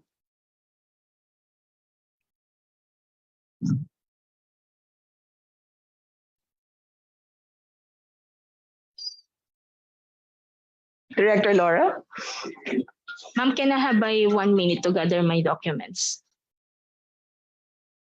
Rep. Daza, do you want to proceed to your next question while she looks for the answer? Well, I'd like to know for the record what the top three is of the remaining 2.86 billion.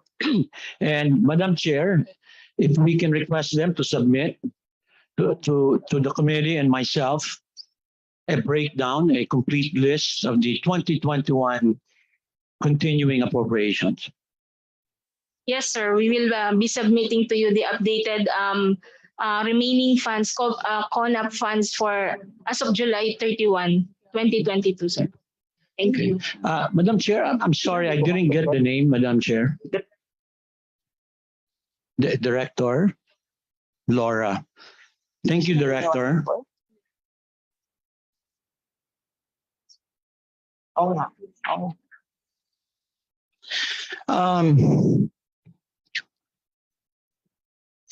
the 2022 MAIP allocation, well, 2021 continuing and 2022 new appropriations, regular appropriations 2020 MAIP, how much is remaining for this year? Madam Chair, may we recognize Undersecretary Charid Grande, please. Good afternoon, Madam Chair, and good evening. Good evening, Congressman Dasa. For CONAP 2021, our outstanding, Madam Chair, is 314 million, Madam Chair. And for 2022 GAA, we have outstanding 8.4 billion, Madam Chair. Thank you, Madam Chair. Part of the problem with MAIP is a very good program. Thank you, USEC. And I know it's very hard to implement nationwide. And I'm not sure if it was asked earlier. Could you share to the committee what positive steps in terms of streamlining the process and making it easier to avail of the MAIP program? Madam Chair, we recognize the concerns of our stakeholders. In 2020, our guideline in the operating our MAIP program is anchored on the 2022 GAA. And so for 2023, in order to make a comprehensive availment of my program, we introduced some provisions in the special provision. And we have been working with the different staff of the different legislative offices, as well as the feedbacks from our management reviews with our different CHDs, as well as our regional directors. That way, we will be able to address specifically the concerns pertaining to the memorandum of agreements. Further, in coming up with the memorandum of agreements, we have also provided templates so that the RDs in our respective CHDs will no longer have problem. They will just have the template. But still, given the concerns that we heard during our management reviews, we will try to improve the implementation of the program, of course, with the help of the body in coming up with a legal basis. Thank you, Madam Chair. Madam Chair, to improve the utilization of MAIP and to be able to assist more patients, may I ask how many in the universe of facilities that you could do a mall with, how many would that be nationwide? Madam Chair, we considering that this will be the first time in 2023 that we are proposing some provisions. We have already tasked our regional directors. This is still ongoing coordination with our RDs in order for them to identify what will be the coverage for facilities where the CHD will be entering into MOA. So for instance, they will have to identify province or cities where we do not have DOH hospitals, or there are problems in terms of providing hospital beds. So with that, Madam Chair, we commit, Madam Chair, that after our study, we will be submitting. Madam Chair, my question was how many facilities could you do a mall with, ballpark, nationwide? Again, Madam Chair, I cannot provide, but what I can give you is our existing number of facilities, private facilities that we have MOA. Okay, how many is that? We have 213 memorandum of agreements, Madam Chair. See, Madam Chair, that's the problem. If we're going to rely on a MOA to be able to do that, I've been asking for MOAs for the last 2 years in my area. I know they're trying to do their best, but it's not going to work. I think the better model, Madam Chair, if you could help the many members nationwide so we can use the MAIP. In the DSWD AIX, there's no MOA requirement. It's voluntary. If a funeral home or a clinic or a hospital will accept a guarantee letter from DSWD, they'll issue the guarantee letter without a MOA. If you're going to require a MOA, it's very, very hard to do that because there's so many requirements for the MOA. If DSWD can do it, then we can do it in DOH. We want to help you find ways to improve the process. Madam Secretary. Yes, Madam Chair, and magandang gabi po, Congressman Daza. Yes, we understand the noble intent of our honorable congressman, and to have our MAIP be like the process similar to that of AIX. Okay naman po yun. Kaya lang if you try to compare, the monies of AIX would just be around 2 billion coming from DSWD. We're talking about almost 22 billion for DOH, and it's going to be a tedious for us to monitor and also ensure that the funds will be used rationally and within rules if we are not going to require a memorandum of agreement. That's why this was the legal instrument that we have identified. Madam Chair, I beg to differ. First of all, the AIX is not 2 billion. The last time I checked, it was over 20 billion. May I ask the good secretary, what was your total MAIP for 2022? Madam Secretary. Yes, Madam Chair, it's 21 billion, Honorable Congressman. Yeah, and you have 8 billion left to spend for the next 4 months. So we need to do a better job to utilize those funds. So what I'm suggesting, good secretary, is if AIX can do a guarantee letter, which you do also, they found the legal basis. There's no reason DOH can do the same thing. I'm having so many complaints against the House, against DOH. We have funds downloaded that can't be used because of this problem. My last question is, and I will pursue this, the plenary, is we need to improve this, Madam Chair. Can you explain about super health centers and how many you have in Region 8 and Northern Samar? Madam Chair, if we can refer the question to Director Nene. Director Nene. Madam Chair, Honorable Daza, can you give me 1 minute? I will just check on the record. Salamat po. Thank you. That's my last question. While we're waiting, I believe Director Laura still owes you a response. Regarding po sa unobligated CONAP, as of July 31, top 3 is, number 1 is the MAIP funds. We still have 1.2 as of July 31. Then we have HFEP for 568 million. And Philippine COVID-19 Emergency Response. This is a project po for COVID, 268 million. Thank you po, Madam Chair. So, Madam Chair, winding up, that's the very reason why you need to improve MAIP. You still have 1.2 billion from 2021 appropriations. Alam po ninyo kung ilang patients ang pwede natin tulungan with 1.2 billion. So you haven't done a good job. So please find solutions to this instead of rationalizing the underutilization. Director Nene. Yeah. Your Honor, for Region 8, a total of 29 super health centers, 15 for this year, and 14 proposed for 2023. Particularly for Northern Samar, we have 1 super health center po. Thank you very much. Rep. Daza, can you please wind up? Yeah, thank you, Madam Chair. I think we need to improve in the allocation for Northern Samar, Madam Chair, and I'll take that up, I guess, in the with the regional directors. Thank you. Thank you, Rep. Daza. Next interpolate is Rep. Roy Loyola. Via Zoom, Rep. Loyola, are you around? Yes, Madam Chair. We can hear you. Please proceed. Yeah.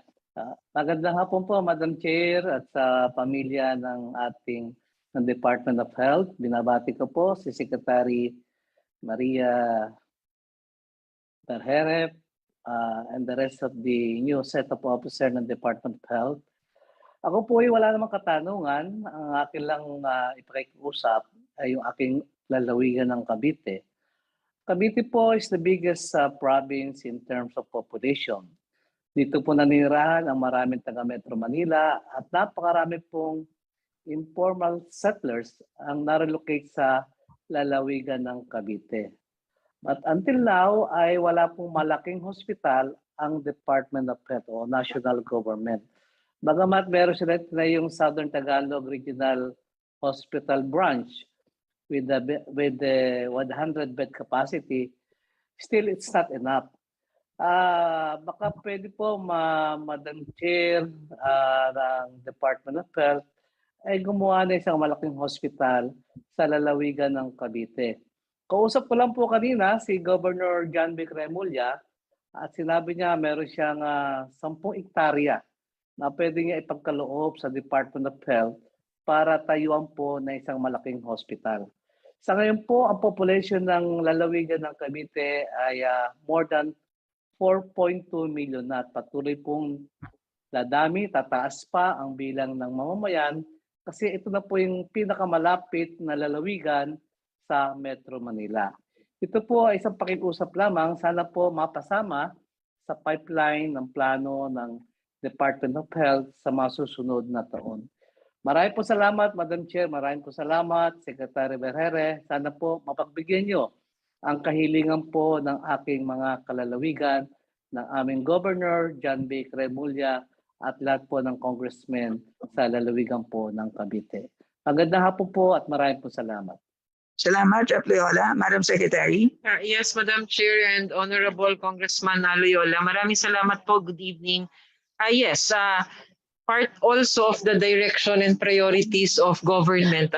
During the time of the pandemic, this was an issue because patients coming from Region 4, specifically Cavite and Laguna, were flocking the National Capital Region hospitals like PGH, ayun po malalaking hospital, Jose Reyes. So nung nakipag-usap po tayo sa, if you remember, governors and officials from Region 4A so that our referral network will be established and managed. So kung meron na pong lupang inaalok, I think this will be more easy for us and we can facilitate this. So we will advise you, Honorable Congressman, regarding this matter, but definitely this is of priority for us. Maraming po salamat, Madam Chair. Maraming po salamat, Secretary. At ipararating ko po ito sa aking mga kasamang congressmen at lalong-lalo na po sa aming buting Gobernador John B. Remulla. Muli, maraming po salamat. Salamat, Rep. Loyola. Next to interpolate is Representative Ana York Bondok. Oh, so, all right. Balikan na lang natin si Rep. Bondok. At this point, we will proceed to the second round. Meron pa tayong another 50 na magtatanong sa round 2. The chair rules that for the second round, each member will have 2.5 minutes for questions. So the first to interpolate second round is from the minority, Representative Arlene Brosas. You are recognized. Thank you, Madam Chair. Madam Chair, 2 minutes talaga. Ito si Bambi. Madam Chair, ang tanong ko po ay tungkol dun sa epidemiology and surveillance program. Napansin po natin na lumobo ang MOOE budget ng Central Office mula 204.355 million patungong 684.969 million o 235.19% increase. Bakit po? Madam Secretary. Yes, Madam Chair, that the MOE have substantially increased because of the workers that we have hired during the time of this pandemic. We have established our COVID-19 surveillance and quick action unit where we have different cadres, almost 300 po yung hinire namin just for that specific unit in DOH. Also, we have hired encoders and disease surveillance officers across the different regions of the country. And that was also part of our MOE, Madam Chair. Thank you, Madam Chair. Madam Chair, bakit bumaba naman ng 89.79% to 98.78% ang budget ng regional CHDs para sa programang ito? Yung mga CHDs po sa Central Visayas at Caraga, 534,000 na lang ang budget para dito sa buong taon. Ito po sa gitna ng pandemya, sa panahong dumadami, no, yung mga cases natin ng iba pang mga diseases katulad ng TB, dengue, iba pa. Ngayon, kailangan po nating palakasin yung prevention and control ng communicable diseases at epidemiology and surveillance program, lalo sa mga regional CHDs. At kung nilipat nyo po yung pondo doon sa yun po yung question namin. Yes, Madam Chair and Honorable Congresswoman Brosas, hindi po namin nilipat. Actually, we had a proposal equivalent also to that proposal for our central office na tumaas din yun sa kanila kasi mas kailangan po ng regions namin at ng local governments ngayon ang functional surveillance units. So it was also not approved from DBM. So the final NEP was cut when in fact we needed around 2.3 billion for us to establish this functional epidemiology and surveillance units hanggang sa lowermost level po ng ating mga facilities, Madam Chair and Congresswoman Brosas. Yes, Madam Chair. Ang gusto po natin i-point out dito, malaki yung magiging epekto talaga sa incidence ng surveillance, distribution and control of diseases, halimbawa ng leptospirosis, malaria, iba pa. Kung paano yun kung walang budget ito? Diba? Yun nga yung mas kailangan nila, yung mga CHDs, yung down to the regions. At hindi po doon sa office, hindi po nakabulto doon sa Office of the Secretary, yung pondo or nag-increase ka dito sa central office mismo. Tapos wala kang budget para sa baba. So meron pala. So ang proposal, ang original proposal nyo ay meron. Iwala lang, hindi na-reflect dito sa, hindi pinayagan ng DBM, right? Yun. So, Madam Chair, let me run down lang yung mga kailangan po na request sana para kasi 2 minutes lang daw meron ako. So, can we request from the DOH the following data? Kung kaya lang po, i-column 1 nyo po yung mga name ng mga DOH hospital, column 2, budget proposal from the hospitals, para ilinaw natin kung alin yung sinumite ng mga ospital talaga sa DOH, tapos alin po yung column 3, DOH proposed hospital budget, tapos yung DOH2 DBM yan diba? Tapos yung column 4, difference between column 2 and 3, tapos hospital budget, column 5, hospital budget as provided in the NEP 2023. Tapos yung difference, column 6 po, difference ng column 3 and 5. At yung column 7, difference between column 2 and 5 para po makuha natin yung Yung next ko pong request ay the following documents. Baka para lang ma-complete ang picture, dapat idagdag na rin dyan yung other sources of funds ng hospitals. Kasi sa ngayon, may mga nagtataka, bakit lumiit ang MOE ng mga DOH-retained hospitals? Akala tuloy na ating mga kababayan ay hindi na kayang magsilbi ng hospitals na yun. But in fact, meron silang other sources of income. Meron silang PhilHealth income, meron silang MAIP, meron silang others, meron pa silang possibly interest income. So, to the extent na kaya nyo rin ilagay yan, idagdag na rin natin para kompleto yung picture. Hindi naman ibig sabihin na kapag bumaba ang MOE budget ng isang DOH-retained hospital, ay magsasara na ang hospital na yon. Tuloy-tuloy lang yon dahil meron siyang other sources of funds. Yes, pwede naman po. Pero particular dito, pwede i-add sa column 7. Pero ito pong particular na mga data na ito, sana po meron sa PS, sa MOOE, tsaka sa capital outlay. So tatlo din siya na tatlong document bale, no? And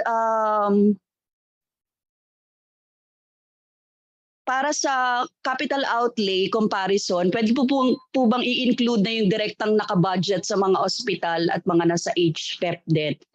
Tapos, yung second po, documents naman ng GOCC. corporate operating budget of the 4 GOCC hospitals. Budget comparison po din ang gusto sana namin. Yung column 1, name ng GOCC hospital. Column 2, budget proposal from the hospitals. Tapos yung budget 3, yung column 3, DOH proposed hospital budget na isinimutin ninyo sa DBM.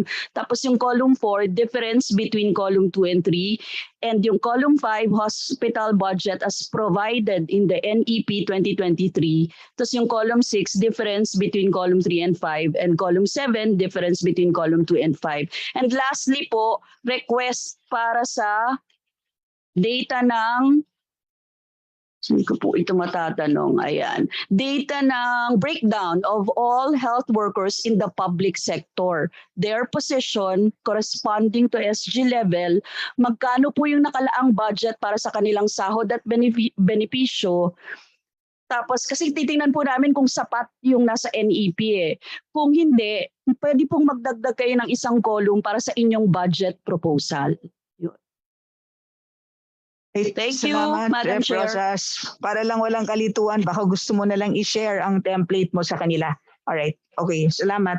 Next to interpolate is from the majority, Representative Marivic Copilar, joining us via Zoom.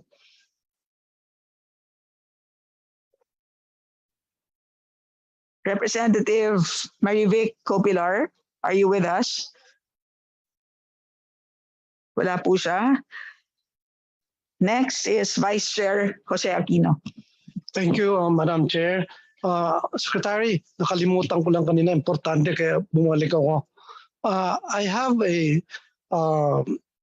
this Caragay State University, no, located in Barangay Ampayon, Butuan City.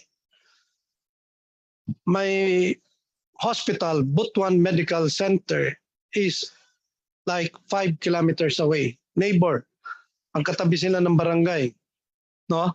Si level 2, no? Na medical. Ang problem ko, magpapasa na ako ng bill na mag-create ng College of Medicine sa Caraga State University. And I think ang isang kailangan is dapat may level 3 na hospital. Gusto ko sana talagang wala kaming College of Medicine sa Caraga region. Madam Secretary. Yes, Madam Chair and Honorable Congressman, can I refer to Yusek Ken Ronquillo regarding the requirements for a medical school? Yusek Kenneth. Thank you, Chair, sir. Putting up the medical school is under CHED. That's CHED Memo 18 Series 2016. The requirements are all there. So hindi po kailangan na mag-put up ng law kasi kasama na rin po ito sa Doktor para sa Bayan. So we will just have to go through the requirements by CHED. However, yung isang concern po ninyo doon is that putting up the base hospital, kasi yung requirement po under CHED is a level 3 hospital. But we can explore hospitals within your area kasi pwede naman kung mag-consortia yung mga hospitals na yun to put up the requirement. So but we will have to work within CHED Memo 18 Series 2016. Salamat, Rep. Aquino. Next interpolate from the majority, we have Representative Bambi Amano for a second round. Thank you, Madam Chair. And mayo ng gabi. And would like to follow up first, Mr. Chair, is because I was really in a hurry earlier. Does the good secretary allow the transmission of documents even without the signature of his personnel from the region, Madam Chair? Secretary? It depends on the document, but normally, sir, and officially, we would not allow if there are no signatures coming from our officials. Yeah, because it would be very easy to deny it, Madam Chair, by the regional office. Hopefully that the documents that will be given tomorrow hopefully we'll have the signature of the person concerned. And second, Madam Chair, is would like to follow up on the line of Kong Daza, which was about MAIP. May I know if the second district of Misamis, I am actually a returning congressman. Don't know if I still have funds from MAIP, and if there are, how much for second district of Misamis Oriental? Madam Chair, Madam Secretary. USEC Sharade Grand Report. USEC Sharade, please. Madam Chair, we just really need the requests for the hospitals where we will be downloading the fund. Yeah, Madam Chair. The question, Madam Chair, is do I still have funds, or the people of second district do still have funds? The people, especially the MAIP funds, is available to all, Madam Chair. Okay. What year are you referring to, Rep. Emano? This year, 2022, Madam Chair. We provide, Madam Chair, assistance to indigent patients, Madam Chair, and financially incapacitated. No. So we will just coordinate with your office, Honorable Congressman Emano, for the specific hospital where you wish to. Yeah, Madam Chair, maybe the regional director will be given authority that we will be able to discuss it tomorrow. Yes, Madam Chair, we actually gave that instruction 2 weeks ago. So we will just follow up, Madam Chair. Second to the last, Madam Chair, I also overheard Dr. Gorgolon regarding the distribution of the super health center, and one of those he mentioned was it will depend upon the poverty incidence.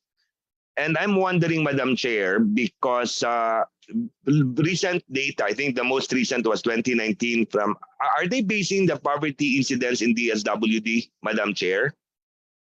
Is it with the DSWD where you base data for poverty incidence? Madam Chair, if I may refer the question to Director Nene Gorgolon. Director Nene.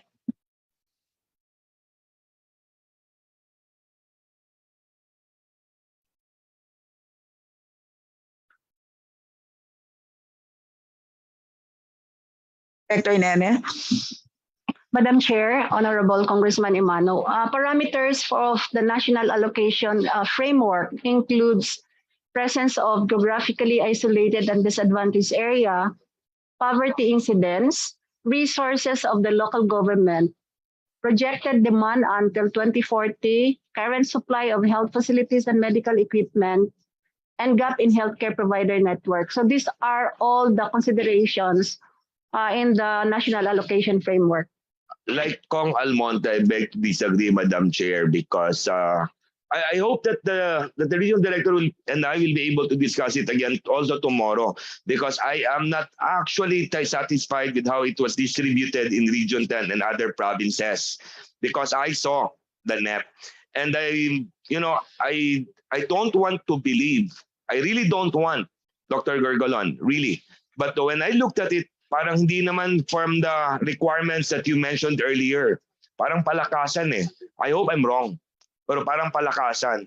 So tomorrow I hope that I'll be able to discuss it. And last. Yes, Madam Chair, last. Before third round, I also heard that you have a scholarship program, Madam Chair, for those who want to become doctors. How do we avail? How does one apply? Madam Secretary. Yes, Madam Chair, if I may call on you, Sir Kenneth Ronquillo, for the scholarship program. Thank you, Madam Chair. Sir, the application for medical scholarship program is under the CHED now because of the Doctor para sa Bayan. So they'll have to apply sa CHED na po. So DOH has nothing to do with it anymore. So wala na, sir. So example, Kong Almonte wants to become a scholar. He's my constituent. I'll just forward him to CHED. No more recommendation from the regional director, from the national office. No, sir. It's CHED na po. So what's the allocation per year? What's the allocation per year? Like how many scholars does CHED accept? Sir, ang CHED ang nag-program po ngayon, but previously under the Department of Health, if we look at numbers now, we have around 1,359 from first year to fifth year medical students. But starting when it was still under DOH. Now Yes, sir. you don't know already. Yes, sir. Is that possible, Madam Chair? That DOH will doesn't know how many scholars for medical students?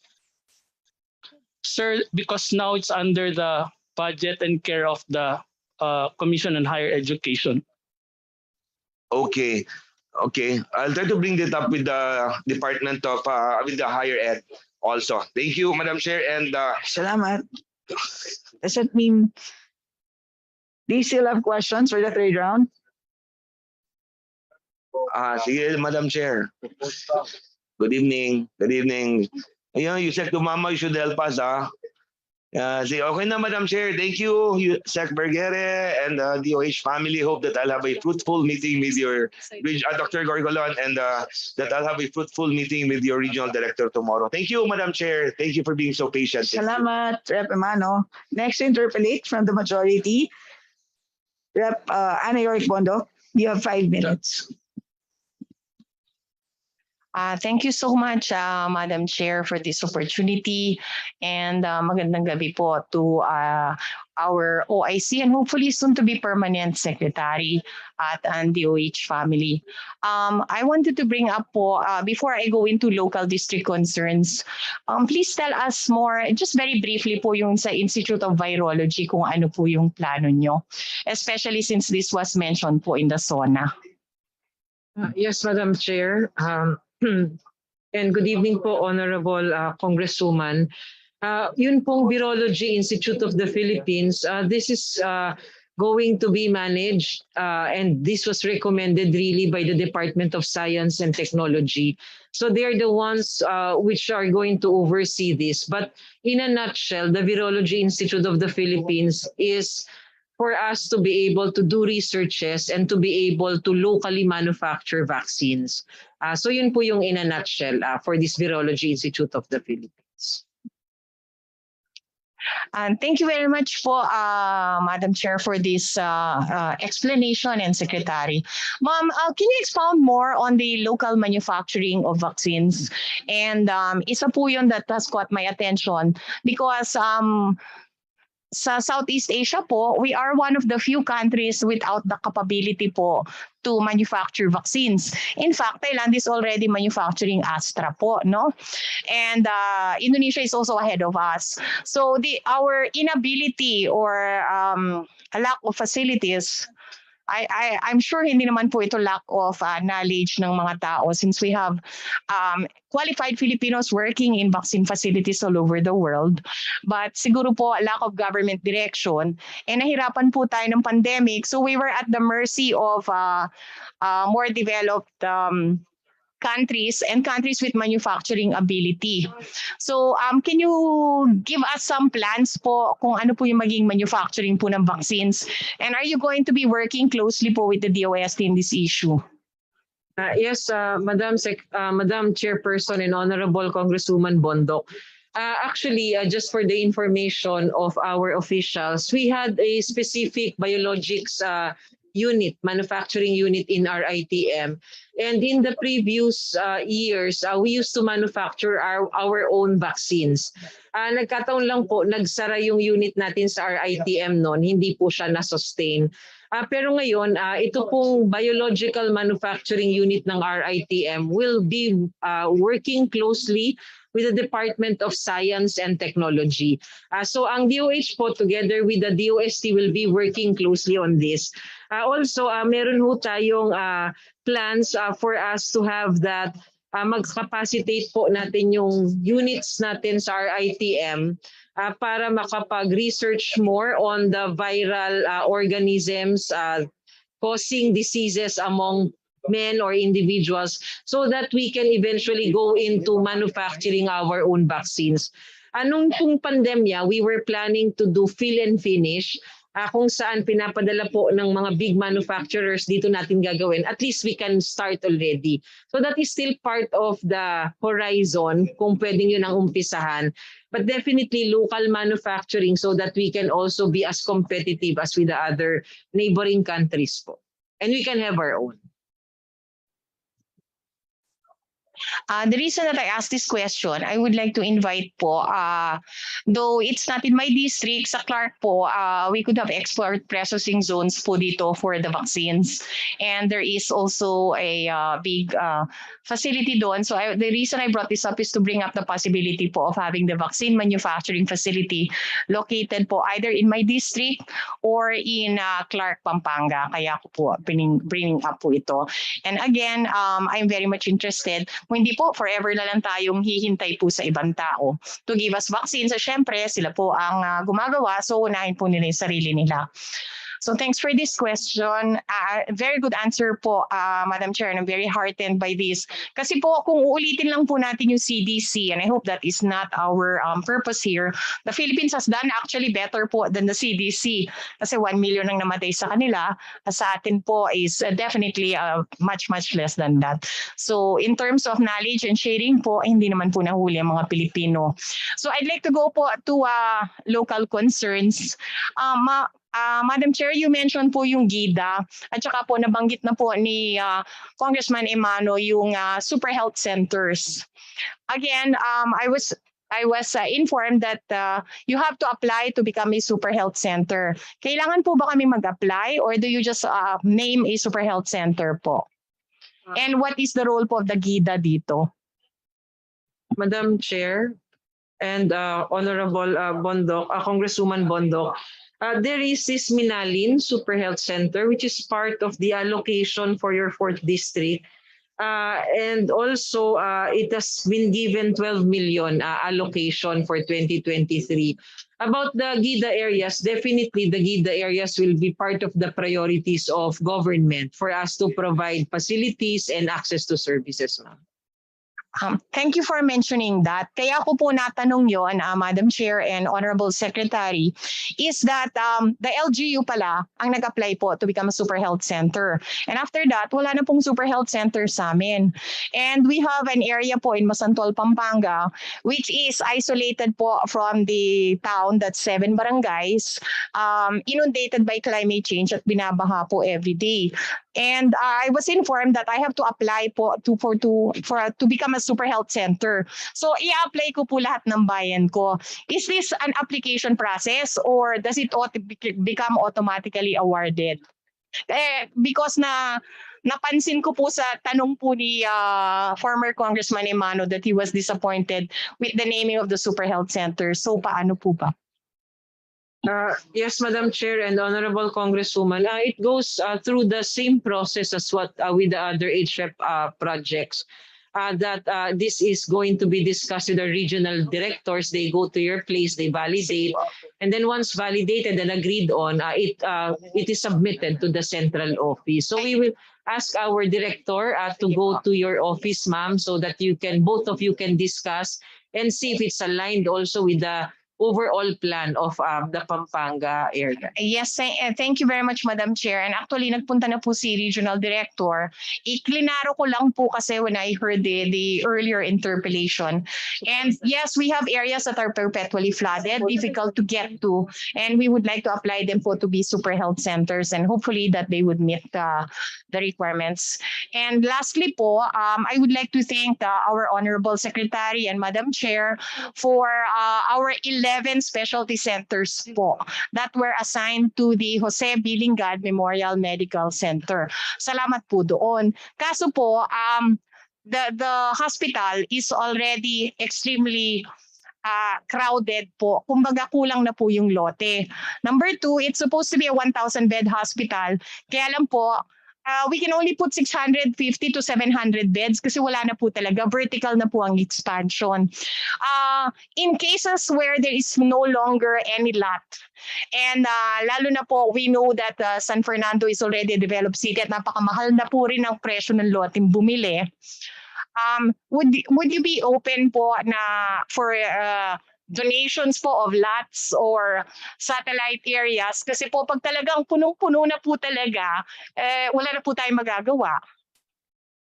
Yes, Madam Chair and Honorable Congresswoman, satellite or extension hospitals, ginagawa naman po iyon. So that is no problem as long as we comply with the technical standards according to that. As to the available lots, we need to explore that possibility, ma'am. But but thank you very much. If you can also help us so that we can also expand further our J. Bilingad Hospital. Opo. Thank you very much for that, Madam Chair and Madam Secretary. We will definitely be working. In fact, may letter na po ako which I will be submitting po sa inyo today. We are going to be donating po a lot and a building. So ako lang po ata ang congressman na nagbibigay sa araw na to. At lahat po, I'm sure, may pangangailangan. As the only one who's donating to this day, sana po aprubahan nyo na po kaagad so that we may have a satellite hospital. Kasi po wala na talagang lote yung amin pong regional hospital. So we'll be submitting that letter. And thank you on that note po. Congratulations po. We really do need to manufacture vaccines. We will be applying po for super health centers po, lalo na sa mga GIDA areas namin na talaga pong baha at kailangan po ng tulong. And then, again, for the manufacturers of vaccines, I will approach you po for possibly putting up a manufacturing facility po outside of Metro Manila, hopefully in our district or in Clark. And lastly po, let's expand po yung ating pong regional hospital na sayang po ay approved for 1,000 beds, wala na talagang pwesto. Tutulungan po namin kayo to have a new area. So maraming salamat po, Madam Chair, and more power po sa DOH. Salamat, Representative Dr. Ana Yorkpondo. Next, interpolate. From the majority, we have Representative Dr. Peter Miguel. Puro mga doktor. Madam Chair, salamat po. 2.5 minutes, sir. Madam Chair, just would like to know any updates sa monkeypox. Is it trivial at this time or something to be alarmed with of? Monkeypox po. Yes, Madam Chair and Honorable Congressman. Up until now, we still have 4 cases. Yun pong mga cases po natin, 3 cases, the source of the infection are coming from abroad. This last case, we cannot be certain and we do not like to pronounce that this is a local case because the history is quite vague. And we cannot get the accurate history coming from the patient.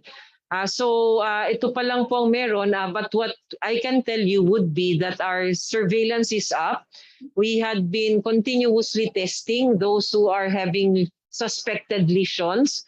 And out of all of those being tested, wala pa naman pong nag-positive pa yet since the last time that we have detected the 4th case. Meron na rin ho tayong discussions with vaccine manufacturers. There had been 2 of these manufacturers that we have discussed with. And meron lang po, yung first kasi, yung isang klase ng bakuna, meron siyang parang contraindication to those with parang mga comorbidity, no, like clotting and all. So it's something that has to be given to those without these comorbidities, even though they are close contacts of the patient. The second one, wala pong ganong klaseng adverse event. Kaya lang po, ang commitment sa atin, baka first quarter pa or first month of by next year. So tapos, quite expensive din. Maybe because of competition and the shortage of supplies. And the last time that we were discussing with them, ang presyo na ngayon ng isang bakuna was $210 each. So it's quite costly already. So at this point in time, we are continuously coordinating with manufacturers, but still trying to weigh, no, if we really need vaccines, if we will need it, how much of these doses because of the cost of the vaccines, Honorable Congressman? Can we say categorically that it's controlled at this time? Madam Chair, Honorable Congressman, we cannot say that at this point because we're not testing everybody actually. For our surveillance points, we are just getting those people who are having suspected lesions. But for those who had been in close contact or those who had been exposed and they do not know, we don't know that. That's why we need our surveillance to be dynamic and mobilized and active so that we can immediately detect and prevent further transmission of the disease. Of the cases so far, Madam Chair, may we know the mode of transmission? Because I'm worried about the skin to skin. The literature would say it's being transmitted through body contact. Is it really that's what's happening? Yes, Madam Chair and Honorable Congressman. Yes, monkeypox is transmitted via close physical contact. It can also be transmitted via intimate contact. And out of all of those who had been detected with monkeypox in the country, the transmission has been close physical contact. Kindly wind up. Thank you so much, Madam Chair. I have no more questions. Salamat po. Salamat. Next to may tanong lang po si Representative Edsel Lagman on your number of COVID cases as reported to the public. This is based on positive RT-PCR result. Tama po? Yes, Madam Chair. So, and antigen positives are not included in the count, which means severely understated, something like that. Yes, Madam Chair. We concur with that assumption. But when we do our projections, Madam Chair, it is part of our assumptions that only about 40% of these cases are reported through RT-PCR, and the rest are from antigen and isolating without having been tested. And that's 60% of what we don't see right now and report. Or what you can say is what you report would be the severe COVID cases, in which case they need RT-PCR. Not really, Madam Chair, because for those who had been tested and we had been reporting, around only less than 10% are severe and critical, and the rest would be mild asymptomatic and moderate cases. All right. Rep. Lagman, would that be all? Thank you. Next to interpolate from the minority, we have Representative Paul Daza. 2.5 minutes, sir. Thank you, Madam Chair. Under the Universal Healthcare Law, Secretary, we have a provision on no copay. We passed a very good bill, the Malasakit bill, where the intention was to have a one-stop shop for all the payment, for all the subsidy mechanisms. And at the end of the day, what we want to do is to minimize, mitigate, and hopefully make zero the out-of-pocket of poor patients. Diba? Yan yung goal natin. That's why we have PhilHealth, we have all these different funds. So how is DOH now monitoring the concept of no balance billing, the out-of-pocket of patients? PhilHealth used to do a no balance billing survey with the Malasakit office, which is very good. I'm happy. We have good people there. So how do you do the statistics? How are we doing in mitigating the out-of-pocket, yung gastos po ng mga poor patients?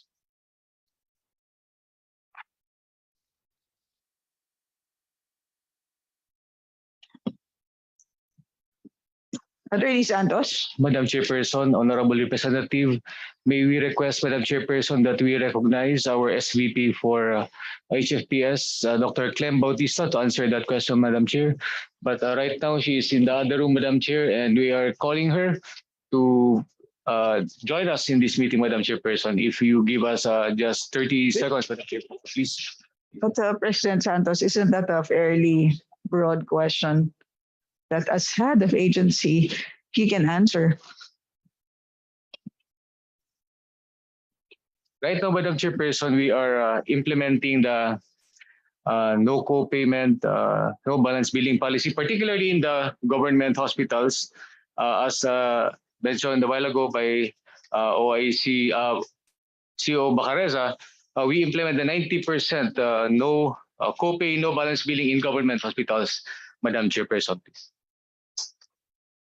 Rep. Raja, do you wish to wait for Dr. Clem Bautista? Yes, I do. This is a very, very big public policy healthcare issue. It's because in the NEP, Madam Chair, in the 2023 NEP, there are performance indicators.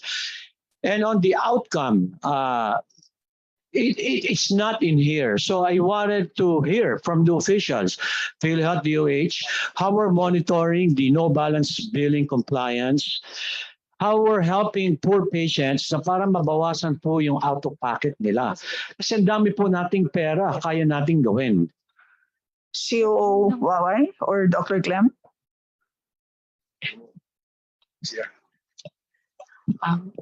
Good evening, Chairman, Chairwoman Kong Stella and Honorable Congressman Daza.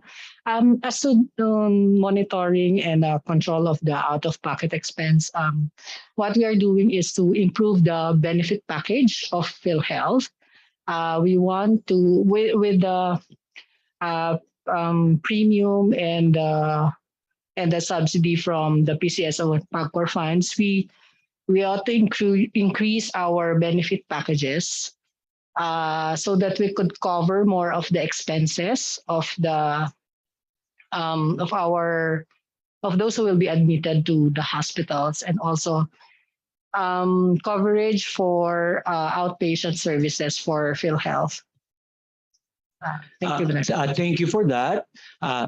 Let me rephrase my question. Do we have any statistics on patients, what the compliance is on the Universal Healthcare Law, which says no copay, which PhilHealth issued 5-6 years ago, the no balance billing memorandum? How do you monitor that? What statistics do we have? COO Waway. Thank you, Madam Chair. Rep. Daza, while you were away, a similar question was asked, and COO Waway promised to submit the data on the compliance with the no balance billing policy. But please explain. Yeah, we have the data na Madam Chair and Kong Paul. In 2021, 42% ang no balance billing. It went down from 58% in 2020. This might be caused by the COVID. So we monitor that. We have our survey being done in government hospitals, ward room accommodation. Madam Chair, we need to do a better job. Okay. Please provide me the statistics. That's something we will raise later on. Last one, so I don't need to do a third round. The NDP program is under the National Health Workforce Support System, 16.9 billion for 2023.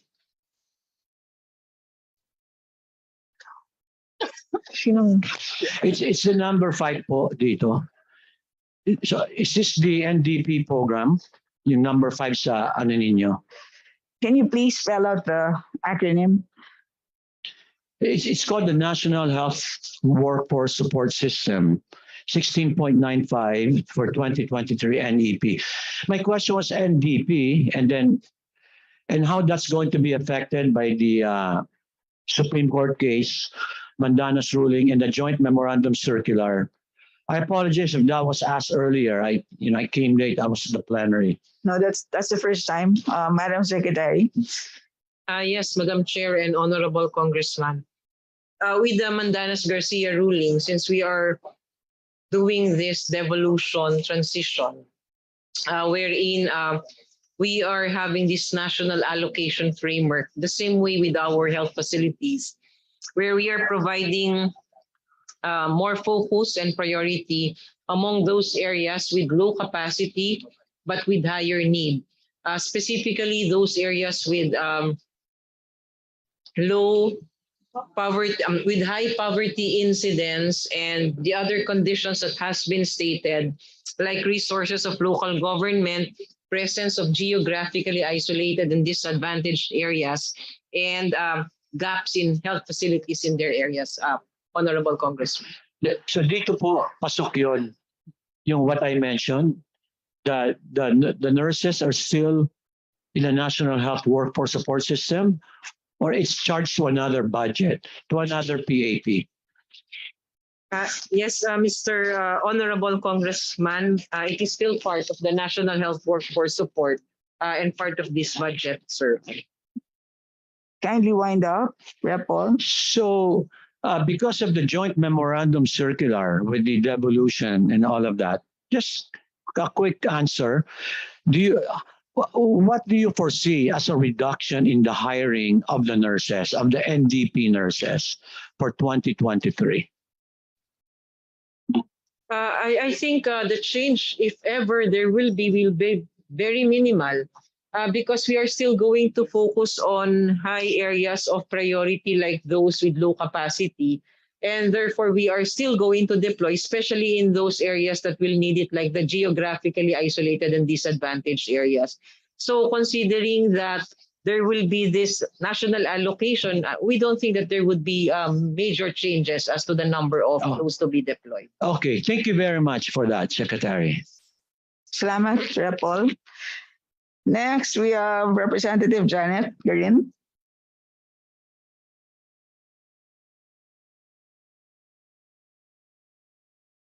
Yeah, okay. Thank you very much, Madam Chair. Let me just go back to the question earlier by the Honorable Ed Selagman. I'm just following this up through because of him.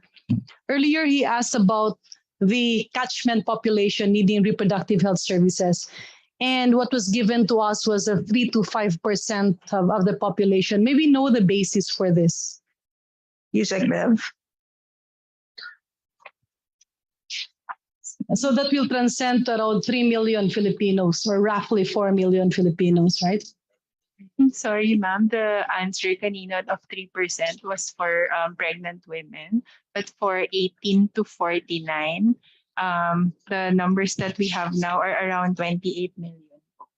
So balik tayo. For the record, how many Filipinos are in need of reproductive health services? If we will consider all women of reproductive age. No. I'm really sorry, but hindi kasi pwedeng if we will consider ito yung mga pregnant. If we talk about the reproductive healthcare program of our country, by virtue of the reproductive health law, we are talking about the recipients of RH. No ifs and no buts. It's 28,157,813 po. So it's right. It's more than 28 million, and that's acceptable because we were actually looking at 25 to 30 million. So for the record, the catchment population for the implementation of reproductive health is 28 million plus. So that's acceptable. For a woman, it's 3 million. Yes, the budget is 287 pesos if your population is 3 million. So if you have a recipient, or what do you call a beneficiary of 28 million plus, the budget will transcend to how much? Almost just 30 pesos, ma'am. 30 pesos annually. So mas mahal pa yung kinain natin ngayong araw na to. So you see, if kung binawasan at kinaltasan natin ang infectious disease, control and prevention of infectious diseases, and we transferred it to health promotion, we could probably consider transferring a significant portion to reproductive health services. If the DOH family will bear with us. Yes, I yield to my boss, Congressman. Okay, so let me. Okay. I hope the DOH family will segue into what the people needs, because we have wants, but people are expecting services. Kasi we have to streamline the funds. So if you can look into the provision of reproductive health services, especially so that the recent pandemic, medyo marami ang nangailangan. And with the hard economic times, procurement of reproductive health RH commodities will be an additional burden on the Filipino families. Can we get the commitment of the Honorable Secretary regarding this? And can we have the assigned EXECO member to handle reproductive health care? Yes, Madam Chair. We commit that we will again review the allocations for our public health programs and try to prioritize based on the needs of our individual beneficiary, Yes. Madam Chair. And this include condoms, especially for those who are involved in the industry. Yes, Madam Chair. Kasama ba yun doon sa pondo na yun? So kung ibabawas pa sila, wala nang maiiwan sa RH, sa health centers.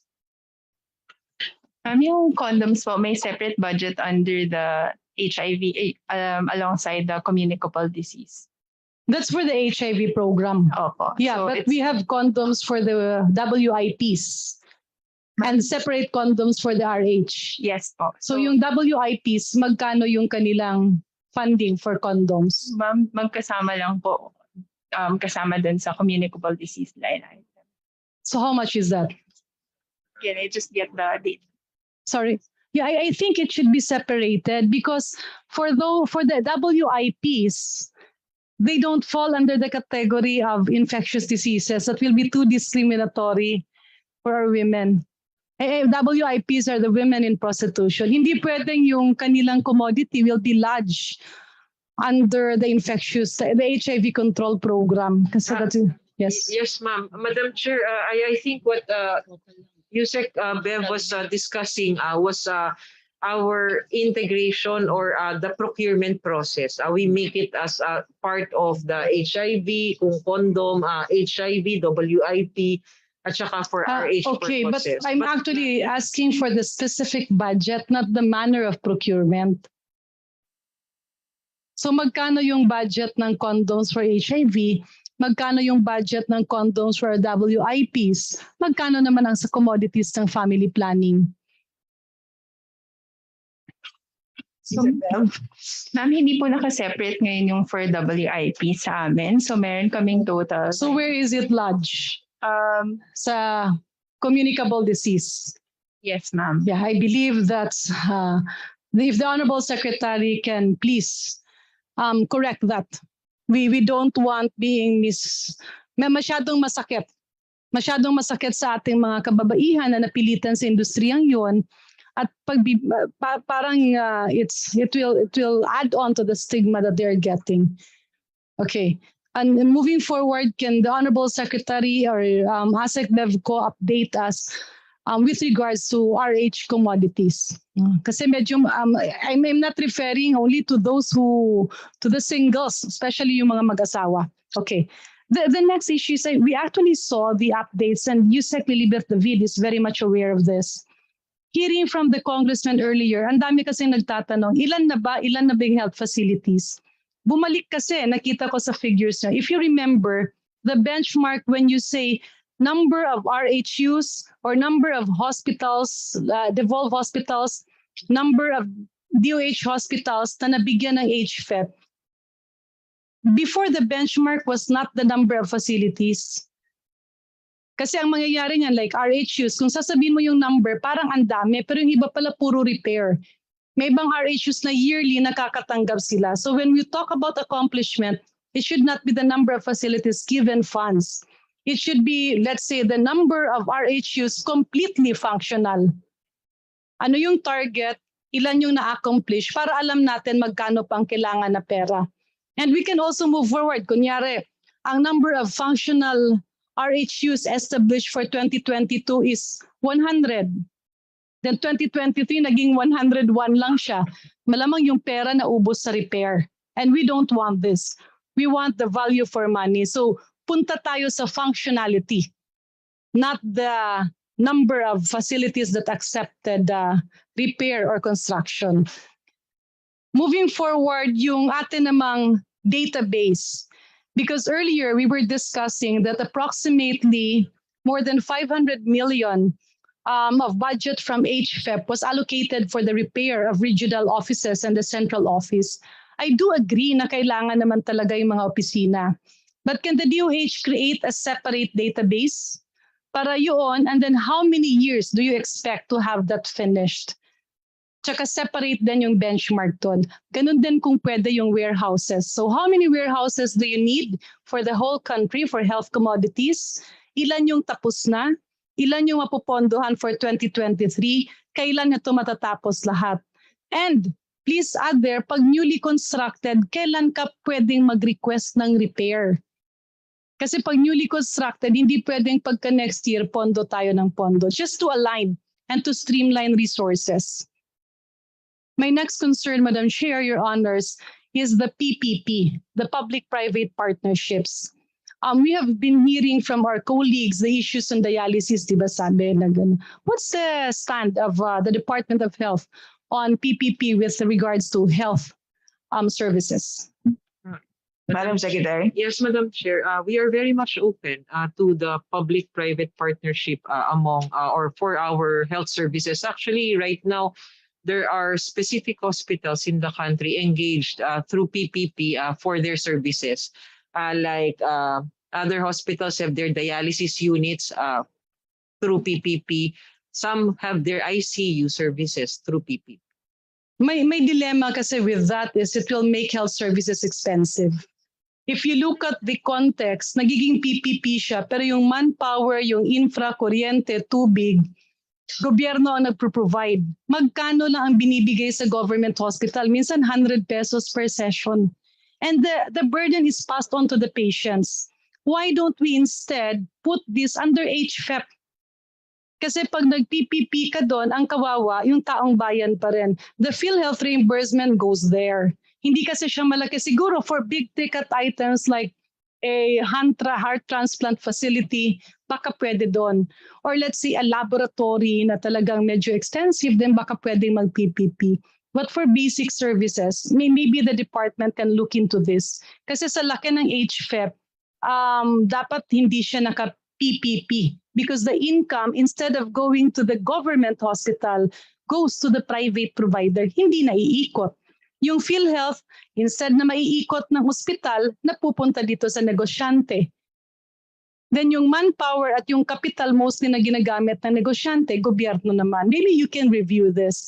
Because the LGUs, especially the LGUs, o pagpalagay na natin, if DOH will be doing this, then the HFEP budget for the DOH hospitals can instead be given to the devolved institutions para hindi PPP ang services sa devolved institutions, especially dialysis. Okay. Last two items, yes, Madam Chair. Last two items, Madam Chair, is ang naririnig kasi namin palagi with the previous secretary, pagkausapin ng price ceiling, palaging tinutulak sa Malacanang or sa Office of the President. So with monkeypox, with COVID, with other infectious diseases, with other calamities happening, will the DOH be implementing price ceiling?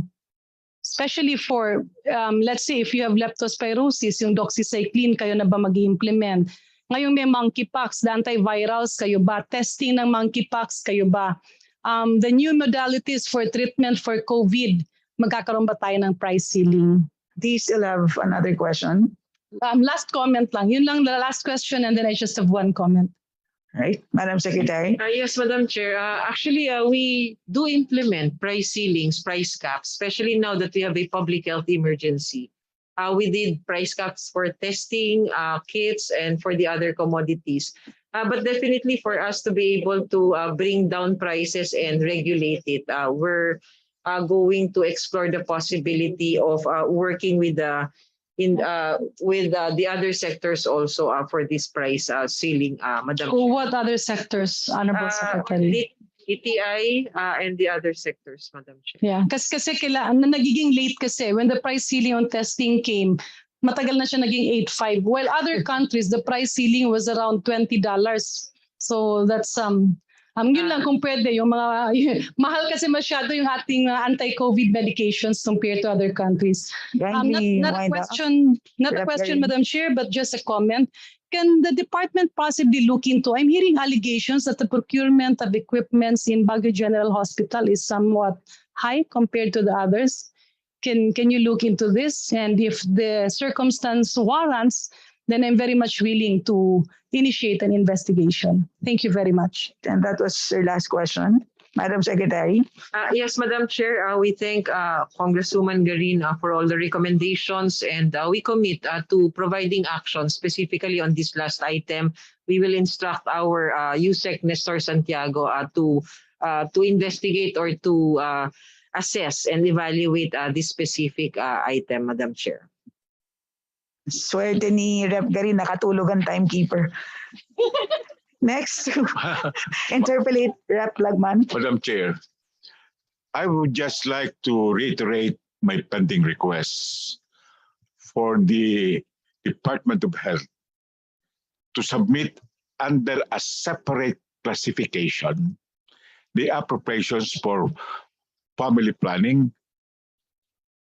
RH services, and facilities and commodities.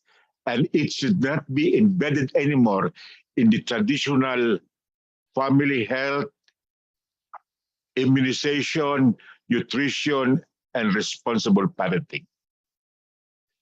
And please submit to us a more adequate appropriation. You would recall that in 2013, the year when the RH law was first implemented, the appropriation was no less than 4 billion pesos. You can check your records on that. Now, I have just one curious question, Madam Chair, if I may. Yes, please. In a group of 100 patients, or for every 100 patients, how many would go to the hospital for basic care services or treatment? Do you have any data on that? Madam Secretary, utilization rate for any no? For every 100 patients, how many would go to the hospital for basic care? Is this, so there are two measures, Rep. Lagman, whether in a hospital, or any facility. So this is for curative. Okay, so if you have the NDHS number for seeking care when needed in the last 30 days or in the last year. I believe yun yung dalawang measures NDHS.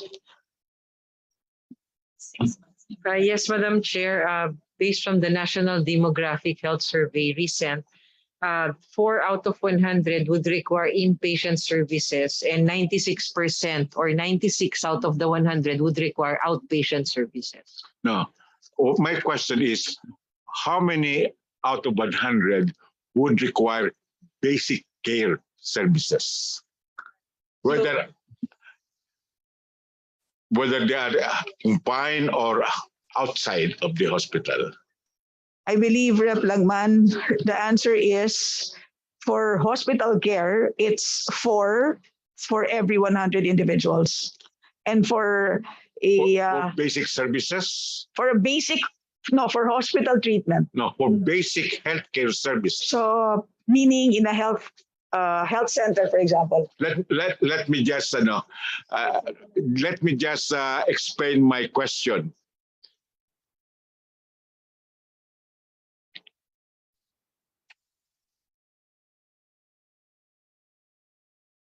Now, can I just explain my question?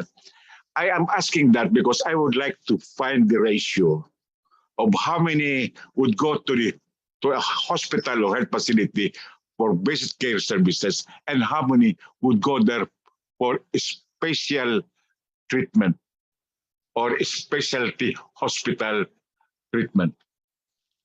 Madam Secretary. Yes, Madam Chair. So based from the recent National Demographic and Health Survey, we say that 4 out of the 100 would require the inpatient service, and that may be part of the special service or highly technical service. 4 out Yes. of 100. And if we say that, we therefore assume that the other 96 of the 100 would sometime or another require these basic services that we say, like we define basic services as not just consulting for an illness, but also getting family planning, getting immunized, and the other programs. Just to distinguish those going there for non-specialty diseases like heart, kidney, lung, etc. So 4 would go to specialty and 96 would go to basic care. Consequently, there is no need to prioritize the construction and development of specialty hospitals identical to the heart center, to the lung center, and the kidney center, because what should be prioritized should be the basic healthcare services for our people and because they are the ones more numerous. Is that correct? Secretary. Yes, Madam Chair. Honorable Congressman Lagman, we agree with you that primary care is really essential for our individuals, and it's the backbone of our universal health care. But this NDHS survey has been done of late or recently. So we still have our patients who have already chronic conditions as of this time. So we balance off by having also these highly specialized services. But agree with you that we should focus also more on our primary care services. It's hard to balance 96 versus 4. Thank you. Salamat, Rep. Lagman. Hihirit na lang ako ng promise 2 short questions. For PhilHealth, what is your current reserve fund balance?